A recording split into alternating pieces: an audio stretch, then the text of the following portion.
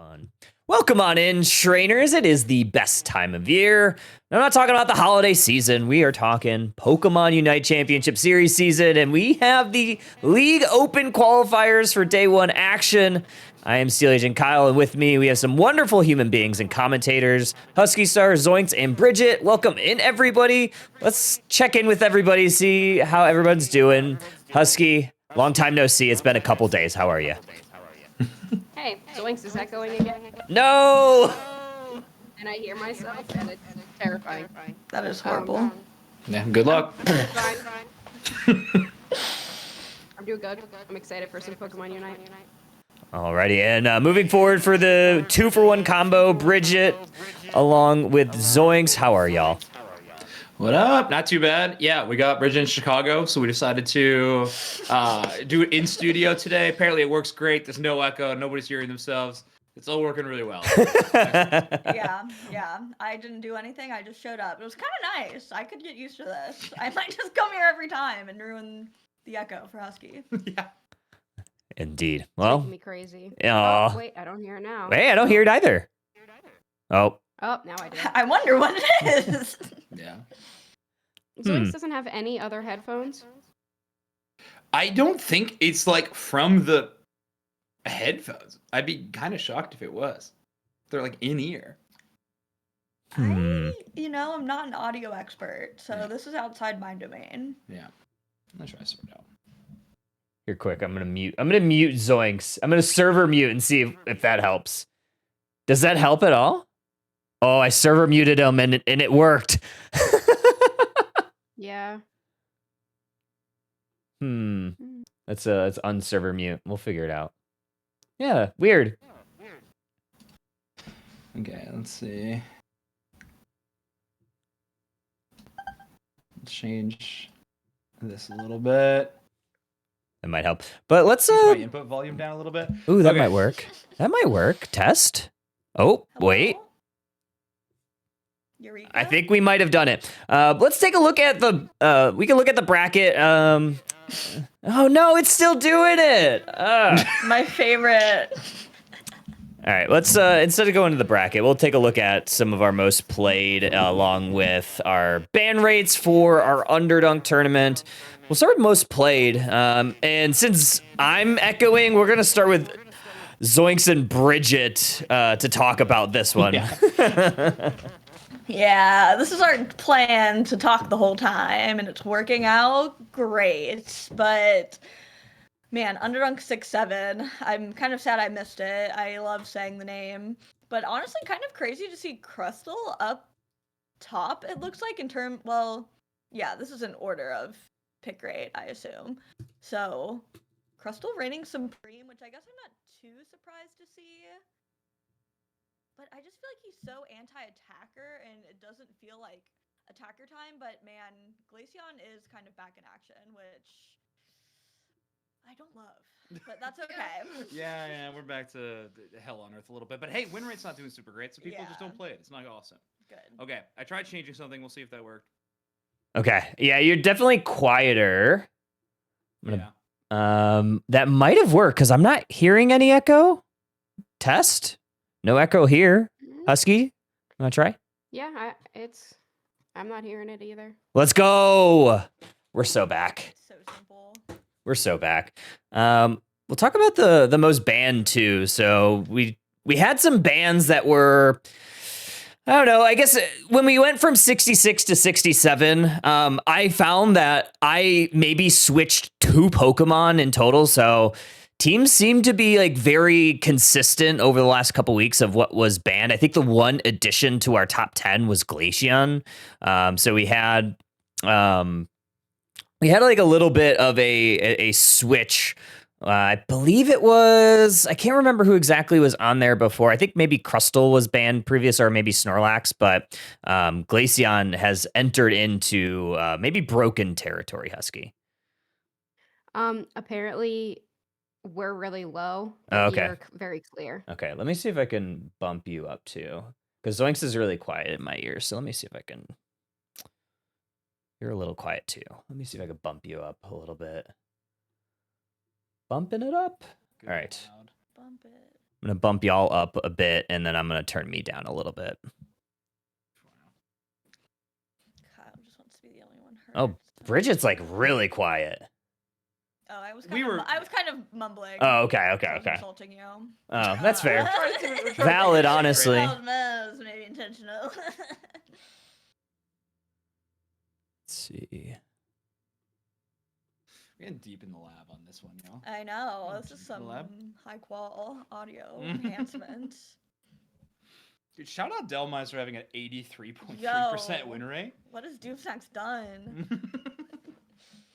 Can't really hear anyone but Kyle. Everyone needs to be turned way up. Kyle's fine.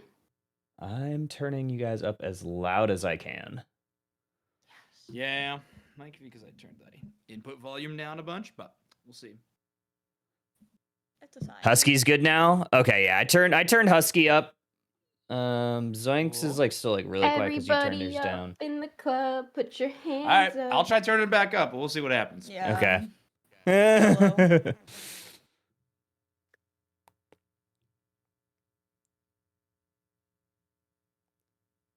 We're good there.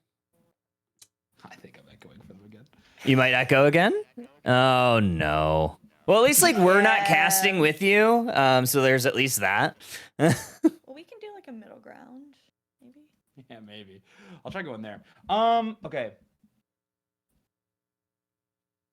I mean, I could do push to talk on this, but that feels crazy. I don't know what it's picking up. Like, there's no way it's coming out of these headphones. I know. In ear, and it's not that loud.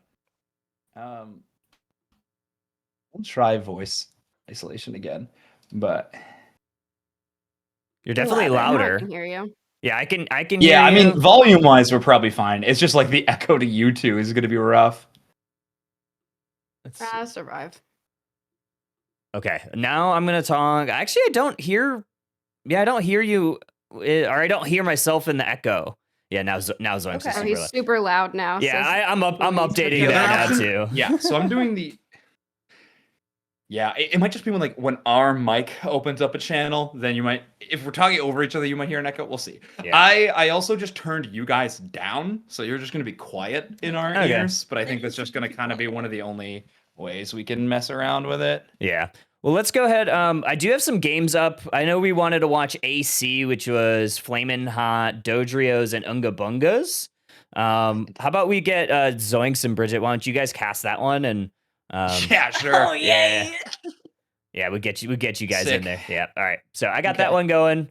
We'll get games here in a second, and we'll get her going. Wow. Crazy. Yeah. All right, chat. Hopefully you can hear us. Hopefully it doesn't sound too awful. Welcome to Flamin' Hot Trios versus Unga Bungas. I honestly don't remember if Kyle said we're gonna have bans or not, but it probably not, due to the Maybe fact that we are after. just spectator mode. But okay, we got some fun picks, Bridget. We got Chandelure, we got Metagross. Yeah, I'm excited for this Mewtwo. Is it a Mewtwo X? Did you notice? I wasn't paying attention. It is Mewtwo X. I could barely see it there on the screen, but Okay, it good. is likely going to be, hopefully, maybe a pause or a reset. We'll see. That Mewtwo has not moved since the start of this game. Hopefully, they got the fast fingers on the start GG chat. Otherwise, this might be an interesting game to start things off. Yeah, I do not know the remake rules this time around. Yep. Our current game state is Poor guy. looking a little rough in terms of crashes.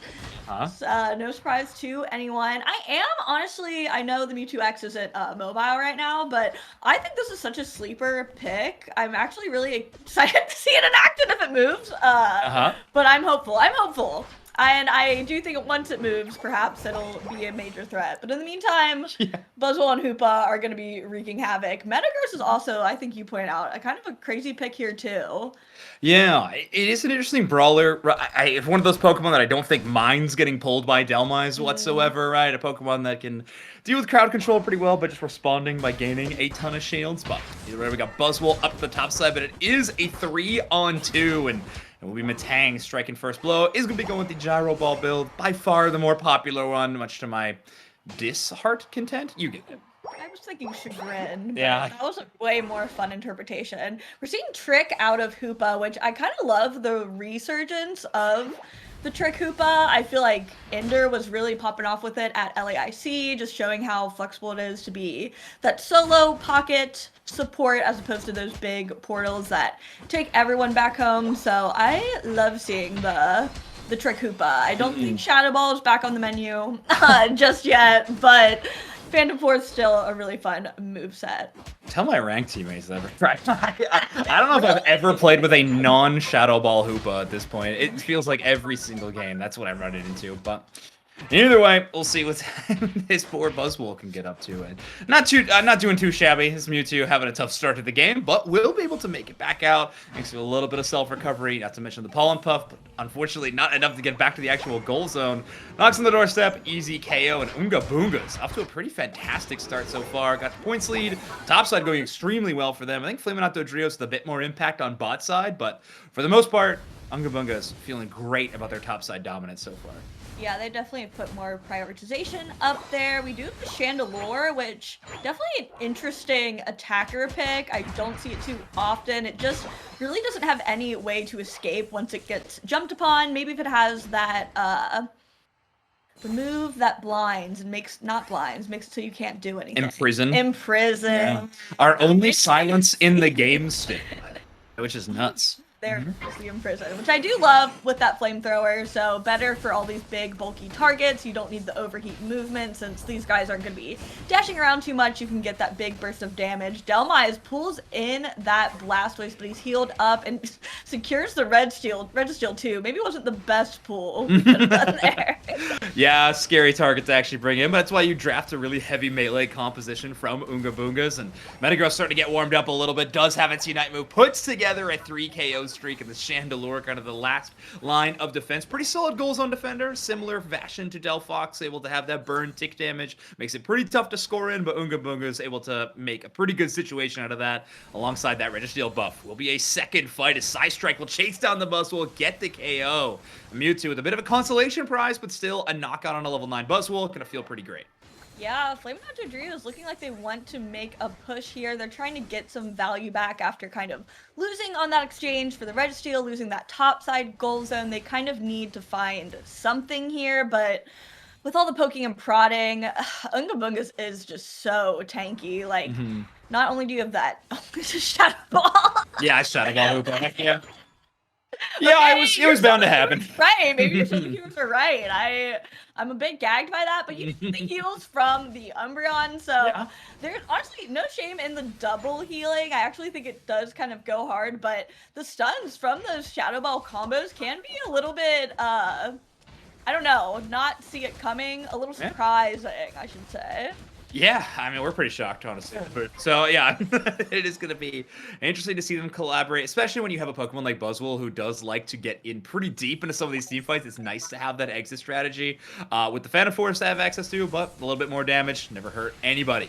Metagross, Buzzwole with a great Mewtwo Unite move to try to respond, but the Metagross does not care. Able to push past, get the knockout on the Alolan Ninetales. Mega Mewtwo certainly packs a punch, but is having to retreat away from this goal zone as Regieleki lands, and Hoopa Unbound brings the crowd down to the bottom side of the map.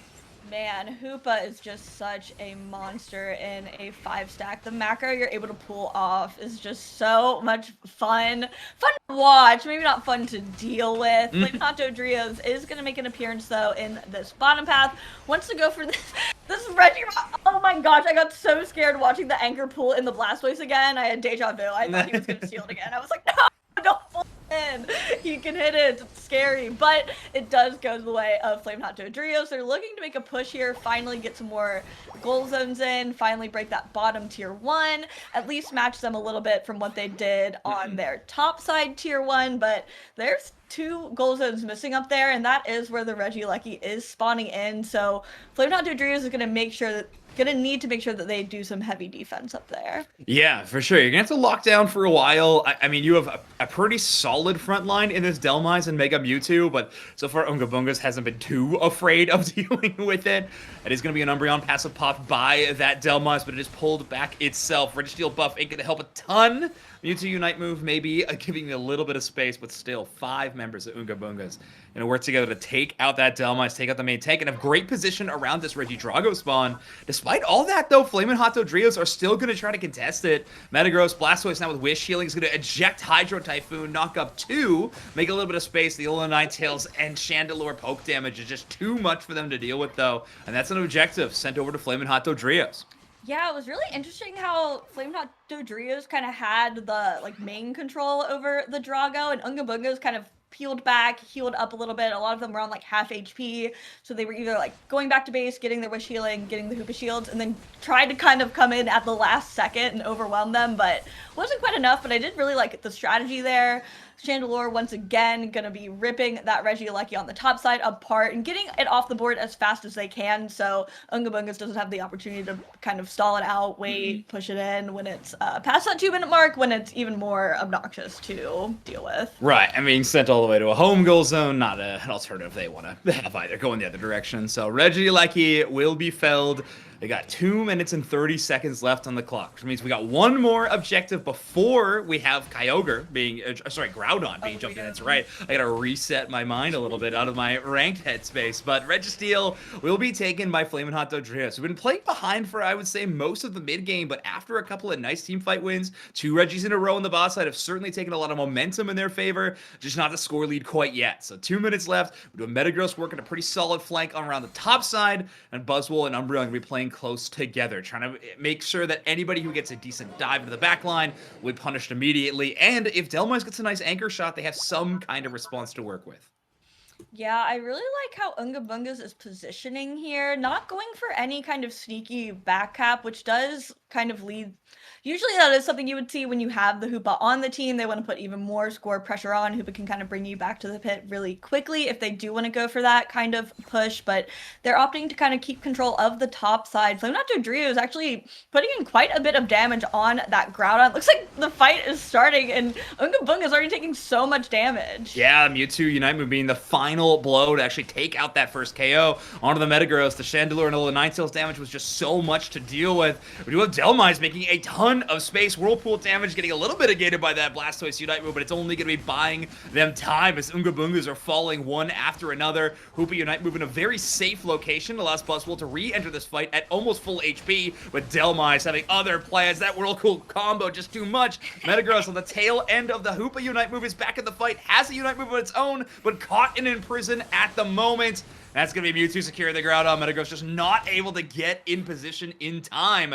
And Flamin' Hot Dodrio is going to take the first Groudon on the map and leave 3 members down on the other side. Dude, that was a demonic team fight from the Flamin' Hot Dodrios, getting that first big KO. Can almost be a little bit scary if you don't take advantage of it fast enough, but here we see them working as a team to get these dunks in since you don't have that auto score feature anymore, but it seems like they got this in the bag. There's only about 20 seconds left, and I'm really impressed with how that team fight started. I didn't even notice what did that big burst of damage on 2 of the members to get the fight started. Was it A9? It was A9 and Chandelure. So a nice imprison, making it so they had no mobility options to get away from the Alola Ninetales. A flamethrower plus a really nice Blizzard Avalanche combo is just too much damage to deal with. And well, you got Mewtwo just to toss in a little bit of extra firepower when you need it. Flamin' Hot Dodrio is going to be starting off this series. A best of 3, I think on both sides of the bracket, I'm assuming. In this league qualifier, I'm almost assuredly, I would say, going to be 1-0 in their favor. Unga Bungas with a interesting draft for sure. I like the heavy reliance on melee Pokemon, and then honestly, Walt on this Hoopa adding in a Shadow Ball for maybe a little bit more range poke. In the end, it does pretty well for them around some of the early game team fighting objectives, but Flamin' Hot Dodrio is just having a really nice lockdown composition, and of course, having Delmise right now feels pretty good. I think in Underdog 6-7 with like a 80-some% win rate or something. I'm making up that stat, but it feels right. It feels right. Yeah. I trust you. You would never lie. Yeah, I love seeing the Delmise. I know it got nerfed recently, but let's be honest, it was good when it released. Yeah. And now it's just kind of back in that sweet spot, I would say. And yeah, almost, I don't know if X-Chase on the Mewtwo X was doing the pool build. I don't think I saw any like. No, I think crazy- it was Psy Strike, not Oh, Future okay, Sight. okay, Yeah, okay. so we saw a little bit more of the shooting the beam Yeah. rather than using the pull. And I guess if you have Delmai's already doing You it, know, but double pull. Double is pull? Kind of evil. yeah, we've called a few things demonic. That's all kinds of I demonic. guess if you have 2 attackers, though, they're not going to be wanting you to pull the bruisers in. Yeah. So maybe I see the vision, but I Yeah. like seeing the spotlight on Mewtwo-X, things I thought I would Mhm. never say. Yeah. Because Yeah. it's just been so underrated for so long that I'm like, okay, you did the crime, you did your time. Yeah, Now exactly. it's time for reformation. So Mhm. it's kind of exciting to see it back in the mix and seeing it flex too. I've seen it in both movesets so far, so I like seeing what it brings to the table. Yeah, both games with like crazy comps, kind of. So Yeah. Crazy so picks. this game, I don't know what happened. I clicked on Christian's gamer tag, but it went to a different game. Okay. I was So- wondering. I was like, yeah. this doesn't look like Dodria's or Yeah, it wasn't. Among Us. I was just gonna let you Maybe finish it's it over out. the roster. I didn't want to ruin the flow, but yeah, this was TR and flow. Unga Bung, or TR and TR and is T-Viper. Oh, I saw it, T-Viper Unsung is- Reality. Unsung Reality, yeah. Whoa. Yeah, so very odd. So some tomfoolery Yeah, going our on. game's never buggy. I don't know what I you're mean, talking about. there's certainly some things that happen. So we can finish out this one. I'll update that. Sure. That was fun. I gotta say, I love Delmai's plus Chandelure. Oh Yeah, yeah. that was cool. Just imprison right on top of whoever you anchor in is So evil. crazy. A really nice extension of whatever crowd control that you're going to be landing. Or honestly, an A9 combo is going to achieve something similar. But yeah, I mean, early game's got to be tough Yeah, with a that double composition like that. But Attacker. yeah, I like it. I like it. Yeah, that was fun. They had fun comms, both of them. Yeah. Also, Kyle, how we sounding now when we were casting? Is Oh, everything so else yeah, working you okay? guys are sounding good. I'm also not hearing the echo anymore when I'm talking. Yeah, I've got you turned down pretty low. Okay, So okay. I think that's the sort of the remedy we're gonna use Hey, for now. And we'll then, take it. Obviously, when you and Husky cast, it'll be just the two of you on the mic anyway, so it should be good. Hey, it works. So yeah, and you guys Wait, sound so good. That So game was just not. I no. left for a second. So I'm gonna have to pay Self-advertised. attention to Yeah. if that happens again, because yeah, I clicked on Christian, and maybe I didn't. Maybe it like changed the last second, because sometimes like when a game's not available anymore. Something pops, yeah. So I'll keep an eye out, since it was Blundy and we'll just watch that second one. I have to change. Siobhan was yelling at me because the Flamin' Hot Dodras is not all the way to the left. So Wow. yeah, How could you? I know. So that was Look at you being a mod. Mod me. Actually, don't. Give me VIP. Yeah. Okay, I'll mod you. No, VIP. You want VIP? Okay. Kyle, VIP me too while you're at it. Just while you're on the screen. He said yes. All right, You're let me- you're king of begging for a badge. Begging. He please. wants the Politely diamond. asking. Politely He wants the and diamond. getting. Do we even have a way to get back in that game? Is that person on your friends list or no? Yeah, Really? Blundy. Okay, I didn't know if it was like bugged in the way that you weren't even friends with Like, them. we didn't and even you know. just showed up Like it on wasn't even like it was just a random casual game. It like wasn't even like the UCS. Yeah, yeah. Wait a minute. This is just rank lag. It's like a casual game. That's a casual game. That was a hype. That's some legend game. Legend They waited 45 minutes in queue for that game. Yeah, they're on red. Oh, Dead. it's the T Viper game. That's who you have. T Viper. Yeah, T Viper. Okay, we're gonna click on it. Saw what I did? It was super Okay, cool. it worked. It must have been one of those things where I click on it and then it like switched over. Yeah. Oh, yeah. You've heard of them. You get Yeah, them. you've Wow, seen it. Let me. I'll penguin. change the names here too in a sec. Yeah, please. I won't remember. what they Please. are. Go team T Viper. All right, y'all. We're getting into game 2 from Redacted versus Redacted. We got a Greninja going central. Empoli on top. Delmai's bottom. Okay, well, Redacted purple side has got a fun composition. I would say Redacted orange side, a little more typical. Except Pikachu. It could be the Raichu, right? It's probably the Oh, Raichu. yeah, it's the Raichu. Yeah, so not as atypical. Unsung Royalty definitely coming with some sauce. I mean, they won the first set, so Yeah. I believe in them. It looks like they actually all connected this time around. It looks like TR stole away the Mewtwo. Oh, yeah, great But point. I think they changed it now, so if you won it, like if they took Y, you could still Yes. take X now, right? They have changed it, which I think does actually make sense. Like it feels they are very different Pokemon Yeah. outside of the Unite move. Like they are extremely different Pokemon. So I mean the prospect of having double Mewtwo Unites coming after you is scary. But still, I think it is probably a solid change in this regard. Ooh, this poor little Umbreon, really tough early game for this Pokemon. Honestly, needs like level 6, it feels like in a lot of situations. But although the Ninetales getting that big power spike at level 4, this is honestly a really dangerous spot. And that Whirlpool gonna be taking the KO. That's honestly maybe the most surprising thing about this Delmise kit to me right now, is that it's still running the Whirlpool. It feels like you really need some kind of damage amplification on that Pokemon to make that move worthwhile right now. But so far, T-Viper really crushing it with this Delmise. I know, and it's not even running that like support build.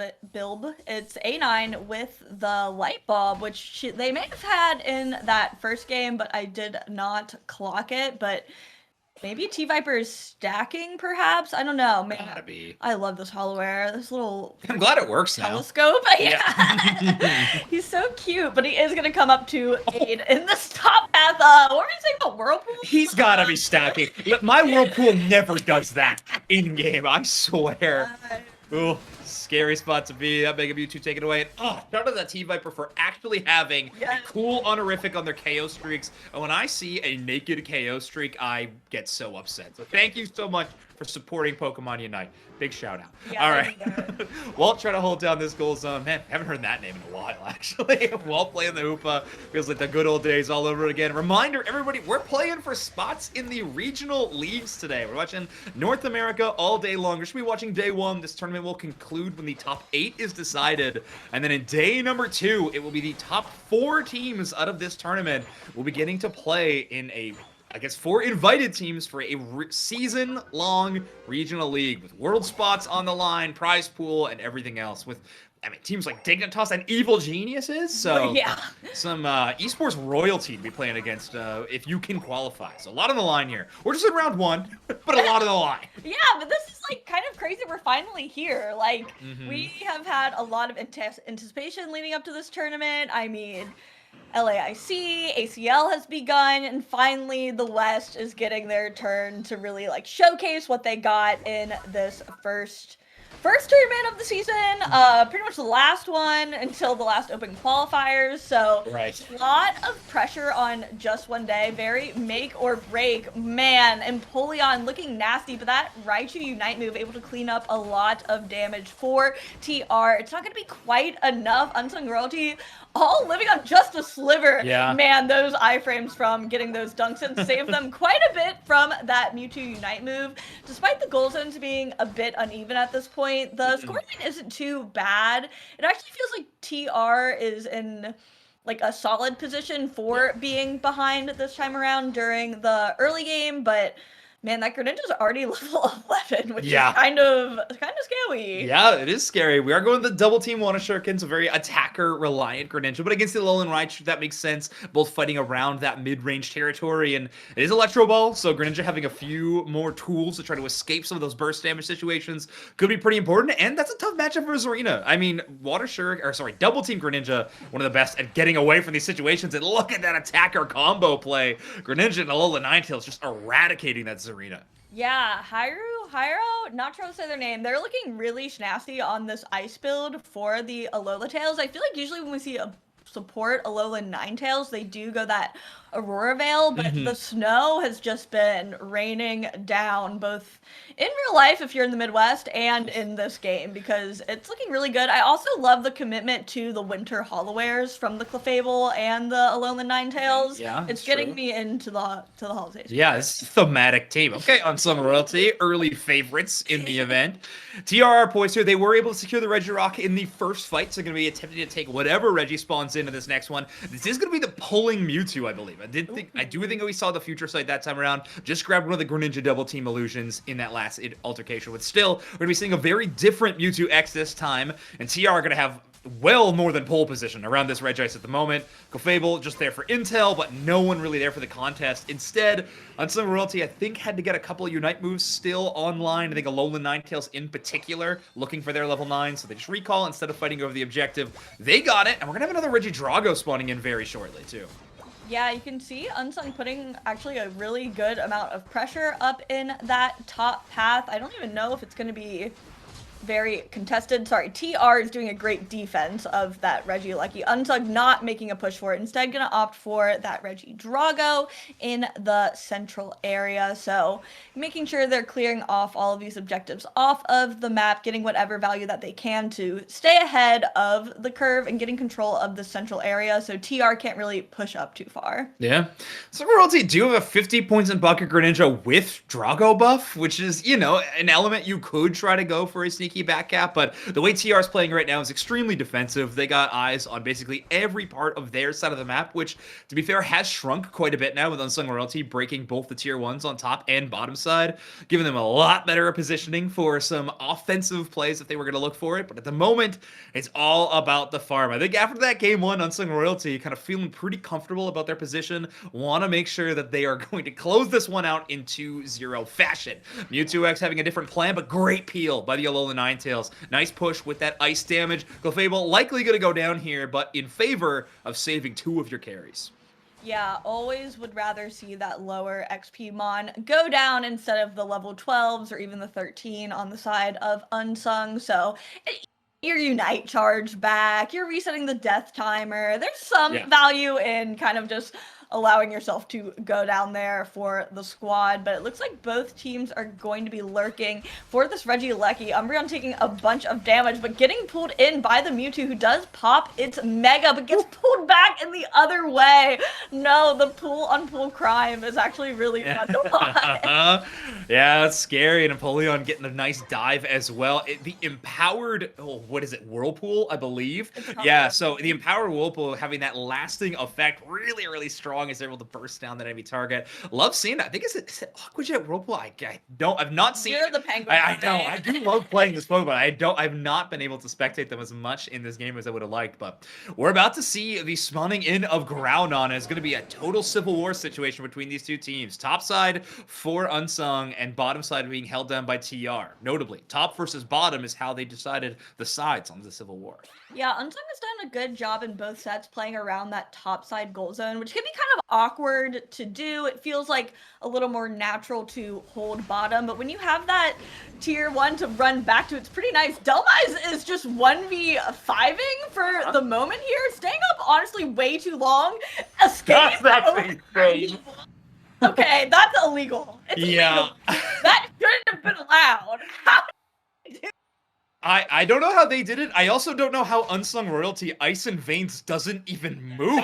They didn't leave that tall grass, but Ironworker empowered boosted attacks or Delmise give you a ton of HP restoration. And then, of course, you got the Whirlpool to give you that shield and a little bit extra damage. And, of course, what looked like the maximum range of the eject button. Really pushing that one to the limits. They're going to try it yet again, but this time they got a bit of backup. Clefable healing not enough as Mewtwo X uses the Unite move to finally get the KO. Clefable rolls the Hyper, but does not have a chance to take a knockout in return, and Zarina able to see through the illusions, finds a way to take out the Greninja and the Alolan Ninetales, and that is a full team wipe. Complete ace for TR as they're going to take down the second Groudon of this series, and well, be putting in a ton of points, seeing as Unsung Royalty currently are 5 down. Yeah, that was a really clean team fight from TR. I feel like they saw that Delmise come in once again, and they were like, we are not getting away this time. They wanted vengeance from that horrible escape, or really, really clean escape, but horrible to see for TR. So graphic. Yeah, it was nasty work. Man, I mean, I'm just a Mewtwo X believer at this point, I think. I think that thing was so slept on, even in like the grassroots tourneys I've seen leading up to this. I just thought it was so underutilized. So happy to see people appreciating him for what he is now. But honestly, really fun comps so far. I really wasn't sure what to expect too much. Obviously, we're seeing some Glaceon pop on the screen, but I just think Glaceon is in a bit of an interesting. I don't know. I don't know how to feel about it yet, I guess. Yeah, it's a Pokemon that's unfun to play against, but I think ultimately it's been struggling to have any major competitive success. Yeah. I don't know, I feel like a lot of the Pokemon I play match up pretty well into Glaceon Well, these days. it must be Let's get some more Trick Room Mimikyus out there, folks. Come on, you take negative damage from Icicle Shard. Okay. Taking a look at the bracket so far, we do have Exile winning their match 2-0. Oh, perfect. Kyle also has it on the broadcast. This is great. Yay! Mind. Yeah. Exile, I think Griefers also 2-0 in their matchup. Don't Sleep beating Dopamine as well in 2-0 fashion. Just hasn't moved on in the bracket, but we do have the scoreline there. Yeah, Ooh. yeah. It looks like we have at least some Team 1s coming through. Skrilla Booms making it through to round 2. I hope they make the league. That'd be a really Five fun league Rilla team. booms. Rilla Skrilla Booms. I thought it was an S. And they put blame 5 Vince's mother. O's in there too. Me too. Whoa, okay, that's kind of clean. I know, right? That's a team right there. That's a team dedicated to playing together. Other notable matches, we got Nemesis 1-0. Anything else, Kyle, that you wanted to point out? Oh, TM15 beating Shadow Surge. Yeah. I don't think there's anything else specific. Yeah, there's just like a couple that have already like started to move through, which is pretty cool. What's the bit with TM15 again? It's Toxic, right? I think Is that so. Yeah, that's I the about to say, I TM know for it was Toxic. an underdunk, but I don't remember. Yeah, we have a few going around, right? Like we have TM15 for Toxic. I think there's like the HM for Strength. I forget which one that one is. I've seen people have that. Yeah. That's pretty cool.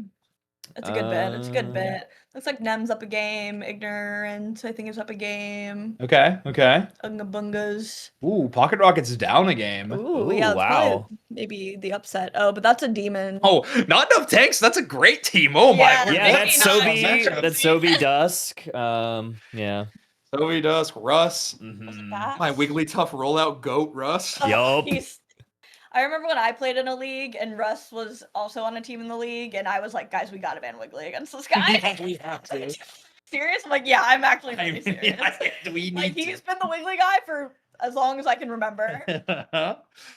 I think... Still my best interview of any Unite Championship Series tournament ever. Really? Yeah. Yeah, it's when I asked him if he could qualify for Worlds in the second day of NAIC or whatever, and he said maybe if all the other teams get sick. That's an amazing answer. Yeah, very honest, very, very funny. Wow. Waiting Iconic. for this next this last one to pop up. Should be popping up very soon for our game 3. Okay.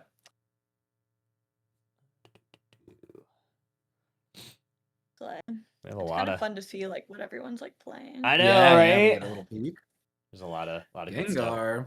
Celeste on Girl. puzzle. Who's Celeste playing on, by the way, now? Because he's Ooh. Exile, I think, or maybe Is he not on Exile's Exile.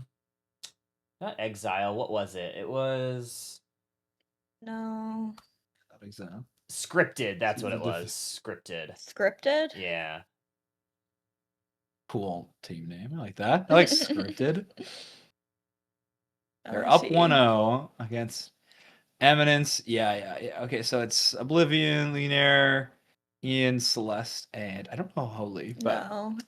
going up against a tough team. Asnable back playing again. I Okay. know. Non Breezy, Game Zone, Tie Dye, Supa. No one can ever leave this game. No. You know, you Retirement announcement is a lie, is what I've assumed. everyone's trapped. Yeah. Insane, No one that, can though. go What are you anywhere. gonna do? Leave? I am like the number one proponent of saying like stop putting out announcements that you're retiring from the game. True. The game is 4 years old. All you're doing is quitting for 2 months and It's you'll a be back. baby. You can't abandon a child. You You can't abandon a child. Watch me, dude. Can't You or wouldn't won't. abandon it. Come on. Everyone's like, I'm done with this game, I'm retiring, and then you see them on a team and everyone's supposed to be like, they came out of retirement just for this. Like, I Calm kind of down. like it's like Calm drama. down. I kind of like it. Yeah. It's kind of like a sitcom. it's like the egos that get me, I Well, think. it's like the Real Housewives. Is how it feels. A little. Real lives Mormon wives. Yeah, I've never watched it, but I think that's the A vibe. banger. Really? I've been told. But I could not. I have the TV when I watch it. And you're valid for that. Yeah. Kyle, you watch Heated Rivalry yet? I have not. Oh my Dang. god, Adam, we were literally, he's like, do you want to watch it? You should. It's great. I've heard, he's like the Twitter gays are raving. Yeah. Raving? Raving. Might be They're roving. They're revving their engines. Whoa. Hello.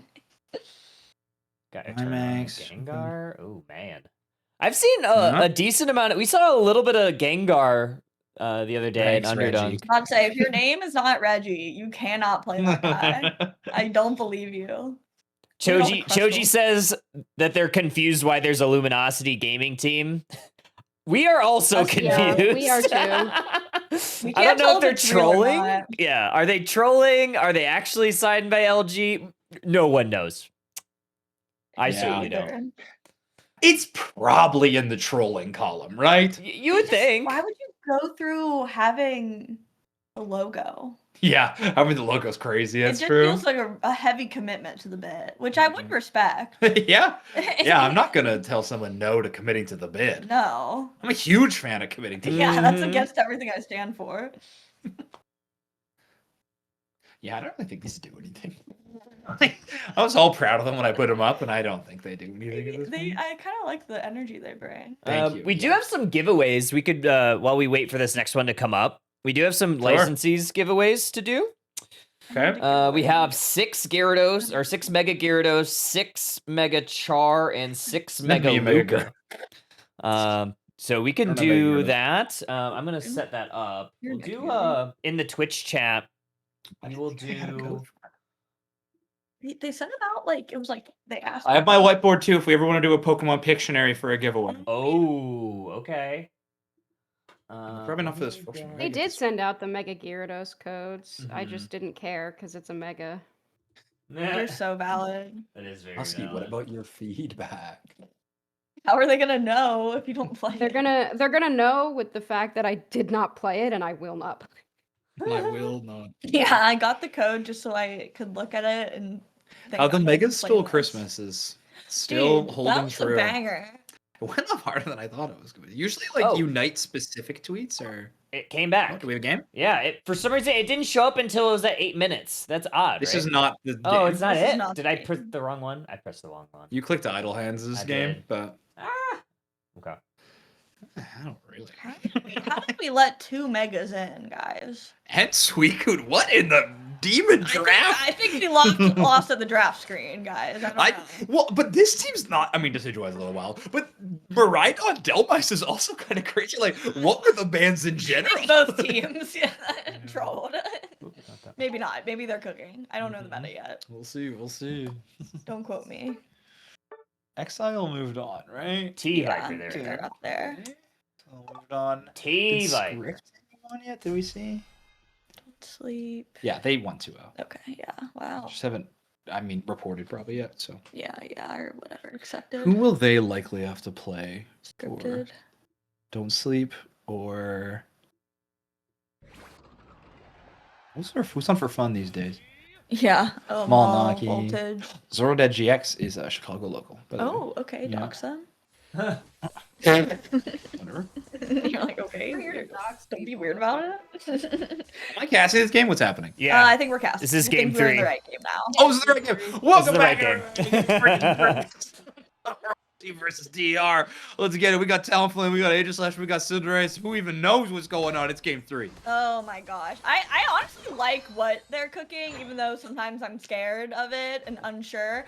But we do have a Snorlax on the Turbo Invade train on the Score Bunny. That's what I like to see. If you have a troll jungler, I need someone in there punishing them for it, and that is exactly what the Snorlax has done. Especially on Groudon map. Do you think you could pull off something like that on Kyogre map though? I feel like I would get lost if I went into the jungle at this point. I don't They're barely here. What's happening? know where things are on the But just with the blue buff being so safe, I think it would be like kind of a challenge, yeah. I feel like my muscle memory, not that I'm a much of an invader, but I at least like know the format of the current jungle, Right. like where the things are. But if I went in there on Kyogre, I'd be like, actually lost. TR So, with the kind of like double griefer, like old school invade with the Talonflame too. You remember Yeah. that? That was one of the first invade strategies of all time. Was the Fletchling invade on remote? That was a crazy strategy. I remember it was employed to try to take down TTV.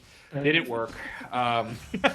Toon just a little too good at clearing, Yeah, even while being invaded. They made it work still. But yeah, some old school strategies in place already. But either way, HS still doing quite well on the top side after no Clefable there for the support of their top path Pokemon. They're able to level up quite a bit, and Talonflame just kind of filling up their red buff timer again and again. yeah, gotta stay on those timers. Honestly, Honedge, not the worst, like, laner. I feel like it's just a surprisingly good early game that we all choose to, like, ignore or forget about because power It's scaling. because your solo queue teammates will waste the early phase, right? It's a Gibble situation where it is if you don't deal with it, it's a problem. Yeah. Like it will get a KO in surprising locations. However, if you Honedge has this fun thing where its boosted auto attack sometimes takes you into hell itself, and then you have to deal with it. Oh my gosh, what a whirlpool secure by the way on Regidrago. As Delma is just cleaning up, and that's gonna put Cinderace at level 7, and they're gonna clean up. But 7, how about level 8? Hey, how are ya? Let's break this bottom tier 1. Yeah, honestly, demon work from that Delmise and Cinderace now a combo in that Sleepy Hollowware. I'm really enjoying Unsung's Hollowware game. Yeah, It's catching my eye probably more than it should.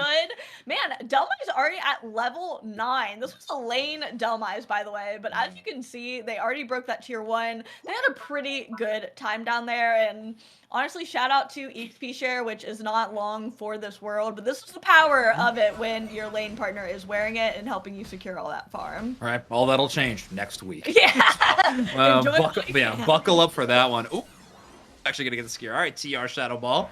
Gonna start hitting a little bit harder that time around, but either way, it will be an exchange of objectives. Delmise so far I think this entire series has been doing a lot of solo ripping of these objectives, whether it's top or bottom side. In this case, it will be the Registeel. Unsung Royalty not able to take that Regieleki, but good news for them is this is by far the best their early game has looked throughout the entirety of this series. I think that's been kind of the one detractor for Unsung Royalty with this double attacker situation they've been trying to pull off, is that they've had these really tough moments in the early game. It takes them a little bit later in some points of the mid game around the 5-minute, 4-minute mark when they really start catching momentum. And at this point, 130-0. I mean, they're holding TR, team with a Talonflame, and even an Aegislash away from getting any early game scoring is very impressive.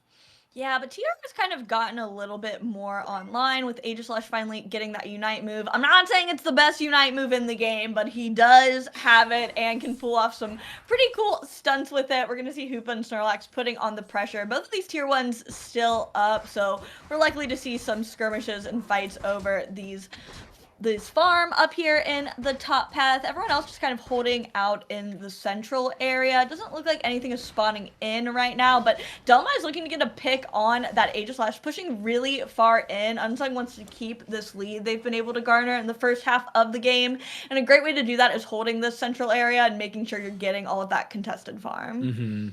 Yeah, it is interesting with Unsung not having access to something to kind of double down on the hooks as much this time around. You do have the little Ninetales, but that's a nice little set play. I like that play. You the Mewtwo Unite move into the Delmise just for a really solid engage pattern. The Hoopa's going to go down early. Doesn't even have the level 9, so no access for a Hoopa Unite move to work with. Side Strike is going to hit the Talonflame while midair. If you've ever played a Pokemon game, you can't hit a target while it's flying. So we're just going to be waiting for the Regieleki to spawn. TR able to lick their wounds and rejoin the battle pretty quick, though, as Unsung Royalty is still down there. Delmise, that's going to be their major engagement tool, and Snorlax going to take full advantage of that. Yeah, Snorlax is in deep, pushing everyone with that big block move. TR gets it awfully low. I got a little scared there when the fly went down a bit too early, but Raichu to the rescue, getting the secure for TR. I believe that's their second Aleki of the game, running at that Unsung. Still tier 1 goal zone, and they're going to deal with it, not just let it crash and get those free points off, but Talon is going to take advantage of that bottom tier 1 instead. Delmise in tow, going to meet them down here. Hoopa does have its Unite move if it wants to bring the rest of the squad here, but it's looking like it's going to back up. I don't think they realize that enemies are lurking in these shadows, but Raichu coming in to help their cause. It's going to be a little difficult to secure around this gravity. Talon did a good job waiting for it, but it's going to be Raichu once again. Does get hooked right in, but hits them back with that Unite move. I think Talonflame was trying to get that portal, but got caught. Yeah, that joystick button hard to click. I get it. Yeah, they got in the animation, but not in time to get away. But still, TR able to get multiple targets up through that portal, and that will be a gigantic overdone. 33 points over, and TR back in this score race. But that is huge scores on the other side, too. Cinderace going to be putting 50 into that tier 2, and Unsung Royalty going to keep this lead. I like that last fight from TR quite a bit around that basement Regirock. They did a really good job playing it. What I like from Talonflame is they got to avoid gravity, but they also got to avoid Delmise hooks. So using the Regirock almost as a body block, that hook will not go through wild Pokemon. So kind of just using it as a way to, you can grab that guy all day long, but not me. Snorlax, another big engage, tries to push them out of the gravity. Talonflame going to have a great place to work, seeing as that Clefable had to peel all the way back to tier 1. Yeah, nasty Talonflame Unite gets a lot of bang for their buck there. Does ensure that their team is able to secure that Drago in the central area. Looks like TR is maybe kind of pushing for a goal, but actually going to back up. Talon, in the meantime, going to be stealing what they can out of this enemy jungle, but has so many means to escape, is not even really going to have to worry about anything getting out. Yeah, I mean, they take the red buff. That's pretty massive. I think right now, the biggest thing Unsung Royalty's got to be a little worried about is their level deficit. Obviously, Alolan Ninetales is using the EXP share, so they kind of have an excuse for that level 11. I don't know if Mewtwo X has the same. They are pretty far behind, and they do have some wild Pokemon to work with, but now the pressure's on. Regieleki walking towards tier 2. We're 15 seconds away from the final stretch. These points are going to double, and Talonflame can easily threaten 100 points in, has multiple ways to get back to the team fight. Hoopa's got their Unite move. Talonflame's the speedster. Has got many ways to rejoin this engagement. TR really holding all the cards right now. Yeah, I mean, Unsung does have that information of where that Talonflame is. Delmise really, really close with that. That was in the Groudon pit. Like, that's over for A9. Sorry, A9? Oh. A2? Yeah, we get it. Maybe AG at this point. He gets hooked in. Delmise hooking back out. Snorlax going to Unite move on top of that Groudon. 2 KO streak for Hyrule on that A9 pit. Snorlax is going to cure with the Heavy Slam. Wow, this is a dangerous spot to be. I mean, it's fortunate that we still have a minute and a half left on the clock on Groudon map, right? So we have buffs that can be exchanged. A really intelligent, immediate recall by this Snorlax, wanting to preserve their buffs and just play defense, but they are not playing with a gigantic lead. 201 to 292 is a very easy thing to circumvent, especially if Unsung Royalty can get a KO onto a Pokemon like Hoopa, who currently has that Groudon buff. Snorlax, an undercover mission on the bottom side with 50 points in pocket. Walt's going for a big hundo burger on the tier 1. Yeah, I think it was, at first I was like, why is he going for points? His pockets are full, but I think it was just kind of hugging the wall, making sure he was out of clear sight. Mewtwo gonna get a tiny baby cap in on that tier 1, but it's gonna be TR who are reigning in points at this point. They don't have any shields that they can steal away and utilize at this point. It looks like the rest of TR is coming back for the defense. Delmise has fallen on the side of Unsung, and it's looking like TR has us in the bag unless this goal zone defense doesn't go too well. Yeah, I like that play from Aegislash going really offensive early. They were able to KO the Delmise. They didn't have Groudon buff either, so it's not a huge risk for them to play really offensive in a defensive position, which I think really works out in their favor. They're able to hug that goal zone, keep the healing for long enough, and now with only 10 seconds left and over a 200-point lead, it's going to be TR holding on to their lead. Snorlax kind of getting them out of a scary situation in the final moments, but they're going to hold on to their winner's bracket life and move on one step closer to making it into day 2's top 8. Man, that was such a fun first set. They were playing some silly, goofy comps. I feel like both teams were pretty evenly matched, kind of doing their own thing, but that lacks... I don't know luck, but that was a pretty good clutch secure. I don't know if that would have gone their way if not for them. It's a hard thing to play around for Unsung Royalty, because I think for a lot of that match, they were trying to rely on the Clefable to shut down both the Talonflame and the Snorlax with those gravities. And when you're trying to peel and protect your backline from Talon, it does get hard to play around the main objective with gravity, because of course a Heavy Slam would get shut down by something like that. But when you got to play more defensively, honestly, just great play call by Walt to see the Clefable's not in range. This is a moment that I can jump up in here, and maybe I don't secure it. Maybe I just get the knock up and a lucky auto attack after can take this Groudon for me. But either way, huge win for TR. 2-1. A ton of our sets, by the way, I'm just looking at our bracket, have resulted. Maybe around half of them are going to be 2-1 conclusions, which is crazy. pretty exciting. I was rolling my eyes at the prospect of random seeding at the start of this tournament. I have been proven wrong. It is random seed. This is already a very, very exciting bracket. We got some great round twos looking up, but let's get Kyle back in here. Let's get Husky back in here. What's going on, y'all? Hi. What's up? What's up? Yo. Yeah, insane stuff. Fun game. I'm glad we picked that one. Yeah.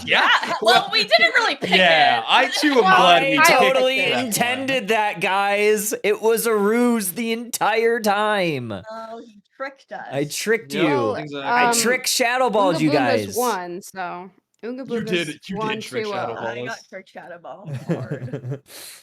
I tricked Shadow Balled.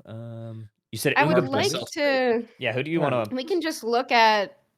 So what is this? Nem is playing now. Don't Sleep and Exodia is also Don't playing Sleep now. That could be Exodia fun feels to like try one of the to- best ones for sure. Like that, if we could get that one, I don't know who you have from I those have- teams. Loon X and Blackjack should also be fun. The Exile game is probably good as well. I should have them all. He was on Blackjack. Husky, you. I would like to see Don't Sleep and Exodia if we can Yep.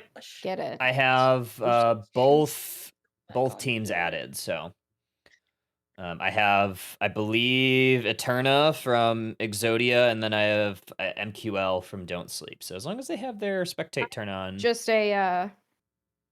Okay. I am an Eterna Glazer, so You don't have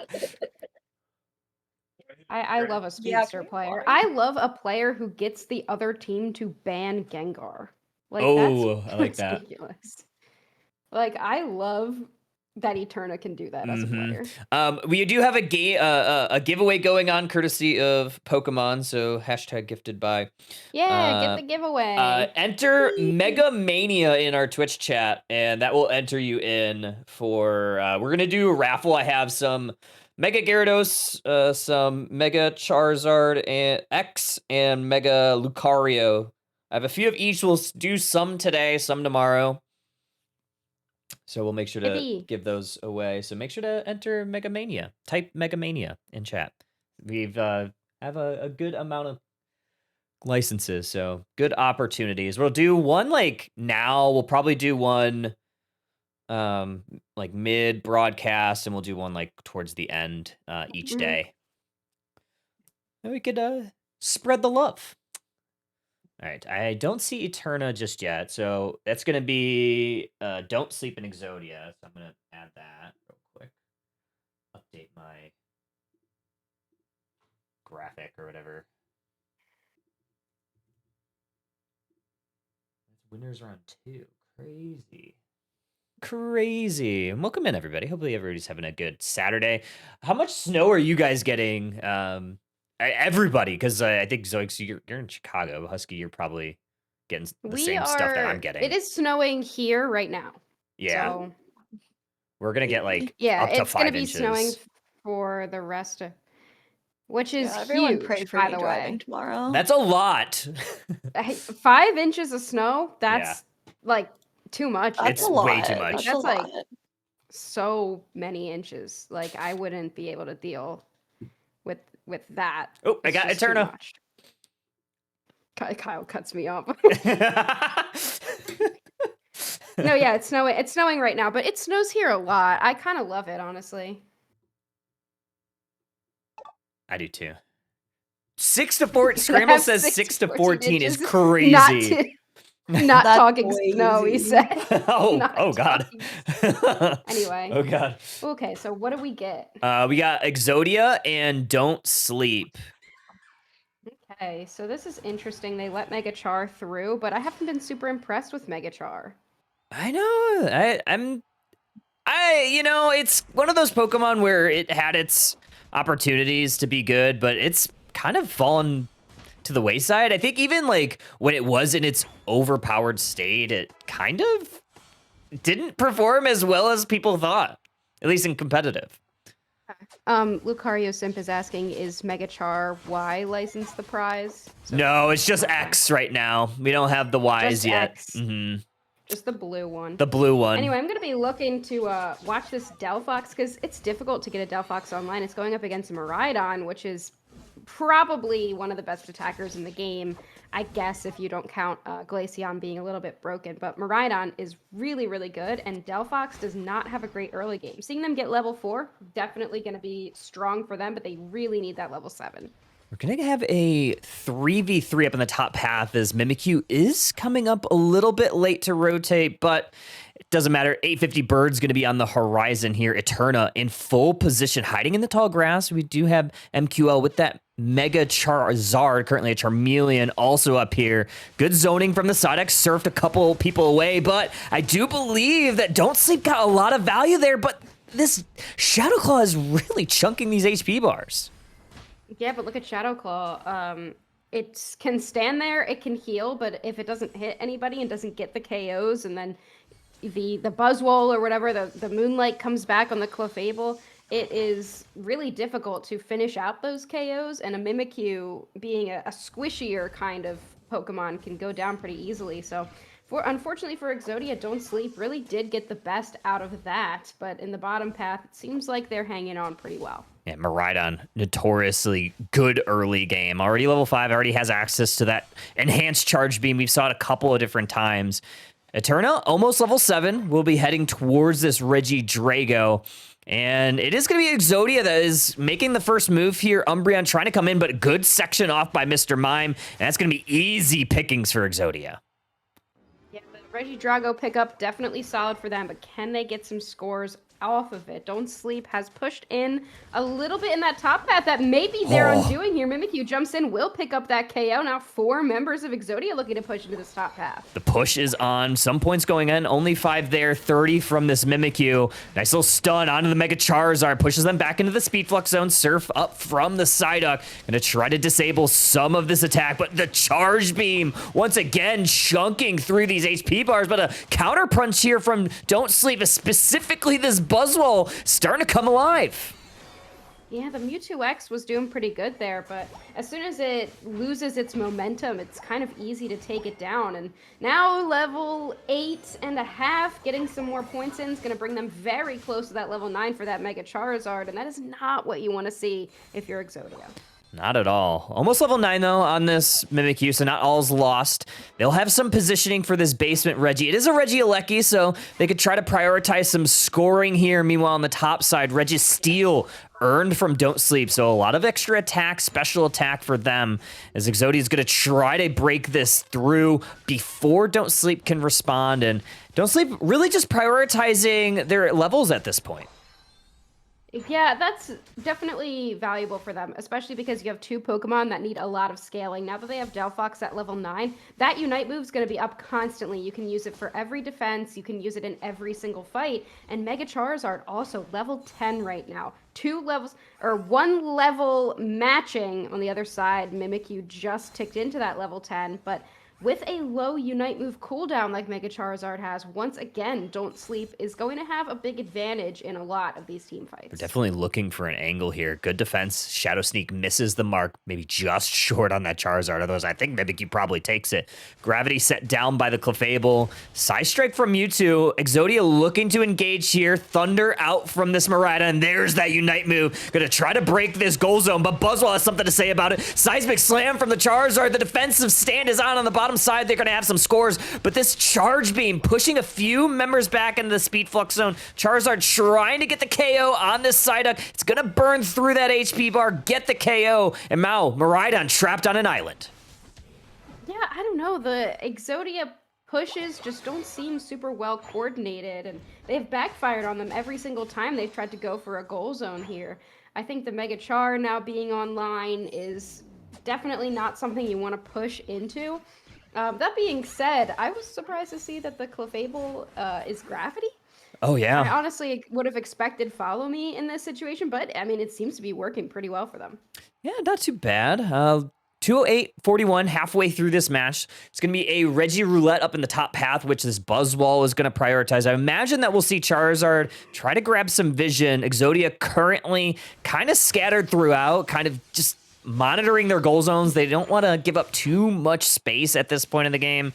And it is going to be the Delphox here down in the bottom path, try to prioritize scoring once again, take this Regieleki. Yeah, I love a Flame Charge Delphox too. It really does have a lot of rip. It needs like one other Pokemon to help it, but it has so much shred later in the game, and with that level 12, it can really create situations that allow it to do a ton of damage. And that's one of them there, just zoning the enemy team out. Don't give them the opportunity to push toward your goal zone. You're forcing them where you want. It's a really good way to use the Fanciful Fireworks. And already 2 objectives, essentially 3 with this Regieleki, have gone to no sleep. And add another. You got that Regidrago buff now on this Mega Charizard X. Umbreon on the bottom side going to prioritize working that attack weight on. I imagine that they have an attack weight, potentially a cookie, but either way, they're just going to grab a little bit of vision that way. 3:30 on the clock. Probably last chances to utilize any Unite moves. And looks like Exodia might be going for a goal zone push here up in T1.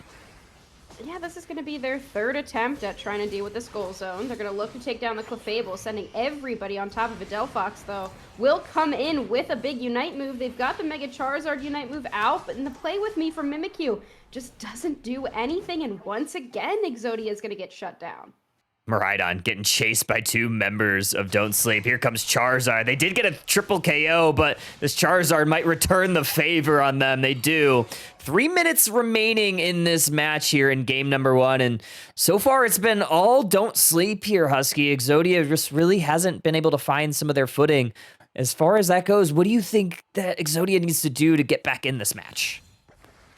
As exciting as it is to see a Mr. Mime, which we don't normally see, and a Psyduck, that frontline core is just not good against this team comp. It doesn't really give them, especially like the backliner that Delphox is, the way that Mega Charizard can poke, the hindrance avoidance. I just don't really think that the frontline that Exodia picked is good for the team comp that they're up against. And I guess Mewtwo X kind of counts in that front line, but they haven't really been able to do much at all against the Clefable, just healing everything right up. The poke doesn't matter because Moonlight, look at how much healing it's doing. It is just keeping everybody healthy on the team, and it's forcing Exodia to have to last longer in these fights that they're just not equipped to last long in.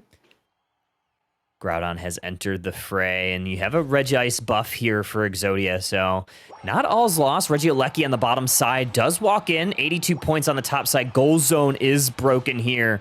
Now team's going to be fighting for position. Charizard, along with this Pocket Umbreon and the Clefable. A lot of healing for Don't Sleep.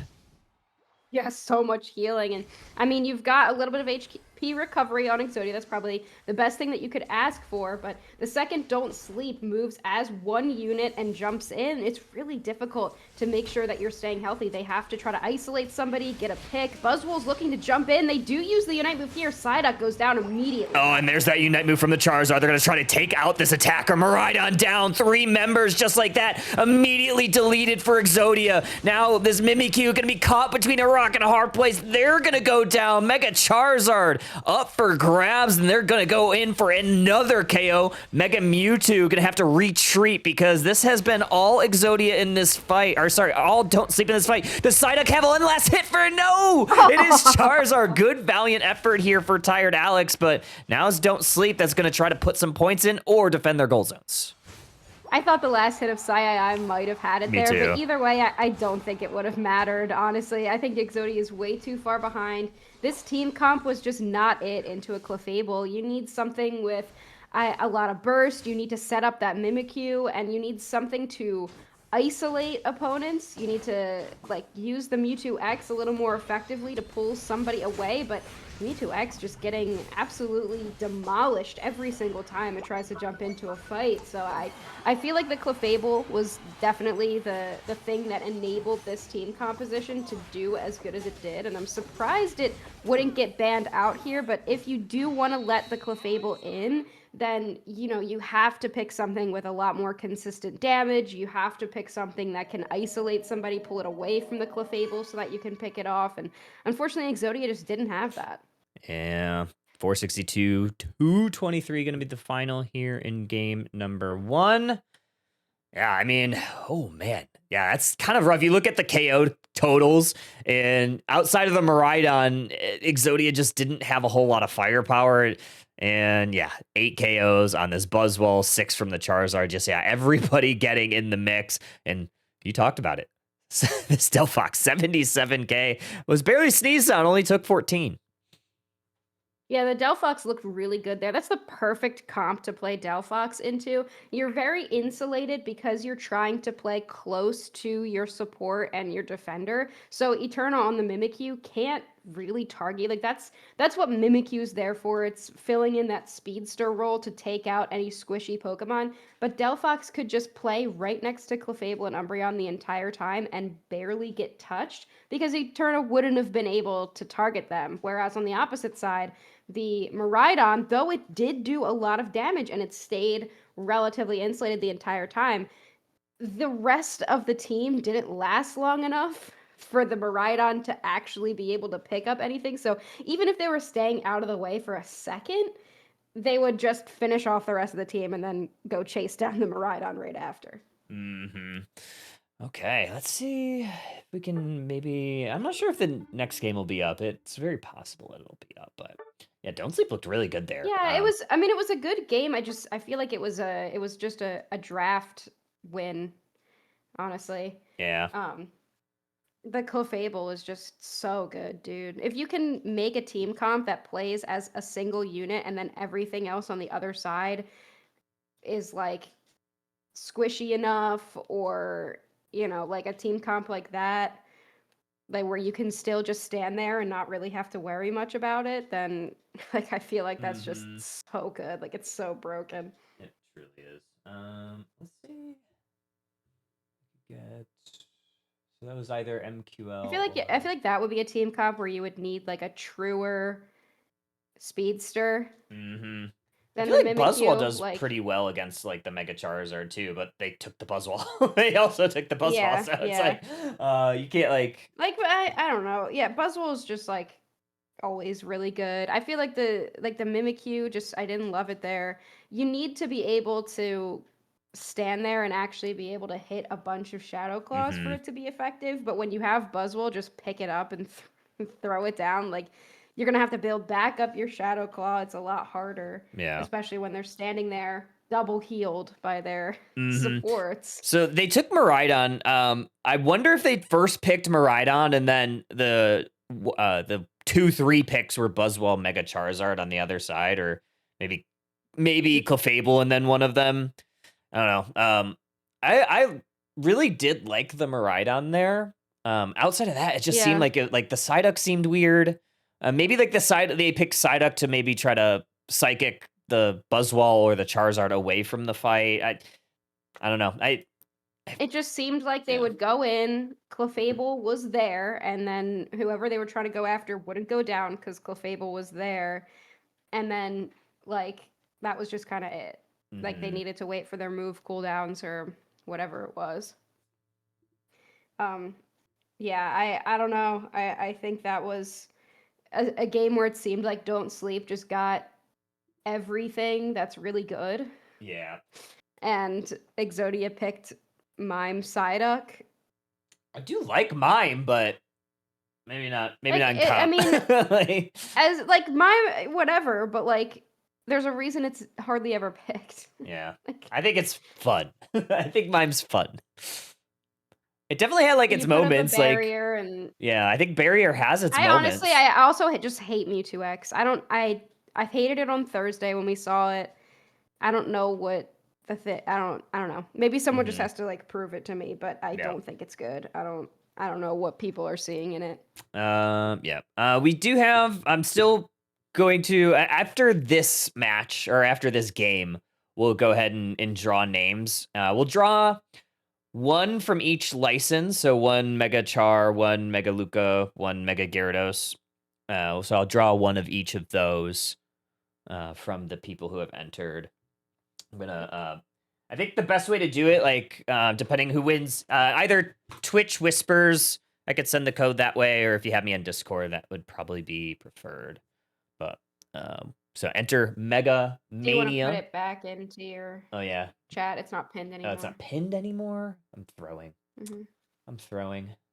Pin it. Oh, look, it's back. They gave MQL the Mega Char again. Did they really? Okay, we're Yeah. so I don't have to switch things.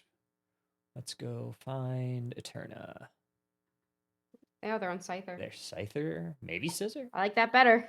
I do too. Scyther seemed like I don't know if you watched a lot of EU today, but Scyther seemed really good. No, I actually didn't watch any.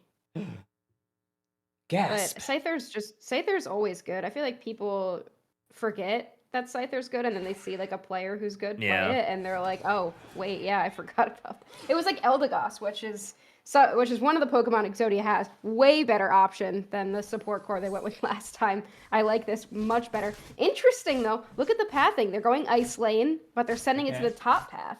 Okay, yeah, ice in the top, which is kind of cool.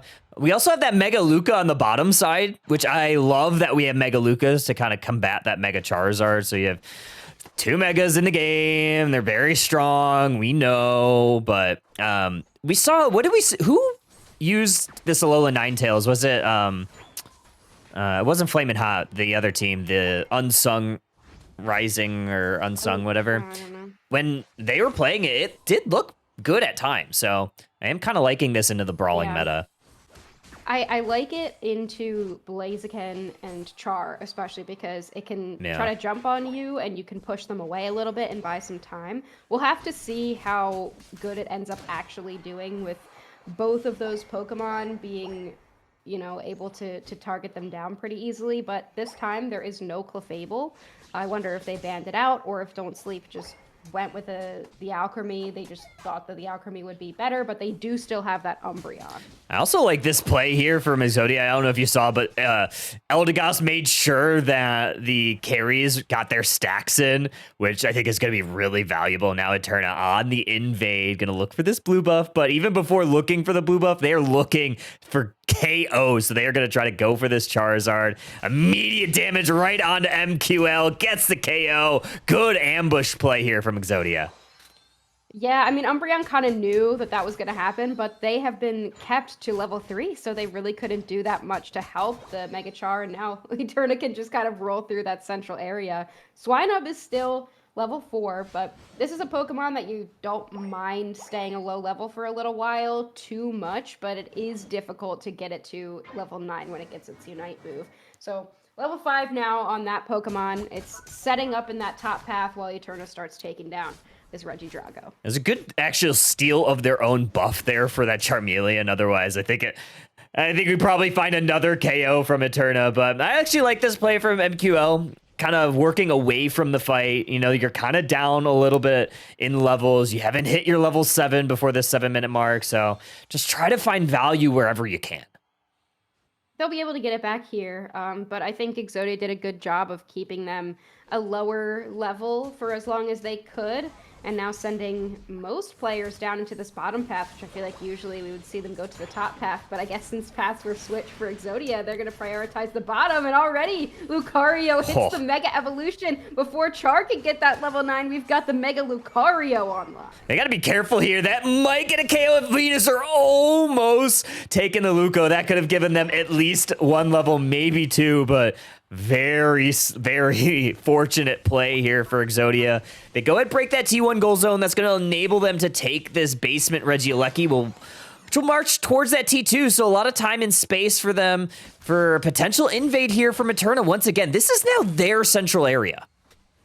The Lucario ripping down that Regieleki. It was so quick, too. They're looking for the Alchemy. They do catch it a little bit. Ooh, they find the Umbreon. That's going to be big. Regieleki almost walking in here, and Scyther so strong. It's on less than 1 HP. They're going to try to catch up to it. They will! The big eject button! That's going to be a huge KO. That's exactly what Don't Sleep needed to take out that Scyther, which has been really just running through all of Don't Sleep up until this moment, along with this Mega Luca. So they have salvaged at least a little bit of the experience and now have a level 10 Blaziken on their side. Another KO there. Piloswine going down. Mega Luca definitely needs to be careful because now Don't Sleep has a little bit of positional advantage. Going to score a little bit in this top path and potentially break. Yeah, I don't know why Exodia is just not responding. They send Eldegoss up there for what? Just to get collapsed on? If you're not going to go to where you know the enemy team is going, then just don't. Just let them take it. You don't want to keep losing members, but Eldegoss going down here. Exodia won a couple good fights, but it still seems like Don't Sleep is in control of this game. Exodia is missing a couple of Unite moves, and Don't Sleep is going to be pushing into this tier 2 goal zone. And not even just push into it. They're going to full out almost break this, leaving it at 24. So great play there. A little bit of a return favor on the opposite side, 21 and 40. Going to leave that one pretty low on the top side. So all things considered, Don't Sleep, despite kind of losing that early game, has now climbed their way back. Now you have a Mega Charizard going to attack the Scyther. It's burning. It's trying to survive, but the Mega Charizard just too strong, going to take them out. And now a basement Regieleki is going to be looming. Exodia still has that T1 side on the bottom side, so they could potentially defend their goal zone. They could also potentially go for this objective. You know, I don't understand these decisions from Exodia, honestly. I don't know why nobody's at that tier 2. I don't know why you're pushing into the central area when you're not ahead anymore. And here we go, though. The Eldegoss gets immediately obliterated, but so does the Venusaur. Char doesn't have a Mega, but Lucario does. Mean Look does shut it down for the time being, but they will still be able to pick up Blaziken after a 2 KO streak. A little bit of a Unite move advantage here, especially with that Luca getting a couple KOs. Not only that, but they're able to also take that Regieleki, which I think is like super important right now, considering that they've kind of lost the last couple team fights going into the last few. And I think a little bit of positioning is going to be important. Potentially getting this Regidrago to help bolster some of their levels. You definitely would love to see this Alolan Ninetales get a little bit closer to where some of the carries are on Don't Sleep. We need to see Scyther get to that level 13, and I mean, early in the game, the Scyther could just kind of walk into the central area. It could kind of be leading these charges, but now it really can't. It's not necessarily behind, but it's very squishy, and Don't Sleep has a lot of healing on their side. So just jumping in, what we see them doing literally right now, just jumping into everybody, you're not going to be able to get those KOs. They're just too tanky. 2 members already down in this fight. Oh, Charizard might be the next to fall, living at 1 HP in a dream. Somehow, someway gets away. Shielding from that Flare Blitz is going to at least keep them upright. I thought for a second, I was like, they might get KO'd if they aggro this Baltoy, but they did have that shielding available, so not a bad play for them. I think one thing you got to watch out for here, if your Exodia, is going to be this buff here that this Regi Ice will give them. Not only that, but some global experience. So not only that, but they already have a lot of healing, right? You have the Alchemy, you have the Umbreon, which has gone Wish. So this is something that we've seen from Don't Sleep in the first game, and then now in this second game, double healers, which, you know, you don't often see, but it seems like we're seeing more and more of it. Yeah, this was a thing for a while. When healing support meta was kind of the thing. At this point, it's not as much. It's more like the disruptive CC focused supports, but I honestly do really like how this double healer has been going for them, especially when you have a little bit of range on both of those heals. Because the Venusaur has also just been basically untouched this entire game. It's just quietly level 13. It quietly has an incredible secure, and Exodia has just not really been able to keep up in terms of their team fight capability, but I mean, they're not doing too bad in terms of levels or score. They can definitely come back and win this game. Almost getting caught out was that Mamoswine. It was 1v4, but Don't Sleep does not capitalize on that. Solar Beam from the Venusaur is going to connect on the Eldegoss, but not too much damage so far. Meanlook going to go on to the Eldegoss, make sure that they can't cut and Cloud crash and heal a bunch, but both teams dancing around this Groudon, not yet making a move.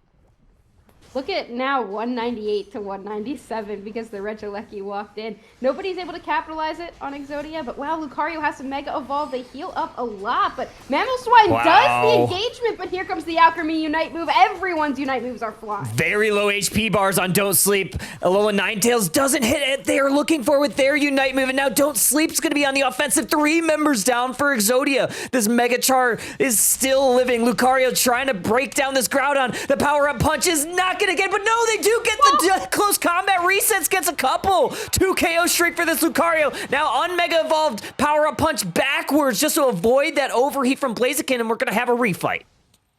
Lucario might have just saved this entire game. They were way too low to jump in on the Lucario that was still Mega Evolved, and because of the close combat, it was able to heal up enough HP to take down those 2 KOs very Gotta look for a swiftly. secure Now Exodia Blaziken. looking No! for the Groudon. What? What? Maybe the sweet scent is what takes it. Oh my god, Kyle, what did we just watch? No way, the sweet scent secure. You don't sleep on the Alchemy. Holy moly. They already had 25 seconds left. Don't sleep. Gonna propel themselves into winners round 3 unless Exodia makes a miracle happen. Yeah, I mean, they don't have enough time, right? They've got 2 defenders standing on the other side just in case. And we see Umbreon scores. Again, Alchemy looking for another little score. But it doesn't matter. Don't Sleep is ahead currently. And they're going to be able to take this game number 2 for a 2-0 victory. I don't even know what to say. That's if they insane. get that secure, like, if Exodia gets that secure, like, they win that game win that game, absolutely. That's insane. They would be able to push in there and get that win. I feel like I want to see that again, but we can't. Man. But like, what? I don't have replays, The power-up unfortunately. The power-up punch, just like a second too late. The sweet scent got it. That's crazy. It's always the support. Yeah, MQL in chat. Don't sleep on Twisted. That was crazy. That was crazy. insane. Somebody buy Twisted some food. DoorDash that man. DoorDash Twisted Crunchwrap Supreme because that was insane. Yeah, get him a quesarito. I don't know. Get bro something because I don't know what he's on, but I think I need that. I want a Crunchwrap, honestly. Crunchwrap sounds real good right now. Crunchwrap be so good. I have wings in the crock pot. Oh, do you? actually. Nice. Yeah, I'm trying to go through everything in my house. So there's been like stuff that's just sitting in there, and I'm like, I have frozen wings. I just throw them in the crock pot. But I would like a Crunchwrap Supreme more than anything that's in my house. All right, what do we have? Winners round Dude, 3. what a set. That was crazy. I don't know if Zoinks and Bridge were watching. It looks like they We're were. watching. Yeah, okay, yeah, that was crazy. We were watching. Insane. Is there any Whatever game Twisted wants, tell him it's on me. That's crazy. At Alchemy work was illegal. Yeah. that was correct? Oh, I am and- scared of the precedent of having casters send food to the players that way they do cool things. Oh yeah, you don't want that precedent, yeah, for sure. It deserves 25. And big shout out to Bruno Monkey with the raid, 47 viewers. I assume that means Brazil's finished then. yeah, Right? Bruno. Who in Brazil ended up qualifying for day 2 at least. Obviously, we know that it's not Okay, like so they're all going to day 2. even Yeah. if- Actually, that is a Did good did LATAM just finish up? Ben? Bruno must have Brazil been must Brazil. Yeah. Okay, Brazil. And then Zoinks and Jet. If there's any set that you're interested in seeing, I have a bunch of games up. I honestly Dude, wouldn't Sims mind are getting a fun. look at Citadel. Citadel, yeah. Yeah, I would like to see new YouTube play. I know I have Immortals and Yeah. I mean, I'm down to see Not Enough Tanks too. 'cause oh, true. I'm always going to be a Sobe Glazer, so. We can look to do that for our next one. Who's- Husky. Which one is Sobe Gaming? Not enough tanks, so I can Not Enough Tanks. That's what Zoinks wants, if you can. Oh yeah.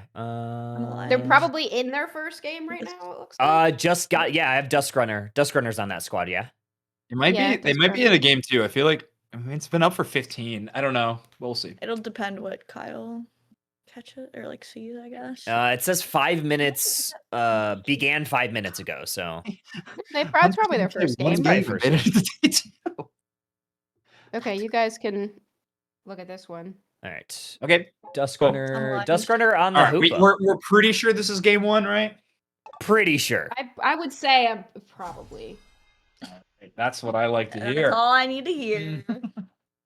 All right, we're probably in game number 1 between Citadel Gaming and Not Enough Tanks. Not Enough Tanks going to be on your purple side. Rollout Gal, Alola Rancho, I think that's Sobe. Hilarious. That's what changed their name to that. I'm My gonna have favorite to power change. couple in the United I'm gonna have to fix that name. All right. Here we go. Hoopa, Delmise, top side. And again, another Delmise with no light bulb. Maybe I gotta take it off in solo queue. I don't know. It feels too good. I know. I love the tanker. Shout out Dupe Snacks for that demonic name. Actually gonna skip that second Bunnelby. Wow, I haven't Okay. seen that strat in a minute. I have heard Yeah. some strategies where you get the solo XP on the second bunny, Right. but that's a new one. Pokemon like Zacian or something, usually, right? The ones that are like extremely EXP hungry. But maybe at this point, they just kind of anticipating this Gyarados trying to run down it. Is this True. a standard or is this a mega evolving A Gyarados? standard order Gyarados. It has to be standard, right? Is It's Mega Gyarados. ever been allowed? Mega's Also, banned. like Assault Fest. What's going on? There's no way it's allowed, right? No Mega way. Gyarados is Mel, banned. tell me if it's allowed. It's banned. It's banned. Oh yeah, Vaporeon and Mega Gyarados are banned. I knew that. Oh, wow, Vaporeon too, huh? Yeah, I'm not sure because it's still like in the event. You know, like since it's still like in the dice game. Yeah, that is It's like- some kind of bug. Who knows? Either way. Neither here nor there. I Yeah. just know it's not allowed. Right, fun. Unfortunate. I feel like that would be a interesting Pokemon to see how well it does in tournament play. I've been really enjoying that one in the defender role. But another one we're seeing from Sam here is Mewtwo Y. I'm seeing a lot of Mewtwo X so far in today's tournament. We do got attacker style Mewtwo for So Sad Sam. You know, maybe not a hyper scaler like we've seen, but Mewtwo, one of those Pokemon that does well early and does well late. you love to see those. Yeah, all around a good guy. We're also seeing no EXP share Latios from Interesting. Chaotic, Okay. which I mean, part of me is like worried about the damage output from Citadel Gaming, but also they have a Mewtwo Y, a Gyarados. Mhm. I don't think they're gonna have too much of a problem getting that damage out. Right. I guess maybe from a Unite move standpoint, it might not be the most impactful I've seen, excluding the Mewtwo. So Mewtwo Y is gonna have a lot on their shoulders this game, which Sam can definitely carry. We'll Yeah. find out. I think the other like part of that two-prong attack is going to be Freeze Gyarados. I think that's why we're seeing so much focus on their top side of the map early on. Yeah. Obviously, you're going to try to help out your Magikarp in the early game, but it might even extend past that. We might see some pretty frequent rotations to this top side. But I saw Chaotic roam all the way to the top side. If this Gyarados is going to be your main damage carry, you need to get them online as quickly as possible. Surely it's going to be running Bracer or something like that. So good early damage from both these squads, but it is not enough tanks that I think was able to secure the Regidrago. I believe, yeah, Snorlax holding that buff right now. With the light bulbs, got the Drago buff. Love that one. They love the casters. Let's go. The non-enough tanks gamer tags are kind of iconic, but Yeah. I do not know who anyone is. Glaceon, big Unite move, gonna whip out those Ice Shards, get the KO on the Crustal as well. I think Hoopa technically claimed it, but we know who was out putting the damage and who stole it. Tier 1 is gonna be falling to not enough tanks, and now they're gonna have a lot of space to do this bottom objective. The Regilucky is spawning in on the bot side this time around, and it is gonna get shredded by this double attacker combo. Honestly, way more double attacker Yeah. teams in this tourney than I would have imagined. Yeah, I think having a Pokemon that is like a pseudo all-rounder slash defender, like a Pokemon like Delmise, normally in the past when we've seen these double attacker compositions, it's usually with the assistance of double defender as well. You just play a truly, like, almost religious front-to-back style of gameplay. But this way, Delmise is going to be kind of serving a similar role. Serving a whole lot, if you're asking me. But either way, Citadel is going to need to rally back a little bit from this one. They got a lot of attackers of their own, though. The Latios and the Mewtwo Y. That's a whole lot of firepower to be working around. Yeah, I wonder if Chaotic is running cheer. I don't know if I think they are. Okay, I don't know if I noticed it yet. I've noticed in ACL sometimes they do like that missball gaming.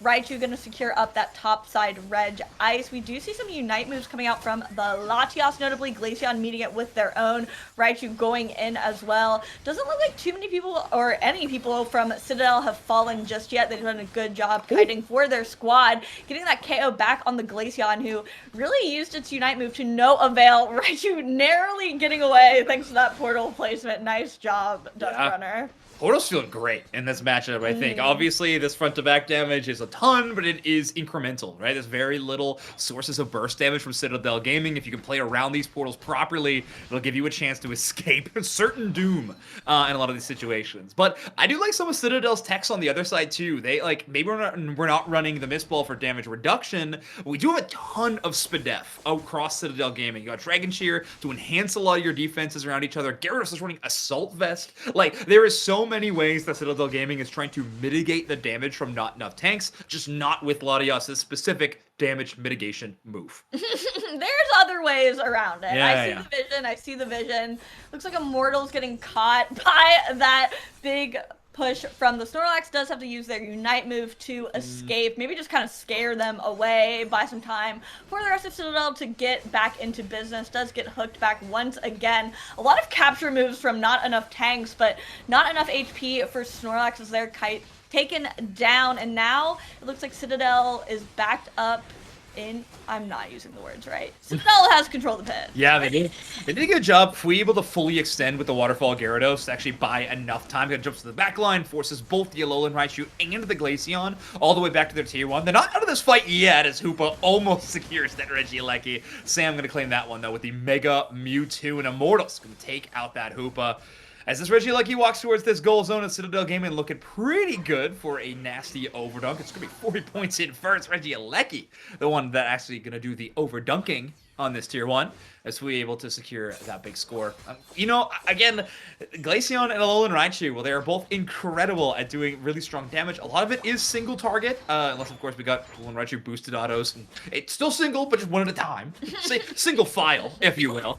Outside of the Unite move, right? Like, we're looking at something like the Alolan Raichu Unite move as a great goal zone defense, but not enough tanks, just not ready to employ that around it, seeing as you'd already used it a fight before.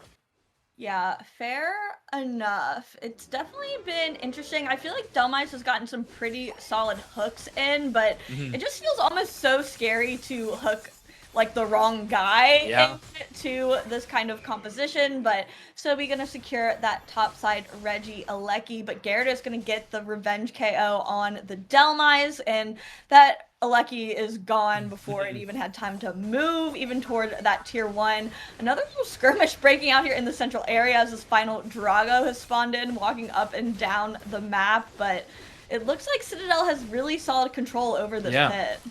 I'm honestly kind of shocked out of Tanks doesn't go a little more aggressive on this situation. There was no Unite move on the Crustle or the Eldegoss, so you're missing both support Unite moves, I guess outside of Latias, but still supporting Unite moves being missing for Citadel Gaming feels like a good time to strike for not enough tanks. The only problem, they were missing Delmice at the start of that fight. You needed to wait for them to spawn in. So not enough tanks, just not willing to pull the trigger in that situation. They get punished a little bit. They try to play for Regidrago instead of a tier 1 push. Citadel Gaming kind of able to defend their tier 1 and take that contested objective. So a lot going in favor of Citadel at the moment. They're holding onto the points lead, doing very well in experience. Fui at 13. So said Sam's got to be knocking on the door of 14 at this point on the Mewtwo Y. And the attack speed stats are about to just, like, go through the... Yeah, there we go. Finally takes over to 14. This is about to be scary levels of damage, and Immortals already having positioning around the Groudon. Yeah, Citadel's going to have to do a really good job keeping their carries safe from that Delmice hook. It looks like Crustle is doing a pretty good job fronting the line from the bottom side. Meanwhile, Gyarados is trying to hold what they can of the top side of the map. Not enough tanks knows it's on them to make something happen. I think they're trying to bait out a mistake at this point from Citadel for someone to kind of come in a little too deep for their Snorlax to capture them away, but Citadel's playing really well together, moving around, making sure that no one's getting a little too deep. Yeah, they're playing around the field positioning really well, too. They're trying to pop these Electro Balls before they do big impact damage to the whole team. You can actually watch Immortals and Fui. You gotta tag these balls, like, tag the Electro Balls and then bail in some really nice situations. Great play by Immortals to actually separate the team from the portal, force not enough tanks to full retreat into their own central, and now the fight's gonna be ongoing there. Nice hook from the Delmice to pull the Eldegoss towards the top side, but it's Latios and Crustle getting to work in the damage department. Snorlax trying to protect their team, but it's still a big push from this Crustle, and yet again, another portal mitigated. I mean, incredible work from Immortals of Citadel Gaming to make sure that the team never has a safe route out. Slam steal, really nice attempt from not enough tanks, but Citadel just played that endgame really, really patiently.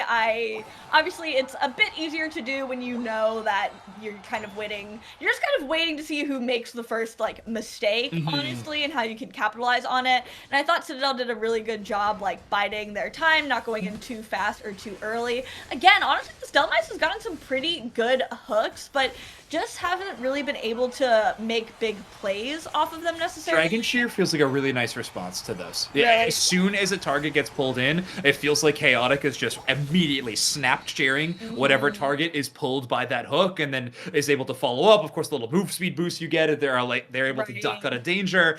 It's why I think early on when you and I were first casting a game, we saw Delmice have a lot of success when it had some kind of backup after it lands these hooks, right? We're doing some burst damage, or we're setting up yet another trap to follow. I think that is where we saw a lot of success. But either way, solid game for not enough tanks. I think the early game doing quite well. They actually were heading into the ground on fight with a points lead, but not enough tanks just outperforming even I think their own expectations in that final ground on fight. That was incredible. I thought they played that about as perfect as you can. Yeah. You don't lose a single member. The fight is still separated, but each member is like really holding their own. I'm super impressed with how Citadel played that one.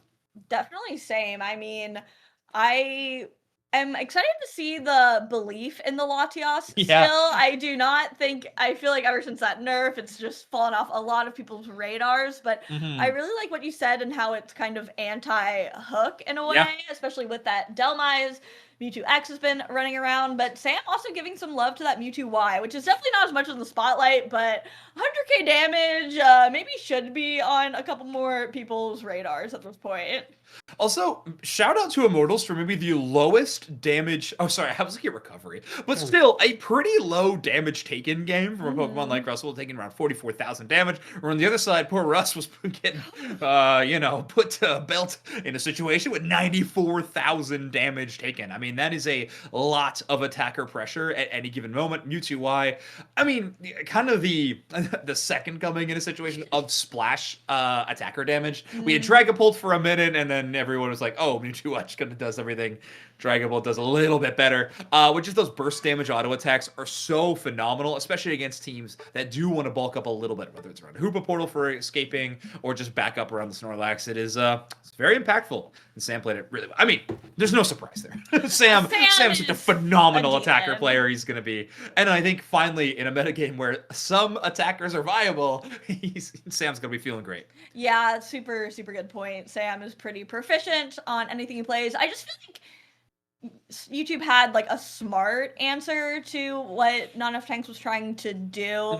A lot of those like minutia that I would oversee or overlook, I feel like they're pretty tuned in on, such as like dealing with that like Spadef situation and like knowing what they would want to do into a Delmice kind of comp is definitely something you need to look out for, because like we said, Delmice is I think been in every game.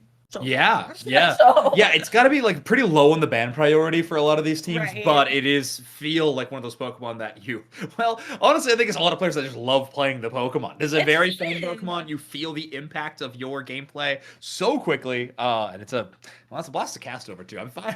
Is this my first time casting Delmice games? Maybe it is. It's kind of crazy. Just a quick update on some of the bracket games that we have ongoing. I know we can see Uzi. They are currently tied 1-1 in their round 2 set against the Chosen Ones. Kind of interesting one. Blackjack was able to 2-0 Lunex Gaming. We're currently watching that Citadel versus Not Enough Tanks. TR and ARLT which has to be the hardest game to catch. Oh Names. gosh, yeah. Yeah, glad we skipped that one. They're 1-1. It's a gang 2-0's Rush Hour. Fulminous with a 2-0 win over House Sect, I think.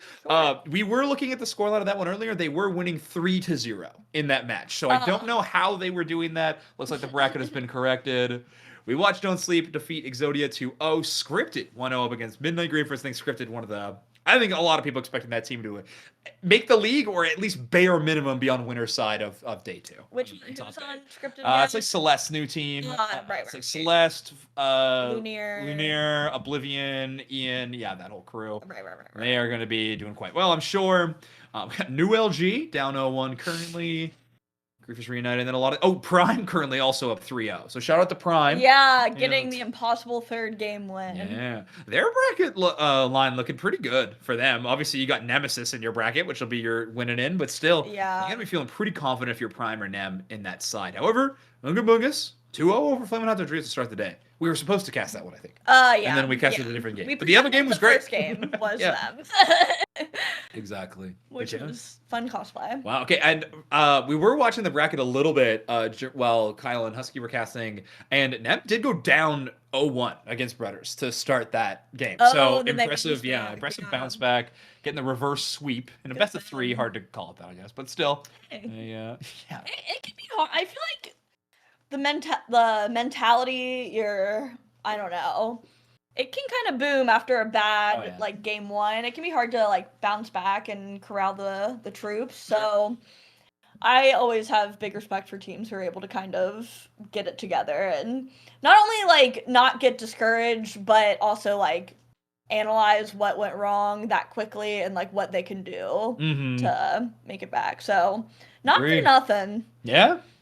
That's true. While you're waiting for the next one, Kyle, did you want to pull? Oh yeah. I need to pull name I was getting the codes sorted. So yeah. Ooh. Organizers. Chat, we're doing a giveaway. That's crazy. Yeah, we got a giveaway. Wow. The team that took a game off Nemesis is Ignorance's next round of Pokemon. Last chance to put in Mega Mania in the chat if you want to be entered for giveaway. We will have plenty more. We're giving away all the Mega licenses.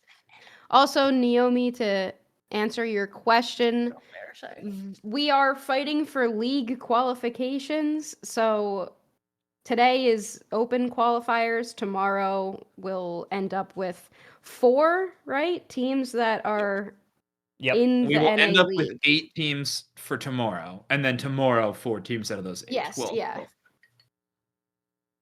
It's exactly Zoinks is gonna win. If Zoinks wins, giveaway. I'm allowed to. I'm VIP. I'm not mod. There's no rules. That's true. We're giving away a Gyarados, right? I don't have it, so I would love this. Well, I'm gonna do one of each. 1 Mega Char, 1 Mega Gyarados, 1 Mega Lucario. Lucario. We're gonna do. I was actually kind of curious. I was like gonna. Lucario. Let's do. Which one do we want to do first? Do you want to do Gyarados first? Gyarados, unless I lose, and then do something else. No, we're not rigging it. It's not rigged. Oh, yeah. Okay. Watch it. Actually, rig it says Zoinks cast on here. Say it like that? Winner Slasher Gaming is going to win a Mega Gyarados. Slasher Gaming. Congratulations, Knee Slasher. Feel free to DM me the code at ZoinksCast anywhere. You can find me. Feel free to DM me on Discord or Whisper, and then I'll provide you the code. And the next... And then Kyle will provide Zoinks the code. Yeah. Yes, thank you. And then the next one is going to be for Charizard, because that's next in order on my list. As you can see, Mega Charizard Wise coming to Pokemon Unite in a few days. D Botan. What? Yeah. Sorry, Husky. I hate that you had to find out this way. The last Mega, surely. They don't do this ever again, right? And then the last winner will be for Mega Lucario. Boom Boy! The amount of excitement for that ticket. I just pulled 85 tickets in the Mimikyu loot box thing. No way. No. That's crazy. You're actually gonna get it. I did it. Oh my I god, did it. he got the The journey is over. Did you put money? Yeah, Okay. so much. Okay, well, you earned it. It's a good skin. Put my camera on. Okay, 1 second. Look, Oh, he got it. Look. you got it. He got Thank it. you. It's That's so crazy. cute. That's Right. crazy. It does make my phone. If I'm in that skin and the Glaceon's in the new Battle Pass skin, I do go down to 30 frames on mobile. It's Wow. not- if we're That's both concerning. like, if I put down like Trick Room and they unite, it's over. Yeah, that's It's- a black screen. I'm just hitting my dash button like, I hope I'm living. Heck yeah. Yeah, hey, and Mega Charizard coming on Unite in 6 days, y'all. Mega Charizard Y. How broken do you think exciting. that Pokemon's gonna be? Oh, don't know. It's gonna be balanced. Yeah, it's gonna be the It's first gonna be balanced balanced. Okay. I want whatever you guys are having today. I haven't seen 100% win rate. 100. Yeah, guys, we had so much win rate with with the other one with Mega Chicago water Gyarados. tastes pretty good. Chicago Is it water. filtered? No, sorry. No, I don't know. I don't care. It is good. Sorry, I'm giving non-filtered water. No, it tastes like it is. That was what I was inferring. Wow. It's I haven't good. seen this game come up yet. I'm starting to worry that it might have not showed up. That might have been game 2, maybe, you know? It might have been, Uh, honestly. Did we check? No. I'm looking at the I would- bracket right now, and it's All right, still No, that's 1-0. only check. 1-0 No, in it's bracket. 1-0. They might have like a problem or something. I mean, that also could be true. The out of the group chat. They're all doing bio breaks, but one at a time. Yeah. Speaking of which, once this next game starts, I need to do that. So you might be locked onto a single Pokemon for a couple minutes, like a minute. Yeah, nothing new.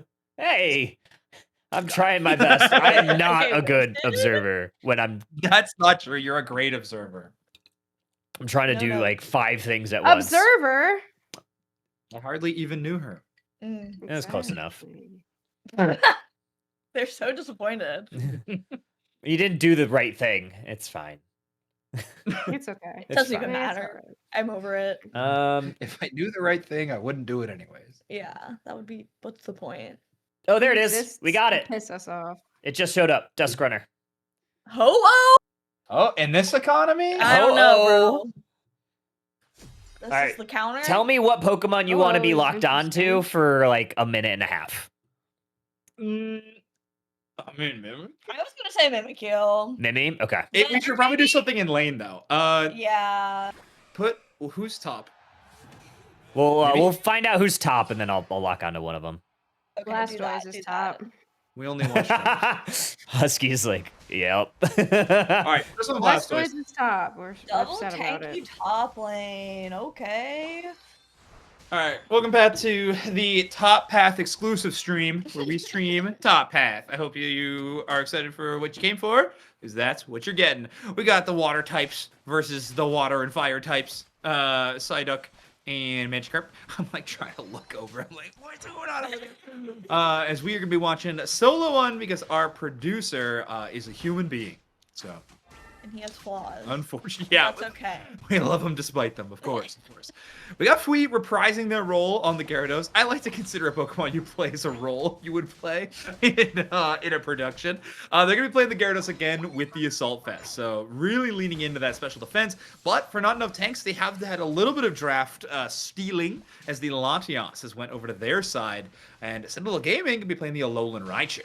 Yeah, I like the yoink of the Latias. We're gonna see the Psychic build out of this Alolan Raichu. I Or love. at least stored power. Well, okay, fair enough. I Yeah. learned recently you can like combo either way. I thought it Uh-huh. was like a very strict electric or psychic moveset, but that is not the case whatsoever. So I learned some things watching LAIC, mainly that.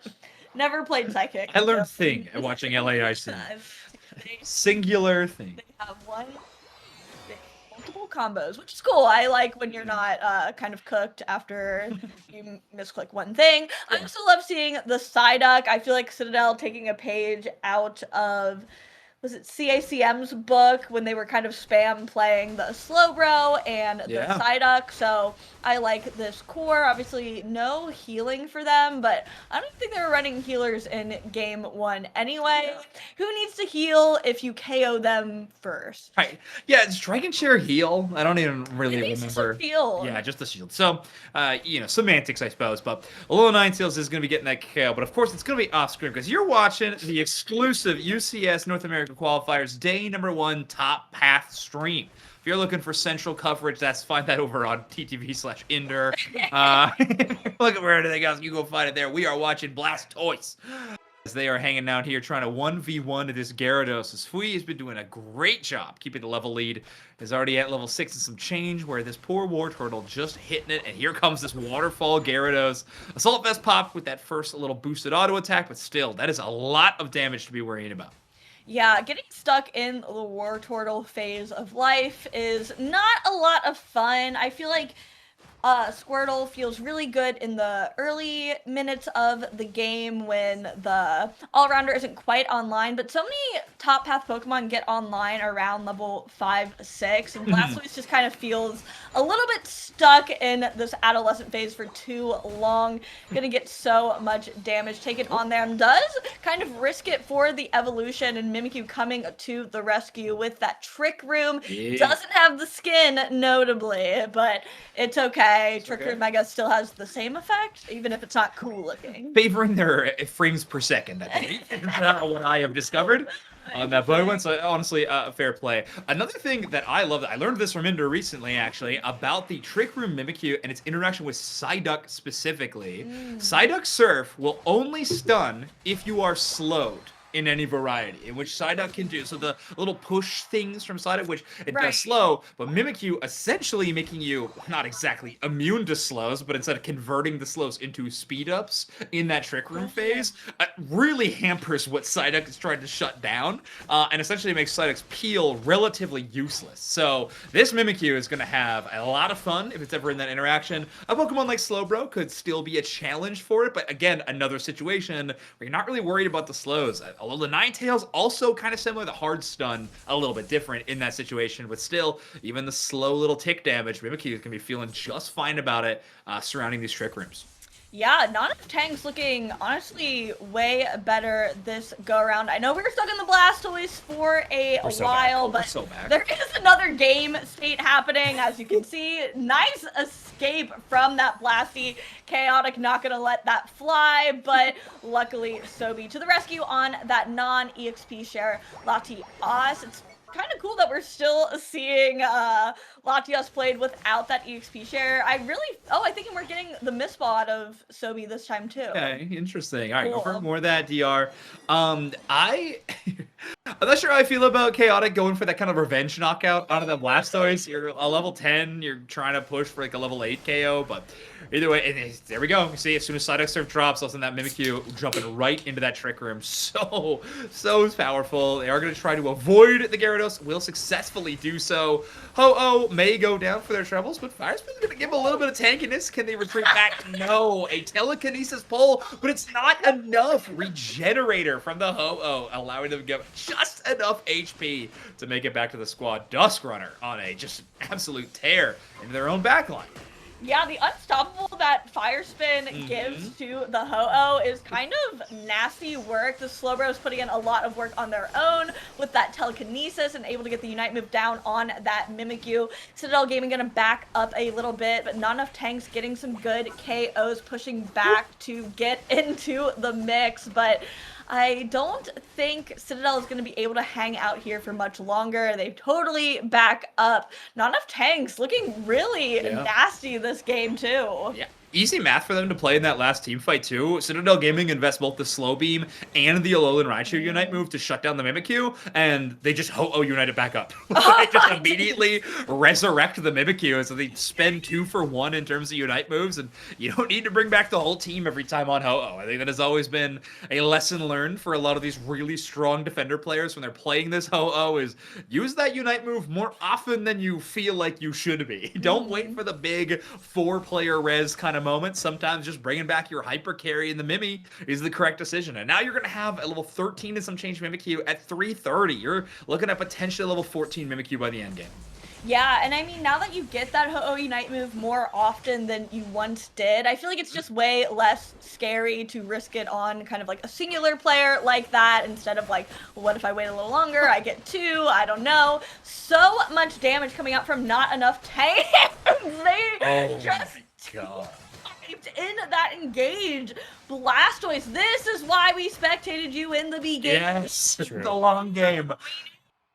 Really incredible fight, not to mention no Unite moves spent. I guess other than Latios at the very end for just the tail shift, but they get it right back, right? So not a problem in terms of investment either. Mimikyu gets all the way to the back line and just kind of cuts them off, so the team's forced to move the other direction, and that's into Blastoise range. So really impressive team fight, kind of shutting down Citadel Gaming, who's really looking for a foothold back into this game at this moment, down by a ton of points. Grotto will be spawning in very soon.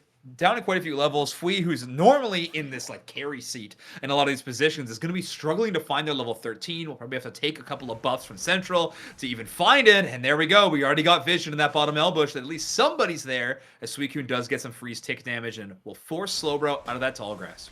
Yeah, it feels like Immortals has to make almost a hero play here with that Slowbro Unite move. You cannot really waste it on an undeserving target, but then you also have to worry about the Ho-Oh. Yeah. Really bringing back whoever you just get that first pick on. It's going to be Mimikyu moving in, a little scary. Luckily, Gyarados is there to help out their buddy old pal, but Slowbro has to use their Unite move. Does get the KO on the Suicune. Blastoise Unite move coming out to match it. It doesn't look like it's going to be enough. Citadel is looking like they're in a good position.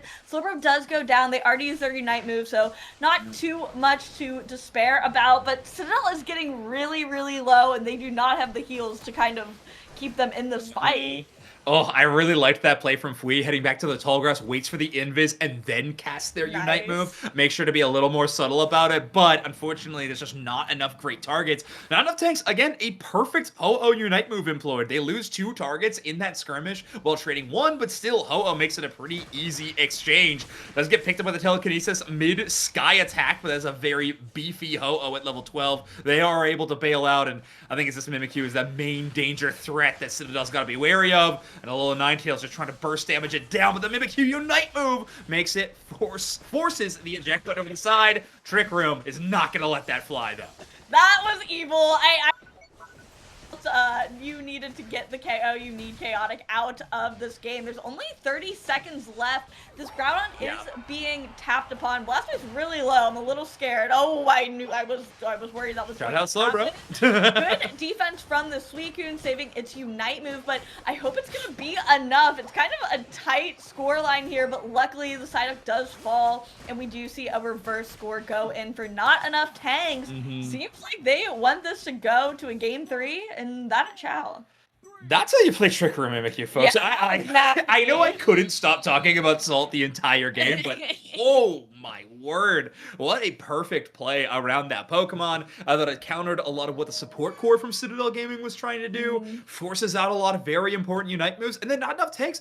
I think in that game, just honestly playing the patient game so much throughout that entire series felt really impressive, and now we're going to have a tied match at 1-1 between 2 very impressive teams. I know not enough tanks have not played together as this roster of 5 for a ton of time in the offseason, but they're already looking like they're working together quite well. Citadel Gaming, I think in that game 1 looked phenomenal. This game 2, I feel like they just couldn't quite keep up to what Citadel was trying to do. And take a look at Sobi's Latios this game, by the way. 69,000 damage. Out damaging the central area player of Sam on the other side at 67k. Yeah, I wonder if Latios is just kind of like the answer right now for like what both these teams are trying to do. I do feel like Suicune was putting in a lot of work. That guy's just always going to be annoying. Honestly, I'm impressed by like everyone on Not Enough Tanks this game. I was definitely not a believer in the Ho-Oh when I first saw it. My apologies. It looked really clean actually, and was like actually game changing in both those big fights in the bottom path and in that Groudon pit. Interesting that we can see in this final screen too a little bit more information about what None of Tanks and Citadel are trying to pull up because of this banning phase. And Blissey, Umbreon, Hoopa is like the big three of a Kilos Hero pool, right? Like that is Oh my god. that is a hard target ban phase against a Kilo. Not to mention forces them onto the Psyduck, which I was starting to talk about at the start of this series. That I think the Mimikyu is one of the best matchups into that Pokemon. So really forcing a Kilo into a pigeonholed scenario or duck hold scenario, and it allows Citadel Gaming to draft into a favorable position. So I think pretty impressive. I have to imagine Suicune and Mimikyu were likely their first 2 picks, or maybe the Suicune Blastoise. I know Fui does love to play the Blastoise, so we could see that being a contested pick when you're on that orange side. But either way, really like that from Not Enough Tanks. I know we won't see it in this this spectating phase, but I am curious what side of the draft that Citadel will pick going into Game 3. They are a team that does have some spicy picks. Maybe you want to save those for that final point, or have the last ban headed into the draft phase is another pretty important spot for them to be in. So I could see this being a situation where Citadel does prefer orange side, but man, I don't know. Maybe you consider banning Mimikyu because yikes, that was crazy. Yeah, it just seemed to shut down too much of what Citadel was trying to do. And I mean, I'm sure they have a Mimi player, but I don't feel like it's really what they're known for, or at least Sam's got a pretty limited melee Pokemon pool. I'm sure they're capable of it, but at least in tournament play in history, we haven't seen too much of it. Fui, I'm sure, has a Mimikyu, but does prefer the more I would say tanky all-rounders, have something with a little bit more bulk that can brawl for longer. Pokemon like Blastoise, Buzzwole's another really big one of theirs that we see a lot of, but maybe not Buzzwole's meta right now. I don't know. It's kind of interesting. We've seen a bit lack of that one. All of the attackers and almost pseudo attackers. Micro stuns right now, which are tough to play around. So Buzzwole does not bode well in these. It's Metagross's time. I'm telling you. Hey, it's Metagross time. we seen it. Metagross, we did see it. I think as a Pokemon gets forgotten a little bit too much. It's like I feel like it's a draft demon for sure. Its necessity for scaling is so hard, for it to deal with. But I don't know, it's passive. The ignores hindrance effects or whatever, but then it gets boosted, if it's in a bunch of hindrance effects, which I don't know. I've always liked the prospect of Metagross in these situations. But very fair. We'll see what ends up happening. We do get the bracket up on screen. Thank you, Kyle. Take a look at a few of these ones. Exiled setting on business in the winners round 3, going to be set up against each other, meaning that they were able to beat the chosen ones 2-1. That must have been a really good set. Yeah, I think that would have been. I feel like there's been a lot of game 3s. I mean, I know we have a lot of games going on, but it just feels like maybe I'm delusional. Yeah, Tagang, after going down 1-0 in their first round of the tournament against SSG, by the way, there's no way that's that. That might be Space Station. SSG is Flareon. That's their team, yeah. Right. Yeah, so, it's like a demon comp. Okay, listen, a little lore, I guess, for folks. Let's go, baby. An esports org that is a very popular one these days, and a lot of different titles. They actually span quite a few weird genres. They could intermose is Space Station Gaming, and I heard rumors that they were one of the organizations that players were talking to. So seeing a team with the name SSG, and this is a great team. So playing on this squad, you got JL, OG, Pure, Flareon, and Stanley. That's a great team. Sorry, our mic fell. I can't believe we're still connected. That is insane.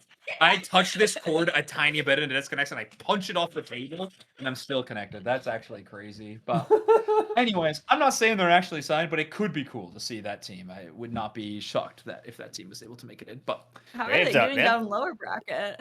They won their first, and they're ignorance down 1-0 and losers. Ignorance.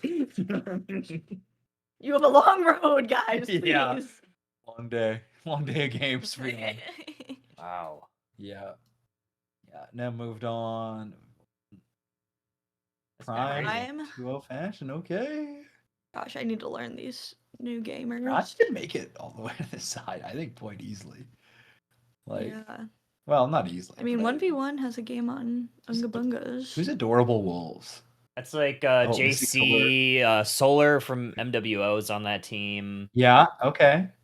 Gotcha. Okay, I recognize They've they were kind of like, for lack of a better word, they weren't very good like a year ago, but this season, like especially in Saying for lack of a better word, and I then don't going know. to not very good I is was trying to be like crazy not work. like they were kind of like early, I don't know, exits for Underdunk, like tournament after tournament after tournament, and every time that they've entered an Underdunk recently, they're at least like winning like a few different rounds. So Okay. they found a little bit of a squad, I think, and I think No Sweat's like a pretty good team. So they were able to 2-1 that. That's who's on No Sweat? No Yeah, I Sweat mean, even was these like round 2s and 3s are looking pretty schnasty. Yeah, for sure. I mean, this one we're in right now is kind of insane. Yeah, it's been fun. I think Don't Sleep Scripted is a pretty exciting one coming up pretty soon. Both those teams feel like Yeah. teams that could make it into day 2 or even farther. Set up Business Exile. Who's I know much about Psy versus Blackjack. I don't think so. I know Blackjack's team, I guess. Yeah. Bits, Kirtan, Blush Squad? Yeah. Classic Bit Squad. Mm-hmm. Yeah, Bit Stack. But it's not to gank, so I got thrown off. Yeah, I know. That's why I'm trying to remember. League save us. League play save us. ACL has ruined me. Yeah, it's true. It's so funny your mouth's working. I'm waiting to see. I haven't seen it pop up yet. It probably should be up very soon, though. I believed in you. 2 Gengars on screen. Let's go. Bro, Reggie. What a I know, right? One of them was Gotlu. Right. He's screaming right now? I know. It's like late, right? Well, maybe not too late, I sleep. guess, but like. Yeah, you're right. It's not too bad. They're like 8 hours. So it's like. I'm just midnight? disoriented by the fucking sunset here. Yeah. Oh, yeah. Bad. That central time zone gets you. Yeah, and we're like. There's our farther game. It just popped. west. Did it? Top. Top. Yeah. Okay. Ella Glock. Tank Goss? Let's go, Dusk Runner. Oh, Not quite. my God. Ah! The Grustle. A digital kite. They stole the Latios back. Oh, Mimikyu has to be bad, right? Yeah. Has to be. There's no way you go to Zarina after a game like that. Yeah. It had to be. All right, folks, let's get into game number 3. Not Enough Tanks versus Citadel Gaming. Both these teams extremely impressive. I would say in their wins specifically. Yeah. Like, it feels like both of these felt pretty one-sided for the majority of the match. So we're gonna be jumping into this one. Obviously, the decisive game number 3. Winner gonna be moving on to. It's just winners round 3. Holy moly! And Not Enough Tanks to play Pocket Rockets in their first round. Like that's a tough bracket run for either of these teams, especially to start the day. We'll have to see how the remainder of the day number 1 goes for them, but I hope you all loved Topside last match because we got Botside today. Bot side exclusive game 3. We have the Sobi POV, which I'm always a fan of. I'm liking seeing the Inteleon resurgence. I feel like it was never bad, but just fell out of favor after those initial nerfs. It obviously didn't run the game like it once did. And we're seeing Leafeon, which, also never bad. Fui getting a lot of damage on this Steenie. It looks like it's able to escape. Chaotic is in tow. I'm very scared of the Latios. It was a very threatening walk toward that path, and it goes to show Fui gets 2 KOs and putting a lot of pressure in this top lane. I can't believe they got really far away in that situation. I'm kind of impressed. I mean, if we're using kind of a lot of cooldowns for that initial damage and the Steenie still walking away feels pretty good. But yeah, Not Enough Tanks having to commit 2 resources, both Duskrunner and Salt, to try to clear out that central to defend it against now a double invade with that Leafeon and Hoopa. Bot side though, we go going up against the Snorlax on the other side, trying to get early damage, maybe get an early knockout, but this play, ooh, nice rock too. Eject button from On, trying to capitalize, but having no access to X Scissor at the moment means you got no way to follow up on that damage. Yeah, 1 HP and a dream for that Hoopa and Leafeon, but able to escape. I feel like Citadel's just been racking up KOs left and right. Chaotic able to grab one there. I like that they were able to steal back the Latios this time around. Kilo able to get on that more comfort support pick of the Hoopa. So yeah, I have to imagine I don't know. Mimikyu had to be in the mix somewhere. I guarantee. No way that Pokemon's not banned. It's like, damn. After what Salt did and that, yeah, you gotta shut that down. Yeah, but of course, in doing so, it does mean Akilo's on Hoopa now.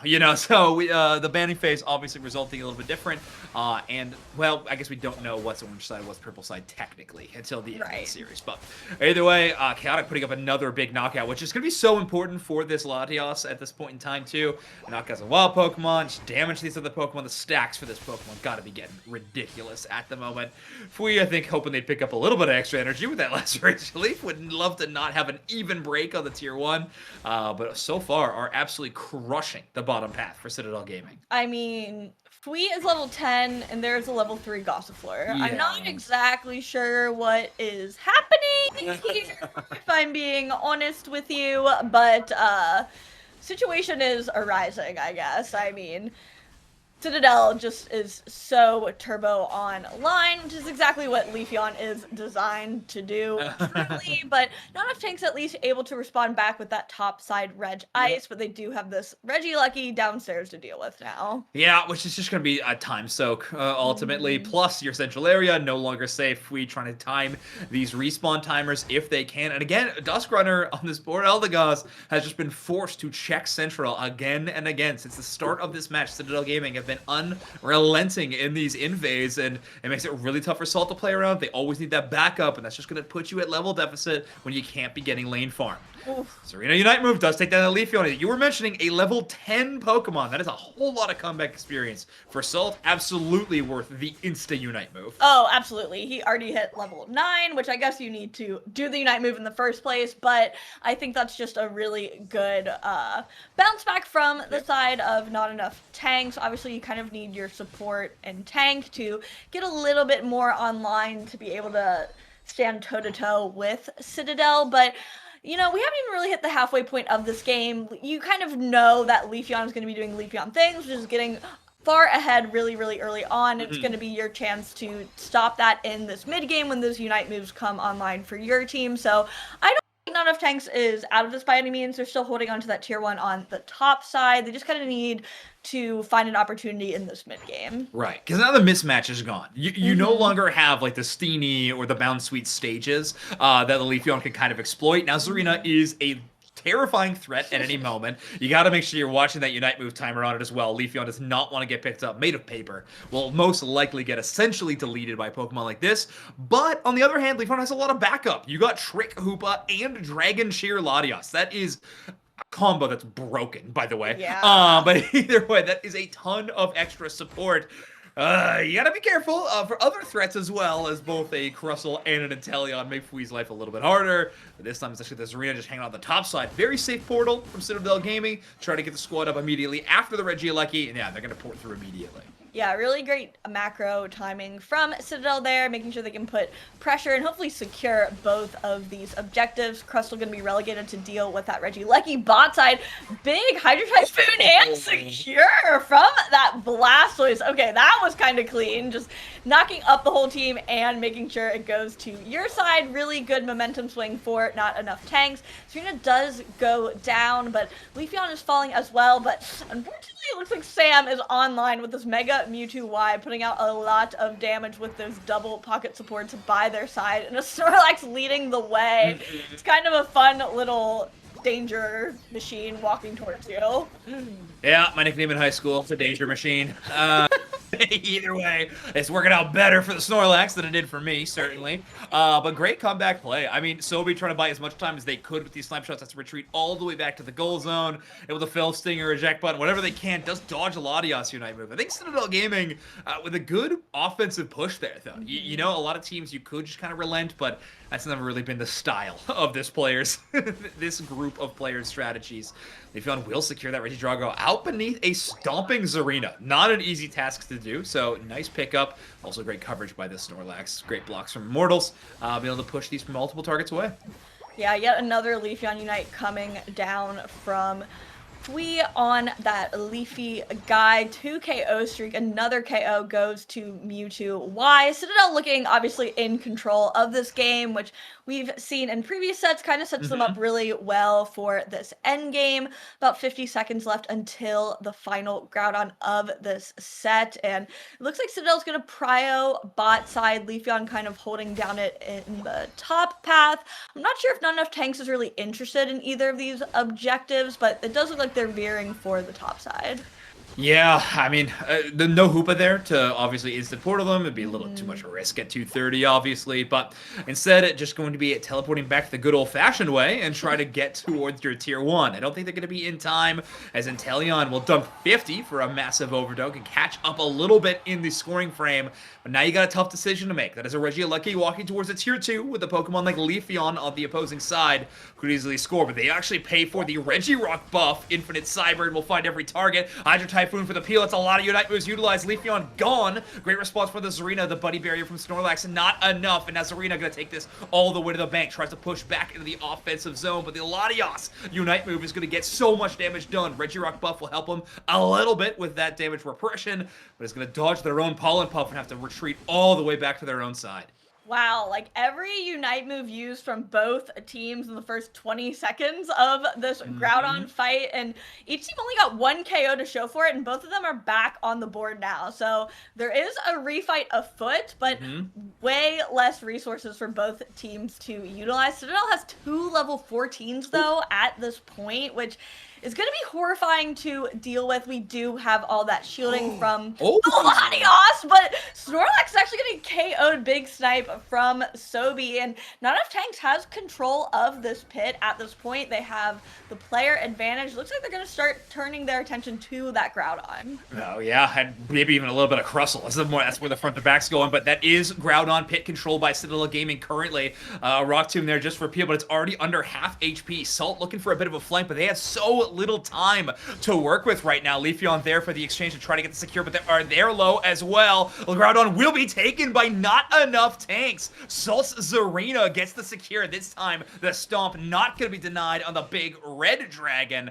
and that will be at least 1 Hundo Burger that will put them in the lead by a measly 3 points. Duskrunner looking to stand that one up a little bit higher. Yeah, I am kind of gagged. Citadel was almost kind of holding the Groudon really low on HP. I'm like, wow, they must be really confident in their secure, because I feel like they were using it to bait Not Enough Tanks in and get their KOs. I don't know if it was like a miscommunication issue, but I was like, wow, I can't believe they're holding it at like 10% HP for this long, and it must have been a little too long, because I mean, Citadel was able to get that 90, or wait, Not Enough Tanks. I'm confused because the right side is purple and this is orange. And it's that's why I keep messing up the names. It's not my fault. Right. My brain just can't do the colors. Yeah, we blame Kyle, but anyway, we got Not Enough Blame Tanks Shabam. taking this one in a 2-1 babies. fashion. Not Enough Tanks filling out their bingo card with the Reggies as well, with a nice steal and a rock to finish this one. I mean, really impressive play. I do think trusting in your own secure with a composition that does op around that Zarina and the Inteleon, well, it can be a risky one. Both those Pokemon do have a lot of counterplay surrounding it. I do think it worked out really, really well. Yeah, I like the play from Not Enough Tanks. I think that early fight, there's a few situations where I think Citadel was just like maybe even half a second too late on some of the timings. No Snorlax Buddy Barrier to kind of bail Fui out in some of these situations. And, well, Not Enough Tanks kind of gets away with an assassination where maybe they shouldn't have. So, like that play, and now Not Enough Tanks going to be moving on in your bracket to play against ARLT and put themselves 2 matches away from the day 2 qualification, especially on winner's side. Seeing as this is a winners and losers bracket, I imagine you'll start in top 4 of winners, which means you'll need to win 1 game to make it into the regional league. Kind of insane. So, yeah, going to be a pretty important day number 2 on Sunday. But so far, putting themselves in a great position. Citadel Gaming, the day not over, though. There's still a chance to spot Citadel Gaming all regional league long as they jump down to the losers bracket. A bit of a longer path trajectory ahead of them, but still going to be a good one. Kyle, Husky, are you watching that one? How you feeling? Oh, my goodness. That's wild. that snipe from Sobi on Snorlax. Like you could just Yeah. tell Citadel was like, "Oh, we have plenty of time and space. I'll Yeah, be able to no get back to block my of the side." Snorlax Yeah, there, and he like- just picked off. That was insane. Also, I think Regirock buff being probably the best role they could possibly have. When you're going Yeah. into a Mewtwo Y and you're just mitigating every single auto attack, just little, but like I think that is such an impactful buff at the end game. I think, yeah, Crustle specifically feeling awesome about having a Regirock buff at the end game. True. And they say it's the worst one. Everybody's been saying this, and I've been fighting everybody, I get in a fight with everyone. Yeah. who said and I hate them. Nice. I'm Yeah. trying to think what we could do here. Yeah, any speaking to you? I Kyle? I have this game one, Psy and Blackjack. Oh, you're gone. Oh, can you not Who's hear me? gone? You have Psy Blackjack? Oh no, we're Sorry, here. I clicked Zoinks- on something. Zoinks clicked on the Spraggles tournament for Oh. some reason. Just wanted to relive the Groudon Gauntlet. First and last annual. The first and last annual. Yeah, I think Setting on Business Exile would be an awesome game to Ooh, watch. wait, yeah, I think I do have that. I have. Don't Sleep Scripted maybe as well. Husky, anything speaking to you? Oh yeah, I it's mean, I'm YouTube. down for any of these. I mean, you can have it input. No, we don't want to hear men. That's why Yeah. Husky gets to choose. I mean, I would like to see Nem. Maybe it looks like they might not have started yet, or maybe would have just gotten into their first game. I'm also fine catching Adorable Wolves and Prime. That'd be fun. Oh yeah, we haven't watched Prime at all. Wait. Oh, true. And Adorable Wolves is on a little run right They now. kind of are, yeah. Double Wolves Prime. I have JC. I have Solar on that. I have I Galadite kind of on want to see that Prime. one. Okay, yeah, we could do that. It might not be. It might be a couple minutes before that one's up. Because what was their timer? 6 minutes? Yeah, it'll probably be like a couple minutes. I have a Holiday Creamy Vanilla Coke. It's literally just vanilla Coke. I don't know what they did differently other than slap a new label on it. I mean, isn't that what you wanted? I mean, yeah. Yeah. You It's want a still little good. cinnamon in it though? Make it Yeah, like spicy? something like spiced or something would have been cool. Pine needles. Speaking of which, I'm gonna have a Diet Coke like this second. Mm, I know. Diet Coke. Go grab a fridge cigarette. Hey, see? People are calling it that. I didn't know people Oh, is this an underdog debate tonight?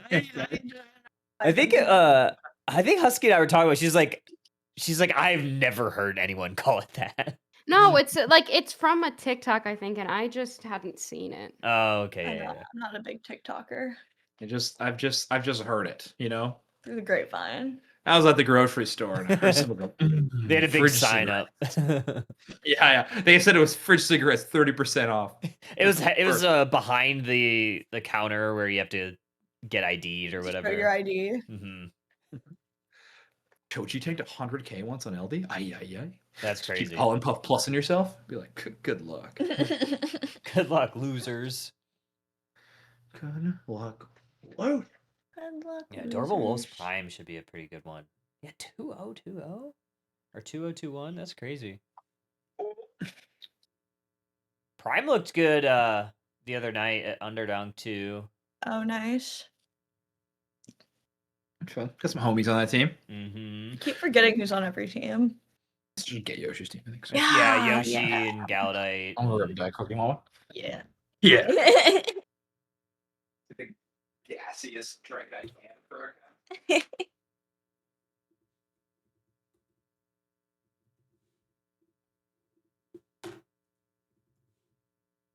Update all that. Update all the things in the thing. This is still winners round 3.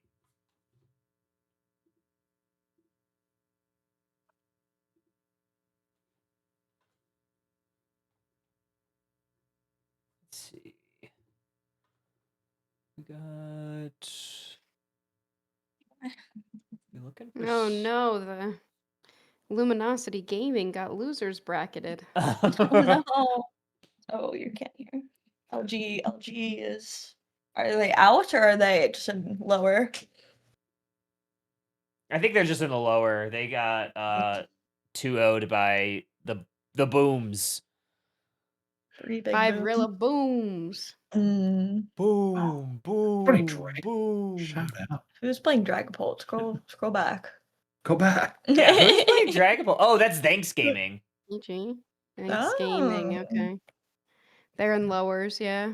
Well, They're against Exodia right now. They're actually 1-1. Okay. I can't believe we got 70 teams. That's like what we normally got. That's like what we normally got for North America. For the last bigger year. ones, yeah, for like regionals and stuff. No, not Yeah, even that's that. Like most of the hilarious. time, we had Mine. to split it into 2 pools all season last That's year. true. So That that is would true. be over 65. Shout out NA. Where is Flareon's playing? He's on Lower SSG, bracket. and they're in losers up 1-0 against SSG. Midnight Griefers. Oh, okay. Yeah, that's crazy. That's Who's crazy.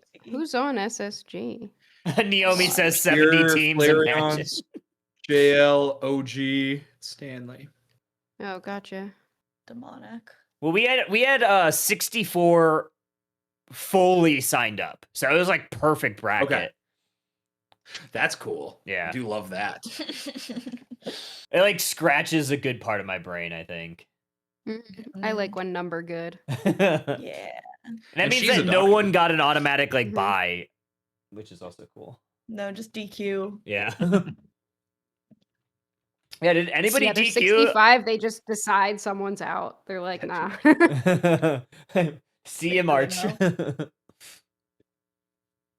I'm cracking a cold one. Cracking a cold The one. boys. Mm-hmm.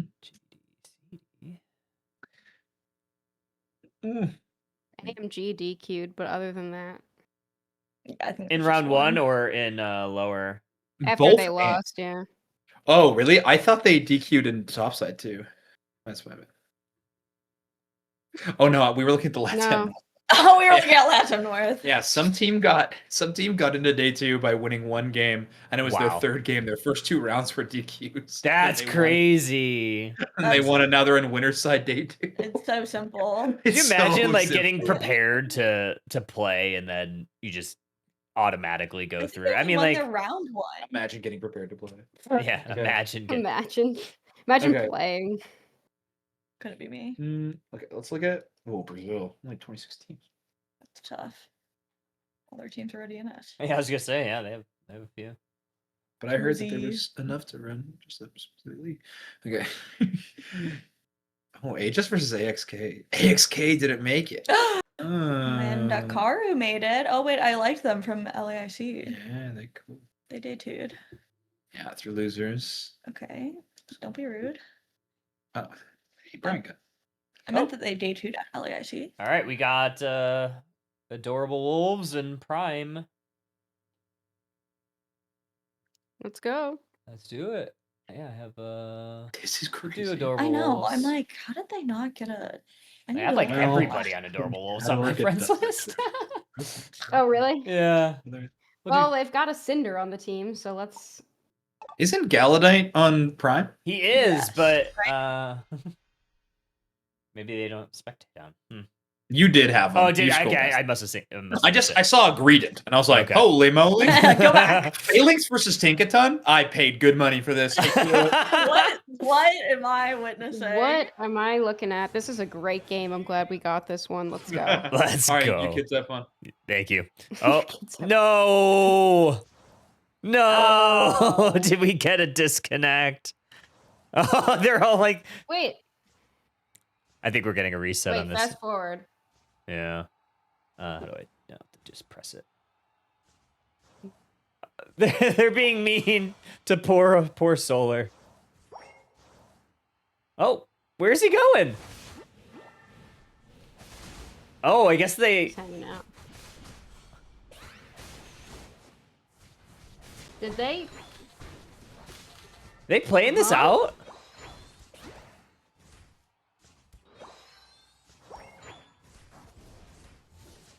Wait. There's no way that they played this. Okay, they're still like keeping these 3 in the base, so I assume that they're not. It could be a bot, yeah, Naomi. I don't think MG's a bot though. I don't know why they would invade like that. Why wouldn't they be stopping it though? Because they probably don't have someone in the admin slot. So they have to like 5-minute surrender. That's unfortunate. Oh, okay. All right.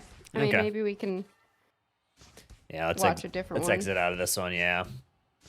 I'd rather just watch games. Yeah, me too. Me too. Not. Yep, I agree. Wholeheartedly. Let's see what we have up. Yeah, we'll see what we have up, and then we'll probably just like catch that one, the next one. We could do. Let's see what else is up. See if we have a winner side bracket. Honestly, it would be better. Psy and Blackjack is. Or Standing on Business in Exile. Let's do that one. That one's 1-0 Exile.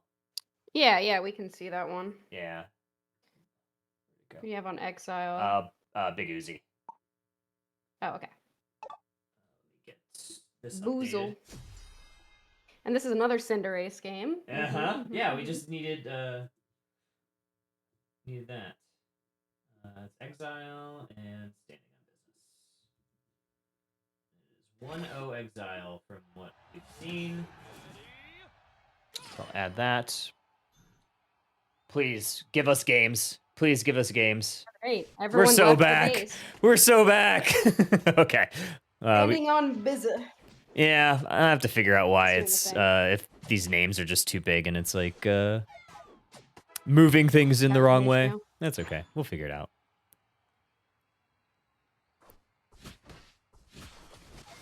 Okay, bottom side.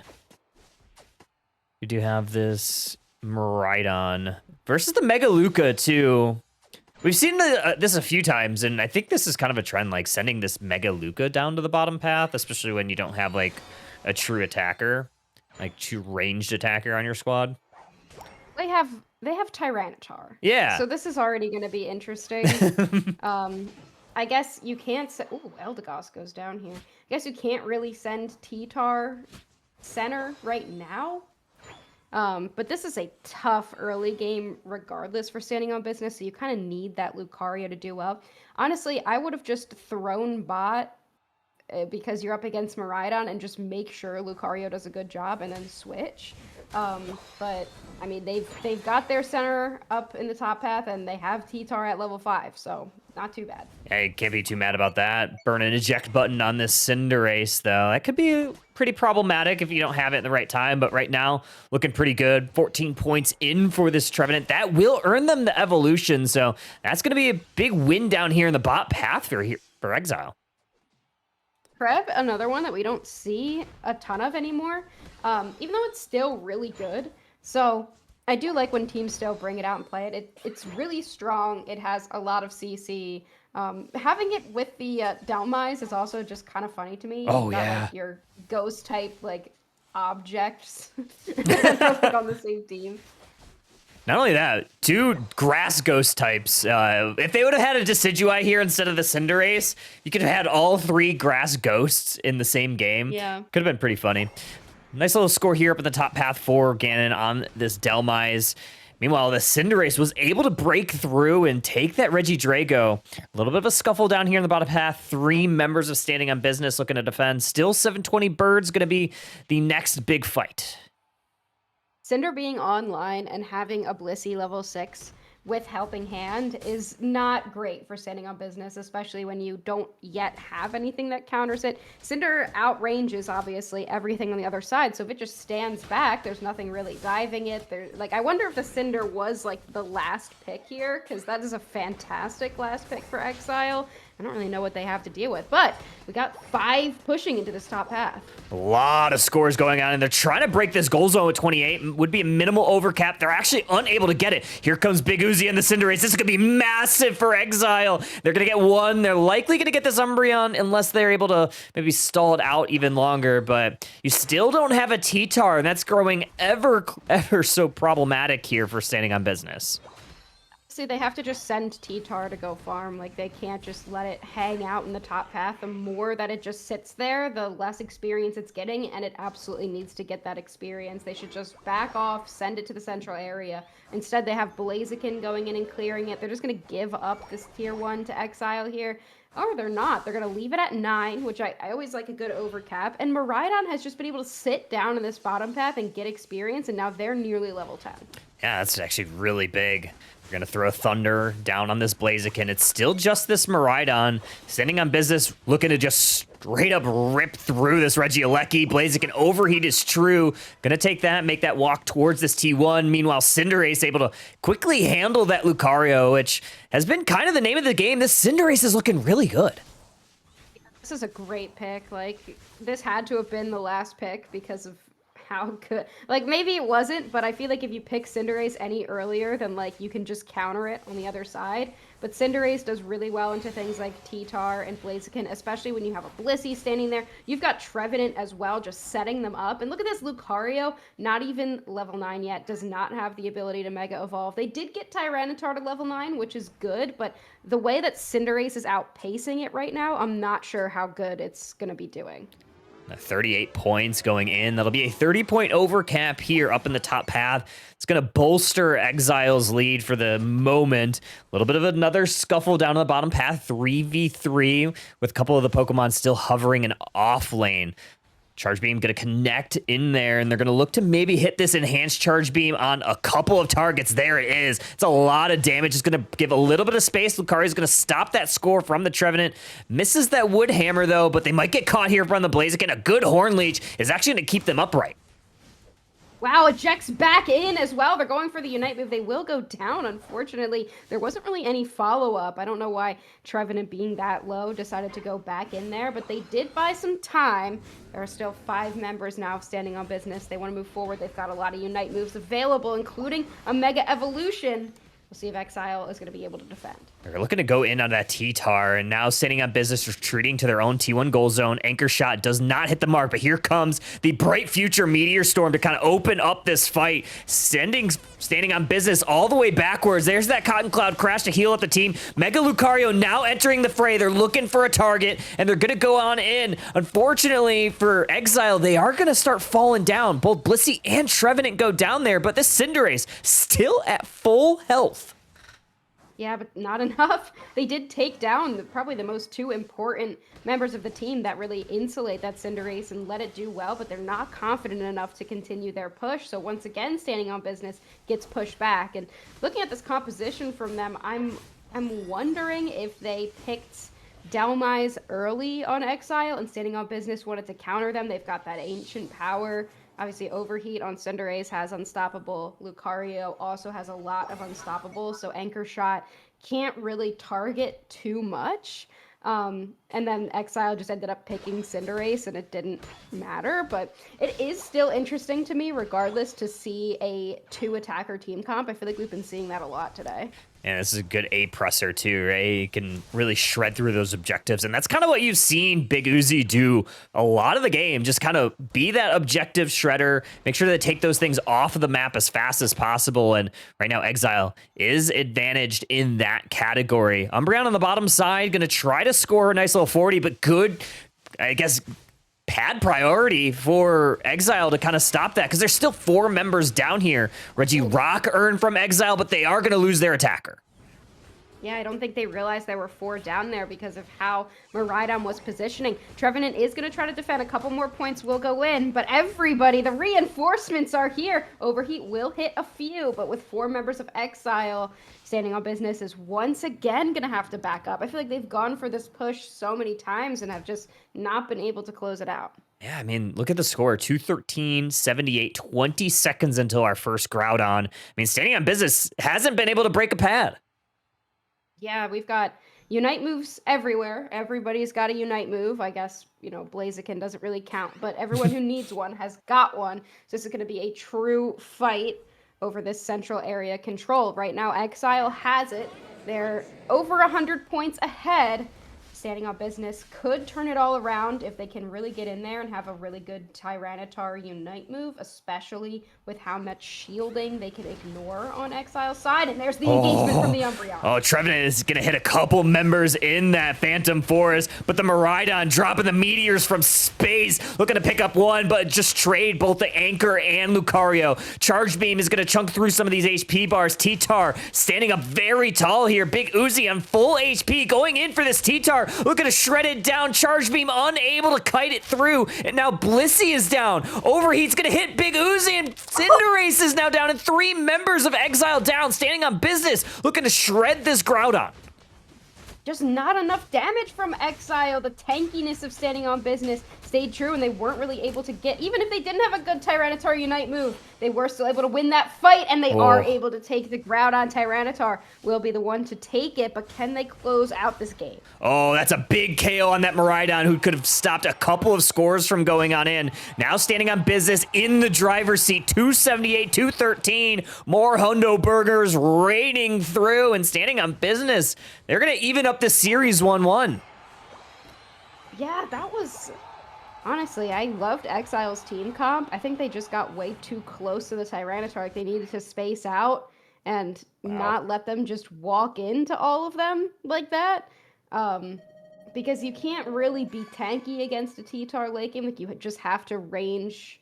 You just have to hit it from range. They just weren't able to take it down. Everybody else was also still up. Like, nobody really went down there. So they were able to win that fight. That's what happens when you have late game scaling, and that does late game scale. Yeah, massive stuff. Yeah, I mean, we did think that the T-Tar was going to struggle, and it did early on, but once they found their footing, I mean, that thing looked really good. I love a Miraidon into it, too. So, like, I don't know. I mean, Miraidon looked fantastic as well on the opposite side. It was just kind of unfortunate that it just seemed like standing on business was able to kind of survive that early game. And Exile, while they went into Groudon with a lead, it wasn't a big enough lead to go into a T-Tar, especially once it hit that level 13. Yeah. I mean, that was Exile's game to lose for sure, but you also, you can't really blame the fact that a late game Pokemon scaled. And honestly, the Tyranitar, it was fine, but it's one of those Pokemon where, like, you can't count it out even if it's losing early. Because if it does just end up hitting that level 13, gets a Unite move where it can chunk down Pokemon, then you have Mega Lucario, also ridiculous in that end game fight that can just start chunking down. And I feel like with that type of team comp of standing on business, if you're Exile, you have to continue the strategy of isolating somebody with Delmise and then just picking them off one by one, and they just weren't able to do that. They got kind of pushed against the wall and just couldn't figure out how to regroup. We have the Adorable Wolves game back, or we could try to wait for this game 3. I think now that we've seen this game, I would just want to finish. You want to finish the game 3? I'm down with that. Because this is a very important game. I mean, these two teams are two of my, I guess, picks of like who I thought would be making day 2, and unfortunately, they kind of have to go against each other early on. Maybe not early on, but winners round 3. They still can't both make it. But you definitely want to go through the winner's side if you can. I mean, obviously, you want to have that luxury of being able to lose at least one set and move forward in your day. Because I think what do we figure out? Is it as long as you win one set on the winner's side, you're going to be moving on, or is it 2 sets? I can't remember. Either way, winner's side supreme. Wait, what? For day 2? Yeah, if you're on the winner side, if you win one set, that puts you in the winner's finals, right? Yeah, because if you qualify for day 2 on the winner side, you're in the winner's semifinals, and if you are you're talking about day 2. Yeah, yeah. I thought you were saying for qualifying for day 2. Oh no. I mean, you wanna. Where's Mountain Mew playing? She is on No Sweat, which is Gotcha. I Okay. believe in the lower bracket. They're I think. lower, Yeah, yeah. I think. The reverse Lunex, they're down right now. Oh dang, crazy. Hmm Uh, do, do, do, do, do. She's a good player too. I don't know why she's like she's always on like kind of mid teams. I feel like she's really good. Mhm. SSG won in their lower Oh, group they come against back. Midnight Griefers. Oh, that's crazy. They did. Thanks Gaming beat Exodia. Wow. That's kind of surprising to me, honestly. Thanks Gaming's a good team, but I would pick Exodia there. Oh yeah, that's Fleshy Fairy. JKDX, yep. Team Muck is having their losers bracket run. Let's go. Let's go. Let's go, Muck. Oh, yeah? 5 Rillabooms got pushed down. Oh, did they? Oh, against Griefers. Yeah. That's Martine's Yeah, they team. just ended. Wow. They have to win one more, Griefers. Let's go, Martine. Good job.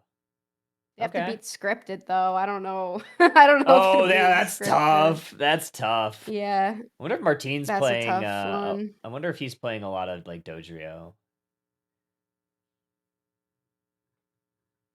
This bracket is interesting, though. We've Yeah. got Tagang also in the quarters now.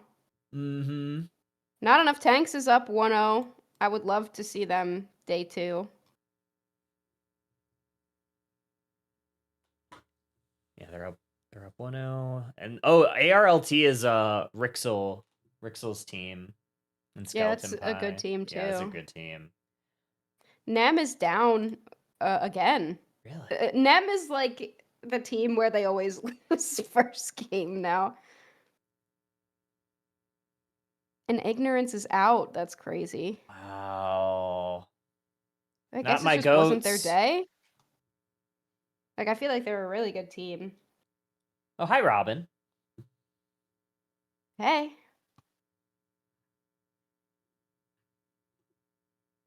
What's up, Slasher? Slasher, is your team still in it? Where's Spinal? Draku, Spinal is SSG, and they are in lower bracket against Zinx. Thanks Gaming has been doing good. Slasher's in it to win it. Slasher, you better have Spectate on. I haven't even seen you up here yet. Or actually, I don't know what you've changed your name to, honestly. You change your name all the time. Yeah, what team are you on? Actually, I have no idea. He's on DLG, DLG, Dark okay. Lords Gaming. Oh, that's you. Yeah. You're Beazelmon. Okay.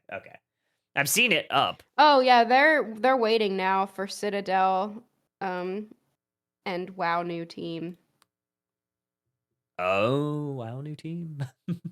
I love some of the Citadel- names that we see here. Citadel, if they win this set, that'll be an interesting one for y'all. You're locked in? I believe it. Haven't seen this game pop up yet. Still waiting on... Oh, just popped up. We got game 3. You just gotta say that you haven't seen it yet, and then it'll. That's exactly right. Pop up. Let's see. Did they bring the Cinder back? They did not. But this time they let Glaceon through. Okay. All right. I mean, Glaceon... And we've let the T-Tar go. Instead, we've got Urshifu. This is a couple of interesting... Okay, so it's maybe they'll make me believe in the Mewtwo X.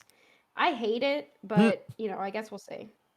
I mean, it hasn't looked amazing, but, like, I feel like, didn't we see a ton of teams, like, ban Mewtwo X at Underdunk a couple... Like, I don't know if it was this week or the week before, but it seemed like... Yeah, it was this week. Right? I was, like, very interested because, like, it didn't seem like it was amazing. No. I don't know. There's something that they're seeing that I don't know. Maybe it's like the top lane Blastoise that I just don't get, where like when it hits good, and it hits like good enough for you to think it's good, but it hasn't been super impressive to me so far. I guess we'll see. It did get a stack there, so already level 4. If they can start getting its Mega online as soon as possible, then it might be able to contest this Mega Lucario, but that is a tough one to deal with for sure. Now we have Uzi on the Blaziken coming up to the top path to try to slow down the stacks. There's an eject button on the Lucario. Is going to be able to get to safety, and this is a water Urshifu, so very infrequent pick here for SOB. You know, I like it into Glaceon because even if the Urshifu jumps in, pops its passive with one dash, it can still catch back up to it and do a lot of damage.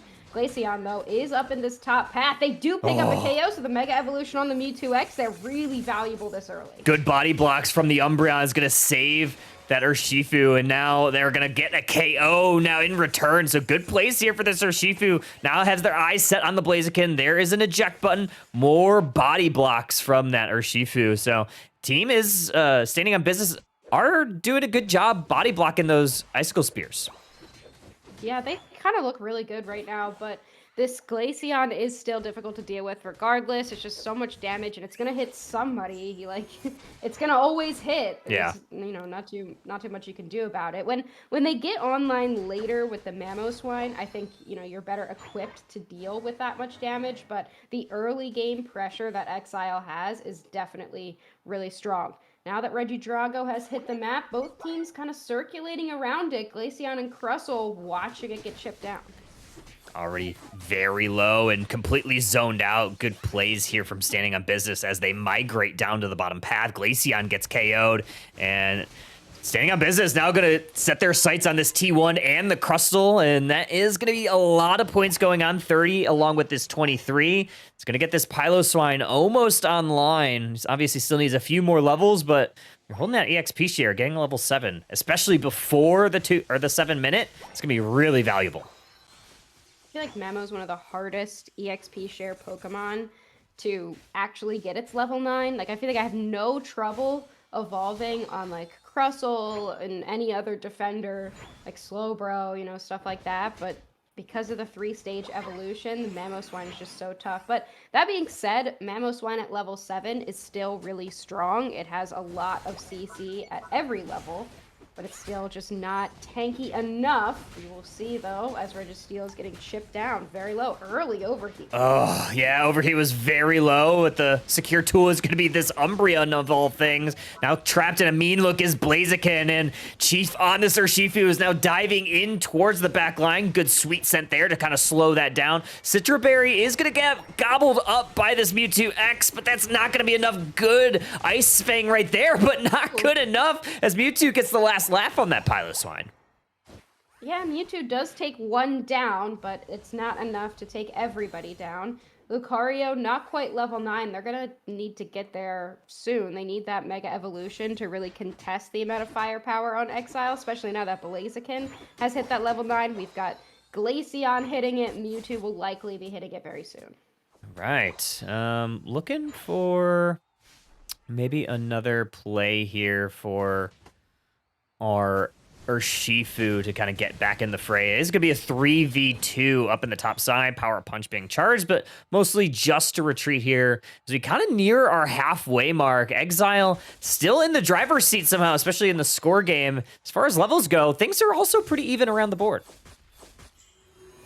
Yeah, it's not looking too different here between the two teams, but Glaceon now putting some points in the bottom, but that enables all 5 members of Standing on Business to try to get some scores in the top path. Great Infinite Cybern there to stop for the time being, but will it be enough to hold them off? Oh. We've got 1 down, 2 down, and Crustle has now come in for the reinforcements. Very short-lived reinforcements. Wish healing is going to, damage reduction is going to keep that Umbreon upright. More points looking to go on in. They're trying to break this T1 goal zone. Good stall maneuver by this Alchemy, but it's all really just a delay tactic because that goal zone still goes down, but Exile's still ahead, 191-67. Top Reggie is going to be a Reggie Roulette. We'll see what it's going to roll, and it's going to be a Reg Ice here for Standing on Business.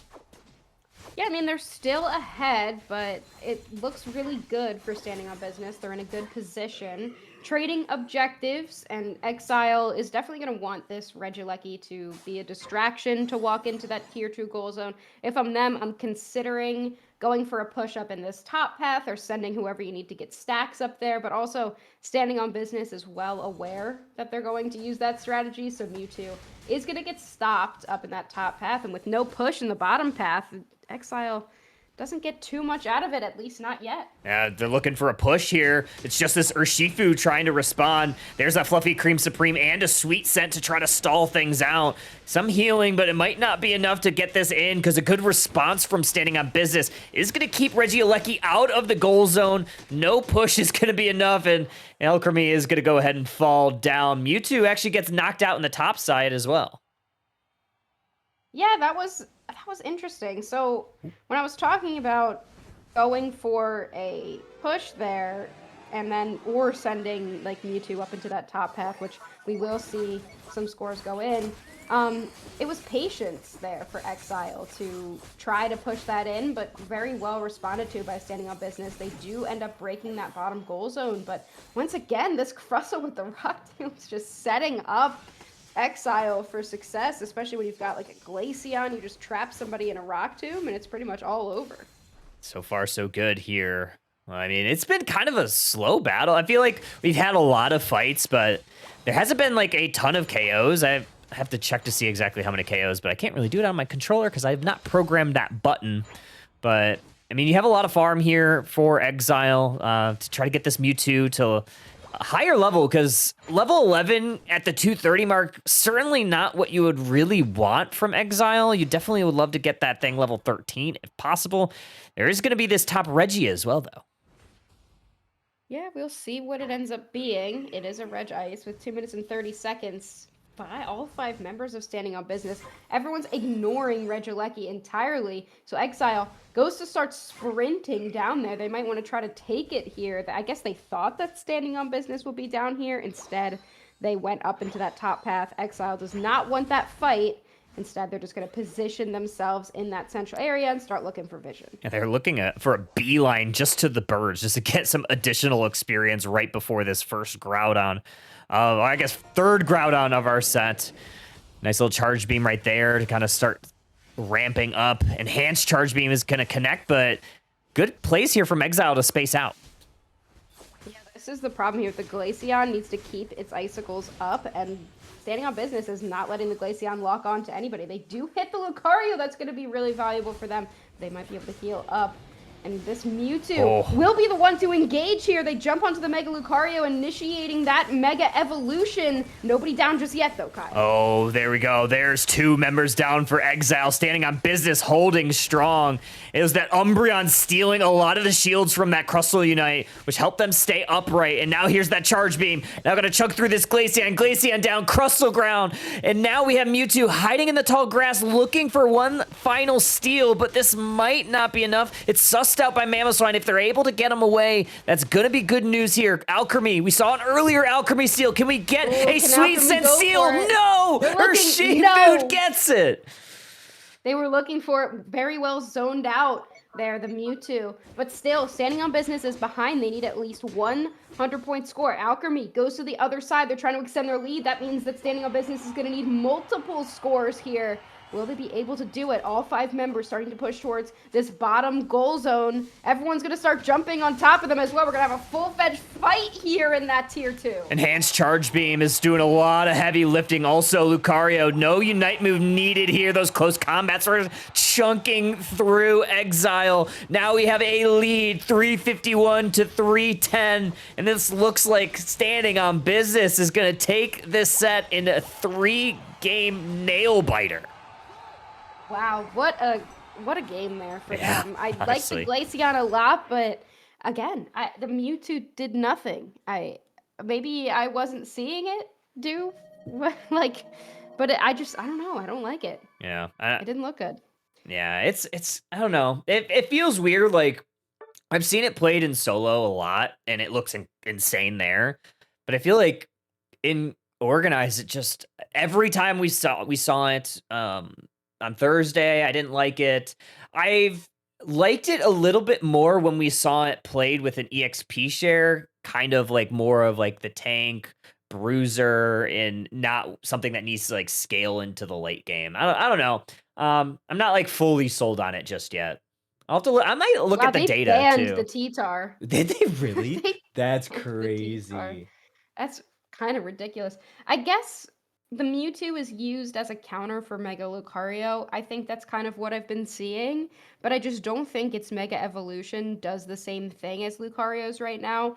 Like, even if it's consistent throughout the game, like we see it did a lot of damage. Yeah. You know, it got a couple KOs. It's not like, you know, the Mewtwo X itself was doing badly in the game. I just think when it matters, when you need it specifically to counter the Lucario, especially if you can't control when it's Mega Evolving, you know? Like, Mhm. if it's Mega Gauge flips or something like that, then that's just kind of it. So you use it to go after Lucario, but the Lucario in that end game fight is just too good, in Yeah. my opinion. I'm looking at Underdog stats from this past week for 67, I guess 2 days ago. 18 times picked, 50% win rate. So it's mid, or at least it performed mid. Yeah. So I don't think it's like good or bad, I guess, at least based on that minimal data. Be interested to see like what the data says after today, because obviously it's a much larger sample size of games. I just haven't loved it, and I don't know why Strike's being played. Maybe there's something, I don't play all rounders, true. so I feel like Future Sight would be better. But I also just feel like, why not just pick Buzzwole? Like, True. I don't know. Zoinks Bridget, is there any game round thing that you're interested in? We'll have a look. I mean, not enough tanks to gang being a winning in feels like a good one to watch. Okay. Right? Like winning into day 2. Yeah. They just. I mean, I'd watch Scripted versus Griefers, but I don't know. I don't know if you guys know more about Griefers than I do, but it feels. Oh, it's Martine's team. That's Martine's team, Hello. yeah. Mhm. Honestly, I say we could probably watch that one and then catch the last of this potentially, because this I one's think that's one's up. I yeah. think. Yeah, Which one? not enough Scripted, tanks probably? is. Oh yeah, that's gonna be up sooner. Who's unscripted? Oh, sorry. I thought this was what you.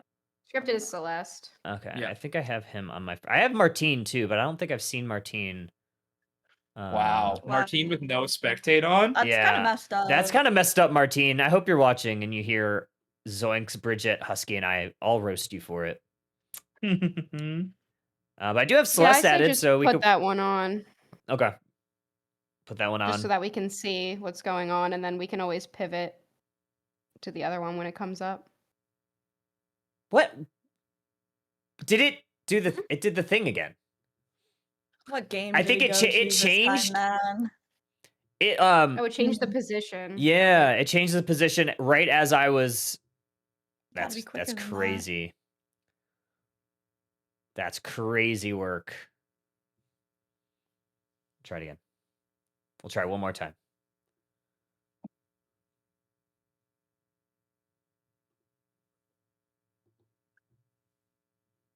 One more time. One more time. One more time. There we go. Swear to God. There they go. Changing positions again. There you go. That's Celeste team. This is Chunky Milk. This is Martine. Versus Martine. Yeah. The trio. I knew he was gonna do it. Mewtwo I knew it was gonna be a monster. Hello, Battle Pack. I said it in the Or not group Battle chat. Special chest. Yeah. I don't know what it's actually described as. All right, but let's get into this one. Scripted versus Griefers Reunited. This is a big one. This is a win and in for day number 2. Obviously, a best of 3 set, but still, going in on winner's side puts you in a position where if you want to play in the regional league, all you got to do is win one single game on Sunday. That's crazy. It's like you can almost taste it, but you do have to sleep overnight and wait for it to start once again. One more sleep. One more sleep till day 2 of the league open qualifier. It's already a stacked league so far, so definitely looking to get in that mix of NA teams. Martine gonna be rocking this Dodrio, which has been wreaking havoc in Japan, but I don't feel like we see it much in the West. Even today, I don't feel like we've seen it very much. So excited to see him rocking it and excited for me to not personally have to deal with it. I gotta admit, I'm pretty excited to watch Celeste play Delmise. One of my favorite technical players in the game currently. Obviously, made their name a lot on Zoroark and things like Lucario, but having another Pokemon to work with is a pretty exciting one. So, seeing Delmise get to work will be very exciting. They got a lot of competition on the other side, though. Griefers United on a pretty good bracket run so far today. And they're rocking that Mewtwo X, which Bridget warned us all about. We all checked the group chat. Bridget did warn us. I did. I said it's the 2 people, so that means I lay claim. This skin is sick too. I haven't seen it yet. Ooh, that little freaking orb like accessory is so cute. Obsessed. I get it. You know what? Puff him again. Just kidding. Don't do it. Don't do it. But we do have the Mewtwo X variant. Okay. And we're side striking. I feel like side striking has been a bit more popular than the pool, which I kind of was partial to that hook pull moveset, but I can see the value in side strike. I feel like that was always kind of the more popular one, at least with Mewtwo Y. There's not a whole lot on the other side you're hoping to pull on the side of maybe Talonflame. Glaceon, sure, but it's really hard to pop that passive and land a Future Sight in some of those spots. So, yeah, I think having access into Side Strike instead, just kind of the Live Forever moveset feels pretty good. It's kind of like a cleanse and a damage move all in one, which we all know can be kind of devastating to try to play around. But Griefers United off to a pretty solid start. They got their first Regidrago of the game. No major objective spawning in yet. They'll have to wait 30 seconds for that, but it will be Martine trapped inside of a mean look. Has to face down the fury of an Oblivion Glaceon and Celeste Whirlpool from that Delmise, which again, that damaging set, you're getting some stacks early. It is so strong. See Celeste playing this Delmise, my favorite way in which you just Whirlpool nothing 2 times and you set up for a future team fight. It's maybe not the most engaging of gameplay, but it works. The technique is there, and that is what we are looking for. Really great positioning from that Umbreon to kind of catch whoever comes up from that middle area. Luckily caught the Dodrio and a bit of a pickle. Lumiere gonna be solo ripping that Registeel. Looks like foe free. No attention on that Regieleki in that top path just yet. Both teams kind of farming up. Almost a big hook there from Celestial on the Delmise, but doesn't catch anything today. Be a whole lot of damage, not worse than we just saw the Whirlpool cooldown immediately before it, so luckily the full combo wasn't ready, but I think if your options are get hooked or to not, I think Mewtwo X gonna be picking the latter. They do have almost all of their Mega Charge filled up, and that will be immediately Mega Evolving. They are inside of that mean look, but the damage is gonna be there. Then it will be Regieleki secured and a whole lot done to the rest of the squad. Espeon Unite move just trying to stop Lunaire's Talonflame, but a Unite move is gonna find a way to KO that Mega Mewtwo X. Brave Bird Talonflame will eventually fall as Espeon and Suicune combining for some great damage. And the attacker and I guess technically not an attacker Suicune and Latios, a few technically not attackers on the roster of Griefers United, feeling pretty good about where they're standing. Yeah, I feel like we've seen so many, like, kind of these untraditional supports come out to play. I would imagine because maybe most of them are getting banned, if I had to take a wild guess. Obviously, we've seen some of the likes of Eldegoss, almost no Blissey or Clefable. I think we're really feeling those nerfs most likely, but I like that teams are kind of opting for these, like, shielding, hindrance kind of supports, because I feel like the healers were a little bit at large there for a while. Yeah. Maybe the whole game. They had a meta there for a minute, and Talonflame gonna get their get back. I think that's always the most important thing for speedsters. You never want to, well, one, duck a fade, and 2, you always got to get your get back. I believe is what the TikTok kids are saying these days. Lunaire, yeah, I'm fitting in. Anyway, Lunaire fitting in a little bit better than I am. Level 11 already on this Talon. Into a Pokemon like Espeon and Suicune, I think you're feeling awesome about a Brave Bird set. Outside of an Espeon Unite move, kind of being the only crowd control you're maybe concerned about, you got to feel pretty strong. And then even if you are in a bad spot, it feels like a lot of those can be mitigated by Crustle slowing down those enemy attackers. So I really do like Scripted's draft so far. Griffers United have found a good way to punch back, though. I think this mid-game, trying to bring it a little bit more in their favor. That's where the early game, it did seem to start to slip away to Scripted with those objectives.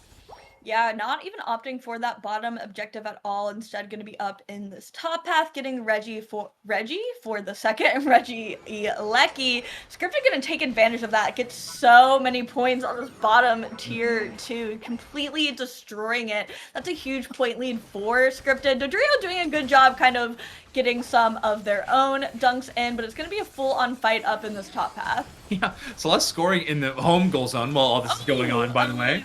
Yeah, but Espeon Unite move does finally do its job of slowing down Talon, but it's only momentarily, as they will get the knockout and push even farther. 3 KO streak for Lunaire, as Glaceon from Oblivion actually gets the Mewtwo as well, and the Dodrio. So a full 5, just not all at the same time for the full ace. Reggie Lecky, the only silver lining for Griefers United in that entire fight is it will be walking towards the side of Scripted, but other than that, they have totally dominated the fight, and honestly, a lot of this game so far. A reminder, with this non-EXP share Delmise, we are very likely looking at a stacking-based Delmise right now, and while a score in the home goal zone maybe not expected all the time, I think in a situation where you really need to build those attack weight stacks, it's a little more of why we're looking at that. The home goal zone's open. Just Yeah, run it. It's fine, Shirley. Surely you get it off, and There's no jump pad to get to home goal zone. But, period. Wait a minute. That is profound thinking. And that's what we have here. So that's why Kyle pays me the big bucks to be VIP in his chat. Yeah, his rate is unprecedented. I think my favorite thing on earth is when I make Kyle unmute to laugh. It's a giggle. So he's just giving me vocal affirmation that I did a decent, which is good.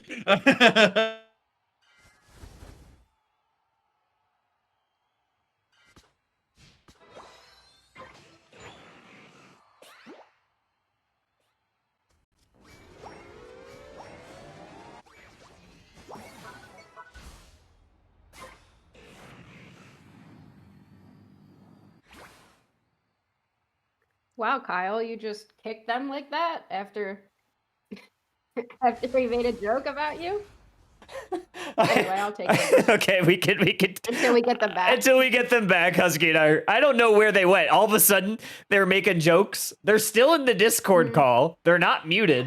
So I don't know if they just lost Yeah, I internet or guess something. the mic, The mic might have maybe cut the out. mic just clipped out or something. But we've got the fight starting to kick off here. I'm really surprised about how well Griefers United has been doing here. But look, the Icicle Spear's unbelievable. Nobody's down just yet. Big eject button. Crustle play. The Suicune goes down.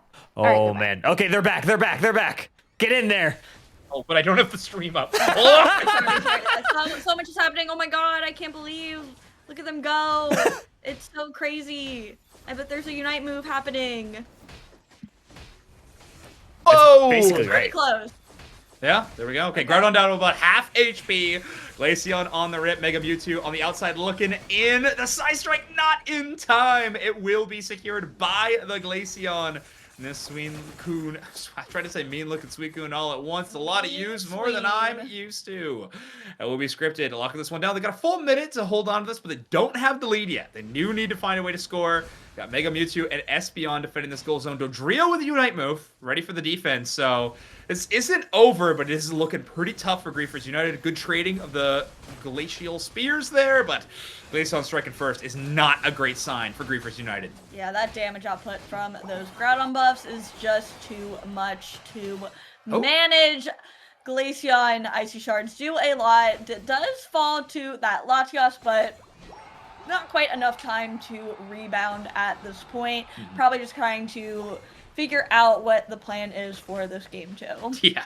Yeah, we got some missballs in there. It does take out KOs. We have one Groudon buff taken away, but like you said, just not enough time on the clock. Scripted going to be taking this one 1-0 and that much closer to that winner's side position for day number 2. Yeah, I definitely kicked the mic cord at some Oh, is point. that what happened? I didn't do anything. I'm innocent, Yeah. obviously. Yeah, check. Yeah, we're still coming through on Discord. We're good. Now we have to watch it. Ugh. It's so funny because we were talking and we're like, wow, weird that Kyle's trying to talk during our cast. Keep going. It's because I had to turn Kyle down so low so he didn't echo. So whenever Kyle talks, that's like pretty quiet. We're just like talking over you. Yeah. Well, no one could hear it. Perfect. Yeah. Well, we don't. Okay. Chill. So that was that one. Either way, good start. Oh, Glaceon with 12 KOs. Aye. Linaire with 10. That is, yeah. I see the vision. And probably so good into like something like a Dodrio, where once you get locked onto it, it is just getting evaporated. Look at these bands. Sableye ban, Darkrai Ooh. ban, Mega Lucario ban. So Mega Charizard just fully on the way out, huh? Not banned. Even. Not picked. Not showing up. You got to be a Mega Charizard team. True. And don't want to like invest all of your marbles into the Mega Charizard. That's- Want to put my marbles elsewhere. Yeah, that's a good point. Again, Mewtwo X losing. Hey, hate it. easy. Okay, I Hello. also will say, because I'm a Glaceon believer, well, like, not a believer in, like, a positive way, I just think Glaceon's, like, broken. I feel like we haven't really seen it do, like, insane work the way, like, you would expect it to.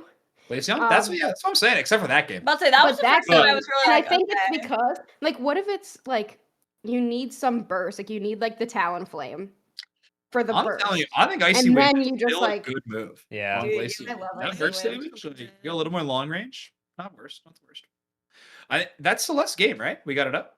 Yeah, I was gonna say if you want to watch this one because the other one's still not up. So Yeah, we may as well. yeah, Click the button. click Spin the that button. What's that from? wheel. I don't know. I made it up. I think it's an original. Spin that wheel. Oh, they took Okay, Dodrio. we stole the Dodrio. Because they stole Talon, it looks like. Oh, Uh-oh, bird Ranky. fight! Bird fight! Look out! All right, folks, you paid good money for those tickets. Let's watch a bird fight today. Is that legal? No. In Pokemon, kinda. Okay. We got.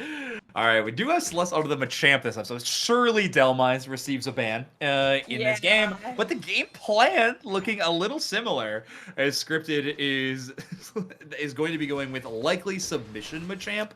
I assume it'd be kind of crazy if they didn't though. Like, Yeah, I think Although from submission is a little, Yeah. it's kind of like the point, it feels like, and that grab can just be really obnoxious. feels good into Suicune. You're able Yeah, to avoid a lot of those exactly. slows and everything from the initial parts of Whirlpool. Right? Whirlpool? Yeah, Whirlpool. Where it puts the water on the ground and then it goes sideways sometimes. Yeah. I play Suicune, I should know that. It's but Whirlpool. everything's I'm setting, just. everything's I don't confusing. know why I wasn't confident. I guarantee it's Whirlpool. I trust. So, either way, good stuff to start. This Crustle Glaceon combo, just so deadly right now. Crustle, one of the most popular tanks in North America. Also one of the best Pokemon in terms of win rate in a lot of tournaments ongoing. Underdunk 6-7, notably one of those. Nice way to clear these initial Natus. Just the hallmark of all these evolutions and their amazing early games, except for Umbreon. Just being able to threaten any part of the map so early. You don't need a ton from your path. You can just threaten early central spots. Really nice so far.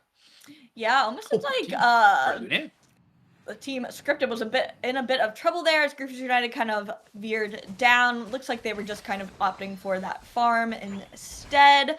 Nothing too crazy. 10-0 scoreline. Neither team really pushing for those stacks or points just yet. Playing it a bit safe, I would say, so far. Celeste, oh my gosh. Number 4, level 4 in that top pass. Still the little baby Machop. So definitely not going as well as I feel like it did in that game number 1. This Mewtwo X looking actually pretty solid in this early game. Mm-hmm. Yeah.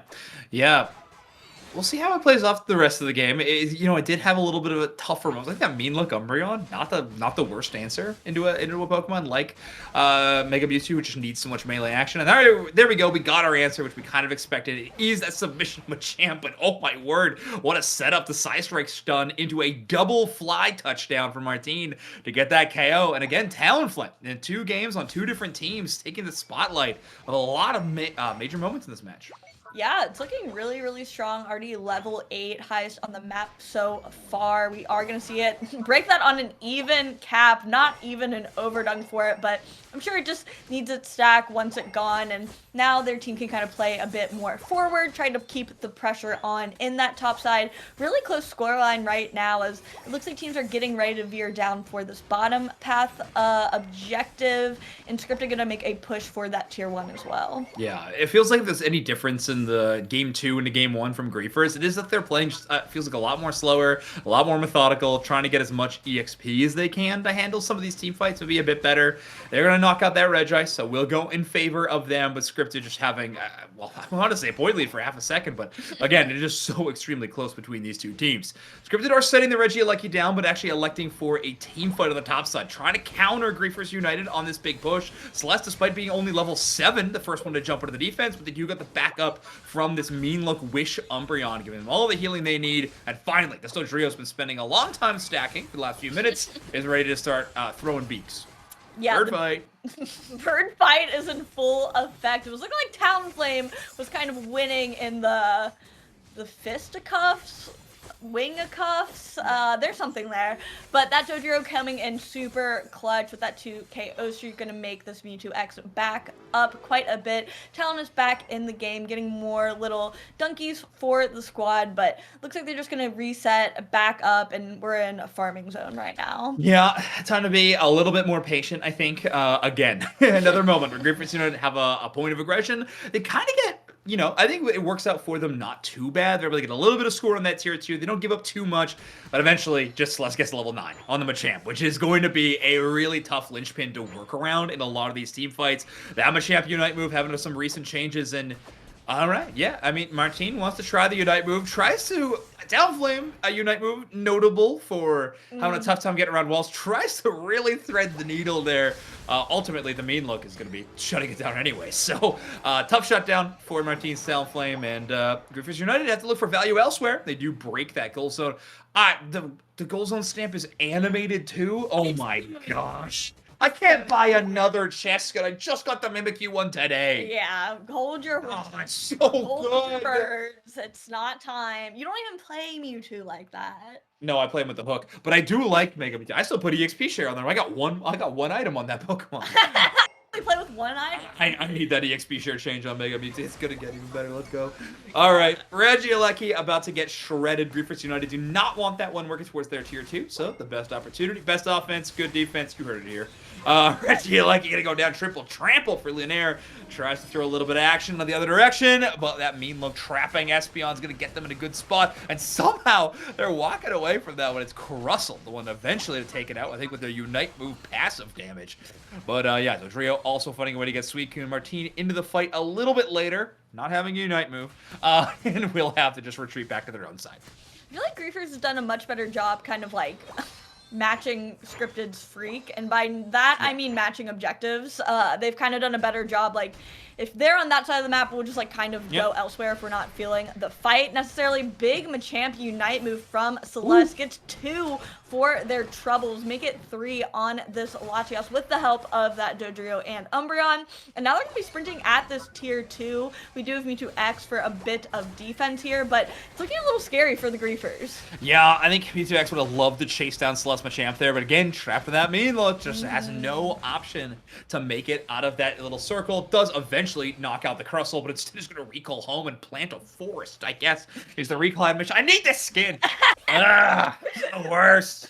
Hate casting. I just want to buy things.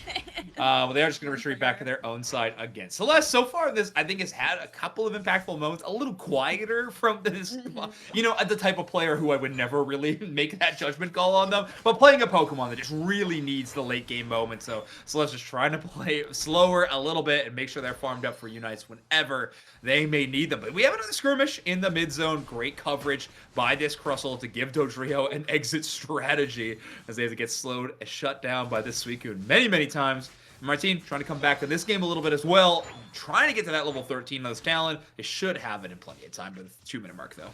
Yeah, gonna be cutting it a little close, but definitely not unsurmountable by any means. Griffith United coming down for this bottom. Regieleki going into the 2:30 mark. Meanwhile, Scripted is up in position for that top Regi Roulette, getting whatever buff they can grab going into this Groudon fight. Looks like Martine might be trying to get a cheeky little back cap with the help of that Regieleki. Yeah, Scripted is actually going to try to catch it and whittle it down. They do have a bit of time, I guess, or they're just expecting to catch someone out, perhaps, by kind of guarding it in this way, and it does deter Martine. It looks like he is maybe backing up, or maybe he's just biding his time until that 2-minute mark. Yeah, I think it's also, as soon as that Regieleki goes down, you lose the vision there. So Talonflame hanging out that tall grass will at least have eyes on where Dodreo's trying to path in. And having eyes on that flank could be a pretty important moniker. Espeon takes a lot of damage. It is a Unite move kind of forced out, and it doesn't work together with the Suicune super well. And the counter punch is amazing from Scripted. Crustle and Glaceon working together for some nice knockouts. Some Mewtwo X already at half HP. Latias trying to support them, but they're trapped by both the Glacial Stage and a big old rock wall. Nowhere to run. Mean Look traps the Mega Mewtwo yet again. That move on cooldown on that opponent. Talonflame runs into a wall and runs out of space. It's now Groudon alone with the team of Scripted as it is getting absolutely destroyed. Groudon buff for Scripted. Wow, Ian doing it. Blending all my words right now. It's a fun pronunciation. I like it. Yeah, maybe I should go by Eon. Yeah, it's French. Cannon. Yeah, exactly. Like, he stays out. Groudon buff's nuts. Yeah, seriously, like, I thought I was excited for Kyogre, because I was just like, I would love to see, like, a non-damage endgame buff, but man, no healing on the goal zone, like, infinite Kyogre heals. It almost feels more broken, dare I say. Time will tell. We'll see what happens to the big fish. But now, if anything is to stand, getting the endgame objective is very strong and a very advantageous thing to do in Pokemon. You know.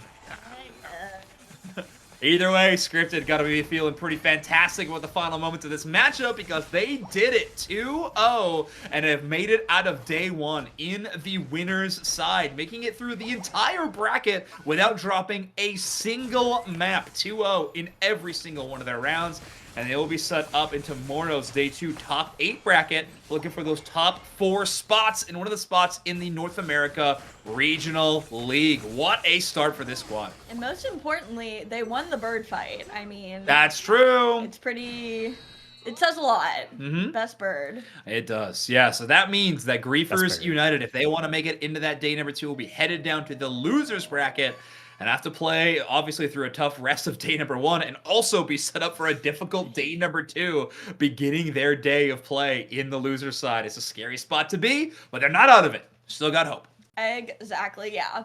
Bit of a longer day than you might have wanted, but what matters is you're not out yet. And honestly, making this far in the upper side of the bracket at least positions you in a pretty decent spot in that lower bracket. I mean, dropping any earlier just makes it for, I feel like, such a longer day. So, hey, yeah. At least they've gotten this far. They're maybe not as tired as some of the other gamers who have been down there in the trenches for a bit longer. So, pros and cons. Yeah, exactly. Pros and cons. That's a good way to describe that. I like that one. Oh, wow. T-Gang All is right. up 1. What's that, Husky? T-Gang is up 1. Ooh, against not enough tanks. Interesting. Prime v Nemesis is gonna be good too. That'll be a fun one. I mean, Prime kind of on a heater run, right? They maybe not the most well-known of opponents to be making their way through, but that's changing now. Yeah. Dude, why pick Mewtwo X? I'm so confused. I think Mean Look was a pretty fantastic response. Mean Look is always good. I was like, I dang, loved that they took Talon away. Such a good call to really take good. Talon. But, dude, you pick Mewtwo X It and looked good. you just throw. I don't know. Yeah. Mewtwo X not looking as fantastic. You are right. I mean, also just like Glaceon. Like, it's good. So good. Yeah, not having like a real answer. I just love Trickery Mimikyu right now so much. Honestly, I think if you're picking Glaceon, you gotta be banning that Pokemon, I think, on the opposing side. I know, I keep forgetting to look at the bans. Trickery Mimi, I still think Aegislash plays into that Pokemon pretty well. Yeah, that's true. Like, Talon theoretically plays really well into it. Yeah, it's not bad there. Just Mean Look Umbreon also hurts. Yeah, also hurts Talon there a little bit. Nasty. Yeah. That was a good set, though. Mean Look I thought it was Umbreon. honestly going to be, like, a much bigger blowout. No offense to Griefers Reunited. They're great, but... Yeah, no, honestly, I think was they played quite well. Like, Yeah. considering who they're playing against, like, yeah, it was a I think really good Scripted set. definitely the favorite, maybe the most favorite of the same. I'd say SSG, but they're down at losers bracket, tied 1-1 right now. I think. God, are they really? Against Thanksgiving, Oh my yeah. God, dude. Thanks Gaming's having a time, to be Yeah. Aren't they honest. playing Dragon Bolt, man? Yeah, they're Was just, Yeah, that we're SSG? playing. Or was that Thanks? Thanks, I no think. thanks. They're just enjoying themselves, dude. Oh no, that's the biggest power up in Unite of all time. Is when a team is just enjoying themselves. Yeah, you just Can't start beat them winning, if they're dude. Having fun. You guys can have Um, fun. You're so strong. What do we want to watch next? I mean, I think If you we gotta can get get in the this next gang versus game- not enough yeah. tanks, right? Like Yeah. we gotta Yeah, if keep we can watching get these that next win-ins. game. Yeah, definitely. Yeah, it's Yeah, true. and then we'll see, like, after that, the Prime Nemesis game will probably be, or the Standing on Business game is also Yeah. probably finishing up. I Um, have that one available. It's game 1. It says began 6 minutes ago. Of which one? You're saying the Standing down on one? business and Standing on Psy. Business. Mhm. Oh. Which I have Psy, who enabled spectate, but standing on business did not enable spectate. Wow, Okay, tisk tisk. drag that. But don't you have Sobi from Not I Enough do. Tanks? I have Dusk added. Oh, okay, perfect. Yeah, but that one's it's not up personally, yet. I say we wait for that one, but yeah, Okay, sick. Yeah, I'll wait for that one. we just finished just that because- set out. yeah, I think I think we just we red zone this shit now. Like we follow winning ins, we hop around if we need to. We red Sports zone Center, baby. Yeah, every time someone enters. yeah. I red remember zone, the we'll get sneaky in. seal and Bridget Oh, UCS red zone streams. baby. You guys had multiple games on the screen at Those once. the It's pretty epic. days. It's pretty epic. God, I love the sneaky seal. I think I think there's potential there in a Unite space if we ever wanted to have multiple POVs at once. It's really huge in Yeah. the Smash Brothers scene now. Oh, you seen really? this? Yeah. Kyle, I know you're a Smash Bros. Fan. Have you watched any of the pool play Mhm. multi streams? Yeah, they're pretty cool. Cool. They'll have 4 That's games sick. on at once. Chat loves it. Mhm. Like chat's all over it. They're like, oh yeah, I get to see more. I mean, that's basically what I do for fucking ACL. right. Like, You're just going to multiple it's streams. so like they are literally are. It's kind of nasty. Oh yeah. While Red we Zone does have that. while we have a moment, let's do another giveaway of our 3 megas. And it's going to be red zone is going to be the keyword. Wait for me to enter. Okay. I'll let everybody know when it's good. Yeah, But, you don't need to. uh, You can go ahead and close not the yet, giveaway now. not yet, not yet. We're good. You can go ahead and close that one up for all 3, thanks. No, Draco, no mods. No mods, Draku. No mods are allowed to enter. That one's good, Gamma. Hey, Gamma. I wonder if my goat Joe Brown is cast. There we go. It is live now. I guess I would be able to tell they have no video. it is live now. So red zone in chat. And they'll Oh, it enter wasn't even you. live when I typed? Oh, I'm a fool. No. That's so embarrassing. So embarrassing. How very VIP of me. I love because Bridget, you have to get insulted by you, just the way that you talk, it feels like so much worse. It's just that's so embarrassing. But the way you're saying it is the most casual thing in the world. I'm like, oh my god, if I were to ever get insulted by Bridget, I think I would. I would never. Yeah, insult I would you. not recommend it. It hurts. Reason with Zoinks for sure. Yeah, Zoinks and Deuce next catch pretty heavy. Bridget slander. Okay, Snacks is the evilest. I feel like. Yeah, that's true. You don't want to get He's insulted by the Snacks. meanest, but the most loving. That's true. You get both sides. You get the best gas you've ever gotten. He likes you. Yeah. Like when he booed me when I walked into a bar. That's actually Like really very funny. loudly booed. That's really So funny. That's so mean, dude. That's really funny.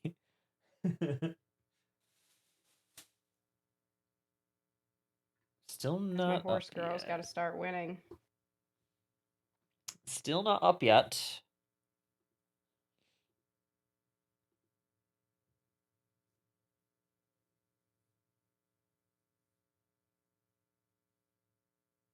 I wouldn't degrade you, Robin, but I'm just not in the mood. You got to catch me at a better time. Hmm.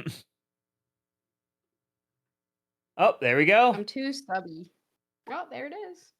There it is. Are we taking that? Yeah. Yeah. All right. I need Real to- freaks are 24/7. Yeah, dude, I'm not a freak. Zoloft took that away. I'm not a freak at all, dude. I'm just trying to get by. And this is T-Gang, right? And more tank. Not enough tanks. Right. So we do have, so not enough tanks is on this side. Yeah, okay. So Yep. once again with the Mewtwo. God, I don't get it. Maybe they'll show me. Interestingly, I feel like we haven't seen as much Suicune. Like, I imagine it's getting banned, but we haven't seen as much of it as I feel like we would have. I just thought at this point we would see less Suicune being banned. But we are seeing it here for not enough tanks. It's obviously still one of the best Pokemon in the entire game. What's interesting to me is what I'm pretty sure is this Raichu. At least that's what I assume that Pikachu is. That's going to be a fun one. It is, yeah. So that's a Raichu. That's going to be interesting, I think. This is a good Pokemon, but we haven't seen a ton of it today. We definitely haven't. We've seen it used in, kind of sparing situations, but when we have seen it, like you said, it's looked pretty decent. Thing that we have seen quite a bit is, I know to your own hate, is going to be this top path Blastoise, which also, unfortunately, has looked pretty decent today, especially in some big moments.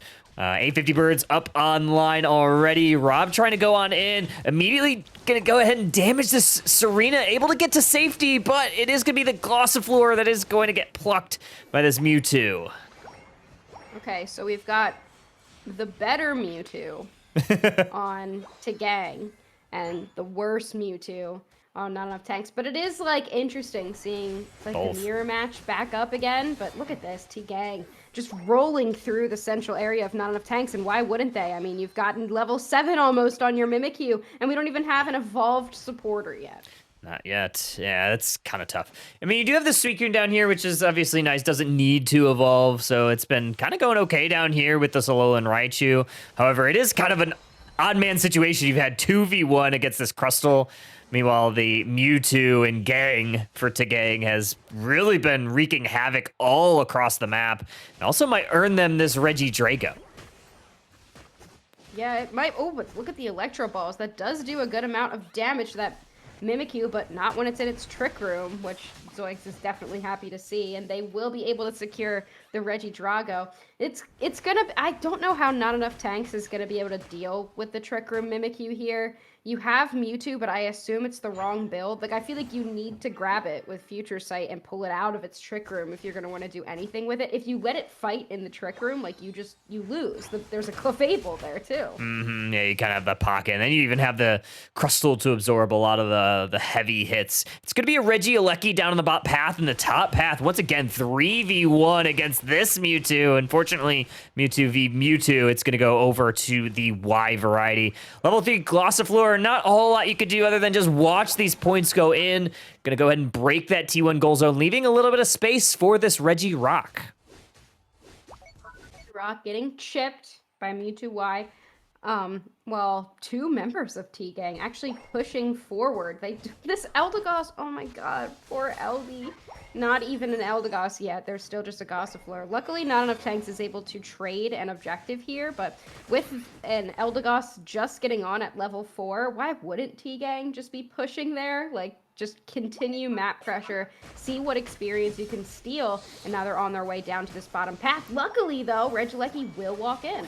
And that's going to go ahead and break that T1 goal zone. So not enough tanks finally get something. Mimikyu Night Move does get the Serena. Now that pressure is going to be put forward. Trick Room laid down. But with 4 members defending that T1 goal zone for not enough tank to gang, unable to enter in and take that siege opportunity. Instead, they are going to peel away, go for some experience, take a lot of this Altaria family hiding in the central area. Yeah, watching not enough tanks play and seeing their team composition, I just don't know how you isolate the Mimikyu and keep the fight out of the Trick Room. Because as soon as you engage, the Mimikyu can just pop it down. You need to be near it. Like, it's just going to be really difficult for them. I think that if they had something to pull it away, then they might be able to get something done, but it's just so powerful against this composition. Gonna go ahead and take this Regirock for T-Gang. Finally, it's been 2 minutes, up nearly 2 minutes, and finally gets taken. It's the first Regi Roulette of the game. Mimikyu able to dash on away. Not enough tanks, just kind of having some goal zone integrity, not making sure that Tagang unable to really take any opportunity to take a goal. However, they are going to split off, scoring that T2 on the top side, while Not Enough Tanks was really focused on this T1. Yeah, they can't do anything. They know where all 5 of them are. They kind of have to play as a unit right now, so why not just go push into that tier 2 goal zone? Extend your lead. You now have over 100-point lead.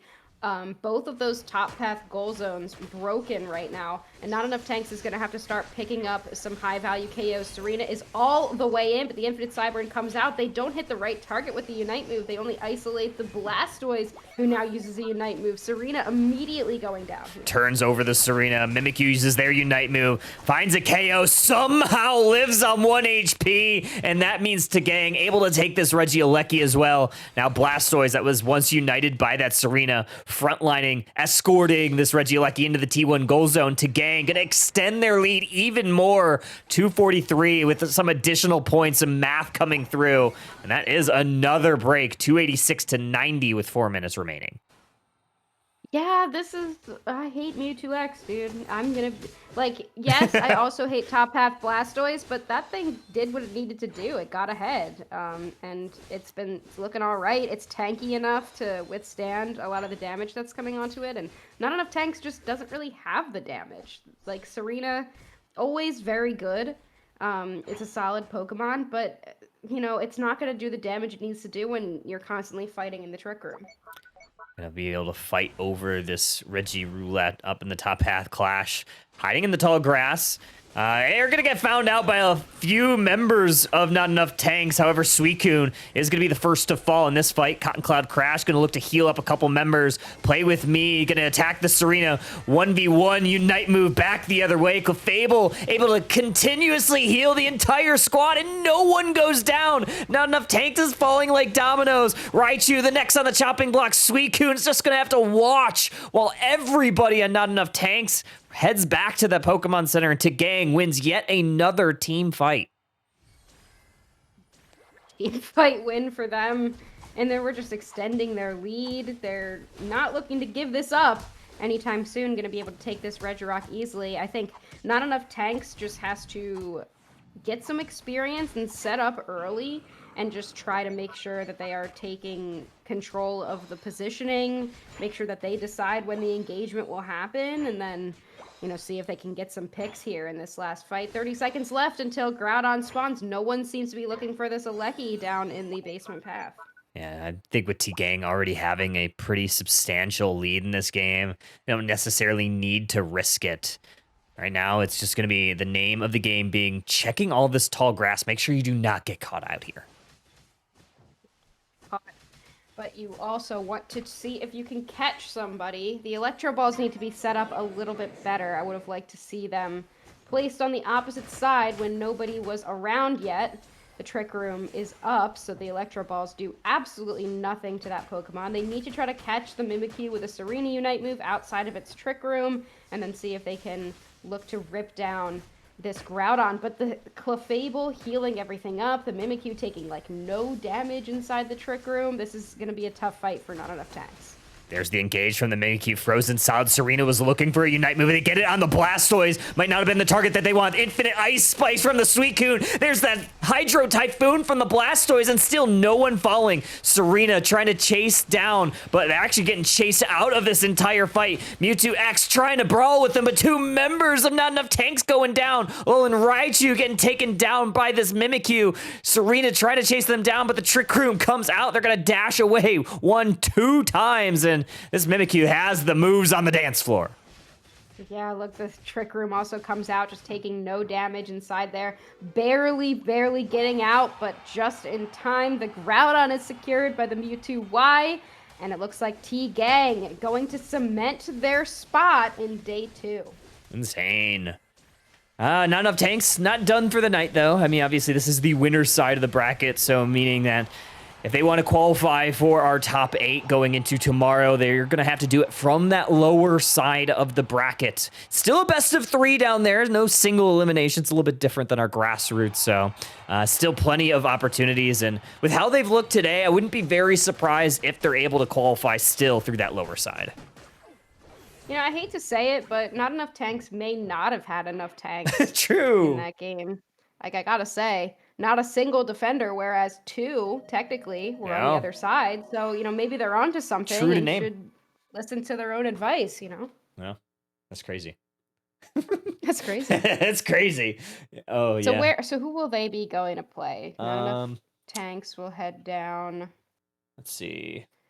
into. Okay, so we won't know for a while. They have a little bit of a break. Yeah, they'll have a break. We should be able to see. Maybe we can hop into the Prime Nemesis game. I don't know if it's still going on. Yeah, let's check it out. I do not have Prime. Oh, my voice just cracked. I would have Galadite or Metallic, and Metallic I don't think has Spectate on. I haven't seen them all today. I'm gonna have to send some messages Wait, who's before tomorrow. Metallic playing on? Isn't he on Nem? Oh yeah, Nem. Duh. Like I'm like 95% sure. Yes. Yeah, he's there. Is that Machisel too, right? Yeah, I think I've seen you have Prime players though. At some Yeah, I point, do have so. Galadite for sure. You said, do we have this game too of Standing versus Psy? I do. I have Phantom Mentos, which is Starlight. Okay, Great, they're let's on. do it. Just put that on. And of course, Star's on the Azu. Okay. No way. Ugh. You mean I have to cast an Azu game? Sucks. Too bad, Zoinks, you're You get to going do this in. once a year. It's the best when Kella and I have cast these ones because we could not be a further apart opinions on a Zoomerl. But all right, so are you guys chill if Bridget and I jump in Yeah. on this one? Go for it. Go for it. Cool. All right, Yeah, this yeah, will do it. likely be Bridget and I's last one of the day too. Okay. Heard. Gee. Cool.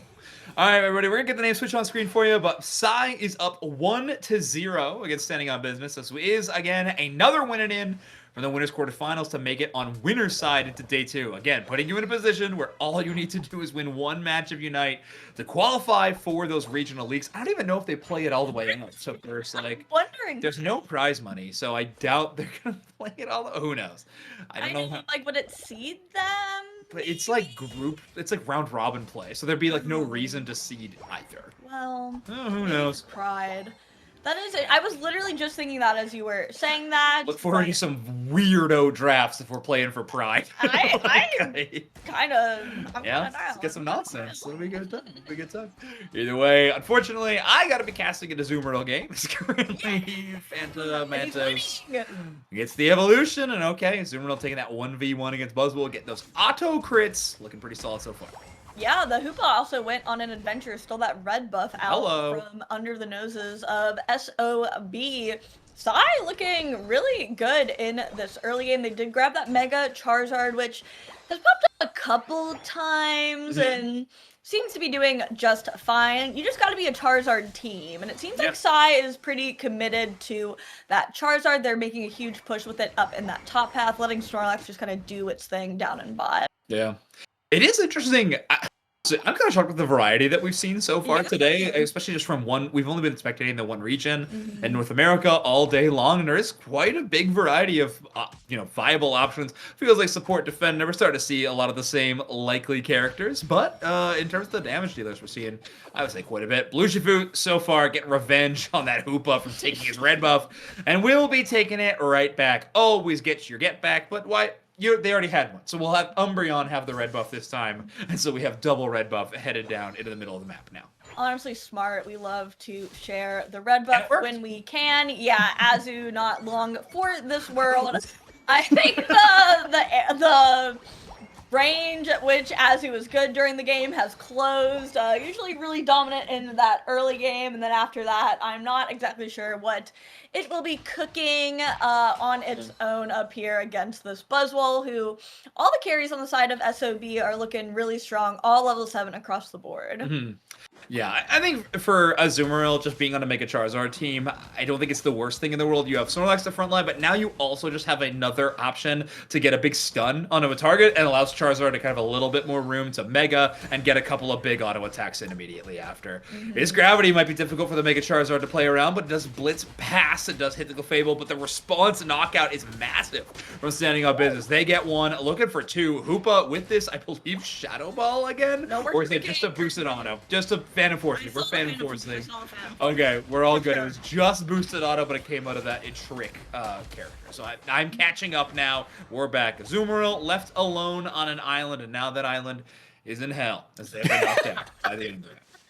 Yeah, Standing on Business, they are indeed really running that top path. Miraidon having a great time down, and Botskis as well, hitting that level 9. No one's made a move toward these Regis just yet, but it does look like Standing on Business is going to turn toward this Reggie Alecki finally. We do have this Greninja rearing up that snipe shot, but looks like Clef and Umbreon are going to be able to body block it for the squad. Cruelty securing it up for their team. It looked a little close. I mean, obviously, we got the flick back with the Inteleon, making sure that that red beam is facing the opposite direction, but Clefable is still able to read that play in there to block the sniper shots, and having Gravity to stop anybody from trying to melee steal that. So Clefable being just a really strong utility Pokemon in this game. I think we'll have to see the impact of it as it gets a little bit later, and we have some situations where things might get a bit hairy. But Buzzwole gets a free flank out of the backline Inteleon. That's going to be an immediate KO. Azumarill will have the chance to walk away from this team fight. Doesn't have the Regirock buff, but still, the amount of damage that I can do when Buzzwole is trying to force the 1v1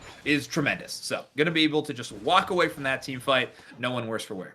Yeah, it is like the 1v1 demon getting those extra crits when it's on its own, which it's kind of trying to do up in that top path, at least get some vision and information on who is up there for the team, since I believe both the tier 1s are still standing on the bot side. Yeah, and they're definitely going to be, both teams are looking to get rid of it for their team, but no immediate fighting just yet. Just a lot of poking from team side, trying to get in there, maybe get some big damage like that on the Umbreon, but nothing too Regirock substantial. buff, by the way. Oh, wow. Almost half HP into a Regirock buffed Umbreon. That is, Teleon still hurts, especially if it's at that maximum range. Obviously, these snipe shots, just crazy amount of firepower.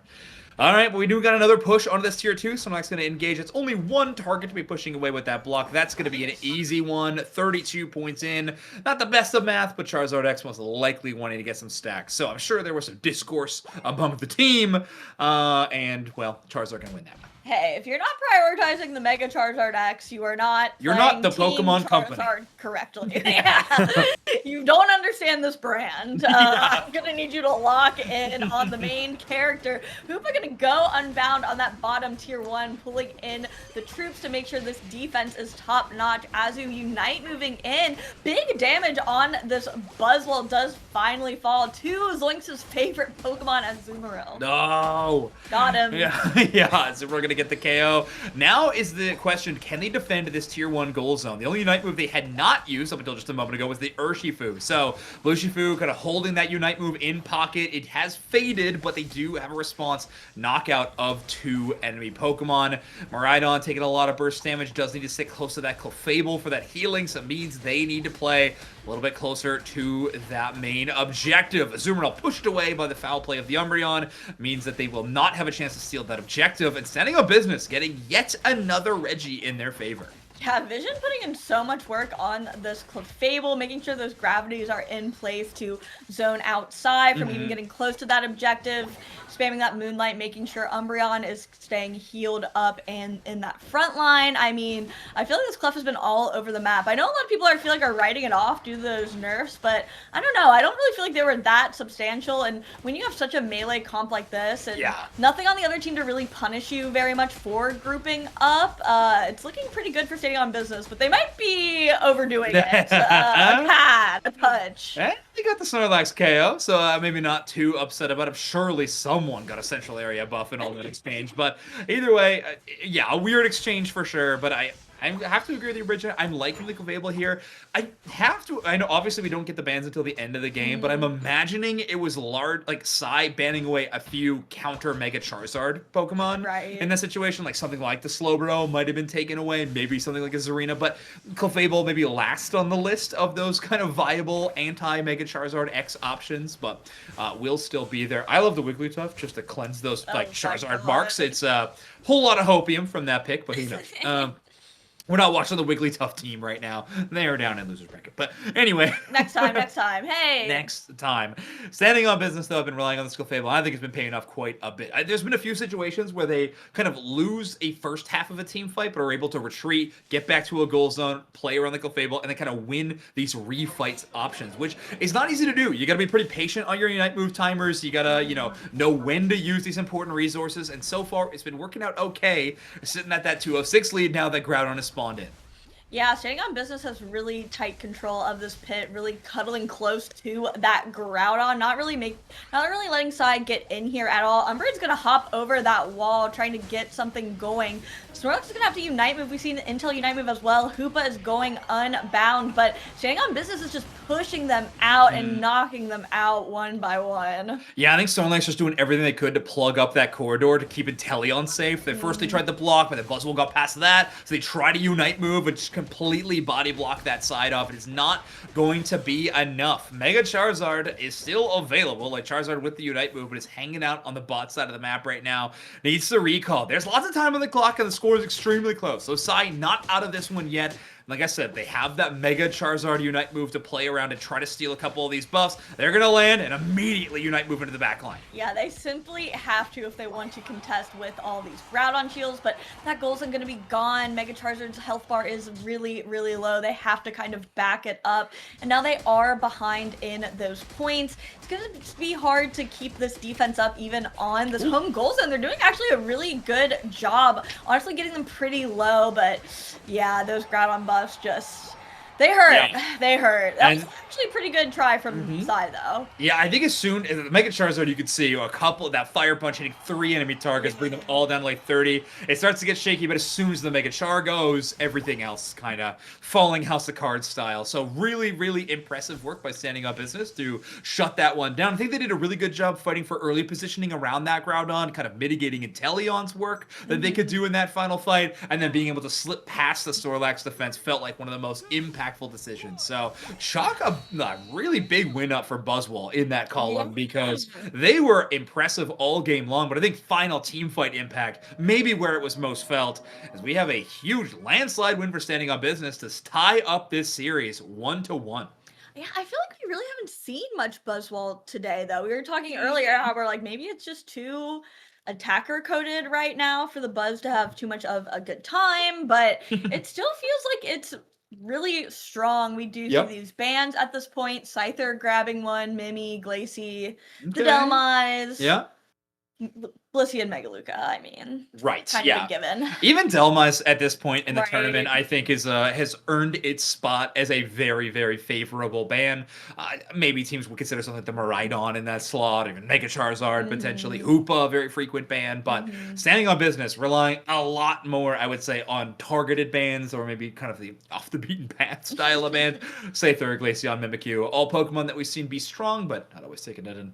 All right, listen, I mean, as much shade as I could throw towards Zoomer, that's a pretty impressive scoreline. 104,000 damage, almost 50% of their team's damage, by the way. 49.2% of the team's damage is a ridiculous stat line for the Azumarill. So I would not be shocked to see it in game number 3 as well.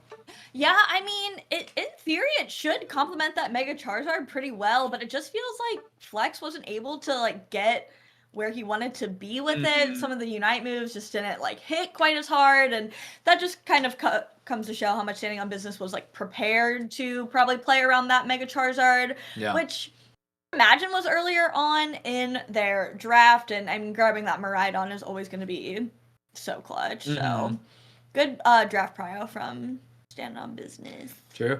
So I love looking at this screen from Me Kyle here too. because, wow, we got 12 eyes on the Max and Adam Ninja game. So clearly an exciting one going on there, and 9 eyes on the Boozle and Flareon's game. So Yes. yeah, we have some interesting matches happening. Oh yeah, so because they're far down in today's this tournament. bracket, aren't they? Yeah, that's XL versus SSG. That is a That's super important game, I think. Yeah. Wow, yeah, very intense one going on there. Yeah. Kyle brought up the bracket for us. Yeah, these lower bracket games are getting spicy. We are getting kind of towards the latter half of this day 1 bracket, but yeah, it's getting rigorous down here, as we said. That's a good way to describe it. Yeah, this bracket's rigorous. Exile and SSG definitely probably a notable game for many, but we're still going to be catching these top-sided games for now. Oh yeah, Lower we're gonna brackets see the will ones that go are closed on. up, but there's a world where maybe we dip to Exile SSG. It's Yeah, that's not a bad one, right? Garcon? yeah, that's a big banger for sure. Yeah, that's lit. Flareon's versus Big Uzi. I mean, you can't script it. I need to see both their face cams. ACL Japan style. Yes, please. Yeah, or an in-person IC. Yeah, Don't get- exactly. Oh, but yeah, the at-home. the Yeah, at-home ACL webcam Japan show. just like forces them all to turn their webcams on, That's true. which I kind of am obsessed with. How many minutes into that game is it? Which Kyle? one? Uzis? The Flareon's game. 9. It's almost done. Okay, then just put it on and speed through. Tell him. We don't have to like cast it. We can just watch it.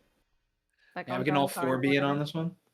Just fast Yeah, forward the to Uzi the. Penguin. I need Zoinks to speak in 4 times speed too. Cracks knuckles. Animal Crossing voice. Aimbot Dragonite. All right. Wait. I swear I like don't clock something every time I look at the screen. Go fast, go fast. I'm trying to get to it. That's okay, I believe in you. There we go. Welcome back to the quarterfinals, best of 3. We're gonna lose record. That's the cheap understand on this. Okay. Yeah, that was like an auctioneer voice. Yeah, I could Pretty good. throw in some auctioneer gameplay.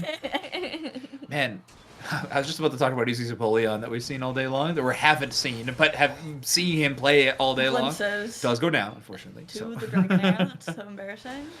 Okay, Yeah. Dragonair goes down to the crust. They just gotta So defend against. embarrassing again. God damn it. now it's vocal stimming for me. He's already an Empoleon though. They're feeling fine. Oh, yeah. Whirlpool Empoleon again. It's the only other Empoleon we've seen so far was Whirlpool. That's what Fall That's was playing right now. Hydro Cannon? No, Oh. he was doing. Wait, he's Hydro Cannon? I thought I saw a Hydro Cannon. I don't It think is so. very He's fast. gone. Yeah, hold on. Oh wait, no, that's Whirlpool, I I love that think. the That- animations don't even like proc. That is Hydro Cannon. Okay, Yeah. okay. It was That's just the re- empowered. That's That's like that the empowered Hydro torrent Cannon. gauge Hydro Cannon. Yeah, that we're yeah. seeing. Okay, but I couldn't tell because he was like in melee range when he used it. Yeah. So I didn't know.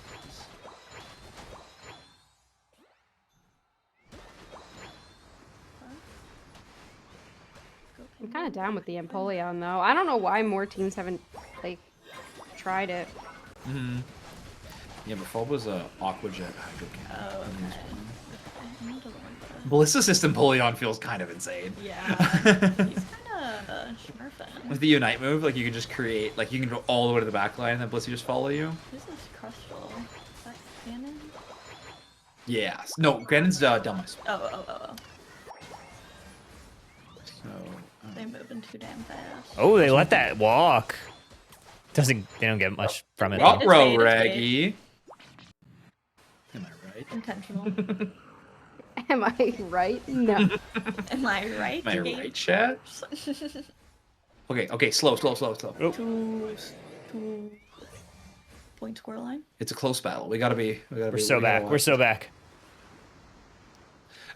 Anybody else get kind of dizzy when we went back to do one time? So I'm like, whoa. Whoa, now The this is like inertia hit. super slow.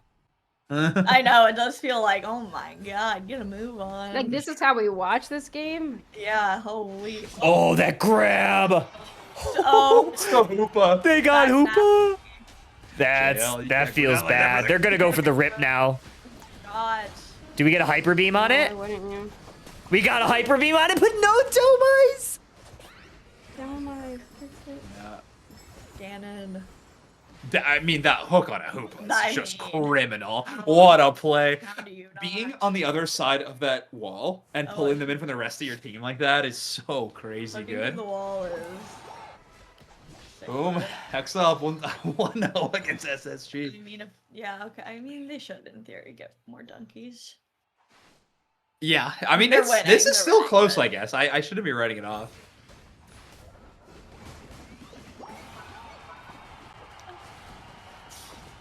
Crab falls. I was gonna say Crab 1 KO. And it's Dragonite. He got his Unite. That was a pretty short range Unite move last time he used it. Okay. It's gotta be. Uzi. Uzi, get out of there! Don't troll me. Don't troll. Good job, Neon. Yeah. Uzi goes down, for sure. He's level 14, but he probably goes down. Oh, he doesn't? What the hell? What? Oh, the Dragonite just. A United past him. Yeah. Okay. Yeah, that's it. Neon's Yeah, here, the wow. carry's here, it's fine. The Wow. carry! Neon Blissey! Wow, that was a good endgame. Yeah. Exile Okay. with the 1-0 win. I say this should be up. The other one should be up then. Probably. Yeah, that's game 3, right? That Yeah. went in. Game 3 winning in. Yep. Fanta. Oh, yes. Armor instead of Azuriel. Let's go! Okay, now we're cooking. Yeah. Oh, also one of the best skins in the game. I do love that skin. I think it's so cute. Yeah, it's the best. It's the best. Oh, yeah, a little more traditional draft out of this one. Yeah. No Buzzwole this time. Gotta be a ban. Think- Gotta be a ban. There's no way you that happened to you last one. What did they swap to? No idea. Wasn't Delmise? looking. Maybe? Oh yeah. There was no Delmise last time, right? I don't think so. I'm losing track of which game we were at any given point. But Don't know. oh, I love Pokemon with very few Hollowware because then you get to use a cool Unite Hollowware spray. I always love. I Yeah, guess the some Oreo. people get to use it on the lots of ones too. I just haven't think- been as frequent, but I have it on Clefable, which has pretty many. Got it on I'm Mimikyu pretty proud now. of. Okay. Well, you After burned it today. back. Yeah. got it back. It's always so sad when you have it and then you lose it because they put out a fucking Yeah. Nox skin and you're like, oh well, Yeah. let me spend $80 for my like little glow back. Nah, the one one time. Got Crustle invading the Urshifu on the Oh, opposite yes. side. Urshifu just cannot catch a break at any point in time. Kubfu never alone. Oh, and just like no love for the little baby bear. I mean, not looking good for standing on business in this lane either. So Yeah. Talonflame came to the rescue so dang fast. He It didn't looked have to deal with something. It looked okay at first because the Talon it lands its acrobatics into a paybacking Delmise. So like it did a ton of damage in response, but Yeah. unfortunately just that burn damage was a bit too much to deal with. Nice Evo timer means that Mew not able to get any kind of damage in with the Electro Ball. And now setting up side for a really good top path so far. Loving the Armourouge. I'm probably a Rocky Helmet Armourouge into this enemy side. Yeah. Urshifu, Delmise, Mamoswine, like that's a lot of physical damage. You want to buff those physical defenses. Armourouge already amazing at special defenses. So my favorite mage tank in the game, if I like to come is Armourouge. Yeah. Feels like an oxymoron. For I all of you out respect it. there, mage tank, a fire emblem term. Oh. where I'm pulling that one. Yeah. So real deep cut out there for big Nintendo fans. If you're finding yourself here.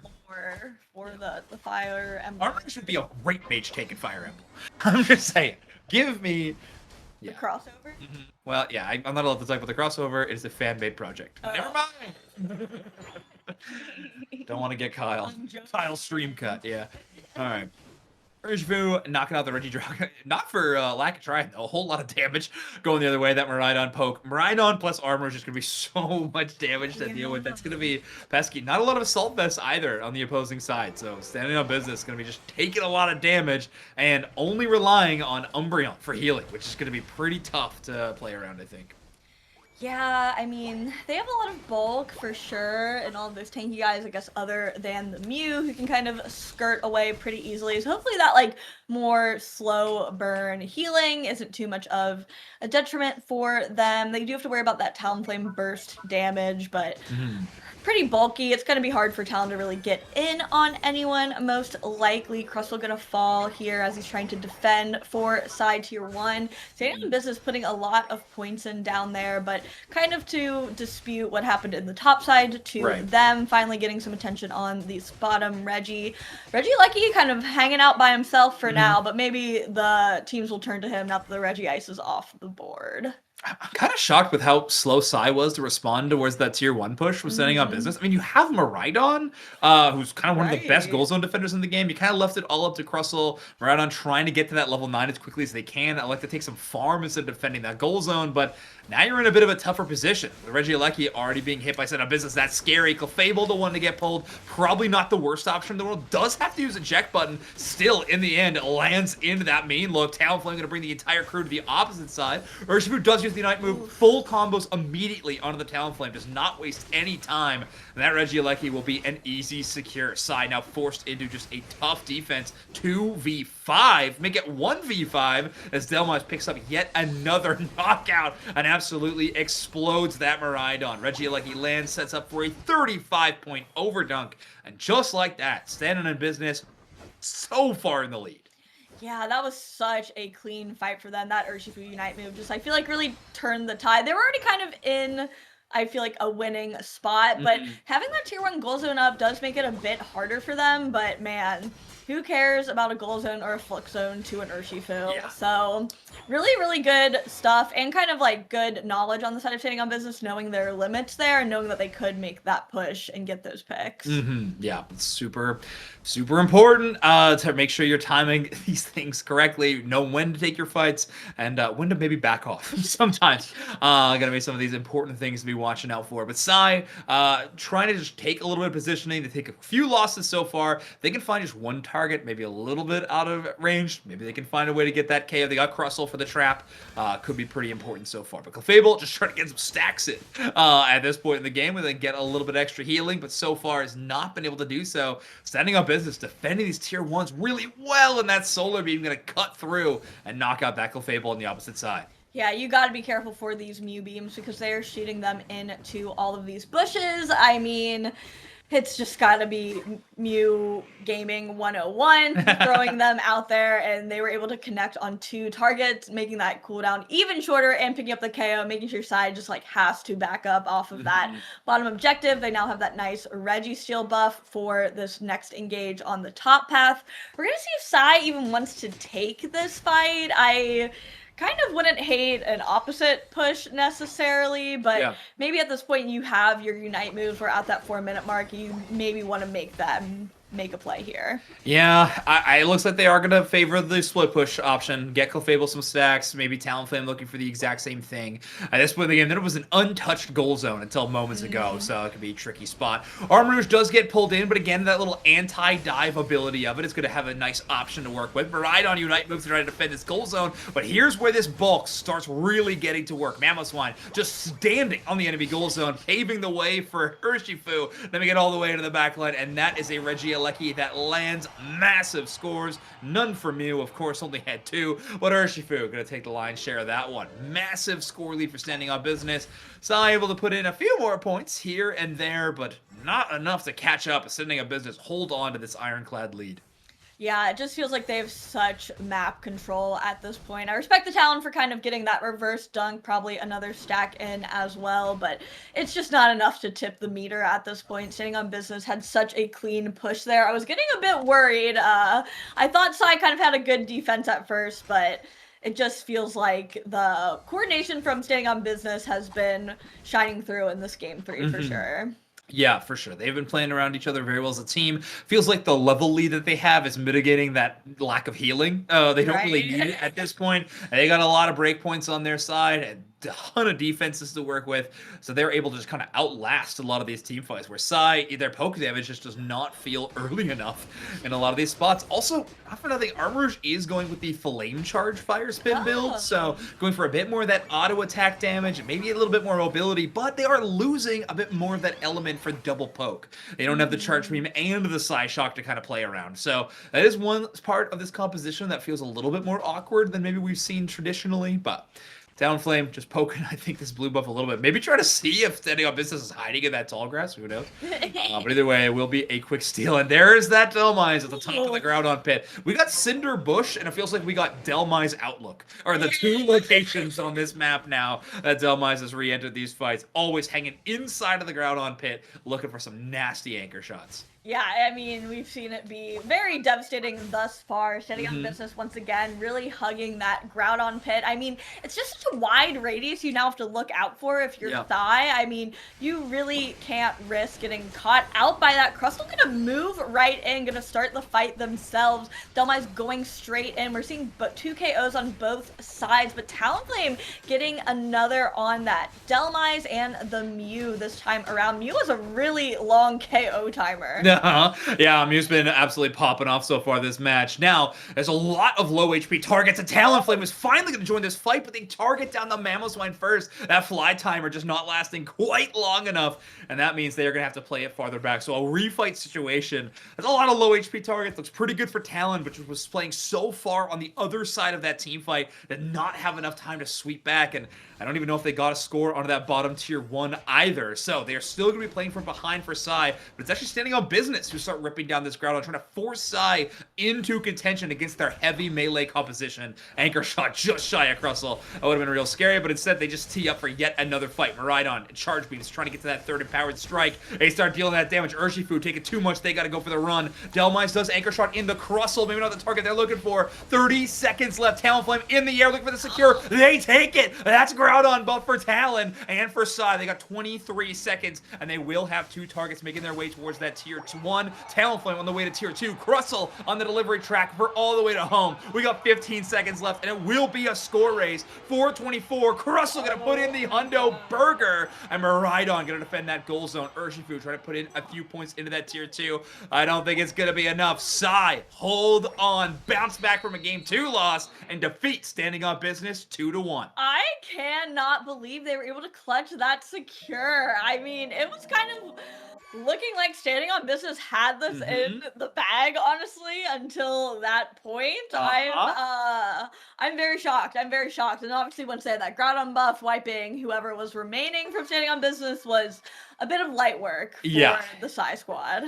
I mean, I gotta admit, I don't know why we're hitting Groudon again for if you're Standing on Business in that situation. But it feels like a great play if you are gonna play the bait, right? You have the Armarouge and Miraidon on the opposite side. Let's try to get these attackers a bit more in range of our Mamoswine or our Delmines to get a nice pull play. Unfortunately, we just kind of all in on the Groudon, and Flex is like, all right, great, I've only done 26,000 damage this game, but I'm down to fly secure a Groudon and make it in on winner's side for day 2. Crazy stuff. They're going to make it there. And yeah, wow, what a game. 2-1. And we have 3 teams so far qualified. Nemesis up 1-0 against Prime as well. dang. Dang. It's so wild knowing that, like, these are, like, 3 of the teams that are going to be, like, almost on the advantageous side of the bracket. 2 of those 4 teams, I guess, will be in the league, no matter what, right? Like, it's a point that we can get to, which is, kind of honestly so crazy to think about. Especially, I'm, like, very shocked by Osai. Obviously, they, like, clutched it out, but I'm excited to see more from them, obviously, in day 2 and potentially in the league, because they're definitely ones I'm more unfamiliar with. For sure. Kyle Husky, you 2 here?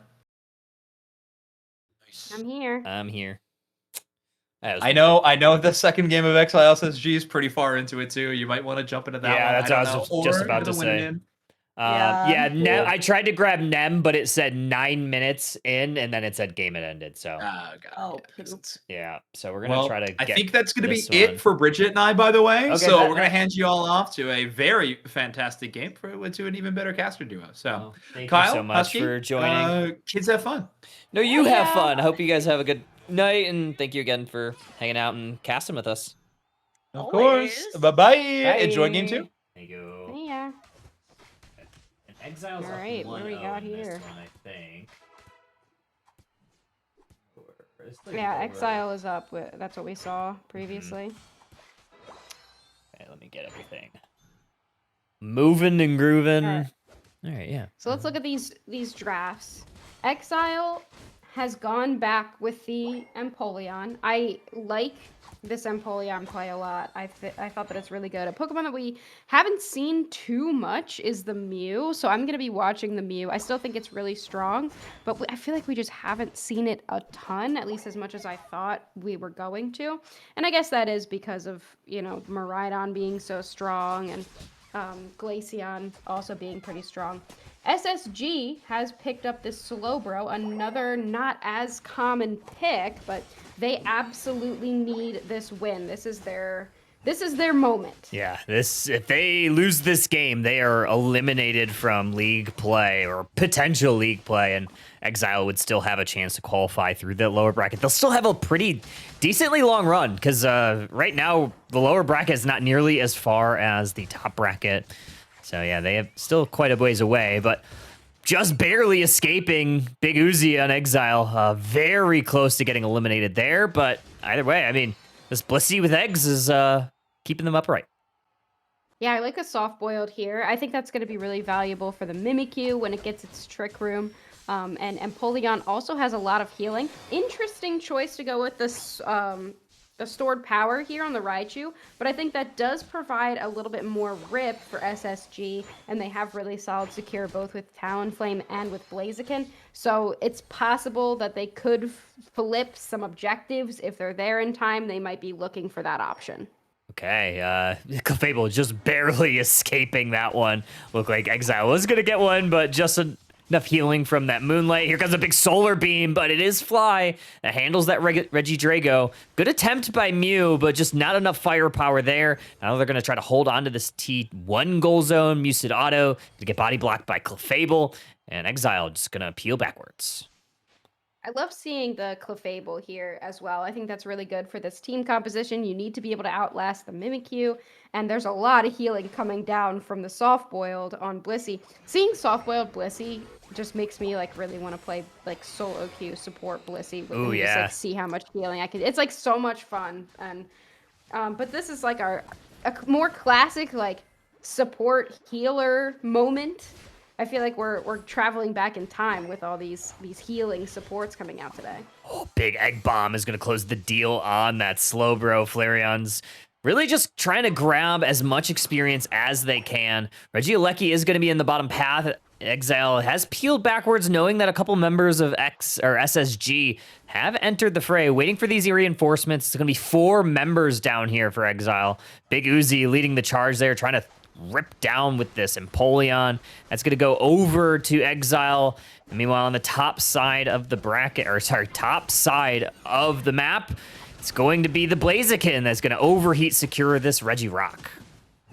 So the Mimikyu, not Trick Room, interestingly enough. We have the Shadow Sneak. They want that dive, which every move that Mimikyu has is pretty solid, but they want to be able to latch onto that Talonflame or that Raichu and take it down really swiftly. They want to be able to contest the healing that Clefable has. Meanwhile, they get in 22 points, take down the Blissey. Mimikyu has returned. They're going to jump in on Blaziken, try to prevent them from getting those 40 points in. They are going to be able to, stalling enough time for Empoleon to start making their way up to the top path, but the reinforcements have also arrived for SSG. They're going to get these 40 points in if the Exile likes it or not. Eventually, it finally falls into place. Here comes the Blissful Assistance onto the Empoleon. Not going to be enough. Clefable closes them out, and that's a double KO as Clefable is going to continuously heal the team, keep them on the left side of the map. More points into this T2 goal zone for SSG, Wow. and they are looking good here in game 2.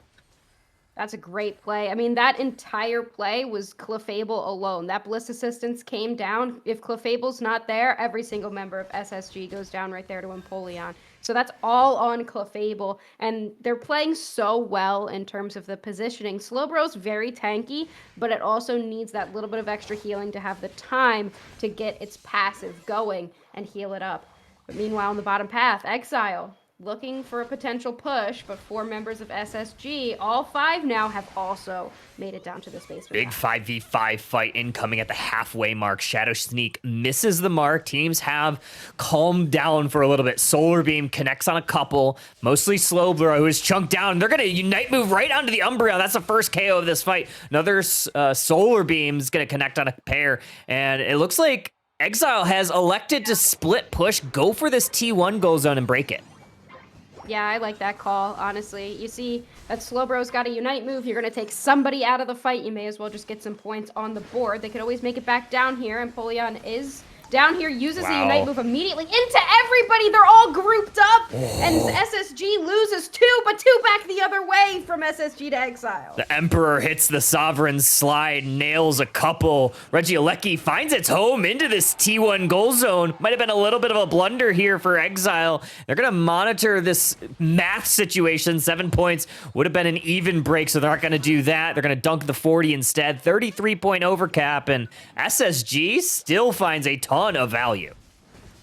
You could get those extra 10 points there if you wait for Talon to pick up the other points on the ground, but you may as well just break it. You've got a really solid lead, and you don't want to make any mistakes by standing around the goal zone and letting them all show back up. But look at this, 4 members now of Exile coming back. SSG tried to send everyone home to go look for experience, and they're distracted. Everybody's got to rush back down here, Kyle. Another 12 points in for Empoleon. They're trying to peel backwards. First KO is going to be onto this Mimikyu as Exile's trying to retreat through. Surf's going to hit the Blissey. Umbreon trying to stall tactic. Another fly is out. It's actually Alolan Raichu that takes out the Umbreon. Mew's going to hit a Solar Beam, but Blissey's going to go down. And Empoleon finally gets one final stand. They get 2 members, but that's going to be all that Exile can get as Mew retreats back to T2.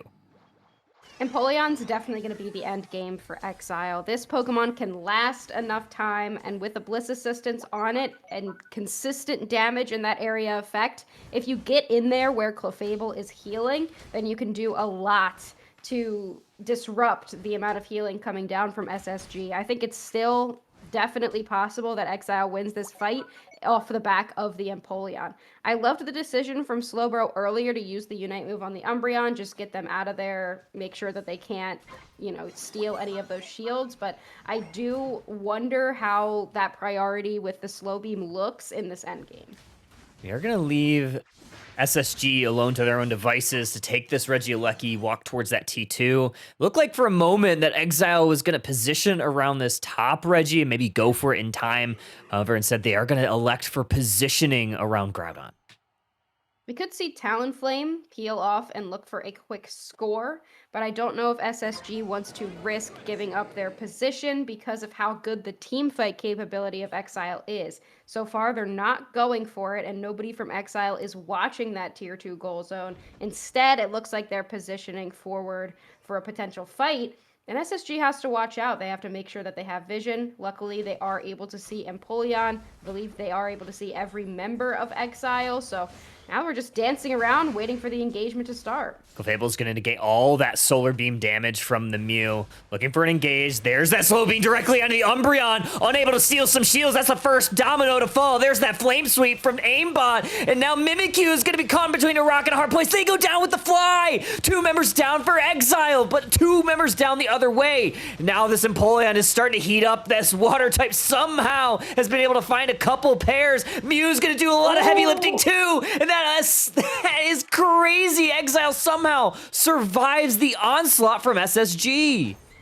I mean, what did I say? Empoleon is that end game. You get a good Bliss Assistance, that thing's gonna live forever. Now they're chipping down this Groudon. We have a Blaziken. They're gonna have to zone out the Blaziken because that is the secure tool. They're gonna try to get in, There's but Umbreon no still is a Blaziken, Unite move, but it's Empoleon, and Blaziken couldn't get in. The Empoleon is the one that gets the Groudon, but can Exile score enough points? They're gonna get an easy 100 on that Tier 1 goal zone, and they're probably gonna easily cap in that Tier 2 goal zone as well. Only 2 members of SSG are going to try to defend, and they will be able to break it. They're still losing, though, but it doesn't really matter. It doesn't matter. SSG. Exile's going to take this one. Wow. Insane work. Yikes. Oh, that's so sad. Blaziken had a moment there. Unfortunately, couldn't line up the overheat in time. They had a chance, but Exile had too much rip. That was it. They had the Empoleon. They went with the Empoleon endgame. SSG, in my opinion, shouldn't have prioritized that Umbreon with the Slow Beam. I think they really had to be able to have the game sense to know that Empoleon is that endgame. And either you want to go after Blissey so that it can't Bliss Assist, or you just want to go after Empoleon. I think earlier, Umbreon, definitely the call. You're scared of that Unite move. I think in this situation, you have to take out Empoleon. Wow, so SSG is going to be eliminated on that note. Yeah. Yeah, They very. won't be day 2. No day 2. Exile is now going to be waiting. I mean, we're going to be waiting for games for a while in this lower bracket. Yeah, in the lower bracket. Let's see what the upper bracket is looking like. Okay, Nem qualified. We have all games, yeah. Yeah, so Nem we got wins, Psy, T-Gang, Scripted, and now we're just going to be waiting for a lot of lower bracket games. Yeah, we got okay, so we got Exile moving forward. Fulminous, Ungabungas, ARLT versus Juice. Let's see if we could get a fresh set here. Actually, Citadel and Adorable Wolves just became available. Also, I see Star in here. Congrats, Star, on the day 2. Huge Azu game. Unfortunately, that was the loss, but still, the wins are wins. I like the Armor Rouge a little bit better. It looked fantastic. Oh, Turtles, congrats. Congrats, Turtles. That's huge. Rooting for you guys for day 2. It's going to be a tough matchup because unless they reseed it, it means y'all are going against Tagang. That's a big one. Scripted. So it'd be Scripted versus Nem to qualify, and then Are Psy. they going to reseed it, though? I don't think so. Like, will they seed this one, or? No, I assume they'll leave it as is because I believe in EU the day 2 is out and it's just what it like how they did it last year, where it moves into day 2 the same way. I think that's how it was going down. Miss? Maybe. Schedule. You. We got some purr in here. Oh. Made or miss. You're so eeny. Okay, so we got. Yeah, these homies are gonna be waiting a bit. Did we watch any Nem? We weren't able to watch Nem. Spriggles, unfortunately, they had their spectate off, or at least the player that I have added had their spectate off. So tomorrow I'll have to reach out to make sure that they have spectate on. We do have, which one do we have next that we could probably grab? I do have, what's up, Omega? This solar, so this is Adorable Wolves. Where are they? Okay. They're in the lower bracket down. versus Citadel. They're down. Let's just pull that up, and we don't have to go super hard on casting, but they're down 1. Can see how that plays out. Let's do it. At this point, when games come up, I feel like we just get them, and if we want a full cast, we can, but also for games that are potentially the last game, we can also just watch. Yeah. Whatever's fine. Whatever's Eminence fine. just won as well. Oh, did they? Yep. Oh, versus 1v1. Yeah, Adorable Wolves have been doing really good. Yeah, this is YT right now. So this is YT, Citadel. They're up 1 against Adorable Wolves. So they move on here if they win this game, and then they'll play against Eminence. They've got still a good couple more games to go before they're in. So what do we have them playing? The Adorable Wolves brought out Mime. I didn't believe in it earlier. Yeah. I'm not sure I believe in it now. And also Fui coming back with Gyarados. I feel like he's the only one playing. Yeah, regular Gyarados. But also, I'm looking at Citadel. This is 1000% a Razor Leaf Decidueye, right? Yeah, we've seen them do this a number of times in these situations where they'll have the Blissey and they'll allow Sam to play some Razor Leaf. So they Yeah, I love it. This is a Razor Leaf game. They love Oh, it. they do take out the Magikarp. They wanted to try to get a KO for the Magikarp, but Decidueye is also going to go down. Raichu easily going to be able to evolve here, I believe. They'll hit that level 5. I wonder if we see Stored Power again. No, it's Electro Ball. I do like Electro Ball here better. And we do have the good Mewtwo. The good Mewtwo. Husky's a notable top lane Blastoise hater. And I hate Mewtwo most X. top lane.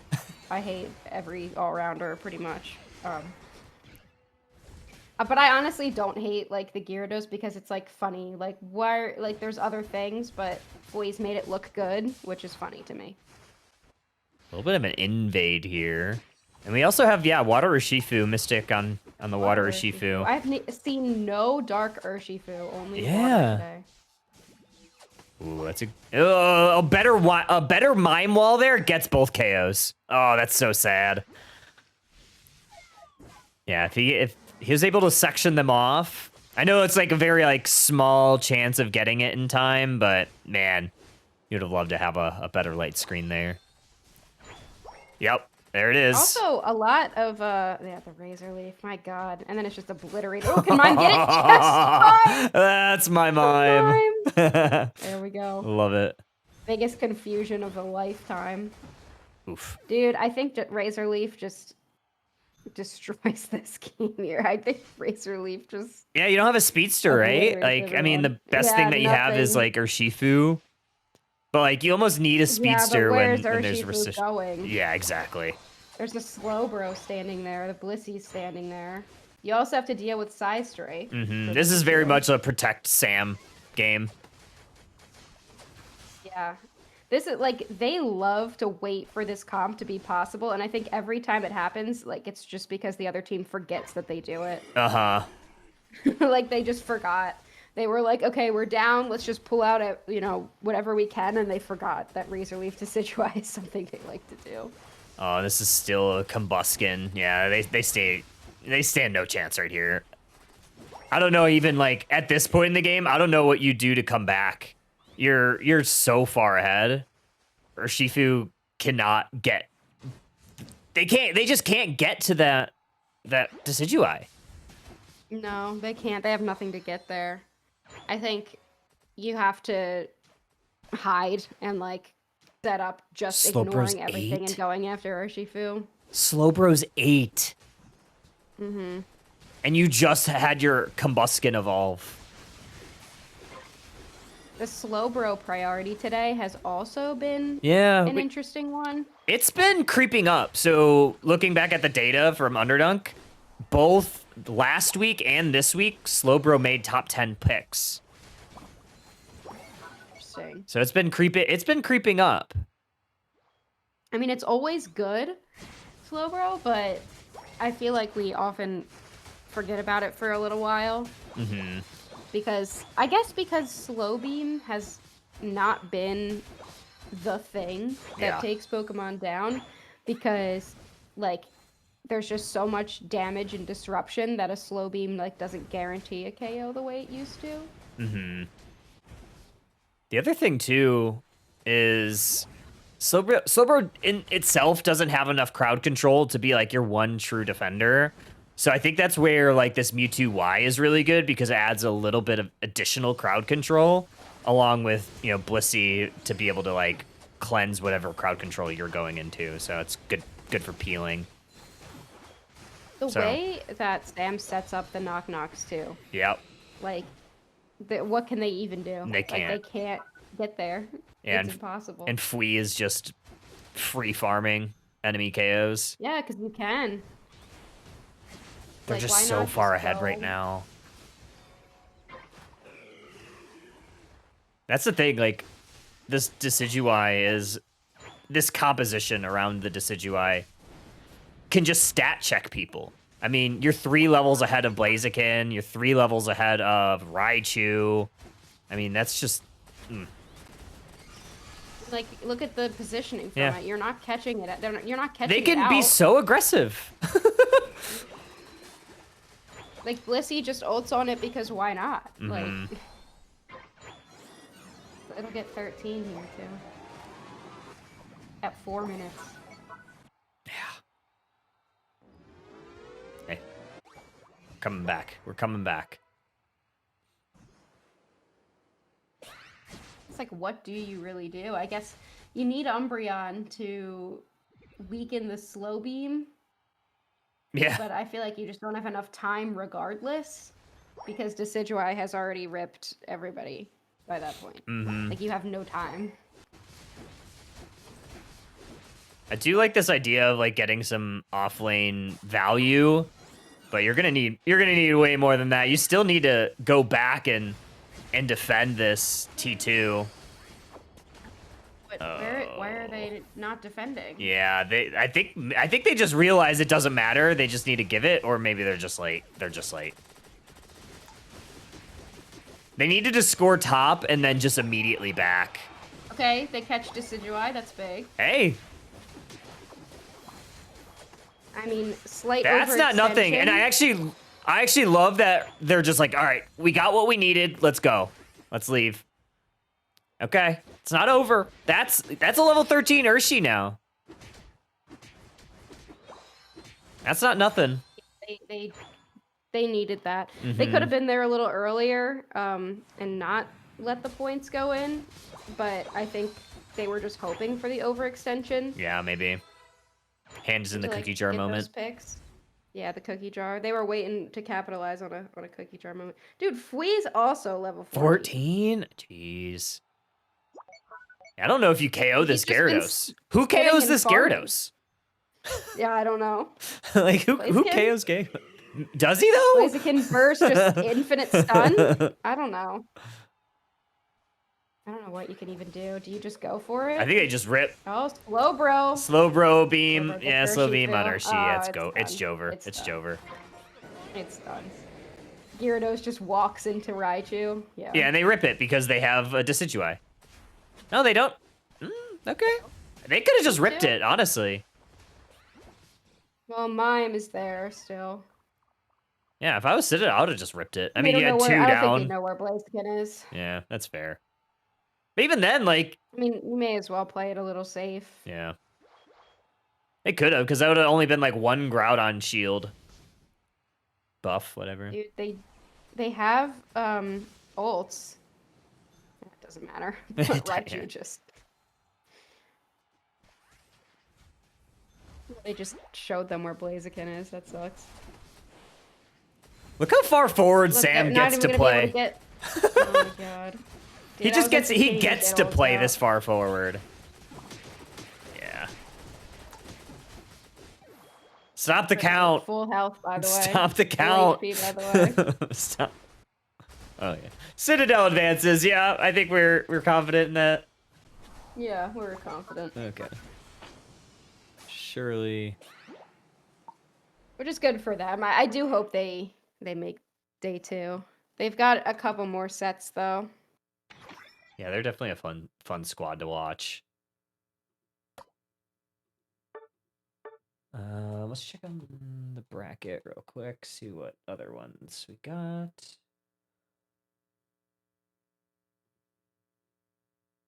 Okay. Okay, Mux team's still in. And they're gonna play either the Booms or Lunex Gaming, which is going on right now. Ooh, do you want to watch that one? I want to watch that one. Yeah, let's watch them. I got IMAX. We haven't seen either of those games Yeah, today. yeah. IMAX. We'll go from the Lunex POV.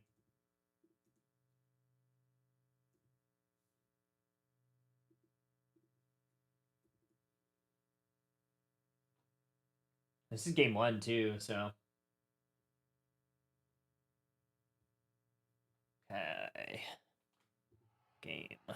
Here we go. Booms. The Booms. The 5 big Booms. Oh, we got a Delmise. Sorry, I'm yawning. Oh no, you're fine. Have you gotten to eat yet? Yeah. I Okay, did. good. In between. I was eating pizza while Zoinks and Bridget were casting. So like I was only locking on to Pokemon until the Groudon fight. I was just pressing the one button. Yeah. I was like, they'll be fine. deserved. I need my pizza. I actually accomplished a lot today. I like planned all my meals for the week and everything. I like the resurgence of mental energy I got from classes ending yesterday. Let's go. Like I did it, semester 1, dude. I did And how many weeks do you have until the next one? Do you start after like MLK it. Day? No, actually, new classes start the 12th, but we then have off the following Monday. Oh, okay, got it. It was the same with Labor Day. That's how they do it here. That's fun. At my old institution, they would start after, like the day after. Look at this Mimikyu. Sounds Tommy on the Mimikyu. I wonder if we banned Urshifu away from him, or if he's just like, I like Mimikyu now. I mean, Mimikyu's generally better, but I wouldn't be surprised if you ban. Like you just got when you're against certain players, you just gotta ban out that player. Like Definitely one of them. that's one of them. There's a few. You always gotta just ban them out because their pool. I guess the target ban presumption is that like the pool is lower for them, and they're never going to be as good on a better Pokemon as they are on their one trick. Mm-hmm. But I mean, for Saotami, like it's not like they just play Urshifu. Like they play a bunch of other things too. I feel like Trick Room is literally just better right now. It looks really strong. Like, yeah, Shadow Sneak is didn't fun. know what Trick Room did. Mm-hmm. People are like, all right, let's go to Unite DB, figure out what Trick Room does. Oh, this is good. And they were like, oh shit, you don't take damage in it. Okay. And this is Lordy's friends group. So like Slugger and Hermits. Oh, okay. This is Mega Char, right? It's a Mega Char. Level 8 or level 8 Mimikyu is gonna be really tough to deal with, especially. Oh no. Ooh. Mega Char and then Radis on the Mega Luca. Dude, what can he even do? Like, Dude, just walks into you. sounds like, oh, this is like Water Urshifu, but better. Count me in. I mean, right? Like it kind of plays like it. Like you just walk at them. Oh my the goodness. Trap with the Rock Doom. Do you get them though? That No, was Snarl demonic saves by the Char. IMAX. Wow. Dude, IMAX is so good. Yeah. Like, I don't think he gets enough credit for it. One of my favorite tanks to watch for sure. Yeah, he's just kind of like doing his own thing all the time. Points in the top. Lunex looks good. I think they gotta be wary of the Mega Char because they've still funneled experience into it, but True. I mean, you've got a Mimikyu ult and the Mimikyu's ahead, so I think you can do well.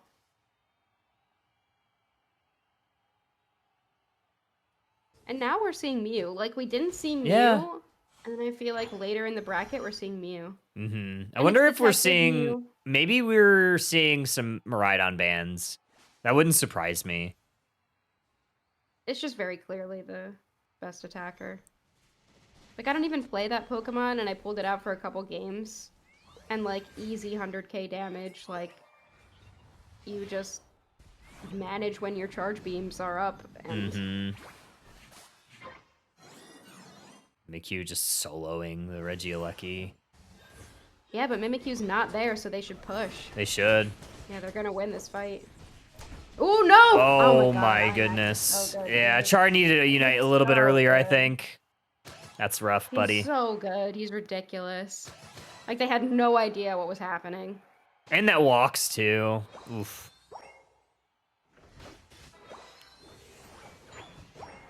And they break it. 3089. Oh, they could get Luca. Oh man, dude. Okay, but does Mimikyu get caught? No, of course not. Just runs away. No, just walks away. Yeah. Like nothing happened. Yeah, the Char, like, it doesn't have the chase. The heals aren't enough.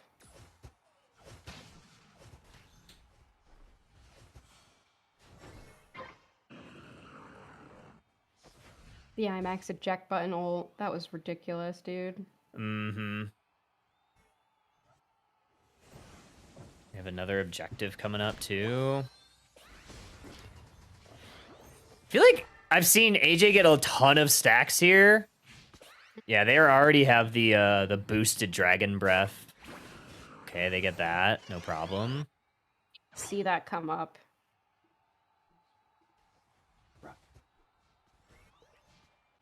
Why you would even consider playing Shadow Sneak in this meta? I get a pick. It's not nothing. They might try to go bot. But there's so much map control for Yeah. Lunex right now. Lunex probably stalls out this Aleki since it's a home one. Mm-hmm. Yeah, I can't imagine a situation where they rip it right on spawn. Yeah, they're gonna kind of peel that way. They might... Do they push T2 down here? Just farm up these stacks? Crazy.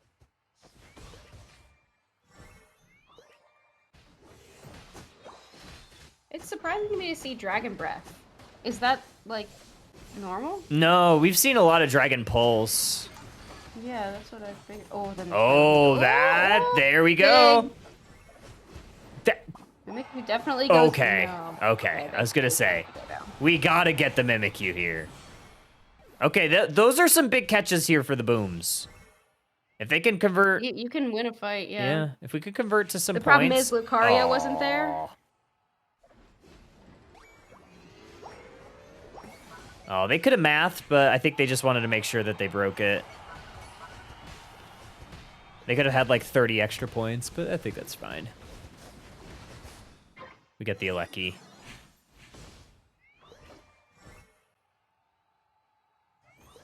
$25. What Unite Char moves will do we get. need? I was gonna say we just need Char, yeah? And it's so fast. There's so much experience that Mimikyu, they'll get it too. back pretty quickly.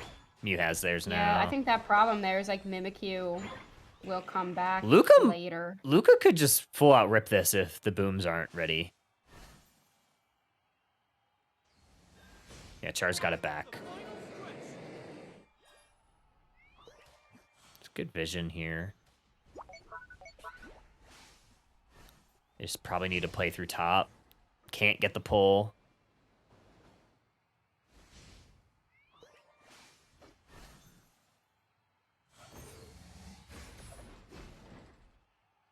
The Rillabooms could win this fight. I think so too. I mean, they won the most recent fight.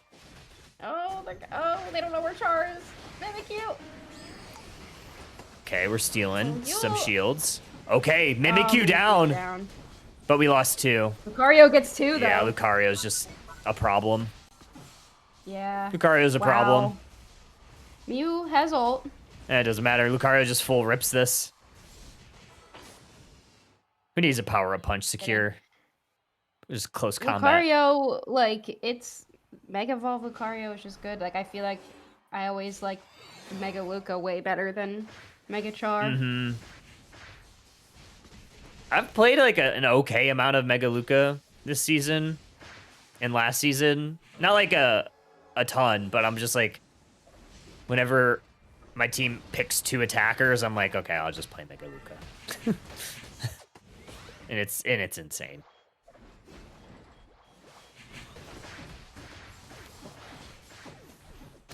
Okay, that's game 1. Game 1, Lunex. If I quit now, we might be able to catch game 2 as well. We might be able to catch game 2.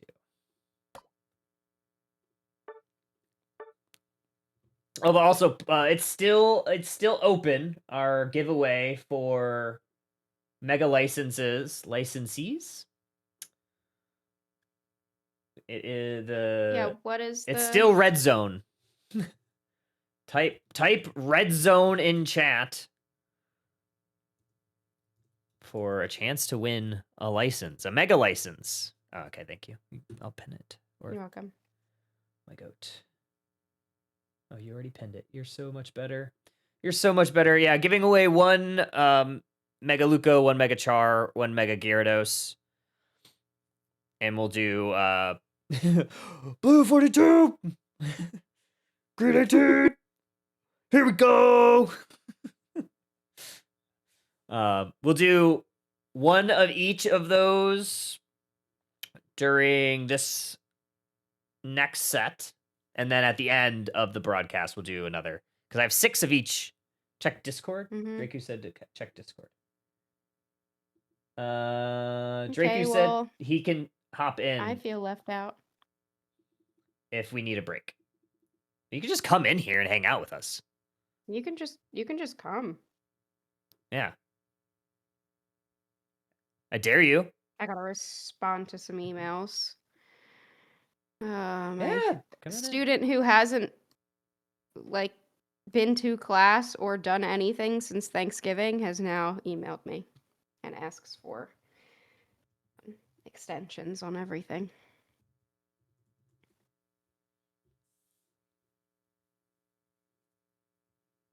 I have no games right now. Okay, so where are we in the bracket? Who are we waiting on is the big question.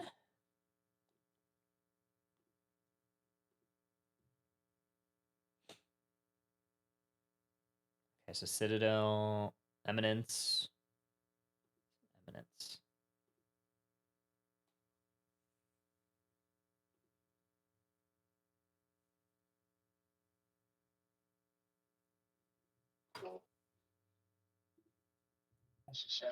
Hello. Hi. Hey.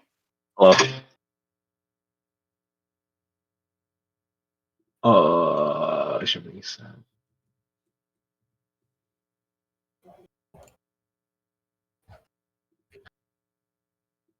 How's it going? Good, buddy. Seems- There you are. There's the better mic. At first it was the wrong mic. Some heartbreaks already, I see. Yeah. Definitely a few.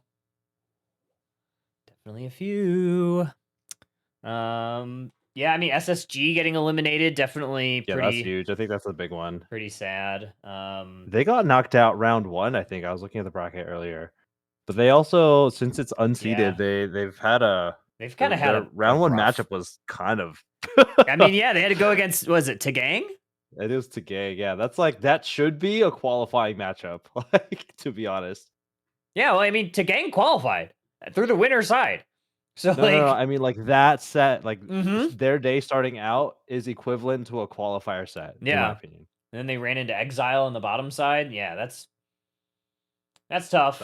That's I mean, like I get like not having seeds, but like I feel like you could have seeded based on the players. I don't know. Yeah, That's tough. I think so too. I do have the next match of this, or next game of this. Just popped up. Booms. This is Lunex and 5 Rillabooms. How many O's do they got in there? 5 Yeah, booms. 1, 2, 3, 4, 5. Oh, okay. 5 booms. Equal to number of big booms. Yeah. Okay, You I said responded to my emails. 1-0. Okay. It is 1-0. Yep. It'll be me and you, big dog. What if I want to cast with Husky? What She's if, said she's responding to emails. She I said she's finished, I done. Oh. Yeah. Did you not hear what Husky just said? I That's finished. crazy. I'm in a good mood, Yeah. so I told my students who didn't hand anything in for the last 3 weeks that it's fine and they'll Oh. pass anyway. Oh, that's nice of Dang, you. That's a nice Even curve though you I'm got there. annoyed. Wait, do you have a big curve? Do you need a big curve on your Oh, my grading? class is easy, dude. All you gotta do is hand stuff in. Just And show I up. give so much leniency with late work, too. Yes, like I'm not gonna be as lenient next semester, but, you know, I still like to be flexible when Husky needs to get that students are going tenure, through so it. she needs to be nice for at least 5 I'm not years. tenure track. I'm not Oh, tenure you're not? track. Okay, never mind. No, I am not going for tenure.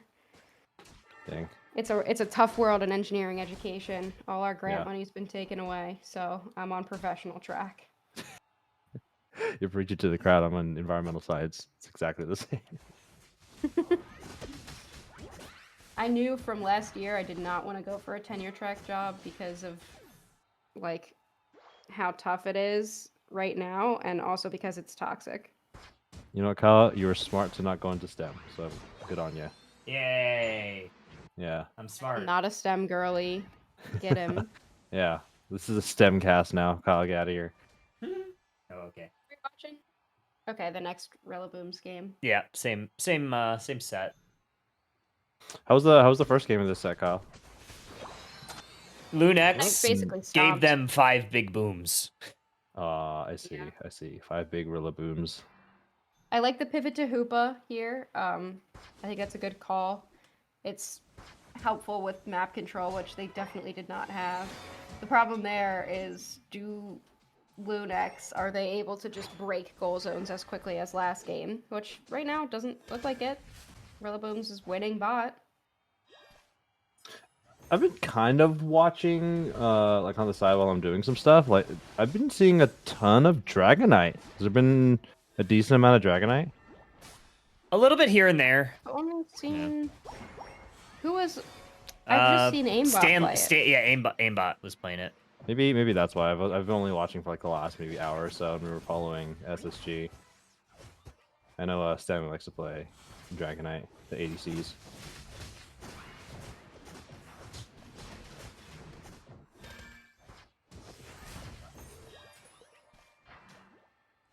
We're just gonna play Game of Chicken to see who wants to say next.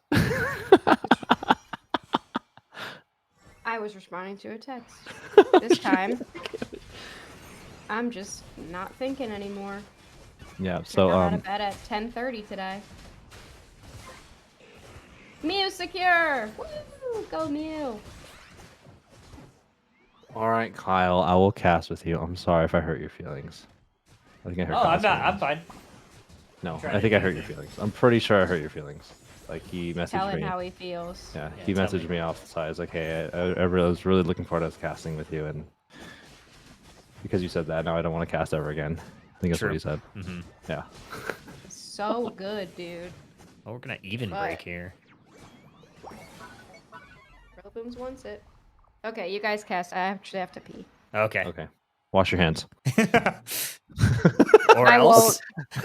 Yeah. Or else. Nice. Okay, your turn. Okay, your turn. I think it's. Okay, but actually your turn. Oh, okay. Okay, no, it's actually your turn. Okay, I'm gonna go. I am going to go now. Dragonite looking to get Okay. into this T1 goal zone. Good defense from the Rillabooms. However, even better push here from the huge. Horn Leech. Trevenant is gonna push them into their own demise. Mimikyu responding to the Trevenant now in the Trick Room. Gonna try to take IMAX. Another Horn Leech into the Woodhammer. It's gonna send a couple members back to the Pokemon Center. Meanwhile, Dragonite outraging through. Oh, it is. Able to take it. Yeah, it's an outrage Dragonite, mind you. I was actually anticipating, like, Hyper Beam is always the one that's played, but I guess you don't really need Secure if you have an Inteleon on your team. But when I'm thinking about those two Pokemon in particular, I think Hyper Beam just is a better Secure, or more convenient, or more confident securing tool over Snipe Shot. But, I mean, IMAX is making a lot of work here. I mean, literally, they're kind of going 1v3, 1v4. They're going to go down here, but they're making a lot of room, and it's making it really difficult for this Lucario and this Mimikyu to play the game.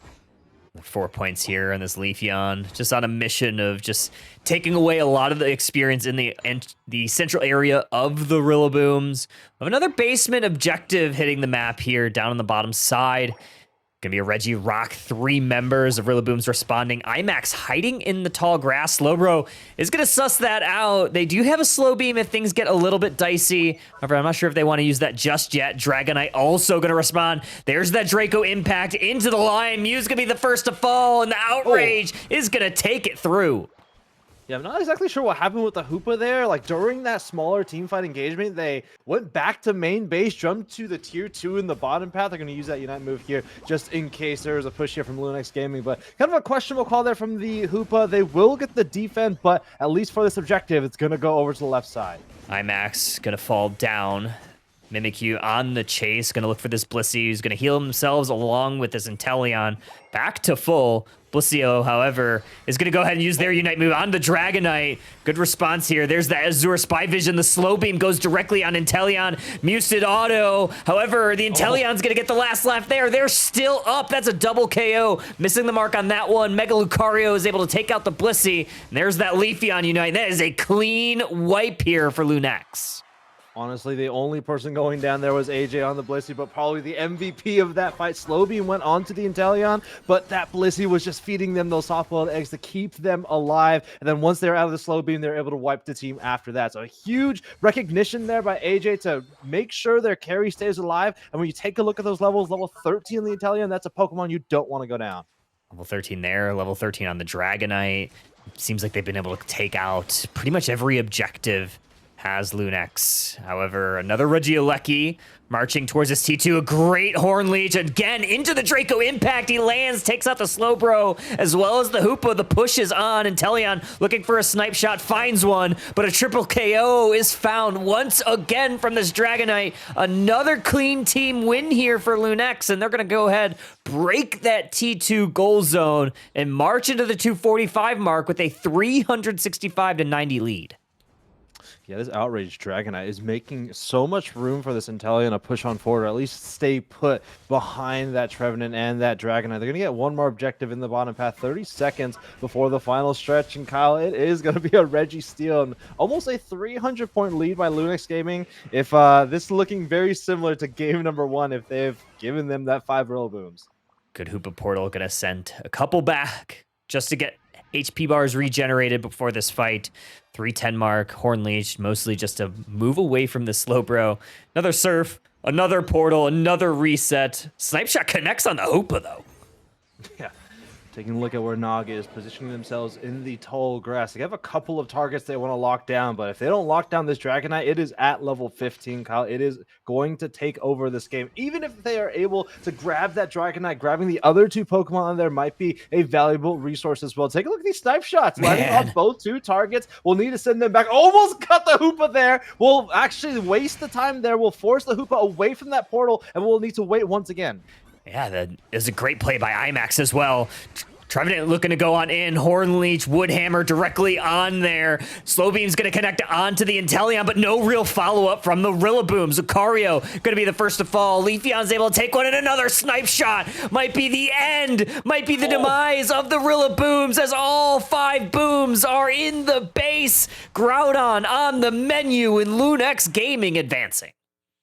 Yeah, I mean, Inteleon player was locked in for that Seriously. game. I mean, it was able to hit the Lucario, was able to hit the Hoopa and force the Hoopa away from that portal. I know it was kind of earlier on that team fight, but the Nabanos kept falling. They didn't have 2 of those members there. It was basically a 5v3. The first 3 Pokemon went down, and then that Slowbeam couldn't really capitalize off of any of that. And huge game for Lunex Gaming. A really good look for them, and they're going to be moving on in the lower side of the bracket. Yeah, insane work for them. I mean, they kind of had a rough early game too, or early bracket as well. We'll take a look at that. But yeah, I believe, if I'm not mistaken, they went down, maybe not in the first round, but I think it was like maybe round 2 or something like that.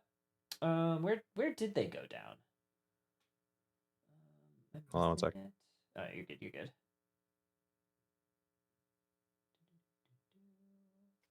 Lunex lost to Blackjack. Round 2. Mm-hmm.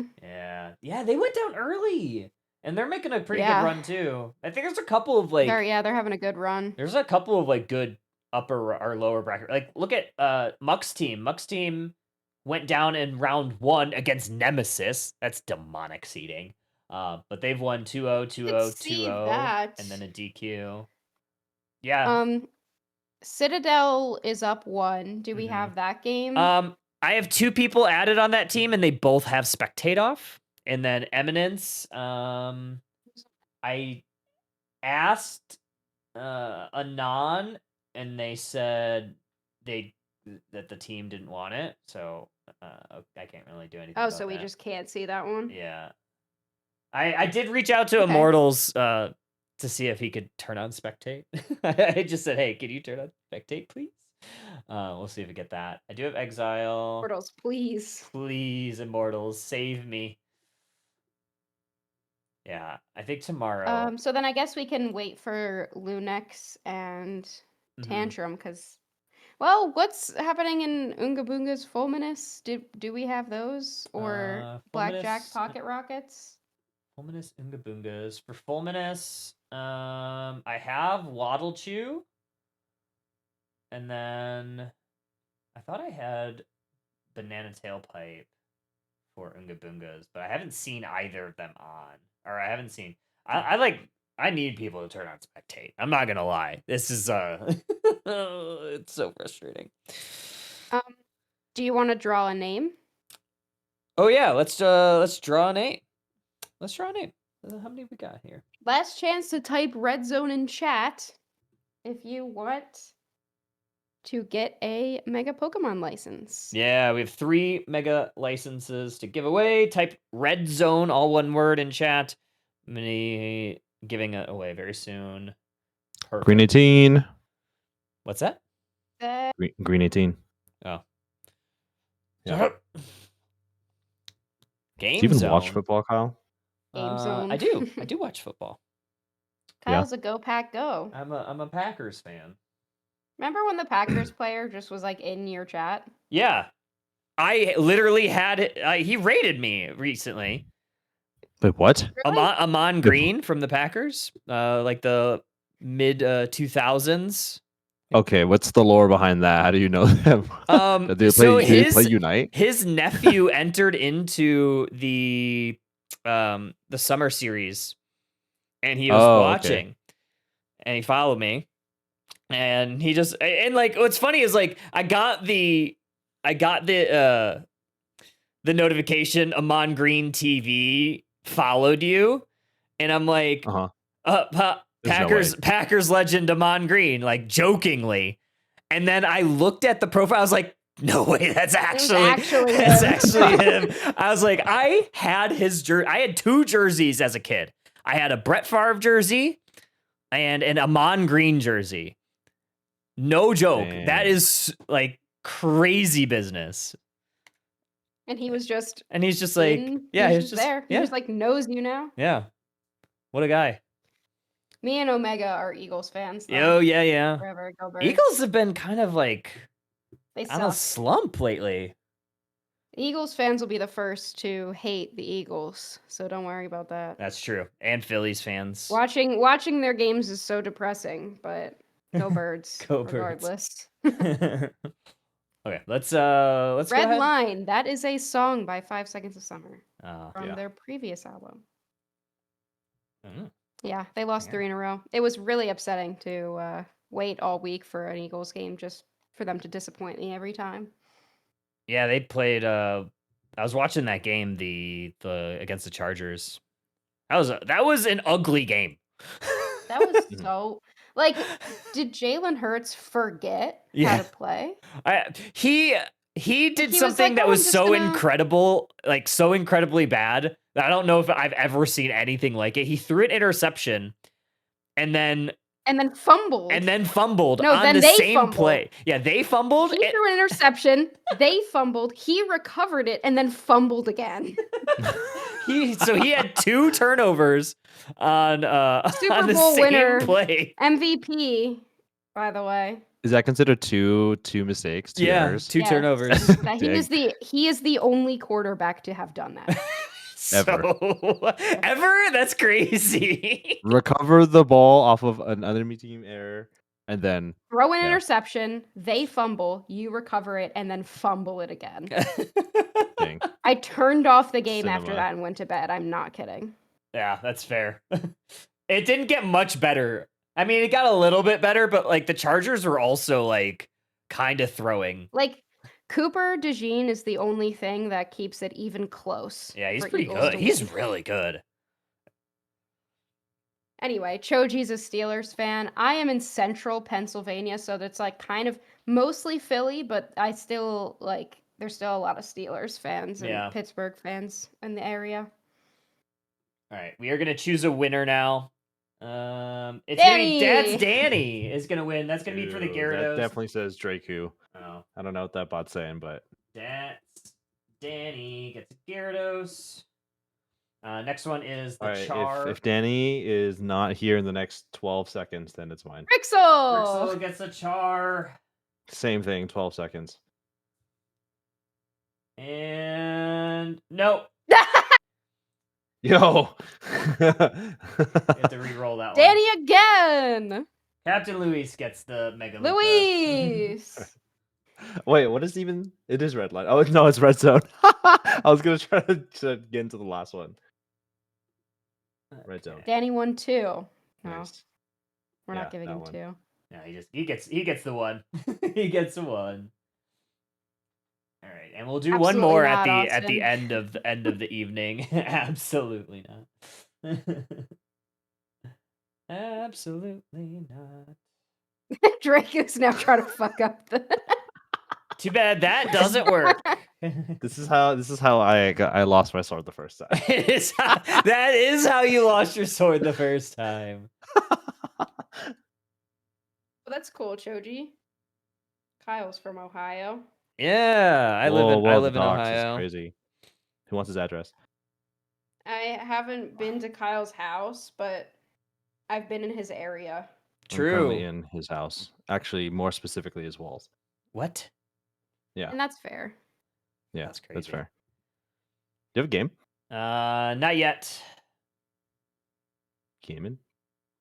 Gammon. Who would you possibly have of this? Whoever's left. I'll have who I do you have have? both of these. I have someone on here. I have someone on there, but they need to turn that on. I'm actually gonna send them a message before we get to that one. You just say like, slide into their DMs. Hey, Yeah. do you With a winky mind? emoji. Hey, with a couple Y's. Yeah. I remember back in the And a period. day when I was like in the trenches back in the day as a teenager, like it was the analyzing number of Y's included in the hey text. That was You a can time. write a persuasive essay on why 2 Y's could. is I more could impactful convince than 3. anyone of anything. I'm a Gemini. Yeah. All right. I sent a message to Standing on Business to make sure that they have it, because I don't have anybody on Eminence Citadel that has How does Spectate Celeste live in on. Ohio? What happened with Ohio and Pokemon Unite? Like I don't know anyone from Ohio, and then all this. Now you know people Everyone- in Ohio. True story. I do have Pocket Rockets. And Who's on Pocket Rockets these days? Hootie, Sapphire, Falsoon, Frags, and Uninstall. I don't know who Uninstall is, but that's funny. Oh, it's Sapphire. Yeah, I have Sapphire. I have Sapphire on my list. Exile, I have Big Uzi added. Prime, I have Galadite. Griefers are United. And I do have oh yeah, I need it. Message Martine. Tell him to turn on his spectate. Dude, Martine make it all the way to the qualifying game. It's crazy. On the winner side. Now we have to wait for like 3 hours. Mm-hmm. Let's see. Oh, are there yeah, any we did other host big... NAIC in 23. I was there. And I mean mugged the camera and they put me on TV. On twitch.tv. Yeah, and now you're here. Yeah, I didn't go to that one. I wasn't like a big enough guy yet. And now look I at have Are no there you. any other big upsets of the day? I think it's really just SSG that I think. I don't know if they got upset. If they got upset, honestly. Yeah. They didn't seem that great, to be Yeah. honest. Not that I mean, like players the aren't good, combination they of just, players, didn't know. Maybe they don't have like the chemistry, but I mean, like who really has chemistry at this point of the season? It's somewhat of a scramble unless you've been playing for a little while. Which I'm actually surprised that Ignorance didn't do super well. Who did they go up against round 1? Round 1. Ignorance? Yeah. They got knocked down early. Standing on business. Oh, They lost. It's like another basically qualifying game, or like close to qualifying game. Maybe like Yeah. like 2 rounds before qualifiers. That should have been And then that. they got knocked out by Brothers, which is, if I recall, it was a good team. Yeah, Mithy's team. I do have this game up, Blackjack and Pocket Rockets. If we want to watch that one, Sure. let me just get in here. Blackjack's up 1-0. That's crazy. Get this Brian was just watching TikToks, and I thought there were people in my house. updated. I was like, I don't have any friends. What? Yeah. Oh, what is this? Blackjack. Blackjack and Pocket Yeah. Rocket. Who's on Blackjack? Oh, No idea. no. Do we have? A DC Wow. little bear. Have you guys been seeing a lot? of Not DCs? a ton, but enough that it's probably really frustrating. Yeah, I mean, They're this gonna is play. pretty They're high playing stakes it games. out. Dude, they're playing out with a bear central. Yeah. That's okay. All right, that's the choice. Think I that haven't Brian- I haven't think looked they at what just like the can't. rule book is for this, but okay, they might be back. It could be a bot. No, they're jumping through the wall, so I think they're back. They're just not going to be there for 9 or 850. Yeah, that's So interesting. You two take this. Okay. sounds good. Yeah, Urshifu's not going to be there for at least another minute or so. I mean, it's like the slowest clear in Central. I'm actually surprised they didn't end up invading the Kubfu. They have a Snorlax on their team, pretty decent in bottom path, but maybe going against an Inteleon that give him a second guess for invading. I think the most interesting thing, but not for Pocket Rockets, would be this support A9. It's what you'd expect of Pocket Rockets, but not usually what you see. Even in the supporter attacker meta that we had a little bit with the Mew, Pikachu sometimes has support. We didn't really see too much of A9, but already level 5 on this Pokemon, has a red buff, and is keeping this Umbreon at a measly level 3. Yeah, this is, I mean, now considering that this is Pocket Rockets, I'm actually more surprised we haven't seen any invades so far. I mean, they love to invade, especially with Snorlax. I think there's a number of them are like named Etley. I think there's 2 Etleys in the top path. I'm pretty sure Pooty is the A9. He loves to play a lot of very unique EXP share holding Pokemon. This is a Whirlpool Delmise. I know Delmise has had a pretty big day so far, XP to chase down the Ninetales, but they might pay for it as well. E-Speed to get out of that one. And the payback should be able to get the confirmation there. Other Etley will be forced back to their goals on 11 points going in. No, Meanless going to put them in a bubble. I saw Lucario, just assumed that it would be the Mega Lucario, but no, it is E-Speed. And this is also the first Dark Bear that I've seen today. It's going to be good for Secure, but I'm not super sure how good it does into E-Speed, Lucario, and Scyther. And what Mewtwo is this? Is this a Y? I would assume it is. It's a Mewtwo X, your favorite. Mewtwo X. Yeah, I was thinking that it was a Mewtwo X because their team doesn't really have any brawl. I mean, they have basically 2 all-rounders in the top path, but they're more like assassins, right? E-Speed, Lucario, and that Dark Bear. It doesn't really have the brawl as a Mewtwo X has. So a very brawly composition, and they have 1 attacker, but it is going to be more of a supportive attacker in the A9. I wonder, I think we did see that it's Psy Strike, which I don't understand, but maybe that's just me. Is it Psy Strike? Yeah, it is. I don't really get the use of Psy Strike on the Mewtwo X, but Snorlax does come in, gets a big secure there for Pocket Rockets, and they're not chasing down this Lapras. They will easily be able to go down here. And it looks, I mean, Blackjack's getting picked off. They're pushing into the top path, and it's only Delmise there to defend. They have to send Inteleon up there as well. Pocket Rockets will be able to break this basement goal zone, and Regieleki. Oh my gosh. Does it go into tier 2? I think it is in tier 2. I can't see it on the goal zone, but they will get the Scyther as a consolation prize and potentially an Alolan Ninetales if they're not able to get back away. They have a fairly bulky composition on Blackjack's team, right? It's double defender composition. They also have a Delmise too, which is fairly bulky on its own. This is the one thing that's kind of bad about Mewtwo X, right? You can't really control when that Pokemon goes into its Mega Evolution. They will get the Lapras as they push on forward. A9 actually well protected. Here comes a Unite move from the A9 as well. Get a knockout there. Evan Fist landing onto the Alolan Ninetales. KO Streak of 2 now for Blackjack. So a bit of an overextension there for Pocket Rockets, and they lose a lot of members. I think that's kind of what Blackjack needed. They don't, like, when I'm watching them, the way that they're playing, it doesn't seem like they're very motivated. Could be because of that late start from Urshifu, but it feels like they're definitely a little bit more motivated now to stay in this game. They want to just win this 2-0. They want to be moving on try their best to make it to day 2.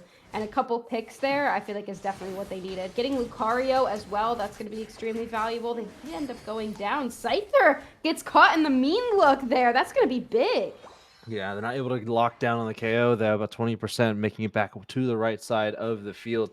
And like, kind of looking at Pocket Rocket's composition, if you kind of squint your eyes and tilt your head, it's kind of like a double speedster composition, and then playing around the Alola Ninetales and not really having to worry about the experience going to that Pokemon. Psystrike lands onto the Urshifu way in the top side of the map. They will get positional advantage, and the Regieleki will go to the tier 2 this time, and let's see if the tier 2 gets made vulnerable once again. So if Pocket Rockets does decide to go for a push here, I think Blackjack is hoping that they overextend a little bit and they can get some picks. They definitely can't leave this Regieleki. They're going to have to take it, but then that does mean Pocket Rockets. Looks like they're starting to make their way back into the bottom path. There's another objective down there as well. Keeping Mewtwo X, though, in the top path to do a little bit of harassing while Blackjack clears that Aleki. Yeah, I was wondering why they decided to defend the Regieleki in the tier 2. I think there's 14 points on that goal zone. I mean, maybe they just want a positional advantage in the top path. But I think at this point in the game, just making sure that there is no opportunity for a huge overcap in the top path. Now it's a potential 86-point overcap if they get 100 points in that top tier 2 goal zone. But 2 minutes in, they're already almost 200 or 300 points ahead. Yeah, not a single point yet for Blackjack. There's nobody in the bottom path, but for some reason, they haven't gone to try to score there yet. Here comes the Lapras Express to knock up the Alola Ninetales. Not going to be enough. The A9 does still hit the Urshifu. No points will go in once again, and Delmise will also fall. Yeah, it's not a very good look for Blackjack here. They need to find an angle, and I think they tried there, but Lapras Express was there getting a lot of vision of the Snorlax heading to that bottom path. And Alola Ninetales was there for the defense. Here's another fight breaking out here in the central area. Choke point that will get a KO on the Alola Ninetales. Not a huge loss for Pocket Rockets. It is their EXP shareholding Pokemon at level 11. And they do have the blue buff to their side of the field. Regidrago might make it a little easier to score as well on those tier 2s. Look at Inteleon. They're getting chipped down here by this Lucario, but they do hang on. Blackjack needs a couple more levels on their carries, and I think if they get a couple picks, they can definitely win this fight. But watching this game does make me wonder what happened in game number 1. What Blackjack turned around in that last moment, or did they just have a team composition that worked better against Pocket Rockets? I would have loved to have seen what was going on there. Delmise tries to get the secure, but it's not going to happen. Regieleki will once again walk toward that tier 2 goal zone. Yeah, this is honestly classic Pocket Rockets play right here. Really getting a huge scoring lead in the early game. I think one thing that's, I guess, unconventional for the team is not invading the enemy side of the map. But in terms of map presence, this team has always had a dominant foothold in that regard. 10 seconds before the final stretch. Blackjack, if they do decide to rip this, it's not the greatest rip, right? They have a Darker Shifu for secure, but in terms of ripping the objective down, it's very slow. You have to worry more on the Inteleon, and I'm sure Pocket Rockets is well on that if they decide to do so. Yeah, they definitely can't rip. They need to try to isolate, likely Scyther, Mewtwo, try to get a couple picks here. They're moving as one, and they do pull the Snorlax, force the Unite move out. The Scyther is there for the follow-up, and not enough damage to be able to actually take that Pokemon down. But getting a Unite move from the Snorlax is definitely an early win in this fight. They're just going to have to really try to pull them in. They need the time to be able to score because they're so low. It looks like they're going for the rip. Yeah, 50% already. Infinite Cybern brought down. Here comes the Seaweed Snare as well. Going into the backline immediately. Followed by the Green Illusion Dive. I think that secure went over to the Pocket Rockets. Not exactly sure what the securing tool was, but Lucario, not the Mega one, able to get the confirmation. And this will be a 1-1 to move on forward. Yeah, interesting. They also surrendered there, which they're not allowed to do. Yeah, they're on stream. Somebody get them. They're on broadcast, let them know. They're on broadcast. I'm calling the police. I'm calling the cops. Yeah. It makes me really wonder what happened in that game 1. Like, was there just a flip? It really seems like Pocket Rockets, had control of that. But I would like to also see the Tantrum game if possible. I have it. I have Yeah. it. Yeah, that's what I'm asking. Yeah. I did. ahead, I Nina. did also see Drew in the ranked match category. So if you want to go watch Drew, Kyle, that'd be great. Yeah, well, yeah, can go watch doesn't Drew. matter. Yeah. let's just watch There he it. is. There he is. There he is. Yeah. Some Splatoon gameplay. Muck on the Greninja. Alolan Bina. Muck. Hi. Bina's here. All right. Do you wanna- Bina's guessing. Swap the feed. After this game, because otherwise I think it would kick Okay. me out. Yeah. Are you done for I'll the? log in. Are you done for the day? Yes. Dang. Nice. Okay, who wants to cast? You Bina and Bina. I know. Bina Bina and and Drake. Bina. Okay. Bina. Yeah. Hell yeah. I'll just hold the mic for 2 minutes. I mean, Bina's a Magnemite. No mouth. Oh, true. No mouth. No Let mouth. me Only blinking. update the names, and then I can jump in. Or better yet, like I'll cast for like 15 to 20 seconds, and then Bina will just blink for 10 to 15 seconds, and I'll pick it up again. So we got Team Tantrum, into used the to be microphone. called Tempo Tantrum. On our left-hand side, Lunix Gaming. On our right-hand side, I want to take a look at their bracket before. But I believe this is most of Tempo Tantrum from last season. This is Muck's team with Raptor, Real Player One. So they played for most of all of last year. They were also part of a couple leagues before the season started. We also got Lunix Gaming. I believe this used to be The Goobers. What was their team? Yeah, the Goofy Goobers. There we go. Both of these teams, they did participate at NAIC last year. Unfortunately, not making it to day 2 ? But they did make the trek out there and did make it to day 2. I don't know else. Hold on. All right, your turn.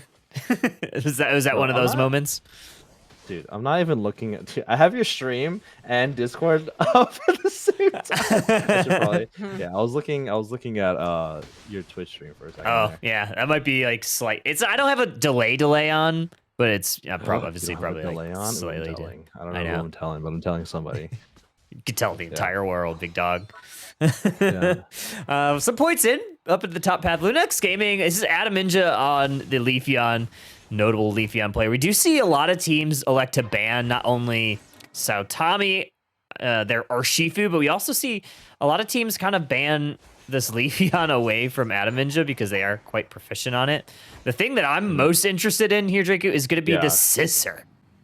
Yeah, Scissor. I believe it has more healing on Bullet Punch now. I have to take a look at that update. I think it was the most recent balance patch, but they did both. They did buff both Scizor and Scyther, more healing on Dual Wing Beat, and I think potentially more healing on the Scizor as well. So I'm excited to see this Pokemon come out to play, but going up against a Buzzwole might be very difficult. Looking at the levels though, level 8 already, Unite move available for Adam Ninja, and we also have level 7 on that Scizor relative to that level 5 on the Buzzwole. So at least they're winning on that front. And there is that Unite move right there. Emerald two-step dancing through in this bottom path. More points, more stacks, more recharge on that very impactful Unite move. And now we have both sets of objectives coming to the map. Basement side, it's going to be that Reggie Ice. And in the top side, though, we do see that Team Tantrum is pressing forward. The Scissor trying to stay upright. So far, they've been doing a good job, but the Charizard just going to be able to have a little bit too much damage for Lunax. I like this a lot. Gotta be very careful for this Inteleon. Yeah, they're gonna be able to make it back. They're gonna miss out on the Fell Stinger, but we'll make it to safety. Nice snipe shot lands onto the Buzzwole. This is exactly what Team Tantrum, about to say Tempo Tantrum. I'm just gonna say Tempo Tantrum. Yeah. This is what they needed, right? They have a fairly poor early game. They have some tools to weather the storm of the early game, like this Buzzwole, Delmise, and this Blissey. But once this Pokemon, Mega Charizard, most likely gets to that level 9, same thing with this Greninja, that's where this game starts to transform. I've already seen two Unite. We've already seen 2 Unite moves from Adam Ninja on this Leafeon. We do have the Alolan. I wanted to say Alolan Muck because it's a Muck. Alolan Muck So maybe that is what it means. Muck is going to go and utilize their Unite move right here on this Crustal. IMAX gets pulled right in. Great play there by Raptor. That might enable a little bit of a scores from going in. That's 10, maybe a 40. No, it's going to get stalled out for the time being. Here's another Unite move. Emerald two-step sends Muck back to the Pokemon Center. Does a tap dance on the forehead. KO streak of 2 for the Emerald 2 step. I think they're going to close this goal zone out. 40 points going into the tier 1. We'll see if we get a break here. No, still pretty healthy on that goal zone. And Ab Ninja has had this goal zone on lock. They used their Unite move early on in the game. Got a bunch of small scores in, I believe. If you said that was the second one, that was the third Unite move before half of the game has even expired. Might see 5 by the time this game ends. More points in. Crustal. It's IMAX once again. A good pull there. This is Delmize. Raptor's doing a good job. There it is, the fourth one. He's going to go for the score. No jump pad means this 26 points is going to be free 99 in the top side. You have to know how good Sautami's doing. Artriyu trying to retreat, just barely able to retreat in time. Nice little egg bomb is going to section off the scissor from getting that KO. Nice peel there from the Blissey. Archer is not doing very well in this first half of the game. Level 10 on the Buzzwole. I do not have, I think it's Superpower Plus at level 11 where you get the recharge after filling up that Beast Boost gauge. But yeah, Sautami is really taking over this game. It's exactly what this Pokemon does so well. It has a fairly low timer on its Unite move. Whenever you get those small scores or any amount of scores in on those goal zones, you immediately get 10% on your Unite move charge. Here's a Unite move from Charizard now. Team Tantrum looking to siege this T1 goal zone. Unite move traded by the Scissor, able to get a KO on the Greninja. Charizard still staying upright with the healing from real player 1. You have another 5 points that's going to break this goal zone, but a Unite move from the Inteleon is going to lower Charizard, but he's still upright. The Blissey healing is doing a lot of heavy lifting. Eventually, Lunex Gaming finally gets the KOs that they were looking for, but they do lose that T1 goal zone. Yeah, really nice survivability on Mega Charizard. You get a shield whenever you use Flame Charge, and I believe you also get damage reduction, or at least you reduce the damage output of anyone who is burned. I believe that is the classic definition of burn in Pokemon. I don't know if you actually get that ability for Mega Charizard. Level 15 on Ab Ninja. This is their ace. This is what they're known for. This is why teams ban out this Pokemon against this player, because they can take over the game. I think if there's one Pokemon that maybe could get a KO on this, is that Charizard. Maybe if the Buzzwole puts them in a combo, but it's going to be really tough. I mean, you get that Unite move, it is going to delete anyone it lands on. I thought for sure we were going to get another Unite move, for good measure right there to KO the Blissey, but might have been what Blissey wanted in that moment. You still may see one. Not enough damage there from the Latias to get the KO. There's going to be another Regieleki up in this top path at Lunex Gaming. We'll have potential to grab and send towards this T2. There's going to be 40 seconds until Groudon. They have a small lead right now, a little bit over 20 points. They have a decent amount of tools. Nice snipe shot there, by the way. No one saw it. No one saw it. Nice snipe shot there. But anyway, trying to KO this Leafeon is going to be tough on its own. And when you use all of your resources to KO this Pokemon, I also anticipate this level 14 Scizor to just also take over the game. So even if you do KO this Leafeon, it's 2 heads or maybe even 3 heads to the Hydra. And this Scizor has a lot of survivability on its own. And when you think about Scizor, it also boosts its defense going up against other physical attackers. And well, you got 4 physical attackers on the other team. So you got to decide who you want to KO, because the other Pokemon is going to take over the game. Charizard, Blissey playing through the top. Buzzwole retreating back to base. Already getting a little bit of damage onto it is the Groudon hiding in the central area. Blissey Charizard hiding in this tall grass again, setting up a little bit of a flank here. Leafeon also hiding in the tall grass. It's really Lunex Gaming's game to lose here. Yeah, oh, watch out for the Latias. Latias gets put in a blender. I think really nice X's as well. But here comes the Emerald 2 that gets picked up by the Charizard. A KO streak of 2 for the Mega Charizard. That stone is glowing white hot as Team Tantrum is starting to take over this game. three members are down, and Inteleon still left alive, but they're quick to get burned. Wow, Crustle is up, but Buzzwall doing a lot of work there. That's a clean team wipe. You still have a Latias Unite move, but that might not be enough. It might not get here in time. It's just going to arrive in the moment. There's a missed ball. I don't think they're going to be able to even to walk in. Nice little pull there from Raptor to make sure that they don't go down. Team Tantrum taking the first Groudon of this series. They just need to get some points in, but all of Lunex Gaming is back.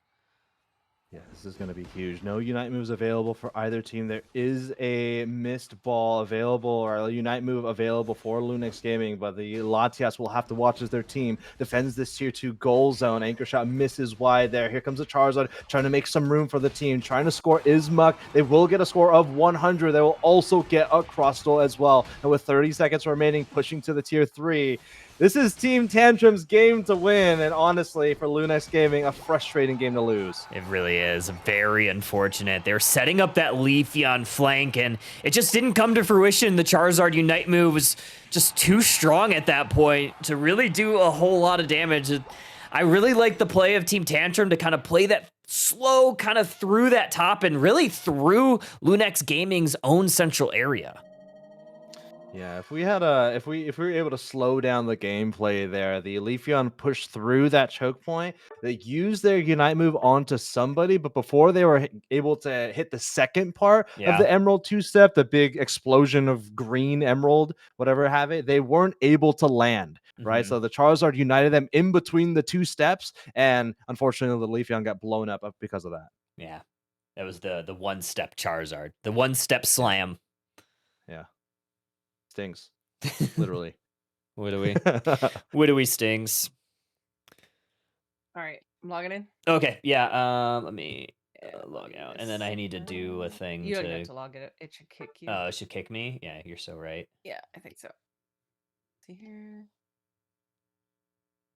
Again, and then I'll put my feet up. It'll send you the thingy in a second, I think. Then I need to game. So I did a little recon on the other regions. Peru Unite made it to day 2 on the loser side of their bracket. So they lost their qualifiers on the winner side, made it down to the loser side, and then passed through that way. But Okay. of course, we want to see them to move through on the winner side, but they'll make it to day 2. I think the other regions, there weren't any major upsets that I saw. CACM made it through. Back up through lower bracket. Yeah, CACM moved through the winner side from Brazil, and I can't remember anything of LATAM North. I think for the most part, the top teams move forward from that region, or they're already in the league. You gotta send me the code, Kyle. Oh, my bad. I will send it to you. Yeah, Kyle. My bad. Can you send me your social as well? Yeah, I'll send it to you, buddy. Yeah, just plug that in there. Just put it in the chat. Put it in the chat is crazy. Yeah. Put it in the chat is crazy. Yeah. Should be in now. Just redact it. Let's use my controller. Just redact it. All right, I'll redact it. 1 sec. Change the settings real quick and get the stream up. There it is. Thank you. That's actually wrong area of the slashes, but that's okay. The slashes aren't important. I'm gonna fix the spectators. Do it when we start fast. Okay.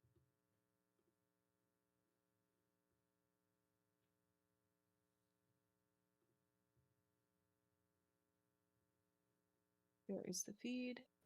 Do we have any standing on business or Citadel? I Do we have that at all?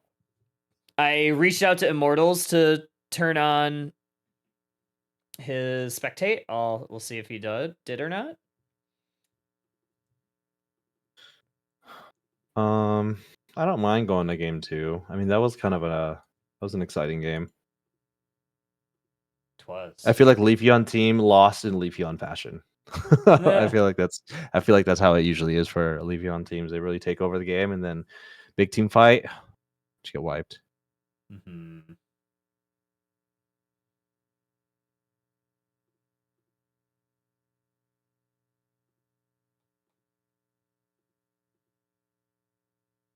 Put it down. Oh, I see.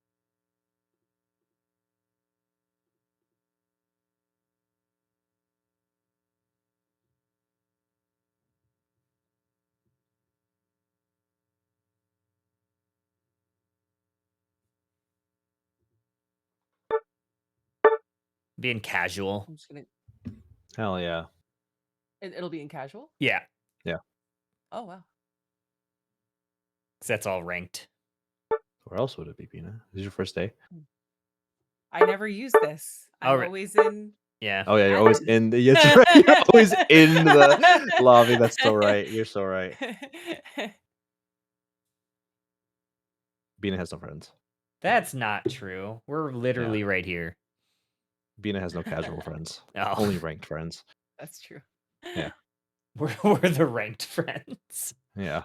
Rank us right yeah, now. right now. Rank us in order. Yeah. I don't know what the order is determining. Could be best calves. Ooh, calf whip. Mm. Yeah. Calf with. I would win that one though. I got the biggest. Oh, calf, yeah? so I win. Yeah. Yeah. What's his name? My calves. Yeah. I don't have. Do you have to feed them like how many times a day? Yeah, how How many? much milk? How much milk? Also have full. I should have fulminous.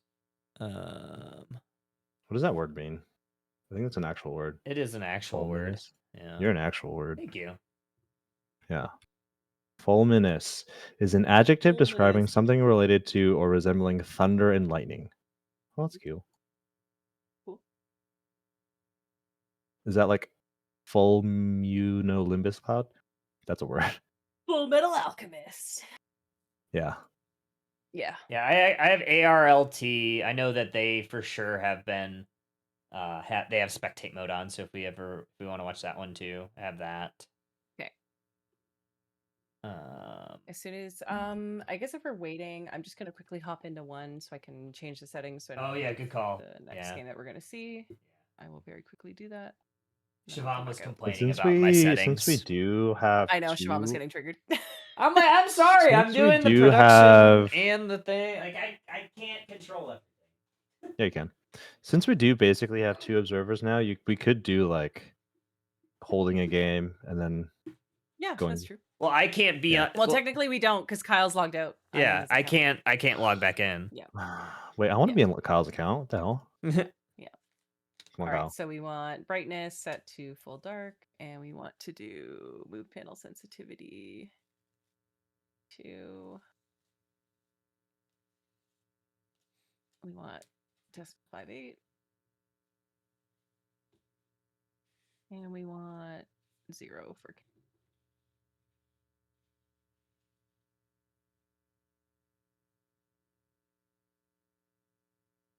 You're good to go.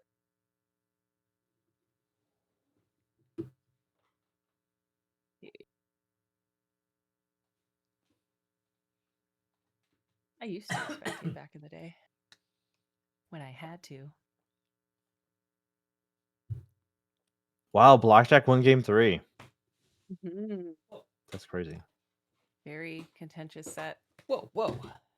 Wait, contentious? Why is it contentious? I cannot talk about Talk about it. Talk about it. No. Drop the leaks. Drop the leaks. Put it in the stream title. Put what in the what? Yeah. I'm sure the community will fill you in. Okay.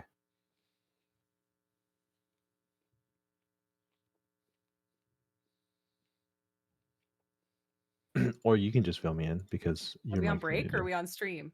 No, we're definitely on stream. We'll talk about all the things. Yeah. DMs, pull the DMs, Kyle. What are we doing? Pulling what DMs? Yeah.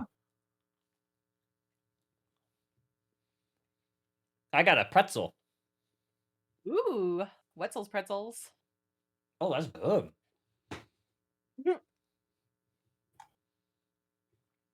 Kelsey's like, I'm gonna make homemade pretzels. I was like, oh, okay. What?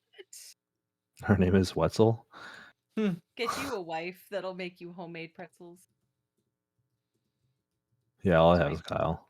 Oh, hold on. My Discord has popped in. Pop back in. Right ahead. Where's my games at? I know. Ain't got no games. Well, is YouTube streaming? You can always restream them if they're not sharing. Let me see. I'm gonna check it out. Oh, that's true. Team YT usually streams their stuff, Yeah. but that was also when like Phil was on the team. Kratos is No. watching. Who's he We watching right is now? not live. Oh, he's watching Lunex. Okay, we just had someone in Kaylin came up. I don't know who they are. Wait, what is it? Kaylin 25. Oh, you're in. You have to go to friends. Oh, yeah. Okay, we have Amok, GG, Skeleton Pie, and IMAC. Yep. We'll go to the game 2 of Lunex and Muck. Is that If we do it from Muck's view, then I don't have to change the settings or Okay. whatever. we're going Let's go. Venus still casting. in? I can cast how you observe Down. again. Is Husky back? Yeah. Oh, okay. Husky, you go. Your turn. Okay. No, your turn. My turn. Lunex definitely won that first game and then lost it. So Yes. they won for Let's see what happens for 8.5 minutes and then lost for a minute and a half. Yeah, just one of those games for them. So there's definitely a high chance that they come back here. IMAX going for an invade early, but Mr. Mime, what is going on with the Mime picks today? Everybody's here to respond.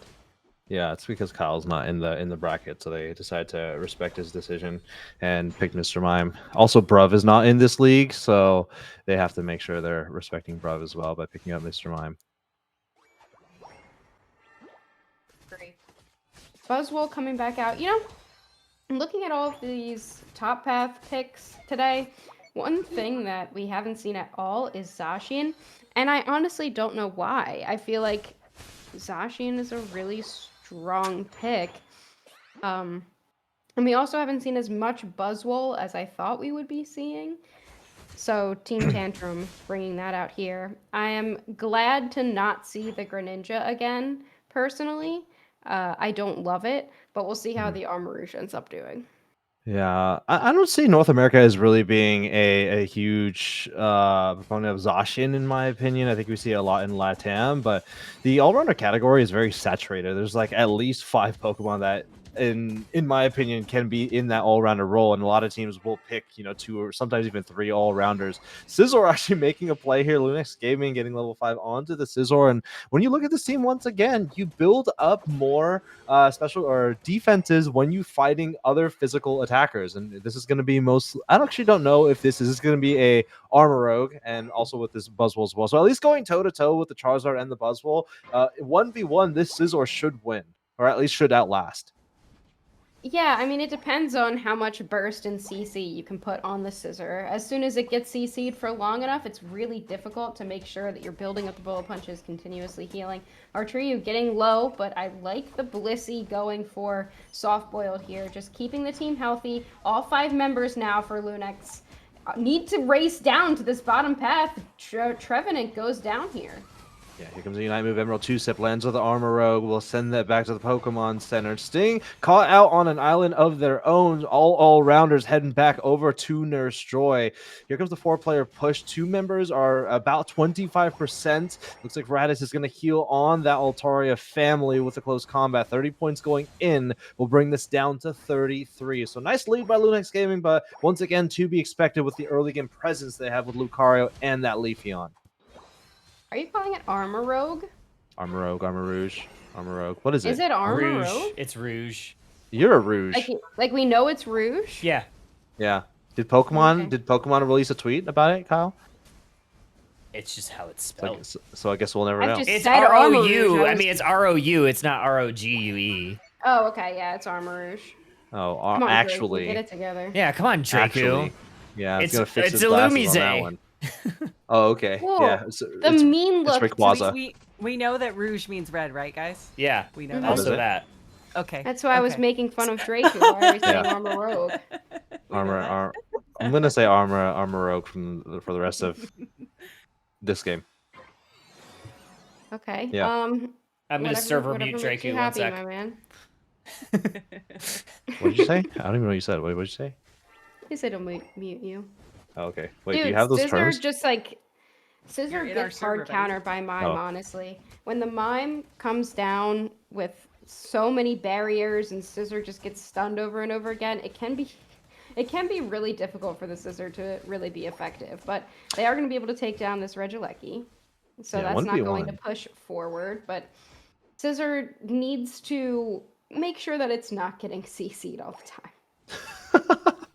It's gonna be a little difficult with a Mr. Mime, Buzzwole, and potentially a Charizard giving those microstuns. I mean, even the microstuns with the soft boiled as well make it a little more difficult. And the problem really is just going to be this Leafeon. They've done a lot better job at keeping Radis, or not Radis, but Adam Ninja at bay. Another Unite move is going to land onto the Mega Charizard, sending them back to the Pokemon Center. Is this a double Mega Evolution game? It is. They're on either side. I thought it was one team having both Mega Evolving Pokemon. Here comes the push on forward from Lunex Gaming. Unfortunately, they may go down here. No, they are able to take down the Buzzwole and maybe push on forward, get some scores in. Here comes the Mega Charizard going into their Mega Evolution. They will find a KO onto the opposing team's Mega Evolving Pokemon. Really nice Horn Leash KO streak of 2 for the Charizard. Might be a KO streak of 3, but the mean look does expire, and now it's going to take a little while for the Scizor to go down, but going down nonetheless. Yeah, I don't know. The Scissor, like, sure, it can brawl against Charizard, but Charizard just takes them down too fast for it to heal quick enough, in my opinion. I'm not really sure how effective it's going to end up being. I think that you really need to burst down the Charizard before it realizes it has a Unite move, but there's Adam Ninja again, taking down all three, just standing there. Charizard will take down the Regice in time.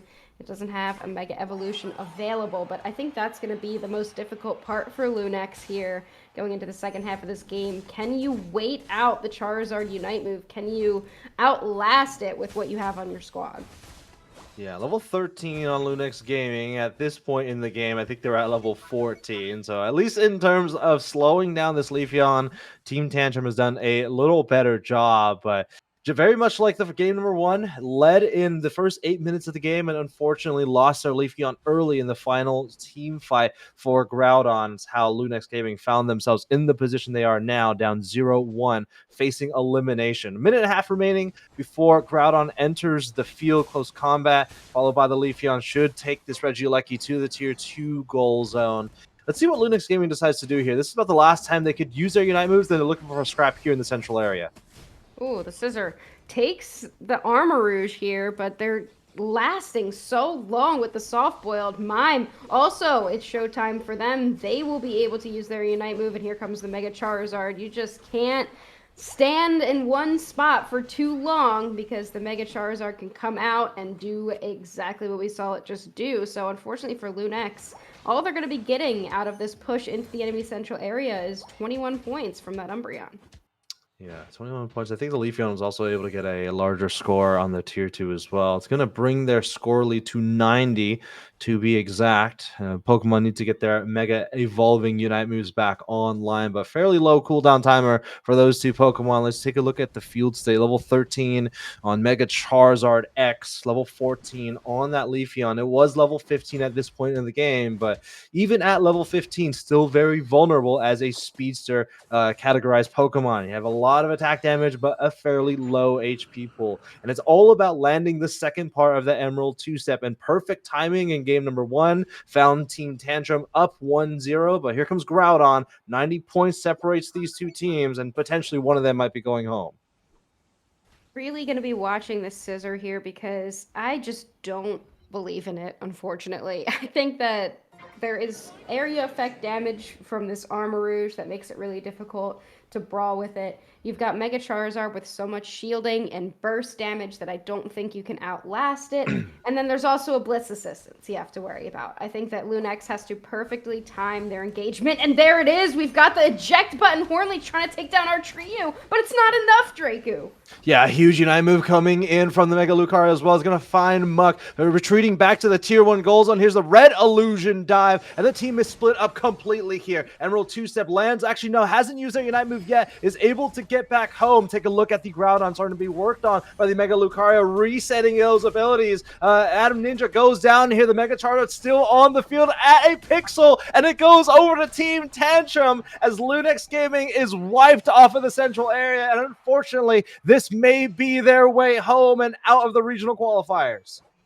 Honestly, we didn't see it on the screen, but Raptor may have saved that game for Team Tantrum because the Leafeon was about to get out on 1 HP, and they jumped in with a Unite move and took them down before they could reset, which may have been the reason that they ended up winning that game, honestly. But yeah, they just didn't have anything to deal with the Charizard. They had a great engagement. IMAX is so good on those defender Pokemon to be able to eject button, engage in the Buzzwole. They got some really high value picks, but it didn't matter because Tantrum was just going to let those go anyway in favor of making sure Mega Charizard doesn't go down. Yeah, I mean, if you look at Lunex's team, they really only have the spear that is the Leafeon. They didn't really have any other really solid forms of burst, but they're going to try one more time here. The scoring, pretty decent amount. They will lose their Buzzball, but unfortunately, Lunex Gaming, Team Tantrum will be going ahead in the loser side of the bracket on the back of this Mega Charizard X. Level 15, a KO streak of 4, almost a Penta KO from what some would be the best Pokemon to ever be released in Pokemon Unite. I mean, I don't think that Char is like that insane in competitive, but seeing what was banned out, look at interesting. So they banned out the Mimikyu and the Urshifu specifically from Saotami. I hated that scissor. That scissor was not the call for this team. It just couldn't really do much. Like, yeah, we see it putting out some damage. It got some healing, but you've only got Charizard and Buzzwole that it's kind of good against. But with so much CC, you've got area effect damage. You've got the Mega Charizard with just way too much burst. They gave it too many levels early. Like, you needed something else that's not that scissor. Blaziken would have been a good call. Like, literally, I feel like anything except scissor. I don't know. I don't know. But look at like the Charizard, 126k damage. 126k. Yeah, I mean, you had two defenders on your side of the field, but those two defenders are. Let me take a look at the lineup once again. But those two defenders didn't really have a whole lot of crowd control between the two of them. Like maybe the Trevenant, yes, but they really didn't have many good follow-up after the Trevenant got the CC on the Buzzwole. If they were able to secure that knockout, I think that would have been their way forward. But the Charizard just kind of took over the game. It was at level 14. You know, the Leafeon was maybe level 14, level 15. And if they weren't able to use their Unite move in particular on the Charizard, then it's just going to burn down the field, literally. Citadel just won their set against Standing on Business. So Citadel quals day 2. They had quite the losers bracket run. They lost in round 2. And then did not lose at all for the next 4 hours. Didn't lose a single game. They locked in. So yeah, they are now qualled. We're still very behind in that DK set, the Blackjack. Yeah, Blackjack Exile. Just started, like that's really behind. But we'll see Tantrum against Not Enough Tanks, and then Fulminous. I guess I don't know if you have any of those players. Yep, I have Skeleton Pie would be the one that I have on ARLT. Do we have DK? Yeah, we'll have both Exile and Blackjack. I have I think I have Lazy Free and Impala on Blackjack, and then I have Uzi. Oh, do you want me to hop into Impala? He just came out.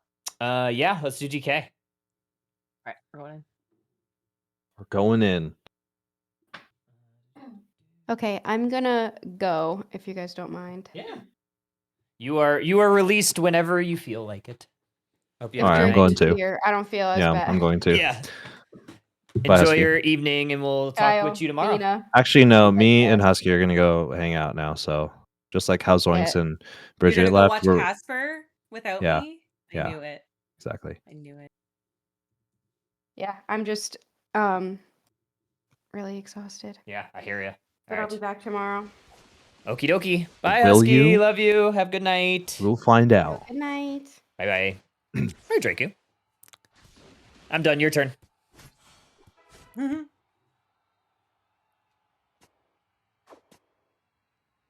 I'm totally just.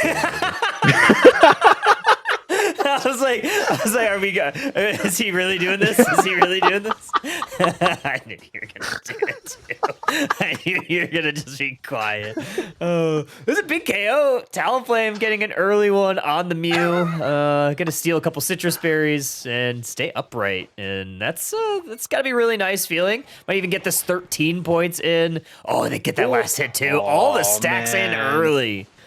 Yeah, got to get this one in too. Oh, you get the evolution for the EXP share from the Lapras, able to get that one. Can they get the knockout here? They really want it. Oh, they make it back to these citrus berries. So in terms of getting most citrus berries consumed in the game, Blushlink is well on their way, and we'll get a knockout as well on the EV. That's like 3 extra points in your ranked elo. So yeah, you certainly want to be that berry. What do they call it? Do they call it like berry consumer? Berry gobbler? What do they call it? Berry bandit. The berry bandit. Yeah. The we're gonna call most it that. If greedent. it's not that, then it should be. Look at this invade here. Now you have a Mimikyu fully going in on this Chansey. Easy KO right there. Still only level 3. And Impala looking pretty good here, sporting both the red and the blue buff. The Cinderace is going to get the Scyther. That's gotta feel bad if you're Exile. Yeah, this might be over already, to be honest. I mean, you're looking at your scaling Pokemon. The Cinderace is going toe-to-toe with the Scyther, albeit it's not a Scizor and or Scyther at this point in the game. But the Talonflame is at level 7. That is your bot path Pokemon. And if you're taking a look at the side of Exile, it is going to be a Scizor. So 3 Scizors in a row. I mean, good thing Husky is gone because we might be on a hate watch again. This Mimikyu going straight into 3 Pokemon with Lapras. Unable to respond, being at half HP. Doesn't matter. Impala able to get out very easily with that Trick Room. It's looking pretty good here. 1v1 in the top side. All-rounder v all-rounder right now. This Delmise is barely surviving. Scissor might get the KO. One last bullet punch does the trick. Wow, that was 2 levels up, by the way. Delmi's level 7, level 5 on Ganon. We'll get a couple of stacks as well. That's a huge pickup. This is an EXP share Cinder, mind you. I don't know if we talked about that earlier. Maybe I just overlooked it, or maybe Bits' name was covering it as well. But this is a level 8, mind you. EXP share Cinder on Bits, so they're cooking once again. Can we also talk about how the EXP share is like not centered around the name and the health bar? Yeah, I don't like that. You We're know, deleting it from the game anyway. Yeah, that's true. We're deleting it. But like, why is like the Blissey's one looked fine, but Cinder's like just not there. The Umbreon You're so one, right. The Umbreon one is to the right. it's like to the right a little bit. Yeah, it's weird. I don't like it. Reggie Ice in the top side. Brave Bird gonna be the last hit securing tool there, and Blackjack still not done. Trick Room into the front line. Another Brave Bird is gonna help take out the Umbreon, and Exile retreating, yielding this T1 goal zone. Yeah, they're going to prevent them from getting more Indeedis, or at least any Indeedis in the top pass, or at least just depriving them of that EXP. 4 minutes have expired. Here comes the Seaweed Snare. Soulvern Slide maybe to get away. I don't know if they use their Unite move there. Oh, nice pull. Get over here, Blissey. Yeah, take a look. This Delmise is really taking over the game, at least in the central area. Here's the Red Illusion Dime. Finds another Anchor Shot as well. Pulls the Blissey. Can they get one more? Scizor is kind of on an island and waiting for that cooldown to come in. Here comes the Lapras. They're going to find a mean look on the way out. Do they continue to engage? Brave Bird fights 2. This is massive for Blackjack. They're still going in. Braybird once again, still 3 members down. Oh. Flame Sweep's gonna take 2 off of the pad, and they're gonna go ahead and take those down. No jump pad means all of these points going on in, and Blackjack breaks the T2 on the bottom side. That's where Lecky is too, Draku. You know, we always talk about the number of Unite moves that are like circles in the game, but in this game, it's all about the Unite moves that travel in a straight line. We have Lapras, we have Delvise, we have Flame Sweep, Talonflame, Sovereign Slide, Empoleon, even to an extent, the Scizor's Unite move as well. I guess Blissey, too, also travels in a straight line. We have the line. It's a really interesting collection of Unite moves here. Trick Room is going to turn off the dimensions here. A Sovereign Slide goes full extension, finds 2 members in the tall grass, and here comes Exile going the other way. They're trying to get back into this game, and so far they have. Oh, the Delmise 1v5. Umbreon stealing all of those shields away. We have the Blaziken, or not the Blaziken, the Cinderace. We have the Pyro Ball that did a little bit of damage, but against 5 members of Exile, not going to do a whole lot. From downtown, the Talonflame with the Flame Sweep somehow steals this Regieleki. What the heck? Then it's all going full extension as well. Of course, you don't get more damage, but it's all just flash there for Blushling. But you get more damage on the Sovereign Slide from the Empoleon, so that team fight earlier, going full extension on that Unite move, get the most amount of damage. But lucky steal there for Blackjack, some life showing for the team. Level 13 on the Talonflame. They will KO the Scizor. I feel like it's a really close game, but it's kind of also not at the same time, right? 3:14 to 28, 2 minutes before the final stretch. Both teams have their scaling Pokemon on. I mean, EXP share Cinder scaled, okay. 2 points still on this goal zone. They have a Golem Reggie. I think that's what we called it earlier. Then you made fun of me as well. Golem Reggie in the top path. It will be a Reggie Seal Braybird to close that in. And here comes the rest of the team to defend that front line. Another Seaweed Snare from this Delmise into the Whirlpool, but 2 members quickly falling down for Blackjack, and it's this Empoleon that's starting to look pretty good. A double KO to boot. Here's another Flame Sweep. It's going to pull this Umbreon into a little bit of harm's way, but a Mean Look's going to help. Oh, they get the KO there. Good plays by this Mew, and now somehow Exile has crawled back in terms of levels here. Yeah, Trick Room, turn off the dimensions, and bring up the boost here for that Mimikyu. And here comes Exile trying to break this goal zone. A full pocket for the Empoleon. Do they go down? A Pyro Ball finds the knockout there. EXP share Cinder coming online. And a nice defend here by Blackjack. KO streak of 3, KO streak of 4. Come on, Bits. Can we get one more Symphony? Holding them away from a Penta KO. They're going to go back to their tier 2 goals, and they have full pockets here. I don't know if they're going to be able to get this Snarl there for the stoppage. 17 points, a small 15 overcap of positioning, nonetheless still for Blackjack. And Blackjack would have potentially had a basement Reggie, but they are a Regieleki that would have gone all the way to this home goal zone, but they're a little bit late to respond. They still have a very small chance. Here comes Impala on this Mimikyu. Can they have another sneaky steal here? They cannot. Good secures from Empoleon. That's Big Uzi, making sure that there's not an additional win condition here for Blackjack with 15 seconds until Groudon. Yeah, it's still not over. Level 14 on the Emperor Penguin. I think the big question is, can this Talonflame find the damage on those 2 all-rounders? Because they are quite bulky. They are quite round at this point in the game. Level 14 and level 12 on that Scizor.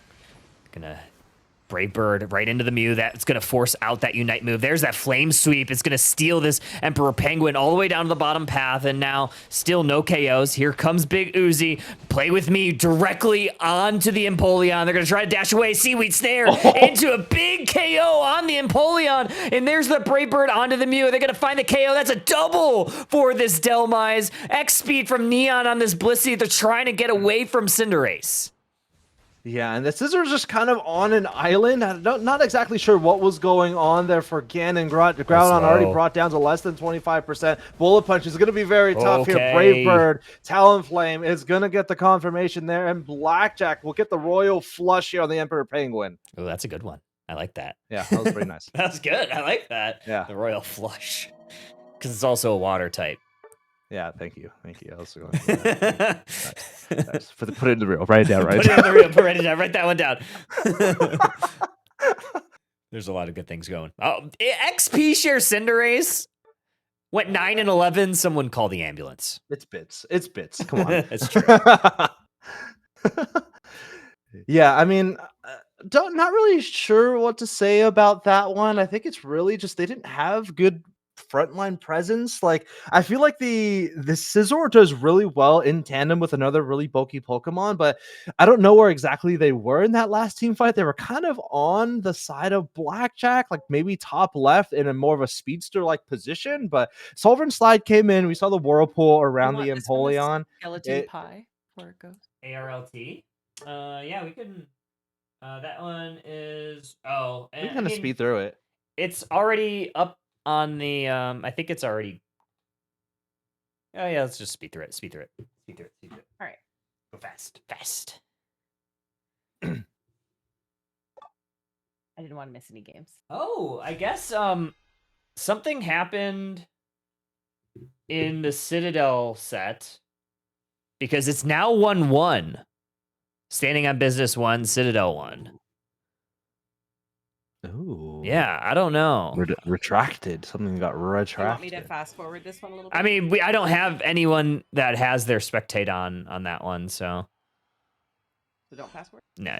No, you can still fast forward. Yeah, We can fast forward. because we'll want to probably catch the game 2 of Blackjack Exile. All right. What do you want me to go to? Like, Yeah, we can just go to like 7 minutes. It's fine. yeah. 7 minutes?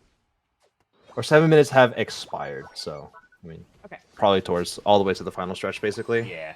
Maybe 30 or so seconds.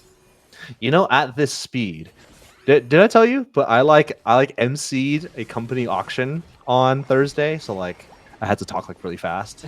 You didn't tell me that. No. So, like, no, I didn't really talk very fast, but they asked me like on Tuesday, like, hey, we're doing like a company fundraiser auction. Like, do you want to be the MC? Do you want to be the auctioneer? I was like, yeah, sure, whatever. Made it fun. $1, $1. Just regular Pikachu. $1 going once. $15. Are you like old timey auctioneer? A little bit. Nice. Yeah. What is this comp? This is Pikachu, Wiggly, Metagross? Mhm. What is going on here? Yeah, Pikachu's Oh, kind this of is not feasting, this is too. not Exo. Yeah, this is I figure since we're fast forwarding it, no real use to change the names. They're kind of stomping. Not gonna lie. Is this a qualifying game or is this No, the... this is losers round 5 technically. And round 6 is a losers round 6 is a qualifying.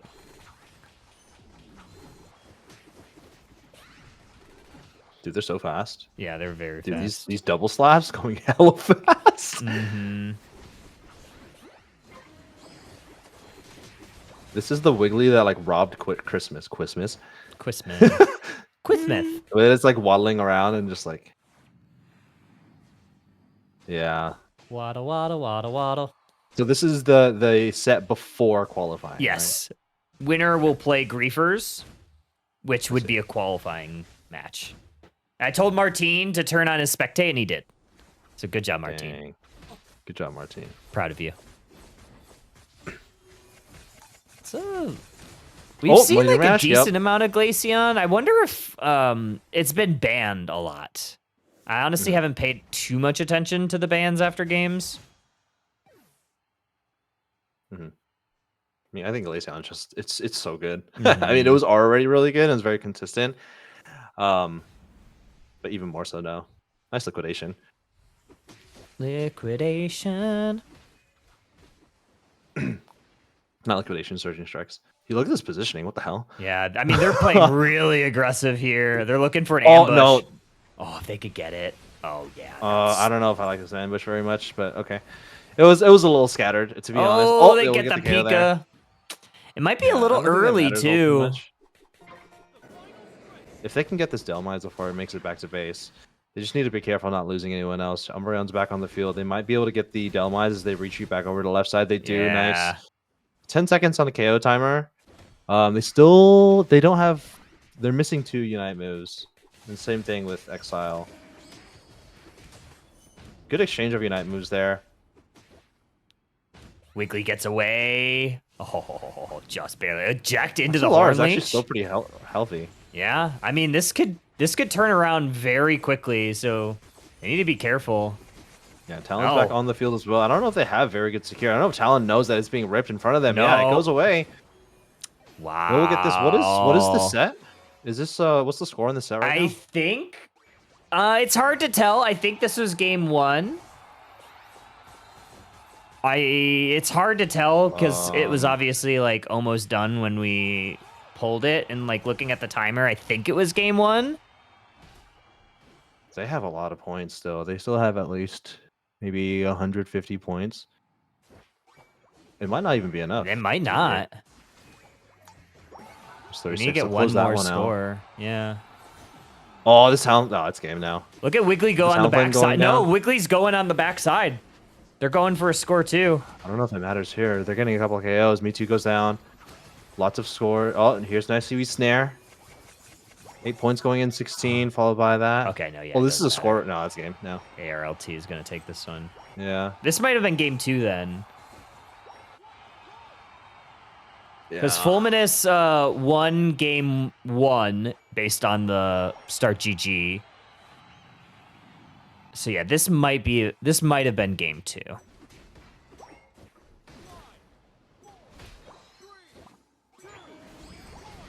Yeah, this might have been game 2.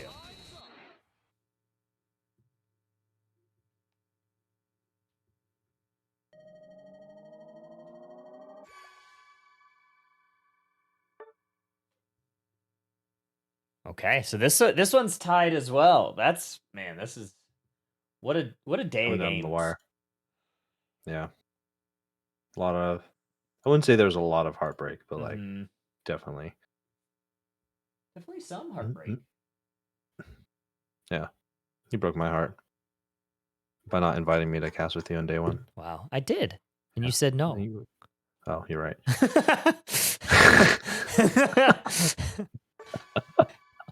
You said no. I want to play frisbee instead. And I did. Lazy. Yeah, let's do that one. Can you go in the lazy or Impala's view? That way I don't have to switch the thing.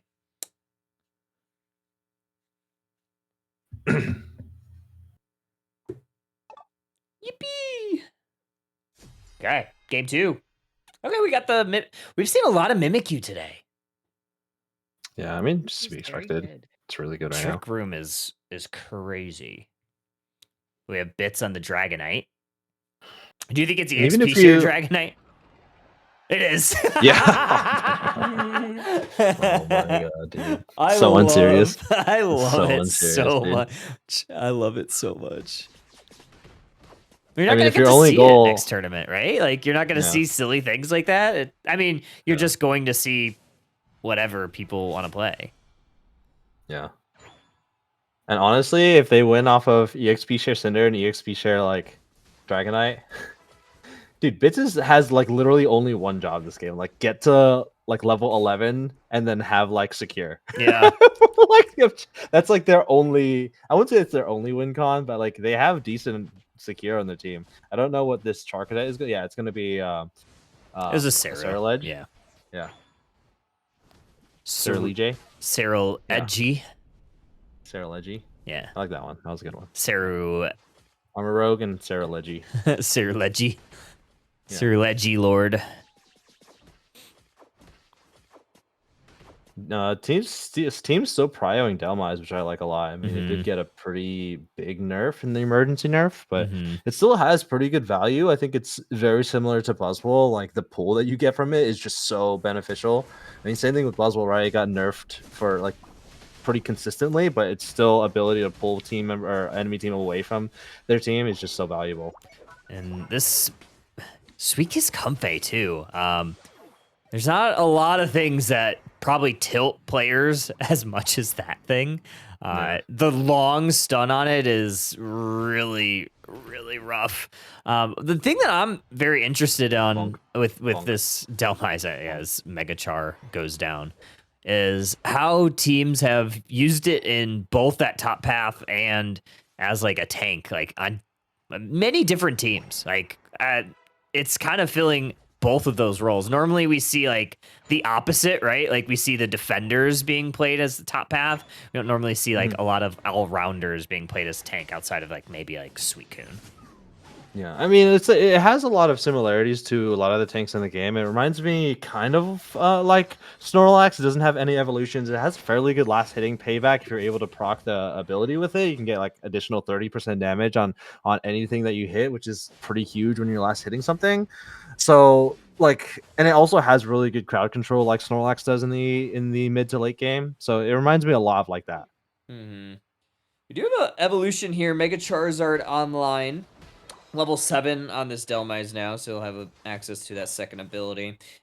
Teams are prioritizing bottom side. It's going to be a 3v3 down here as Umbreon also comes to the fray for Blackjack. I'll see what it is. I can't remember what the timers were. I don't remember if it was going to be a Regiroulette. There's an objective that spawns at the 7-minute mark, and then there's a really strong objective that spawns at the 2-minute mark. No, I meant like which one was where. I didn't see the color of the timer. That's a good one. I haven't played Unite since Delmise was emergency nerf. What does the pool for Whirlpool do now? Does it just slow? Because it doesn't like prevent it doesn't stop them from making actions anymore, but does it still like pull them to Delmise? I think it's just less. I think it's less. Yeah, because it used to be that if you're in the whirlpool, you weren't able to even hit a button, and you were dragged towards the center where Delmise is. So I think you're still dragged towards the center, but you can still do actions. I think that's what it is. Yeah. There's another Sweet Kiss gonna stun a couple. Here comes the Revenant Rend out. That's gonna help get a KO, make it 2-3, and it's just gonna be this Umbreon, or sorry, the Trevenant that's there. And pretty good play here for Blackjack to come back in this one. Yeah, really nice. Revenant Rend will at least give their team almost a full team wipe. That's why we put that Unite move in the A tier of Pokemon Unite moves to cast, because of how good it is. True. We did put it in the A tier. Did we put it in the A or did we put it in S? I think we put it in A. Oh, okay. Let me look at it. Wait, let me pull it up. Pull it up right now. We put it in S, actually. Okay, that's what I thought. Put it at the bottom side of S. That's what I thought. I was like, it's too good to not be S. Actually, no. The top side of A+. A+. A+. Oh, okay. A+ tier is Gardevoir, Alchemy, Hydro Typhoon, Phantom Force. We put it below Phantom Force. I don't know about that one. I think we should put it ahead of Phantom Force, but you're probably right. Yeah. There's that Unite move from Charizard. Seismic Slam into the Psychic Solaire from this Espeon, and Pokemon from Blackjack starting to fall down. Good push here from Trevenant. There's a big old wood hammer to try to section some of this off. 39 points from Charizard, make it a 38-point overdone because that goal zone was left at 1. So Exile has full position for this basement Registeel. Yeah, I mean, Exile's team is very similar to game number 1. Instead of the Scizor and the Empoleon, we have a Mimikyu and Charizard, and honestly, those two all-rounders are probably better right now in the metagame in their particular categories. They have very good sustain. They also have a little bit of crowd control damage reduction from Trick Room. Nice secure there from the Woodhammer from the Trevenant. Actually securing it away from... Oh, this is an Outrage Dragonite. Yeah. So this is an EXP share Outrage Dragonite. I've seen everything now, Draku. Yeah. I'm pretty sure I've seen everything now. You cannot surprise me. I've seen the EXP share Quadra KO Cinderace earlier. Nice little overheat there to ensure they get that buff away from Exile, who was looking for a little bit of an invade. This Mimikyu level 12 with that Pocket Comfey has been increasingly difficult to deal with for Blackjack.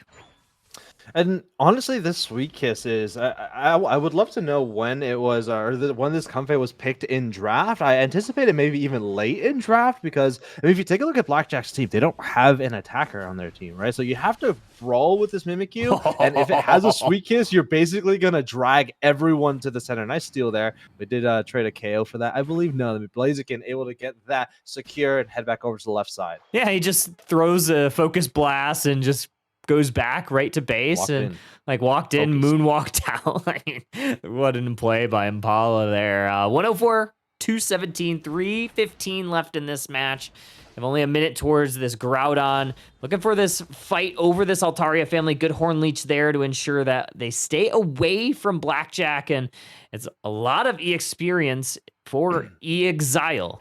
I don't know why I said it that way. Yeah. Yeah. Sarah Leggy. Sarah Leggy. Sarah Leggy.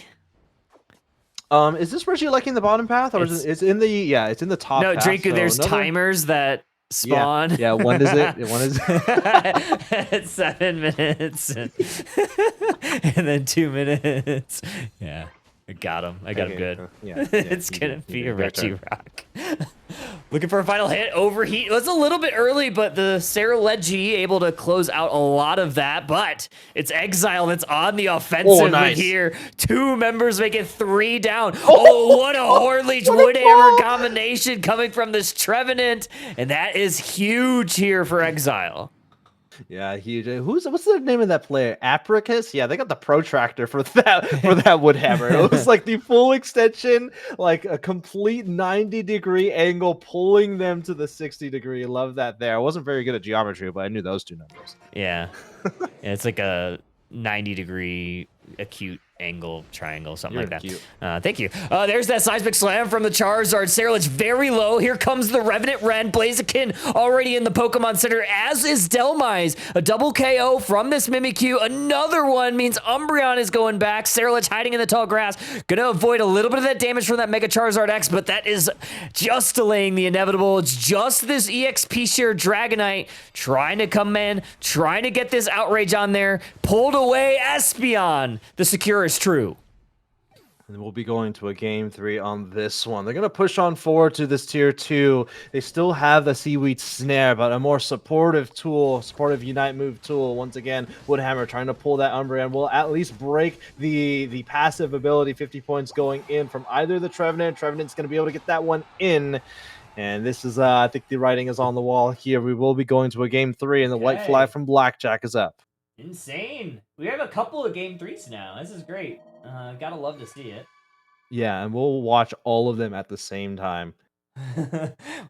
Yeah. Be great. We'll have a picture Citadel, and picture and Citadel picture. Gaming does look like they won 2-1 now. So they are now officially, I believe, unless something else changes, going to be moving on, which is good. Love that.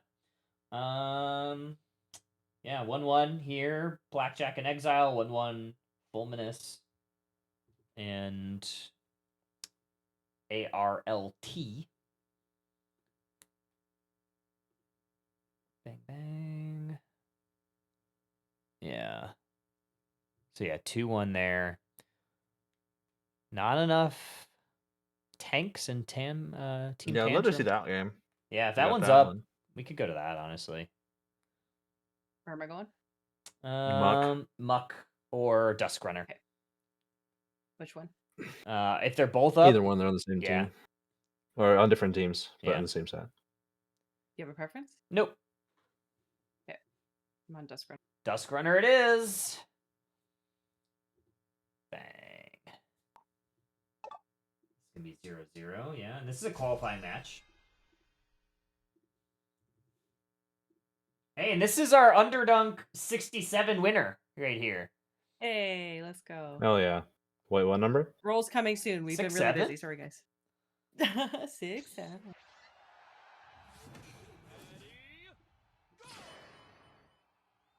Team Tantrum. Qualifying Qualifying match. Qualifier match. What do we What, got? full Roll figure? out. Anything fast forwarded? We can fast forward, sure. Yeah, we we could can go to like halfway. We can go Yeah. like halfway this game. Yeah, I like that. That way Do we you? can. Like? I like, yeah. That way we could get the other one of the other game 3s. Pew. This plane is planing. It's fast. Yeah. It's a jet plane. Hi, Lordy. What's with this camera work? You're welcome. We're fast, Lordy. We're fast. Gotta go fast. Front row. We're back. Magnemite. Mega Magnemite. Well, Serena. It's like the first Serena I've seen, or I've seen, at least. We've since seen I've a been- decent amount of Serena from other teams. I'm trying to think who else played it.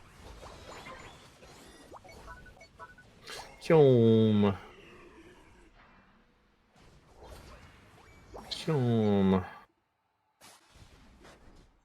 Yeah, this might be cooked. I don't know if I even watched this game. Yeah. Okay. This might be super cooked. Like, what is this comp? Are they just like trolling? Not enough tanks, clearly. They have 2 supporters, 2 defenders. Who's their carries? Blastoise? Latios? Yeah. Must be, right? Yeah, that's what it looks like. I mean, the late game probably okay, we goes just- pretty crazy though, yeah? But are I they gonna be even in it by then? Can they get there fast Yeah. enough? Yeah. like, we have like the worst early game possible with this line. We have like Bounsweet, Dwebble, Squirtle. Like, the worst lineup of early game Pokemon you could possibly have. We need Like, add Mega a Yan Kung Fu in there, Mega. it would fit. Add a Kung Fu that like We need Mega Yan Mega, says Gogeta. Is that even a thing?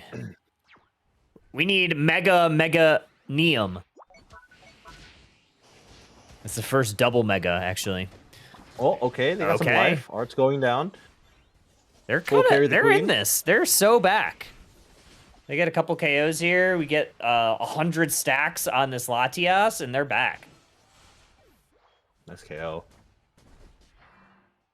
Alright.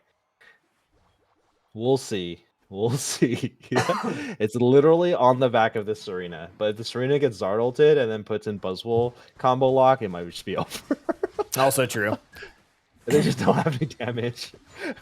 Their damage is like extended DPS from this Hydro Pump Spin Blastoise. Mm-hmm. And maybe some burst from Latios. But at True. that point, like, you just get obliterated by Buzzwole, Charizard. True. See what we can find here. Got 0 points. Don't know if they're stacking. 12 on Serena. Oh, good eject play from Muck. That's going to take the Hoopa. It's going to send not enough tanks fully in retreat mode. Nice little Horn Leech there. Here's the Unite move from Crustle. Try to absorb some of this damage, but Buzzwole, along with Charizard, are going to section them off, take them to the Pokemon Center, and that T1 push for not enough tanks did not go quite as planned. I don't know. I think I was watching it on Muck's stream. He's streaming right now his POV, but there's been a couple of moments where he's hit some very, very critical Psybeam. I'm forgetting the name of the ability. It's not Psystrike. What's the name? Psyshock. Psyshock. Mhm. Yeah, he's hit some hugely crucial Psyshocks and have gotten a lot of value out of it. Nice double KO here. Can they get some scores in finally? Buzzwole here. Cool to see Art back playing. I haven't Mhm. seen Art play in a little while. Who's Bina, what team was Art on? Shiryu? Was it on like old TTV? Like No.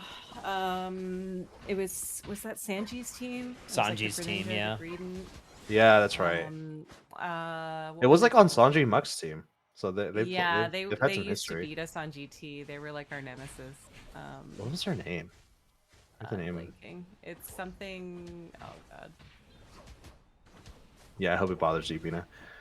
Yeah, I'll figure it out. You can look at Muck's. I mean, Is it- honestly, any of their Was history. was Sanji's team TOS? Yes, that's it. There it is. Yeah, TOS. Team That's TOS. it. Team TOS. Yeah, nice, Austin. That's why he's the GOAT. Yeah. Oh, Team I didn't read it. I just said it. I don't have shadow. Oh. Oh, good job, Bina. You got it. Good job, Bina, too. Yeah, Thanks. we'll give Bina flowers too, even though Magnemites can't hold flowers. Yeah. Maybe if you it don't was, even like, have metal hands. flowers. Maybe magnetic flowers. Yeah, magnetic flowers. Oh, nice Horn Leech Oh, my combo Lanta. breaker. Here's the Ignite move. Where's Charizard at? Yeah, he just. Oh yeah, Charizard's United. like full HP, dude. Yeah. Charizard's full HP right now, Yeah, dude. that's. Oh tough. wait, he's huge. Nice Eldegoss Unite move.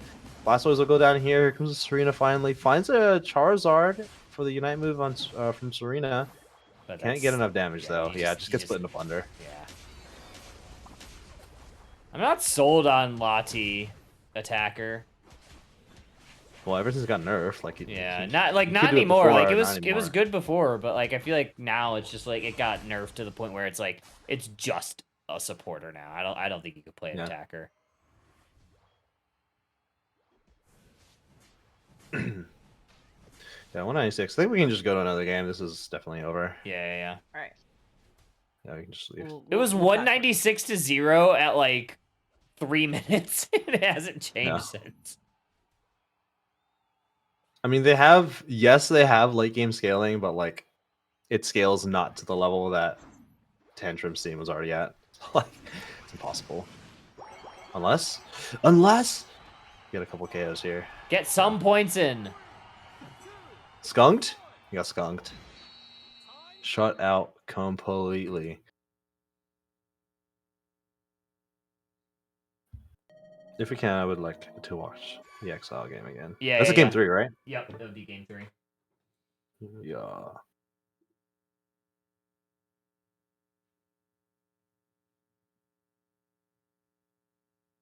So who am I going to? Get Impala?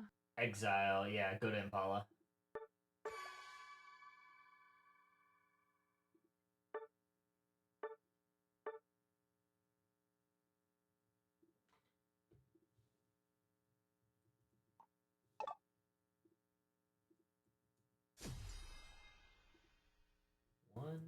One.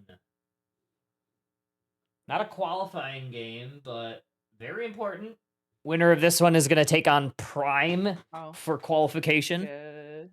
Might have been a remake game. Oh, you think? Well, they're AFK in base. Are all of them AFK in base? 3 of them are. Okay. Which set is this one? This is Exile and Blackjack. Yeah. Mina, what's your rule on remix? I think we were asking that earlier, but we didn't have a rule book here. What's the rule on remix? Yeah, it looks like there might be a little bit of a delay on this game. Okay. Mina? Sorry? What's the rule? What's the official ruling on remix and crashes? So for today, because we know the game is very prone to crashes, if the majority of players are experiencing a DC after draft is completed. So as long as you make a mod call, we come in, we say, please forfeit it 5 minutes, same draft. So that's been the solve for the majority of games today. So I think the important word there was majority of your team. So what does that mean? So like even if there's just one player, like you still have to play it through, or what? No. So any team that experiences one player disconnecting due to the game being a problem will get we will allow them to remake that game. Okay. It's just it's the crash is actually happening at a more ideal time than normal because it's occurring right after draft is complete and before the game has begun. So it's not a very contentious moment to remake a game. So with that being where the crash is occurring the most frequently today, as long as you make a mod call, we allow players to remake the game in blind with the same Pokemon and then play it as normal. We didn't have anyone report disconnections after load screen that I recall from today. Can we exit out of this one and see what we have? Because based on timing, we may have Team Tantrum, the game 2 for that up. I think if we get to that and we can fast forward a bit.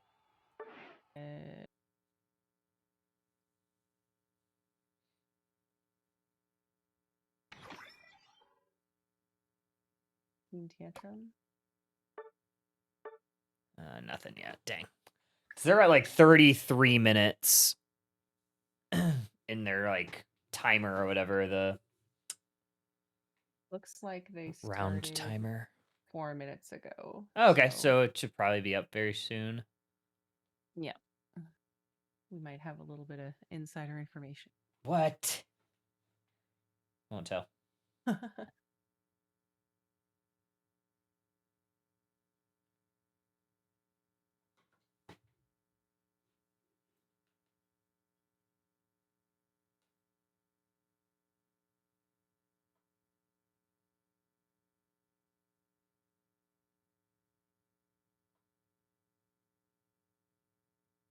be right back. BRB. Wow, Kyle, you have no friends. I have no friends. I have No no friends. friends. Looking. And Fulminus took down ARLT 2-1. Looking forward to tomorrow. Which set do you want to do? Because we can only probably do one set Mhm. of the winner's side, and that both of those sets are qualifying sets. So Yeah. I mean, we'll do. So we have to do either Psy or Nemesis versus Scripted. I think probably that one. Yeah, probably. I think for like excitement, like it's obviously the Nemesis scripted game, but if we want to be like on the beaten path, That's what I'm or wondering, because against I the feel like beaten a path. lot of people are gonna cover that one. Like I'm sure Yeah. Ender's gonna run a stream again. Maybe I'll reach out to Ender, see like what game he's gonna cover. If he's gonna cover that first one, or like the Nem scripted, then I'll cover the other. We gotta watch Nem scripted. Come on. That's what I think too. But We gotta. it ain't watch. my stream. I'm just a fat seagull. Hmm. Am I going into one of these? Duskrunner and Muff? Yep. Let's do it. That's You want me in on Duskrunner? let's do it on Dusk. Yeah, let's do that. This is game 3, right? This is game 3 qualifying game. This is game 2. This is game 2. So what's the score? 0-1 advantage Team Tantrum. Oh, I see. Wait, this is not enough tanks? Yeah. Oh, okay. Isn't Sobi on this team? Yeah, that's Rollout Gal. Oh, okay.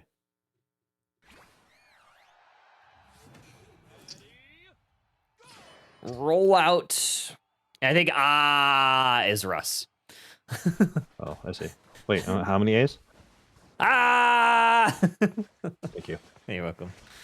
All right, well, this is gonna be for all the marbles or whatever they say. Yeah, I think we're leaving the marble jokes in Anaheim. Too many marble jokes. Too many marbles. Now it has to be all about Carl. What's is Carl the fog? Carl's the fog of San Francisco. Yeah. Okay. That's big Carl. Carl is looming over this Carl- match. Carl, okay. Yeah. Or something. Quite We'll figure something out. Yeah. Carl. Coral. A little invade here. A little invade. I like the little invade here. I don't think you get a whole lot, but you definitely stall. It's 5 now. Doesn't matter. Water bear. Water and Tardigrade. salt. Tardigrade. Water grade? Yeah. Tardigrade. Water grade. It's a water bear. Tardigrade. You work in water. Tartar You should sauce. know this. Yeah. I do work in water. Mr. Water. Yeah. I waterboard people. Yeah. It's literally what this water Urshifi does. Kind of. Yeah. LD, you got that. LDV Yeah. Mime? Who wins this? Oh yeah. Let's go LD. I'm guessing this is Duskrunner. Yeah. Yeah. Oh, that's a good Psyshock there, but it's a water bear. Oh. It's a water bear. Oh my goodness. What's That's the so early game mean. little dashing ability? It's what liquidation turns into. What's the first one called? I forgot what it is. Or is it? It's not liquidation. 'Cause you get liquidation at 6 or 7, I think. What is that? That ability. There's like a shoulder tackle thing. A shoulder tap? Is it the Rock Smash? No, Rock Smash is first, right? That ability. Headbutt? Tackle? I don't play Urshifu. You know what I'm talking about, though, right? You know what I'm talking about. He's gonna do it right here. Nope. Surging strikes. Surging strikes. That ability. You just did it again. Rock As a Smash. little... I don't know. Okay. Okay, I'm not just making things up because you get liquidation now. I think he has liquidation. Yeah, now, he has so. liquidation now. It doesn't matter. We get a KO here. We get the Blaziken. No, we don't. We do get the Blaziken. Sobi's better. Sobi's better. Nice shot. Nice shot, Gal. Oh, hits him again. I know.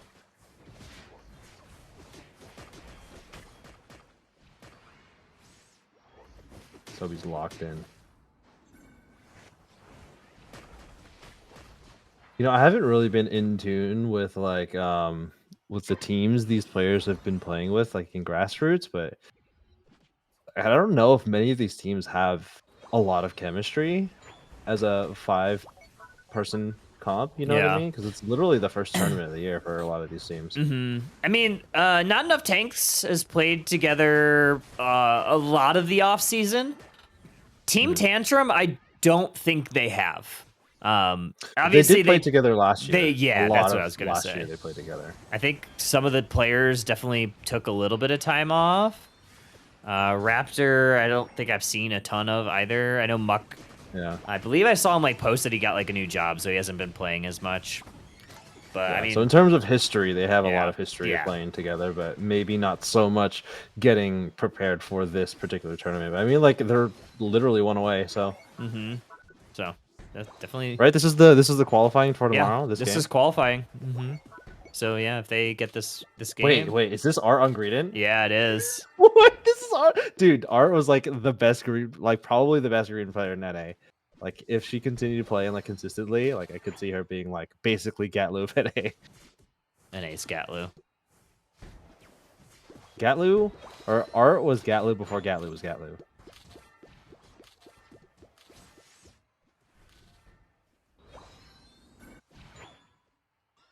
This is a fun comp though. I mean, Like they have Mr. Mime basically playing his tank, mm-hmm. I would say, and then Disruptor Greedent in the background. I don't know if there's many. I don't know if there's going to be a whole lot to for things to frontline for Muck. I think maybe the Mr. Mime.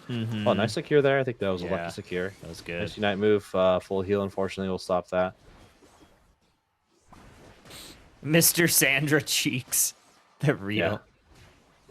Also, I really like Greedent into Inteleon, especially Belch Covet, because it disrupts, like you can bypass any crowd control and then disrupt the snipe shots. It's insanely good. And that's the only reason Nouns beat us is because Gatlu played Greedent into my Inteleon. I see. Yeah. That's the only reason. Only reason. Yeah. Yep. Really close game though. 40 points separates two teams. Yeah, I mean, like both. Like I feel like Team Tantrum's composition is really just to disrupt the Inteleon. Like they can get past the CC from the two water type Pokemon to get to the other water type. I guess it's a lot of water type Pokemon actually. It is. 4 water type Pokemon. 1, 2, 3, 4. And then you have Eldegoss. And then Eldegoss. Yeah, the water types and the Eldegoss. Not enough water types. But well, like I was saying, this is like really to try to get to the Inteleon in the back line, but at the same time, you're kind of just leaving Muck to defend for himself if they're trying to go for microstun onto the Inteleon. You know what I mean? Yeah. So there's not really a whole lot of crowd control on their team, other than like maybe Psychic Solaire and Mr. Mime Unite move. Other than that, there's not a whole lot that this Urshifu has to deal with in particular. Not a whole lot. Good. This is the second Blastoise secure away from the Inteleon. Maybe not. Maybe intentional, maybe not. We'll see. I'm sure Sobi is gonna line up a perfect snipe shot for Groudon. Surely. Look on the bottom side. Looking for a little bit of a score. Blaziken and Mr. Mime. They get none of it. I think Blastoise stopped a lot of it, or at all. Nice stoppage. Yeah. Point I mean, stoppage. Blastoise Blastoise will get is good for the trophy on stoppage, score stoppages. Mm-hmm. Gonna go for this Reggie Steal. No problems there. They've gotten both Reggies in the top side. They got the Rock and then now the Steal. Yeah. They'll have the Reggie Steel buff for maybe 15 to 20 seconds into the final stretch. They may get one more Alecki to the tier 2. I'm not sure if I like this team fighting composition for Team Tantrum. I would have liked a more traditional defender. on their team instead of Mr. Mime, like maybe a Snorlax or a Trevenant would work okay here too. Just something that's just like hard CC, right? Mr. Mime has that too, but it lacks some of the sustain that traditional defenders have. Yeah. Art's getting caught out here. Level 13 will retreat back through the Hooper Hyperspace Ooh. Portal does expire there. We'll get a KO on the Blastoise, so at least for positional advantage, it should go over to Tantrum as they occupy the center area. I actually don't mind not having a lot of CC because, like, what are you going to CC? You can't really CC the Blastoise in the Rapid Spin. You can't really CC the Urshifu. So. Oh gosh. Oh my goodness. Very scary there. That's crazy. Almost got a knockout. 100 points there. They have... Do they even? Okay, your turn. Oh, okay, your turn. Oh, okay. That'd be so cute if you guys cast. You just have to say your turn every time you pass the mic. We did that once. We did that one. Your turn. Okay, so now we do have a little bit of a lead for Tempo Tantrum. They broke that T1 goal zone.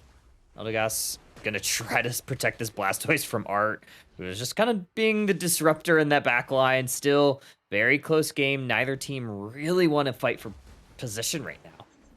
Yeah, take a look at where the Hoopa portal is. They're going to collapse on top of it as the Mime Wall goes down. Showtime to at least push them away from the choke point. But take a look at the Blaziken charging up the overheat in the tall grass. Uses the eject button. Artillery in the pileup as well. Hydro Typhoon followed by the Infinite Ice Spikes. Nicely night move from Muck will push them away from this choke point. Artillery needs to go back to the right side of the field. Inteleon, as the dust settles, is the one to go down.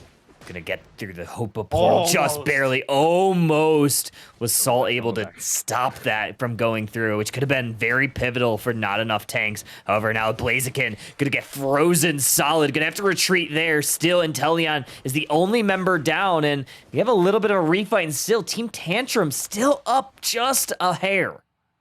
Oh, they can't lock down the green there. And we'll get a KO as well that led them into the Blaziken's clutches in the tall grass. Overheat being charged once again. Can they find the knockout here? Blaziken going down. 20 seconds on the timer there. This might be Team Tantrum's way forward. Green standing on the tier 2. They just do not have enough rip for the next 15 seconds, unfortunately. And it looks like not enough tanks is just out of time and not enough points in the goal zone. And Team Tantrum will find themselves a day 2 qualification for the qualifying tournament. Not so fast, almost. Oh, that was actually an incredible smart play there for Shifu, knowing that you're gonna have one final opportunity. If they would have been able to score that last little bit, right as Sobi secured the Groudon. Sides, yeah. Man, that was I loved that call there, but an even bigger heads up play for not enough tanks to make sure that you had at least one player on both goal zones to stop that from going on in, because that was a game-saving play. It's Team Tantrum that won that one in the side swaps there. But Yeah. after went for a score on tier, like a small score, I think, on tier 2, and then retreated back to place them bottom path tier 2 to make sure that Salt didn't get their score boosted by Groudon's scoring speed, but no score shield available for them as it's not a Rayquaza shield in comparison. But that does mean that not enough tanks will be eliminated from the qualifying tournament, and Team Tantrum will be moving to day 2 on the lower side of the bracket. Huge stuff. Team Tantrum and Citadel Gaming will be on that lower side bracket in day 2. Blackjack and Exile, we have an even series now, 1-1, based on our bracket. And winner of that's going to take on Prime. Griefers Reunited and Fulminous just getting going.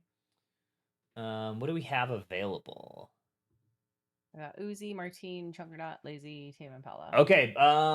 Do you think surely that's game 3 for Uzi and Impala? Yeah.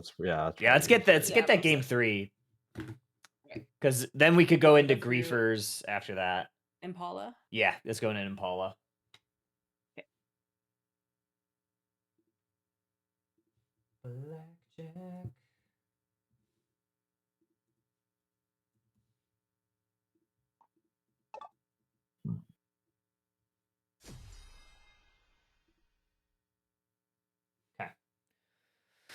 What do we have here? Got Uzi on the Mega Zard again. Bits on Buzzwall. It's surely an EXP share Buzzwall. What the heck? Yeah. I like the EXP share Buzzwall Buzzwall. support. Yeah, I like Wait, the do we EXP only share have one EXP share? Yeah. All right, they're. Oh my God, they're actually doing it. We have one EXP share. It's 113. It's because it's 113. They're gonna feed Blush. Oh my goodness. Is that Draku you hear? Yeah, that's Draku. We were No, gonna cast one of your ranked games earlier, but we decided one of your Splatoon games. but we decided to cast, the tournament that's going on. Yeah. Did you know Drew is in the tournament? He qualified for day 2 already. Oh, So that's just playing some true. ranked games. That's so true. When will they find out it is a 112 or a 113? They probably know already. now. They probably know Yeah. now, yeah. Yeah, I don't know if the Cinder has ever left their around their goal zone. I think it might have just been pressing from these two the entire time. Bits will get another score here. And gets away. I wonder if this is a stacking EXP share Buzzwell. I mean, it makes sense. Yeah. Like, even if you are at lower level, you still have higher attack weight stacks. Yeah. So you still are doing damage. That would have been get a soda. horrible for everyone involved. Game's been Cast, cursed, let I me get a guess. The top side, I think, going pretty well for Exile. That's probably to be expected since it's just lazy up here by their lonesome. Gonna hit level 5 though. I imagine we're extreme speed. I don't think we go power up punch and no mega. Ooh, a surf Psyduck too. We saw an Underdunk. That's a good KO. In Underdunk on Thursday, we saw a ton of Bubble Beam Psyduck. Really? Yeah. Little Beam Psyduck, was there like any auto attackers on their team? I'm trying to remember. I don't think it was anything. We saw it paired with Mewtwo a lot. Yeah. I see. Not This kinda Mewtwo makes sense. Y, Mewtwo Mewtwo Y. X. Mewtwo X, really? Yeah. I mean, it is technically an auto attacker. Yeah. Like, you're building up, oh my God, I love that. The freaking... I think I made a comment on that in the last Underdog. I was like, dude, this is such a flashy. It's so Oh, flashy. Good secures here for Luca. Getting that one. You also find a couple KOs. Exile going Vaporwave. down. I mean, gotta be pretty happy here so far. Unfortunately, Luca's not, as high as you would like them to be, but they're able to get a couple KOs here. That could be really big. Uh-oh, Uzi got Unite move available to them. Uh-oh. And Blush is caught in a bubble, and I mean, look, they don't even need to use their Unite move. Yeah, they're gonna lose all of their ADCs in the bottom path, and just the Buzzwole sitting at level 7 EXP share. The Lapras is gonna vacate this bottom path. Registeel is gonna be brought down very, very quickly. And this tier 1 goals will most likely follow very soon after. I don't know if they have enough points. Yeah, 11, 15, 34. It's going to be really close. I think less than 20 will bring this down, but just not enough to break the goal zone. The other team is going to respond with taking the Regieleki to the tier 1. Yeah, it's going to go in, or at least start walking that way. Delmai's there to respond. Blackjack going to just prioritize gobbling up a lot of this wild Pokemon experience. Good pull there onto the Lapras, pulling them in harm's way and into a couple Pokemon. Uzi has the Unite move once again. Going to take a KO onto the Mimikyu. Look towards that Lucario, but unfortunately for them, Lucario able to extreme speed away. Good defense here from Exile, not only preventing any goals from going on in, but also finding a couple KOs on the way. Yeah, a little head scratcher on the Lucario call here. I mean, they do have in frontline presence, so it's going to be acting more like a speedster. The fight starts to break out on the tier 1 goal zone. Already at 2 Aeos energy, they will get a knockout onto the Delmais. Will take out Big Uzi as well. KO Shriek at 2 for Blush as they push onto the tier 1. Psyduck here, they do have Surf available to them, but just not enough abilities to break the scoring potential here for Blackjack. They decide not to break the goal zone, kind of smart actually, just preventing more EXP or maybe wanting a larger overcap, but 218 to 150 as the dust settles, about a 70-point lead for Blackjack. Not a bad play here. Yeah, I kind of like that play specifically because you only are holding one EXP shareholder. So if you're able to deprive any additional experience, knowing that you don't have that additional passive experience from one of your players, I think it's always a pretty good call. But 20 seconds until another basement objective. Blackjack still has positional advantage down there. Yeah, take a look at this push. Tier 1, 3 players. I don't think they have vision on both all-rounders. They do now as they approach the goal zone. 15 points, so they do want positional advantage at least one part of the map. They'll take that Tier 1. Psyduck will have its pass ability procced, headache gauge up to full, cooldowns turned off. And take a look at the Cinderace. It is running, sprinting to the Tier 1 goal zone because afraid of the Unite move that Big Uzi might have in their pocket. Here comes the Flame Charge, finds its way onto the Mew or onto the Mimikyu. Will get the Unite move off. Mega Stone activated. Play with me to turn out the lights. Big Uzi at less than 10%. Trick Room followed by the Shadow Call will get the knockout there, and a good defend by Blackjack. Now Umbreon a little bit in trouble here with the Zard down. Delmai's also getting battered and bruised by the Buzzwole. Psyduck gonna have to run. Bladdered and bluesed. You know what they always say. Registeel still at full HP, and now Exile on the retreat. Gonna try to slow down this fight while Blush is gonna start chipping away with it on their Cinderace. The rest of Blackjack are here, but Big Uzi comes back from the Pokemon Center fresh, gets a couple KOs, but it is gonna be Blackjack that is able to take the Registeel away.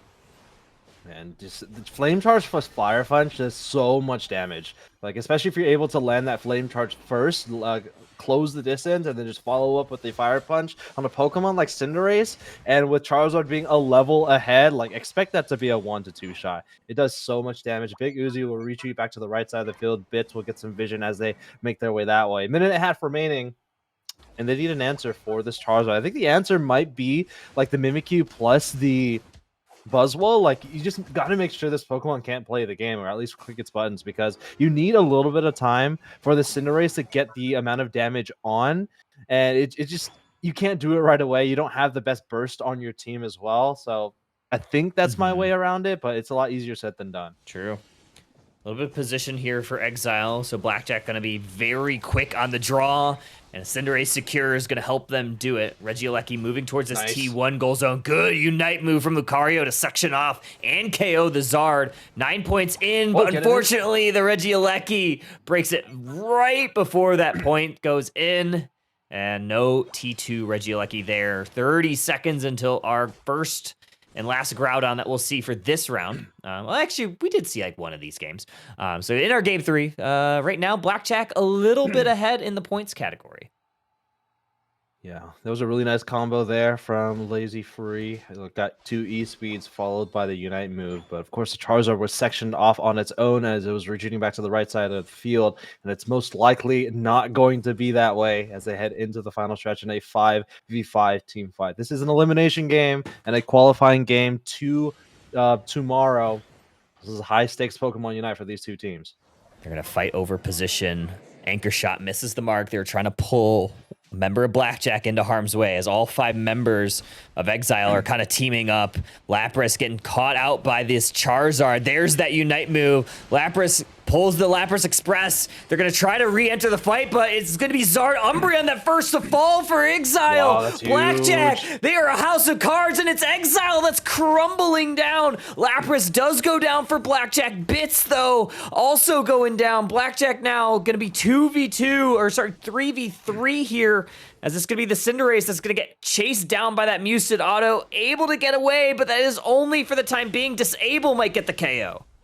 Oh my gosh, Cinderace going down there is huge for Exile. Minute and 15 remaining. Still a 40-point lead here by Blackjack with their Cinder down and all members for Blackjack up. A fight will break out once again. No Unite moves available to them. Mimikyu will be the first to go down in this team fight. Bitch trying to stay on the field. Unfortunately cannot. Gets burned there. They get a nice KO there. Lazy Free without a Mega Stone available to them will be kind of the last hope here for Blackjack. Ganon will start working on the ground and may recover back to full. Take a look at Psyduck, lower side of the field. They will start the rip. They will get 96 points in. Will bring them the lead of about 50 points to be exact. Nice Solar Beam there. Exile back against the wall. Blackjack needs to get the secure here. Muset Auto is going to connect on the Lapras, but here comes Mimikyu. Groudon incredibly low. Another 40 points on the back end. Delmise is going to get that in. That's going to increase the lead. This is going to be very important. Mew's going to get it. Exile. They're likely going into day 2. Members of Blackjack go falling down. The House of Cards is down, and Exile advances into day 2. They have qualified. Unfortunately, Blackjack just had a 17, decided to go for one more hit and busted on 22. And Exile will be moving on to day number 2. And unfortunately for Blackjack, they will have to close out their hand because it is the end of their run in today's event. Man, 365, 238. Exile go fish. What's they bust? That's what you do in Blackjack, right? You bust when you go over 21. Yeah, that's why I said. What do you do? Busted. Yeah, Busted. yeah. Busted in Unite. Nice. Man, honestly, good place here for Blackjack, or sorry, for Exile. Unfortunately for Blackjack, I really thought that they really had that fight won in the first part, but man, some good plays. You got a couple of really good KOs there. I got KO streak of 2. I think Cinderace went down in that fight. That's why they were back early for the second engagement, but you just couldn't find their footing. Yeah. And the two scores by Exile was huge. Like Blush had to make a decision whether to rip, and they were kind of sectioned off from their team as they entered into the central area, and that's why they unfortunately went down the second time, I think. Oh, is that what it was? Okay, sick. So that is another oh wait, they didn't qualify. No, that wasn't their qualifier. We Oh, wow. lied. Nice. We lied to you Dang. all. Yeah, I think they've had a couple of DC, so they will need one more game. Wow, Prime and Exile. Take a look at that. Wow. Okay. Yeah. So we'll get Galadite. Wow. Hi, Pina. Can we really briefly look at Prime's upper side of the bracket run? Like, I want Yeah, to see who they let's do went it. in earlier on. Because, like, good on them for making it this far, but it's also a little surprising seeing them this far. I don't know. They've always done pretty well. They lost to Nemesis. Let's see. Prime. Okay, yeah. I think they had a fairly easy run, Meta Wiggler. in my opinion. I don't know who Adorable Wolves is, or Meta Wigglers, or Shield Breakers, but they didn't lose a set or lose a game until Nemesis. So I think Nemesis was their first real test.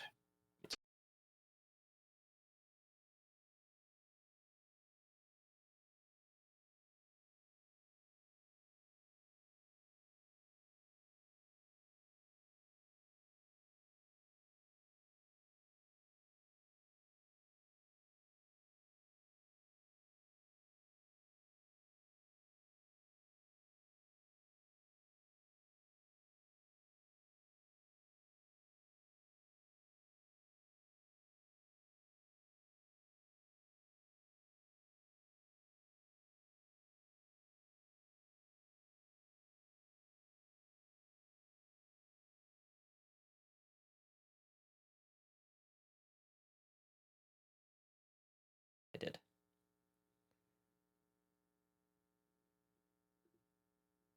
Huh. I have suspicions. You have suspicions? Yeah.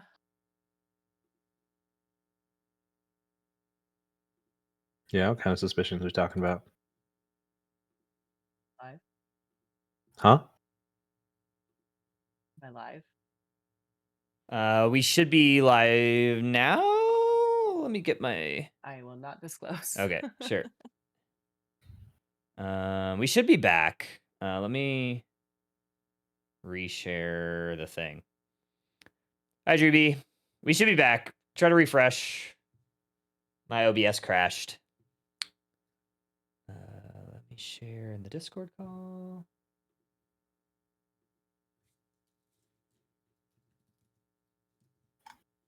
I can maybe do like one more, then I'm gonna go. Okay, I need to share the thing.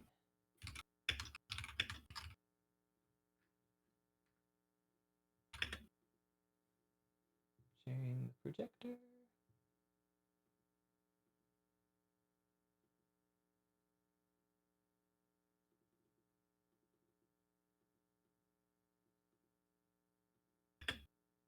Okay, we should be good there. You should be able to see.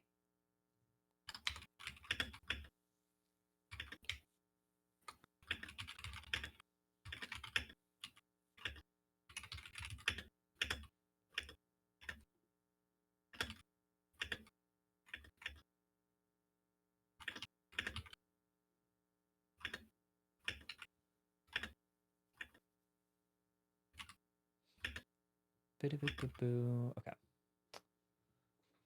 Can we get to... This is Griefers and Fulminous. That should be game 2. Fulminous up 1-0. I've got Martine and Chunkernut. What'd you call me? I have both of them. Okay, so just go to Martine. Yeah. Okay. Both of them are on Griefers, so. Hey, Kyle. Yo, How many L's are in both? 2. Okay. Can you spell it for me?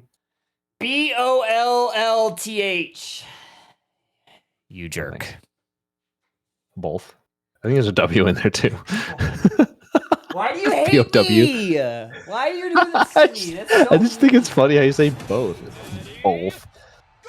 Hard W. Love you too. Yeah. Merry Christmas. Merry Chrysler. Wait. You didn't have an I in front of there. Say it again. Are you like really loud now? Am I think really that loud is now? Stream volume was like louder than it was before. Oh, the YouTube feed. It went back to what it was before it crashed. Or like when I first added it, so. I didn't crash. Yeah, you crashed. We crashed. We crashed together. Yeah, true. We're trashing out. Yeah. Wild Chew. So this is a qualifying game. Griefers Reunited and Fulminous. Oh, big Ender raid. Welcome in, everybody. Howdy. We have a couple matches to be had here. Good job. Thank you for the shout out, Pina. I assume that was you that did that. Do we have any more giveaways, dude? We do have a couple giveaways. So we have 3 additional Unite licenses that we'll give away here. Let me set up the command. What should our keyword be? Should our keyword be Ender? Yeah. Let's do that. Sure. Our keyword's gonna be. Let me set it up first. Giveaway.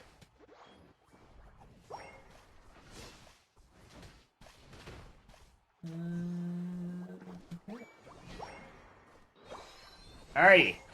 Our keyword is Ender. And we are giving away 3 licenses. We have a Mega Gyarados, a Mega Lucario, and a Mega Charizard. Charizard Y? Charizard X, sorry. Okay. Charizard X, courtesy of Pokemon and the Community Ambassador Program. So type in Ender, and then after this game, we will draw them. Those will be our last one for the day today. And then tomorrow we have 3 more of each that we'll do. Wait, you're good at drawing? I didn't know you're good at drawing. I'm not good at Draw each of drawing. them. Dude, let's draw all the megas right now before Draw we give all out the the giveaway. Megas. You said it, not me. I think Zoinks is better at drawing. Have you seen Zoinks' whiteboard? Have you seen Chef's Gyarados? I've seen Jeff's Gyarados. I've seen it. Can you draw that one? Yeah. You know someone that's an MS Paint Pro? is it Either Wolf Glick? both works as long as you type in Ender at some way somehow it'll add you in. It's Wolf Glick. It's Wolf Glick. Yeah, he's the best painter. Real YouTubist. Playing summons in a roar. It's actually 1-0 Fulminous. Let me update that part. And Fulminous looking pretty good here. Already going to break in that T1 goal zone. They'll have access to this Regice. And they've already taken that Regieleki down on the bot pass. So it's kind of going pretty poorly here so far for Griefers Reunited. Come on, Martine. Yeah, come on, Martine. Come on, Martine. Come on, Martine. You know, these two teams, like looking at the bracket, I would say these two teams are fairly close in skill. What was that, Tom?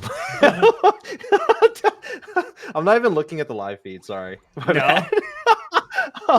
Sorry, might have been a little late on that one, but there's like a flame sweep that was like, oh wait, it's not even like pushing the Regieleki because it's on the same team technically, and then it ejected away. Yeah, that was interesting play. The 230 to 7, pretty hugely for Fulminous already.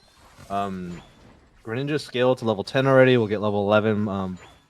Get higher critical hit, and then big Unite move as well. We'll interrupt the Glacial stage too. Seaweed Snare finds the Glaceon. Revenant Ren finds 3. Will be stopped by the slow beam. Will be knocked out very slowly by the basically 3 defenders. Can they get over here? Nice eject play. 1 auto attack. We'll get some life steal, but closed out by the power whip though. Almost able to stay alive was Martine. Unfortunately, back to the Pokemon Center they go.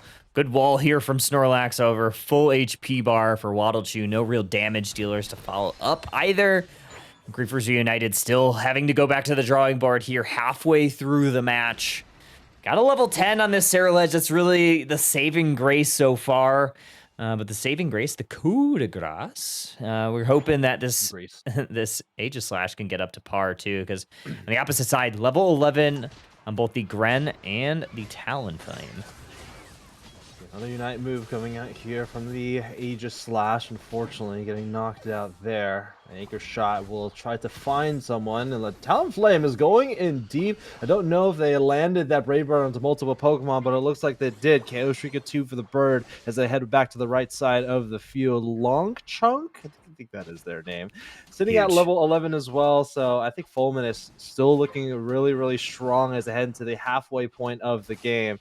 Comfy E-Girl also quietly getting to level 12 now.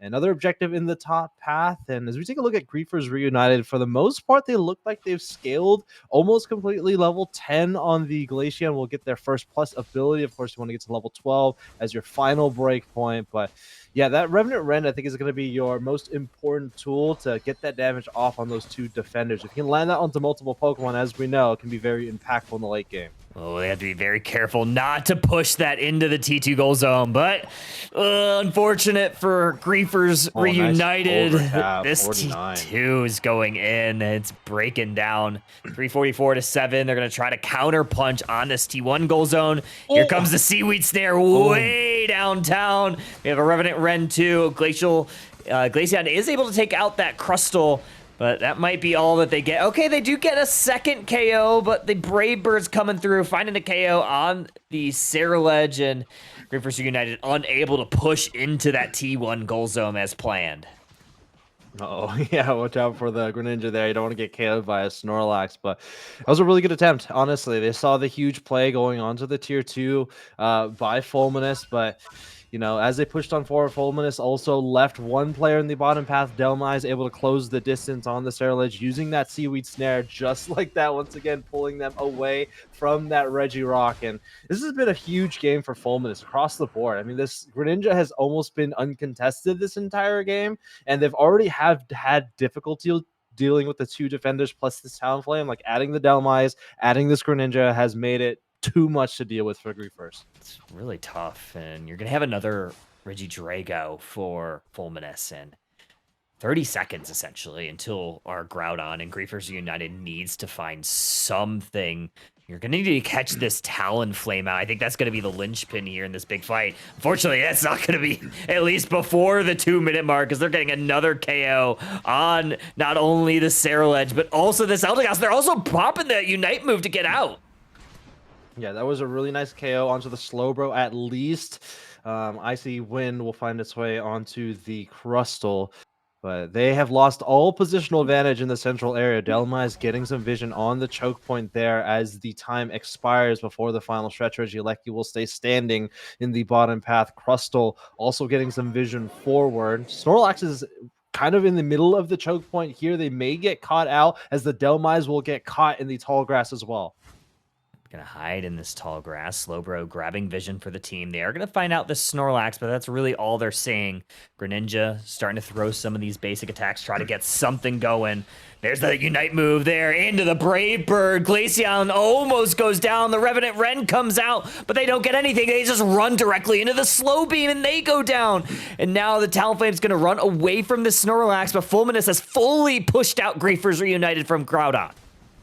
Yeah, Groudon, and also their central area as well. And being up more than 300 points, 308 points to be exact, this is already going to be tough. Glaceon can't hold 2 zones at the same time. They will score another 50. Talonflame make that 2 or 100 in double time. 1 minute remaining and more than a 450 point lead. 482 to be 84 to be exact. Math is a little hard today, but yeah, this is already a game. This is an elimination game, mind you. Is this an elimination game? Did you update this already? Yeah, so this one will is be moving.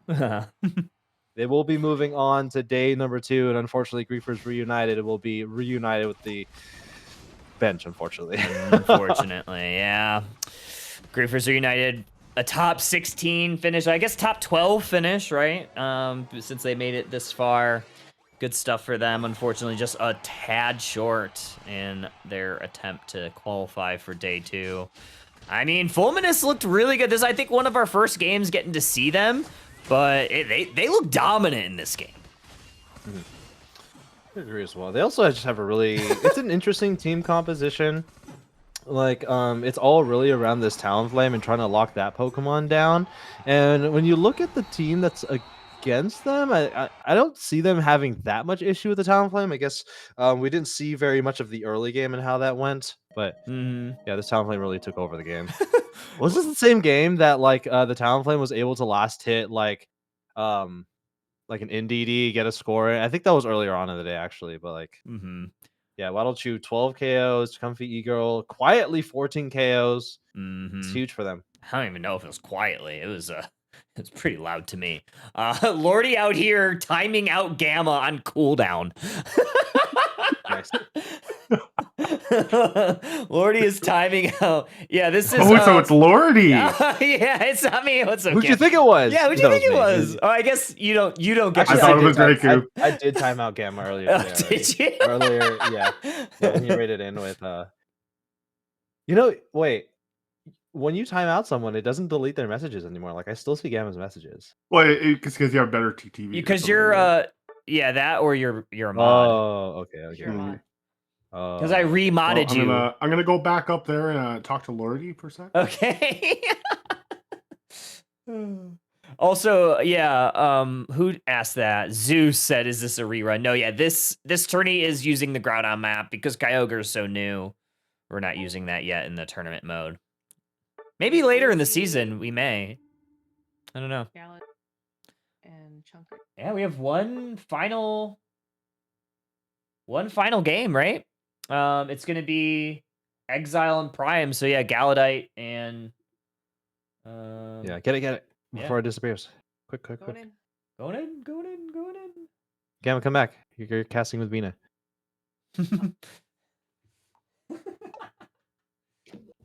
Okay.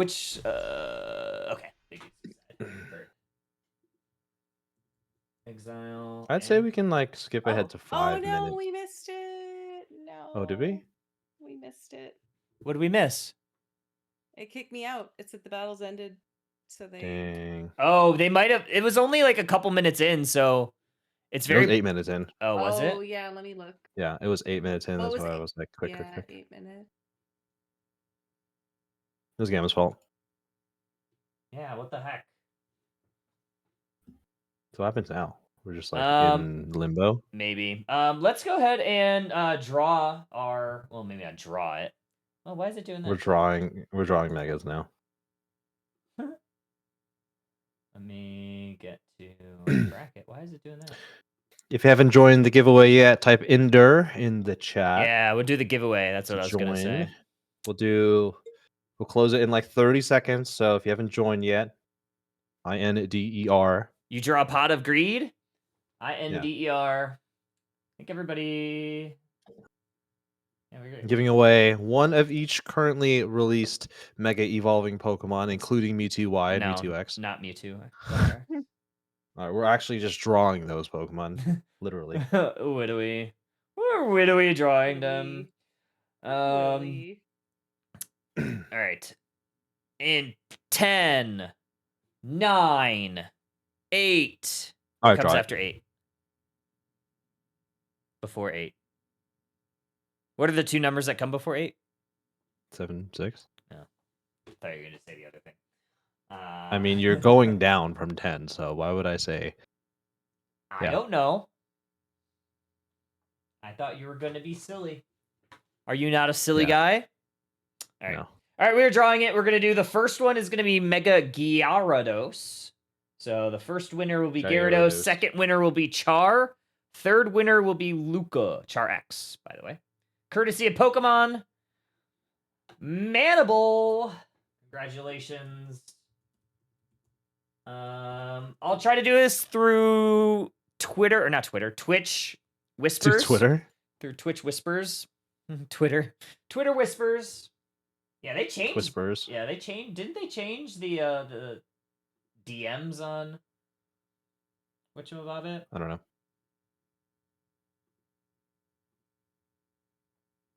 Second one is going to be Twitch Purrs. Second one's going to be Mega Char X. Mind Hacks. Mind Hacks is Mega Char X. Wow. I'll send it to you.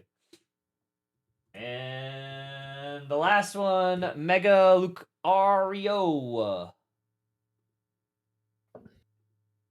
Yeah, Kyle is sending his full life-size Lucario to Just Walk Sun. Why did I say that terribly? Just one sock, Jesus. Just one sock. Yeah, you're getting a life-size Lucario, signed by Steel Agent Kyle. Congratulations. Yeah, I will. After the stream, I will send via Twitch Whispers. That'll be the way to do it. Huge. GG. Congratulations. Thanks to Pokemon for helping us out with some codes to give away to the community. And welcome on in again, everybody. Thank you, Ender, for bringing the peeps over. Hopefully your watch party went well as well. We have one final match so far. Who are our qualifying teams? On the top side, we have Psy to Gang. That'll be our first round matchup tomorrow morning. Oh, I guess tomorrow afternoon. Along with Scripted and Nemesis. And then potentially Fulminous versus potentially Exile, potentially Prime. Citadel Gaming. And then Team Tantrum. So these are some pretty dang good teams for our top 8. Yeah. That Citadel Gaming and Tantrum is going to be a good set too. Yeah. We're going to see more Razorleaf Decidueye, big dog. Love to see it. You know me. I know you Decidueyes. love Razorleaf Decidueye. Yeah. Just as much as Husky likes Mewtwo X. So much love there. Big dog. Hey, if it works, it works. Games? No games? Tomorrow. Not yet. Not up yet. Is that who we're waiting for?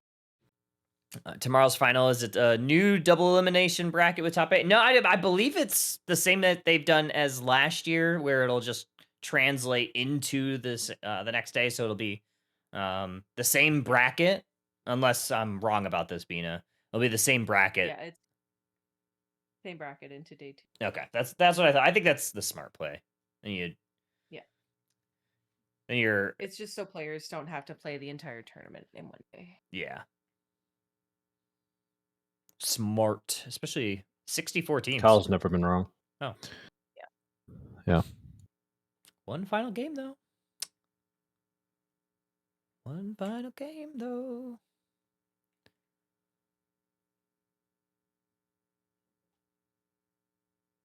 What are your predictions, Draku, and Bina, for tomorrow? For the 4 Yeah. to to gang, I would say, To gang over Psy. yeah, to Mhm. gang, and that I think Nemesis scripted could go either way. Like honestly, both those two teams could probably be worthy of taking the last four spots. I mean, honestly, that winner's final set will send one of those to the loser side, right? Hmm. I could see either of those two making it. Well, obviously, one of them will go through on the winner's side, but whoever loses that set could also go through if they had like beat one or two sets in the lower side of the bracket. So could possibly see both of them going through. Uh-huh. I think so. Between scripted and that set can go either way. I think whichever team there falls into lower bracket will make it through out I to think the so league. too. So I Yeah. predict both those teams will make it through. Mm-hmm. Between Versailles and Tagang. Tagang was cooking today. I Yeah. think they win that set. And then we've got losers round 1, Citadel and Team Tantrum. I think Citadel makes it out of that one. And then they play Psy. Who's the other? Psy and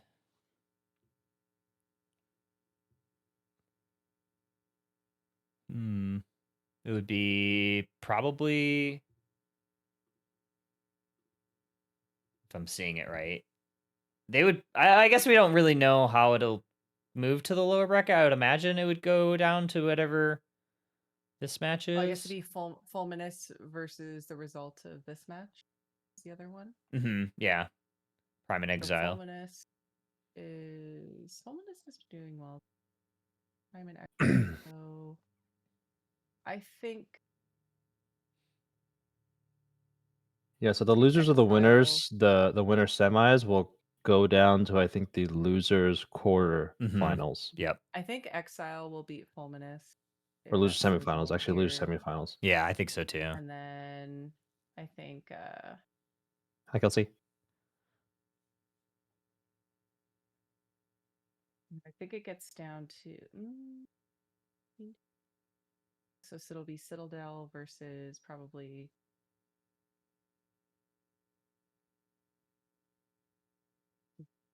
Citadel versus the loser of this. Yeah, that's tough. Game? Any gamers? Yeah, do we have the game yet? Potentially? Possibly? Not yet. Not yet. Not yet. Can you be patient, Kyle? No. Thanks. I cannot. Impatience is your middle name. Any minute. My middle, yeah, it should be. My patience They is at 10:36. negative. We have inside info. Inside info. Insider edition. There it is. Hey, we get it. Oh, you want me to go in through Galeta? Going through Uzi because I have Alright. that side already like on the overlay.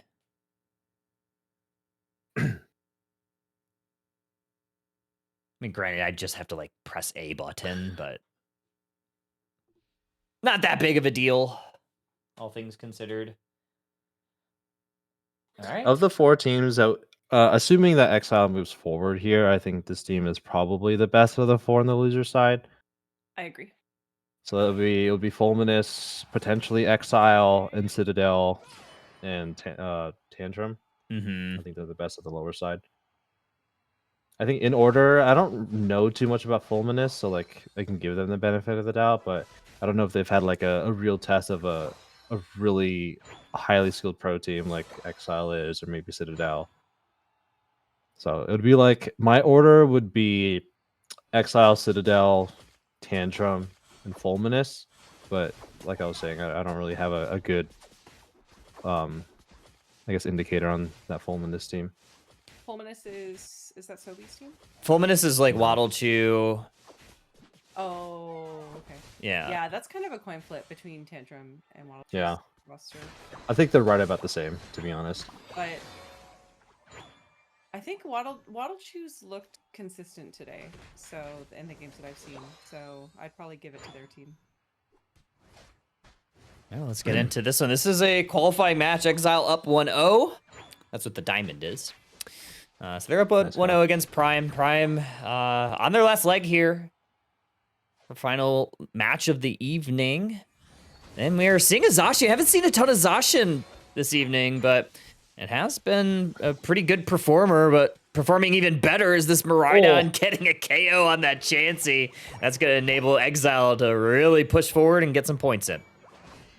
This Prime lineup has it's been a for-fun team for a long time. They were in a lot of the grassroots leagues last year, made it through to the Pro League at the same lineup, and it's always been just a for-fun team. And this for-fun team is potentially qualifying for tomorrow, but they have probably the best team in the lower side of the bracket in Exile to get through, and they're already down 1-0, and 54-0 is not the best place to be. And it's to be expected, right? They have a Greninja that needs to scale, but it's already becoming hard to catch up on. We're seeing this Sylveon. This is the first time I'm seeing Sylveon this evening. I believe we're going Hyper Voice. I imagine likely to try to bust some of these tanks.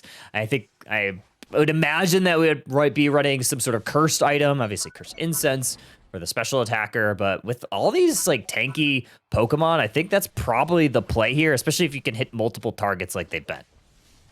I think the one thing I'm concerned is that the Sylveon might be in the mid to short range, just in range of the Delmise, and you might just get pulled or maybe even grabbed by the Blaziken Blaze Kick and or the Woodhammer from the Trevenant. So there's just a lot of mid-range, just right here, right? Perfect example. This is a perfect. Well, that wasn't really the perfect example. It's more of the example when they are hyper voicing, not necessarily just being caught out there, but while they're hyper voicing, just being stopped by all of those mid-range CC threats.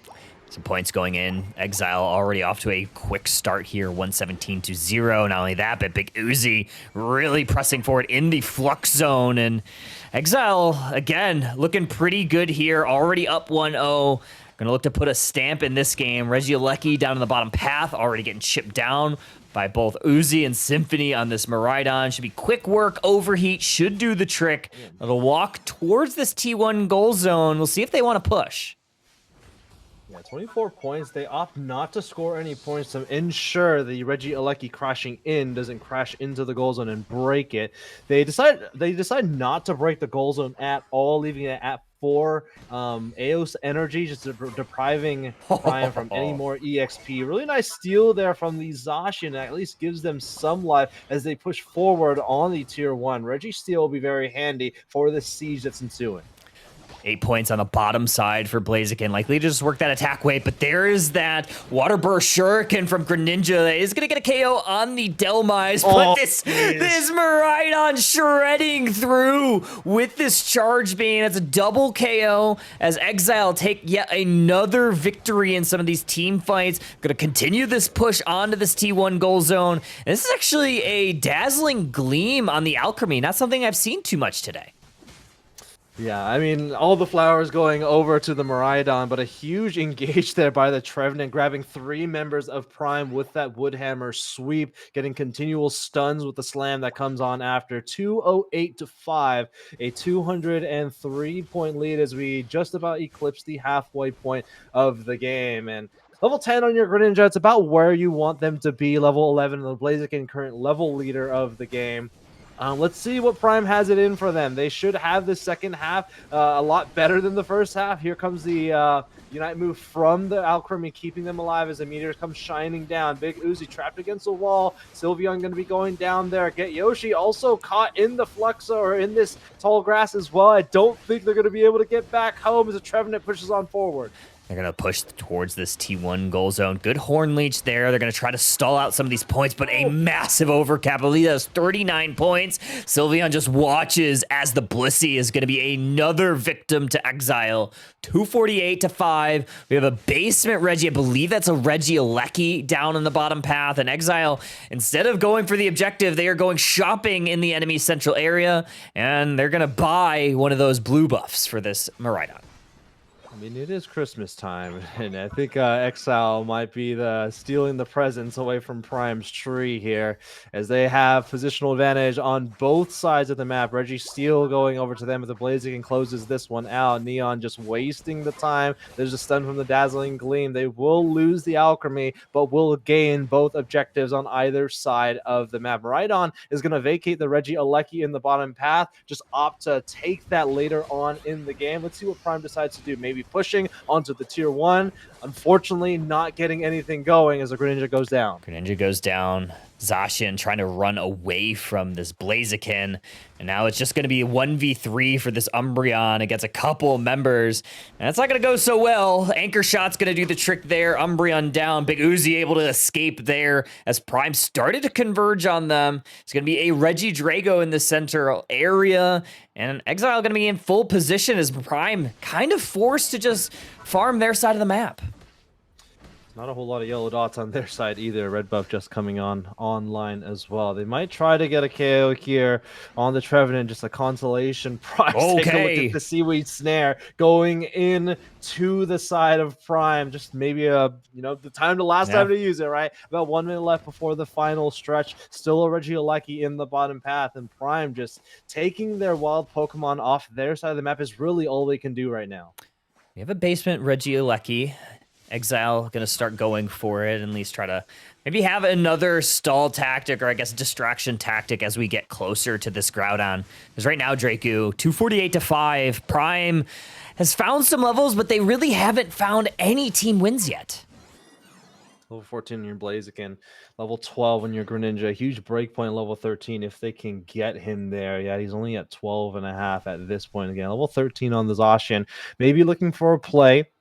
Tier 1 in the top path, and maybe going for a rip here. That might be the only way forward. They're potentially waiting for some vision of a member of Exile to score on the tier 2, and then the green light forward to take the Groudon off the field. But you always got to be very careful. This Pokemon here, Big Uzi, level 14, Overheat, probably the best securing tool in the game. Not only that, but Uzi just sees all 5 members, so that's very valuable vision that they will have. Immediate damage onto the Groudon. Trevenant gonna force that Phantom Forest out. Water Burst Shuriken from the Greninja into the Blissful Assistance. And it's Delmize that gets the first KO though. Groudon very low. Alchemy Unite move. Zacian goes for it, but no, it's Maridon. Exile with almost a team wipe are going to be moving on into day 2.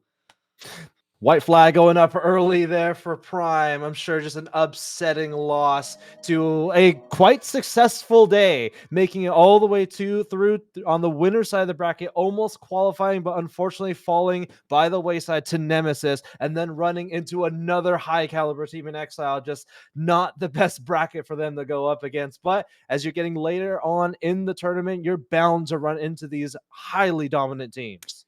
Wow, huge secure there from the Maridon. I thought for sure it was going to be Boyo with that Sovereign Sword from the Zacian. I think maybe leaving it just short on HP. Either way, Exile in full position there. They get the team win. They get the Groudon. They get the advancement into day 2. Yeah, I mean, looking at the stats here, Draku, I mean, they had nothing for this Maridon. Only took 5k damage. Yeah, I mean, crazy. Not really much you can do here. I mean, like once you have like Big Uzi at level 14 in the final stretch, like it's a little interesting this composition from Prime. Like they have like fairly good like low damage DPS, right? Auto attacking from the Greninja, same thing from like Bagel. You get tick damage from Hyper Voice, auto attacks from the Zacian, but you don't really have anything like a spear, like a Leafeon, for example, that can really take that damage over the edge. And you can see it in the damage numbers here, like 25k from the Greninja, 30k from the Sylveon. It's fairly poor early game. Like Zacian has decent early game, like, but it's been nerfed like a significant amount of times. It just can't hold the early game as much as it needs to because you're standing next to an Eevee Sylveon, probably one of the worst Eevees in the game. You have Greninja, really bad early game as well. Like Blissey okay, but same thing with this Umbreon, like really poor early game between these Eevees and this this Greninja. It's just tough for this Zacian to deal with. Super tough. Congratulations to Exile though. Moving forward, we have our final 8 to be qualified for our North America League. 4 of them will be advancing tomorrow, but top 8 is complete for who we're going to see at 3 p.m. Eastern tomorrow.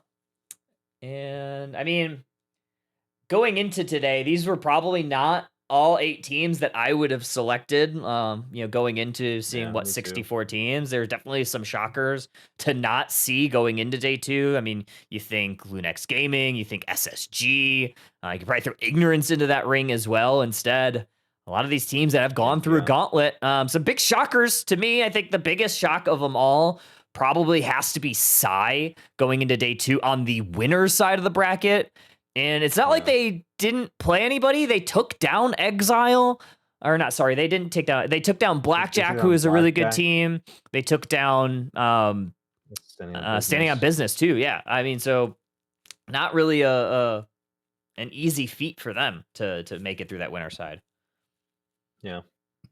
I think the biggest like shocker of the day, and I think this is pretty unanimous, is probably not seeing SSG going to day number 2. Like, I mean, look at that roster. Like, just go to the roster again. It's like Flare, you have Trainer, Yeet Fan, I think Asnoble is also on there too.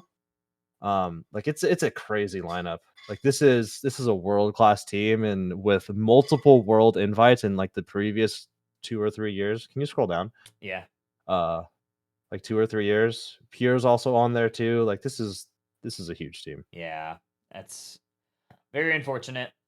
I say Trainer. Yeah. I think Trainer's on That wasn't Nemesis. Trainer. Sorry. He's on them. Yeah. He's on them. Yeah. This is Flare JLC. I'm sorry, but a tough AJ break Dragon. for them, really. Yeah, I know, buddy. We were rooting for you. Some heartbreakers for sure. I mean, yeah. I mean, y'all had a really incredible lower bracket run. Yeah, I was rooting for the Goobers.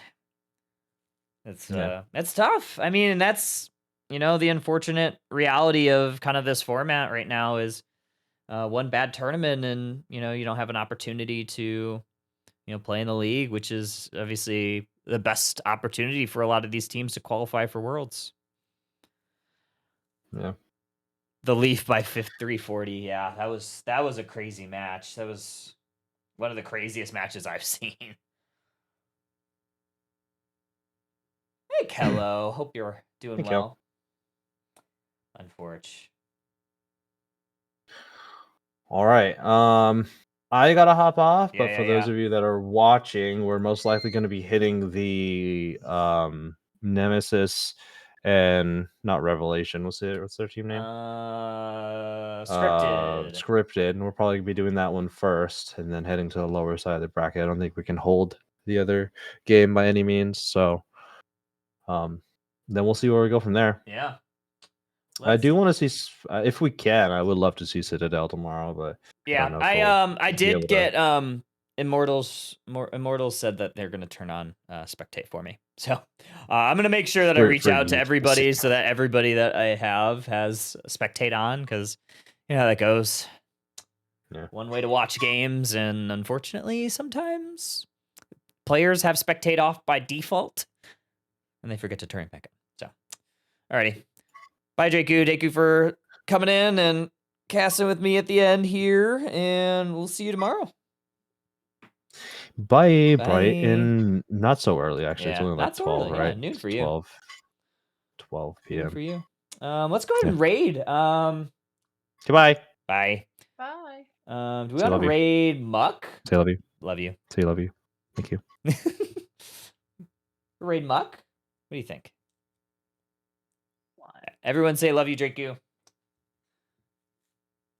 Raid Muck. Who else is on?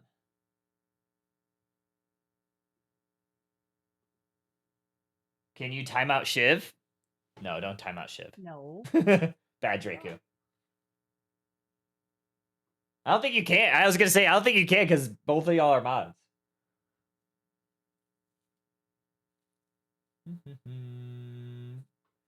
Yeah, let's raid Muck. Qualified. Huge stuff. Shiv's still here. Alrighty. Well, I appreciate everybody coming in. Obviously, Bina, thank you for joining and helping with the spectate. Always happy to do it. Appreciate you. And we're going to go ahead and raid Dat Boy Muck. And everybody be here tomorrow, same time, 3 p.m. We have multiple Pokemon Unite mega licenses to give away, courtesy of Pokemon. So be here, 3 p.m. Eastern. We'll bring you the top 8, and we'll see who qualifies tomorrow. So until then, everybody, hope everybody has a fantastic evening, and we will see you mañana.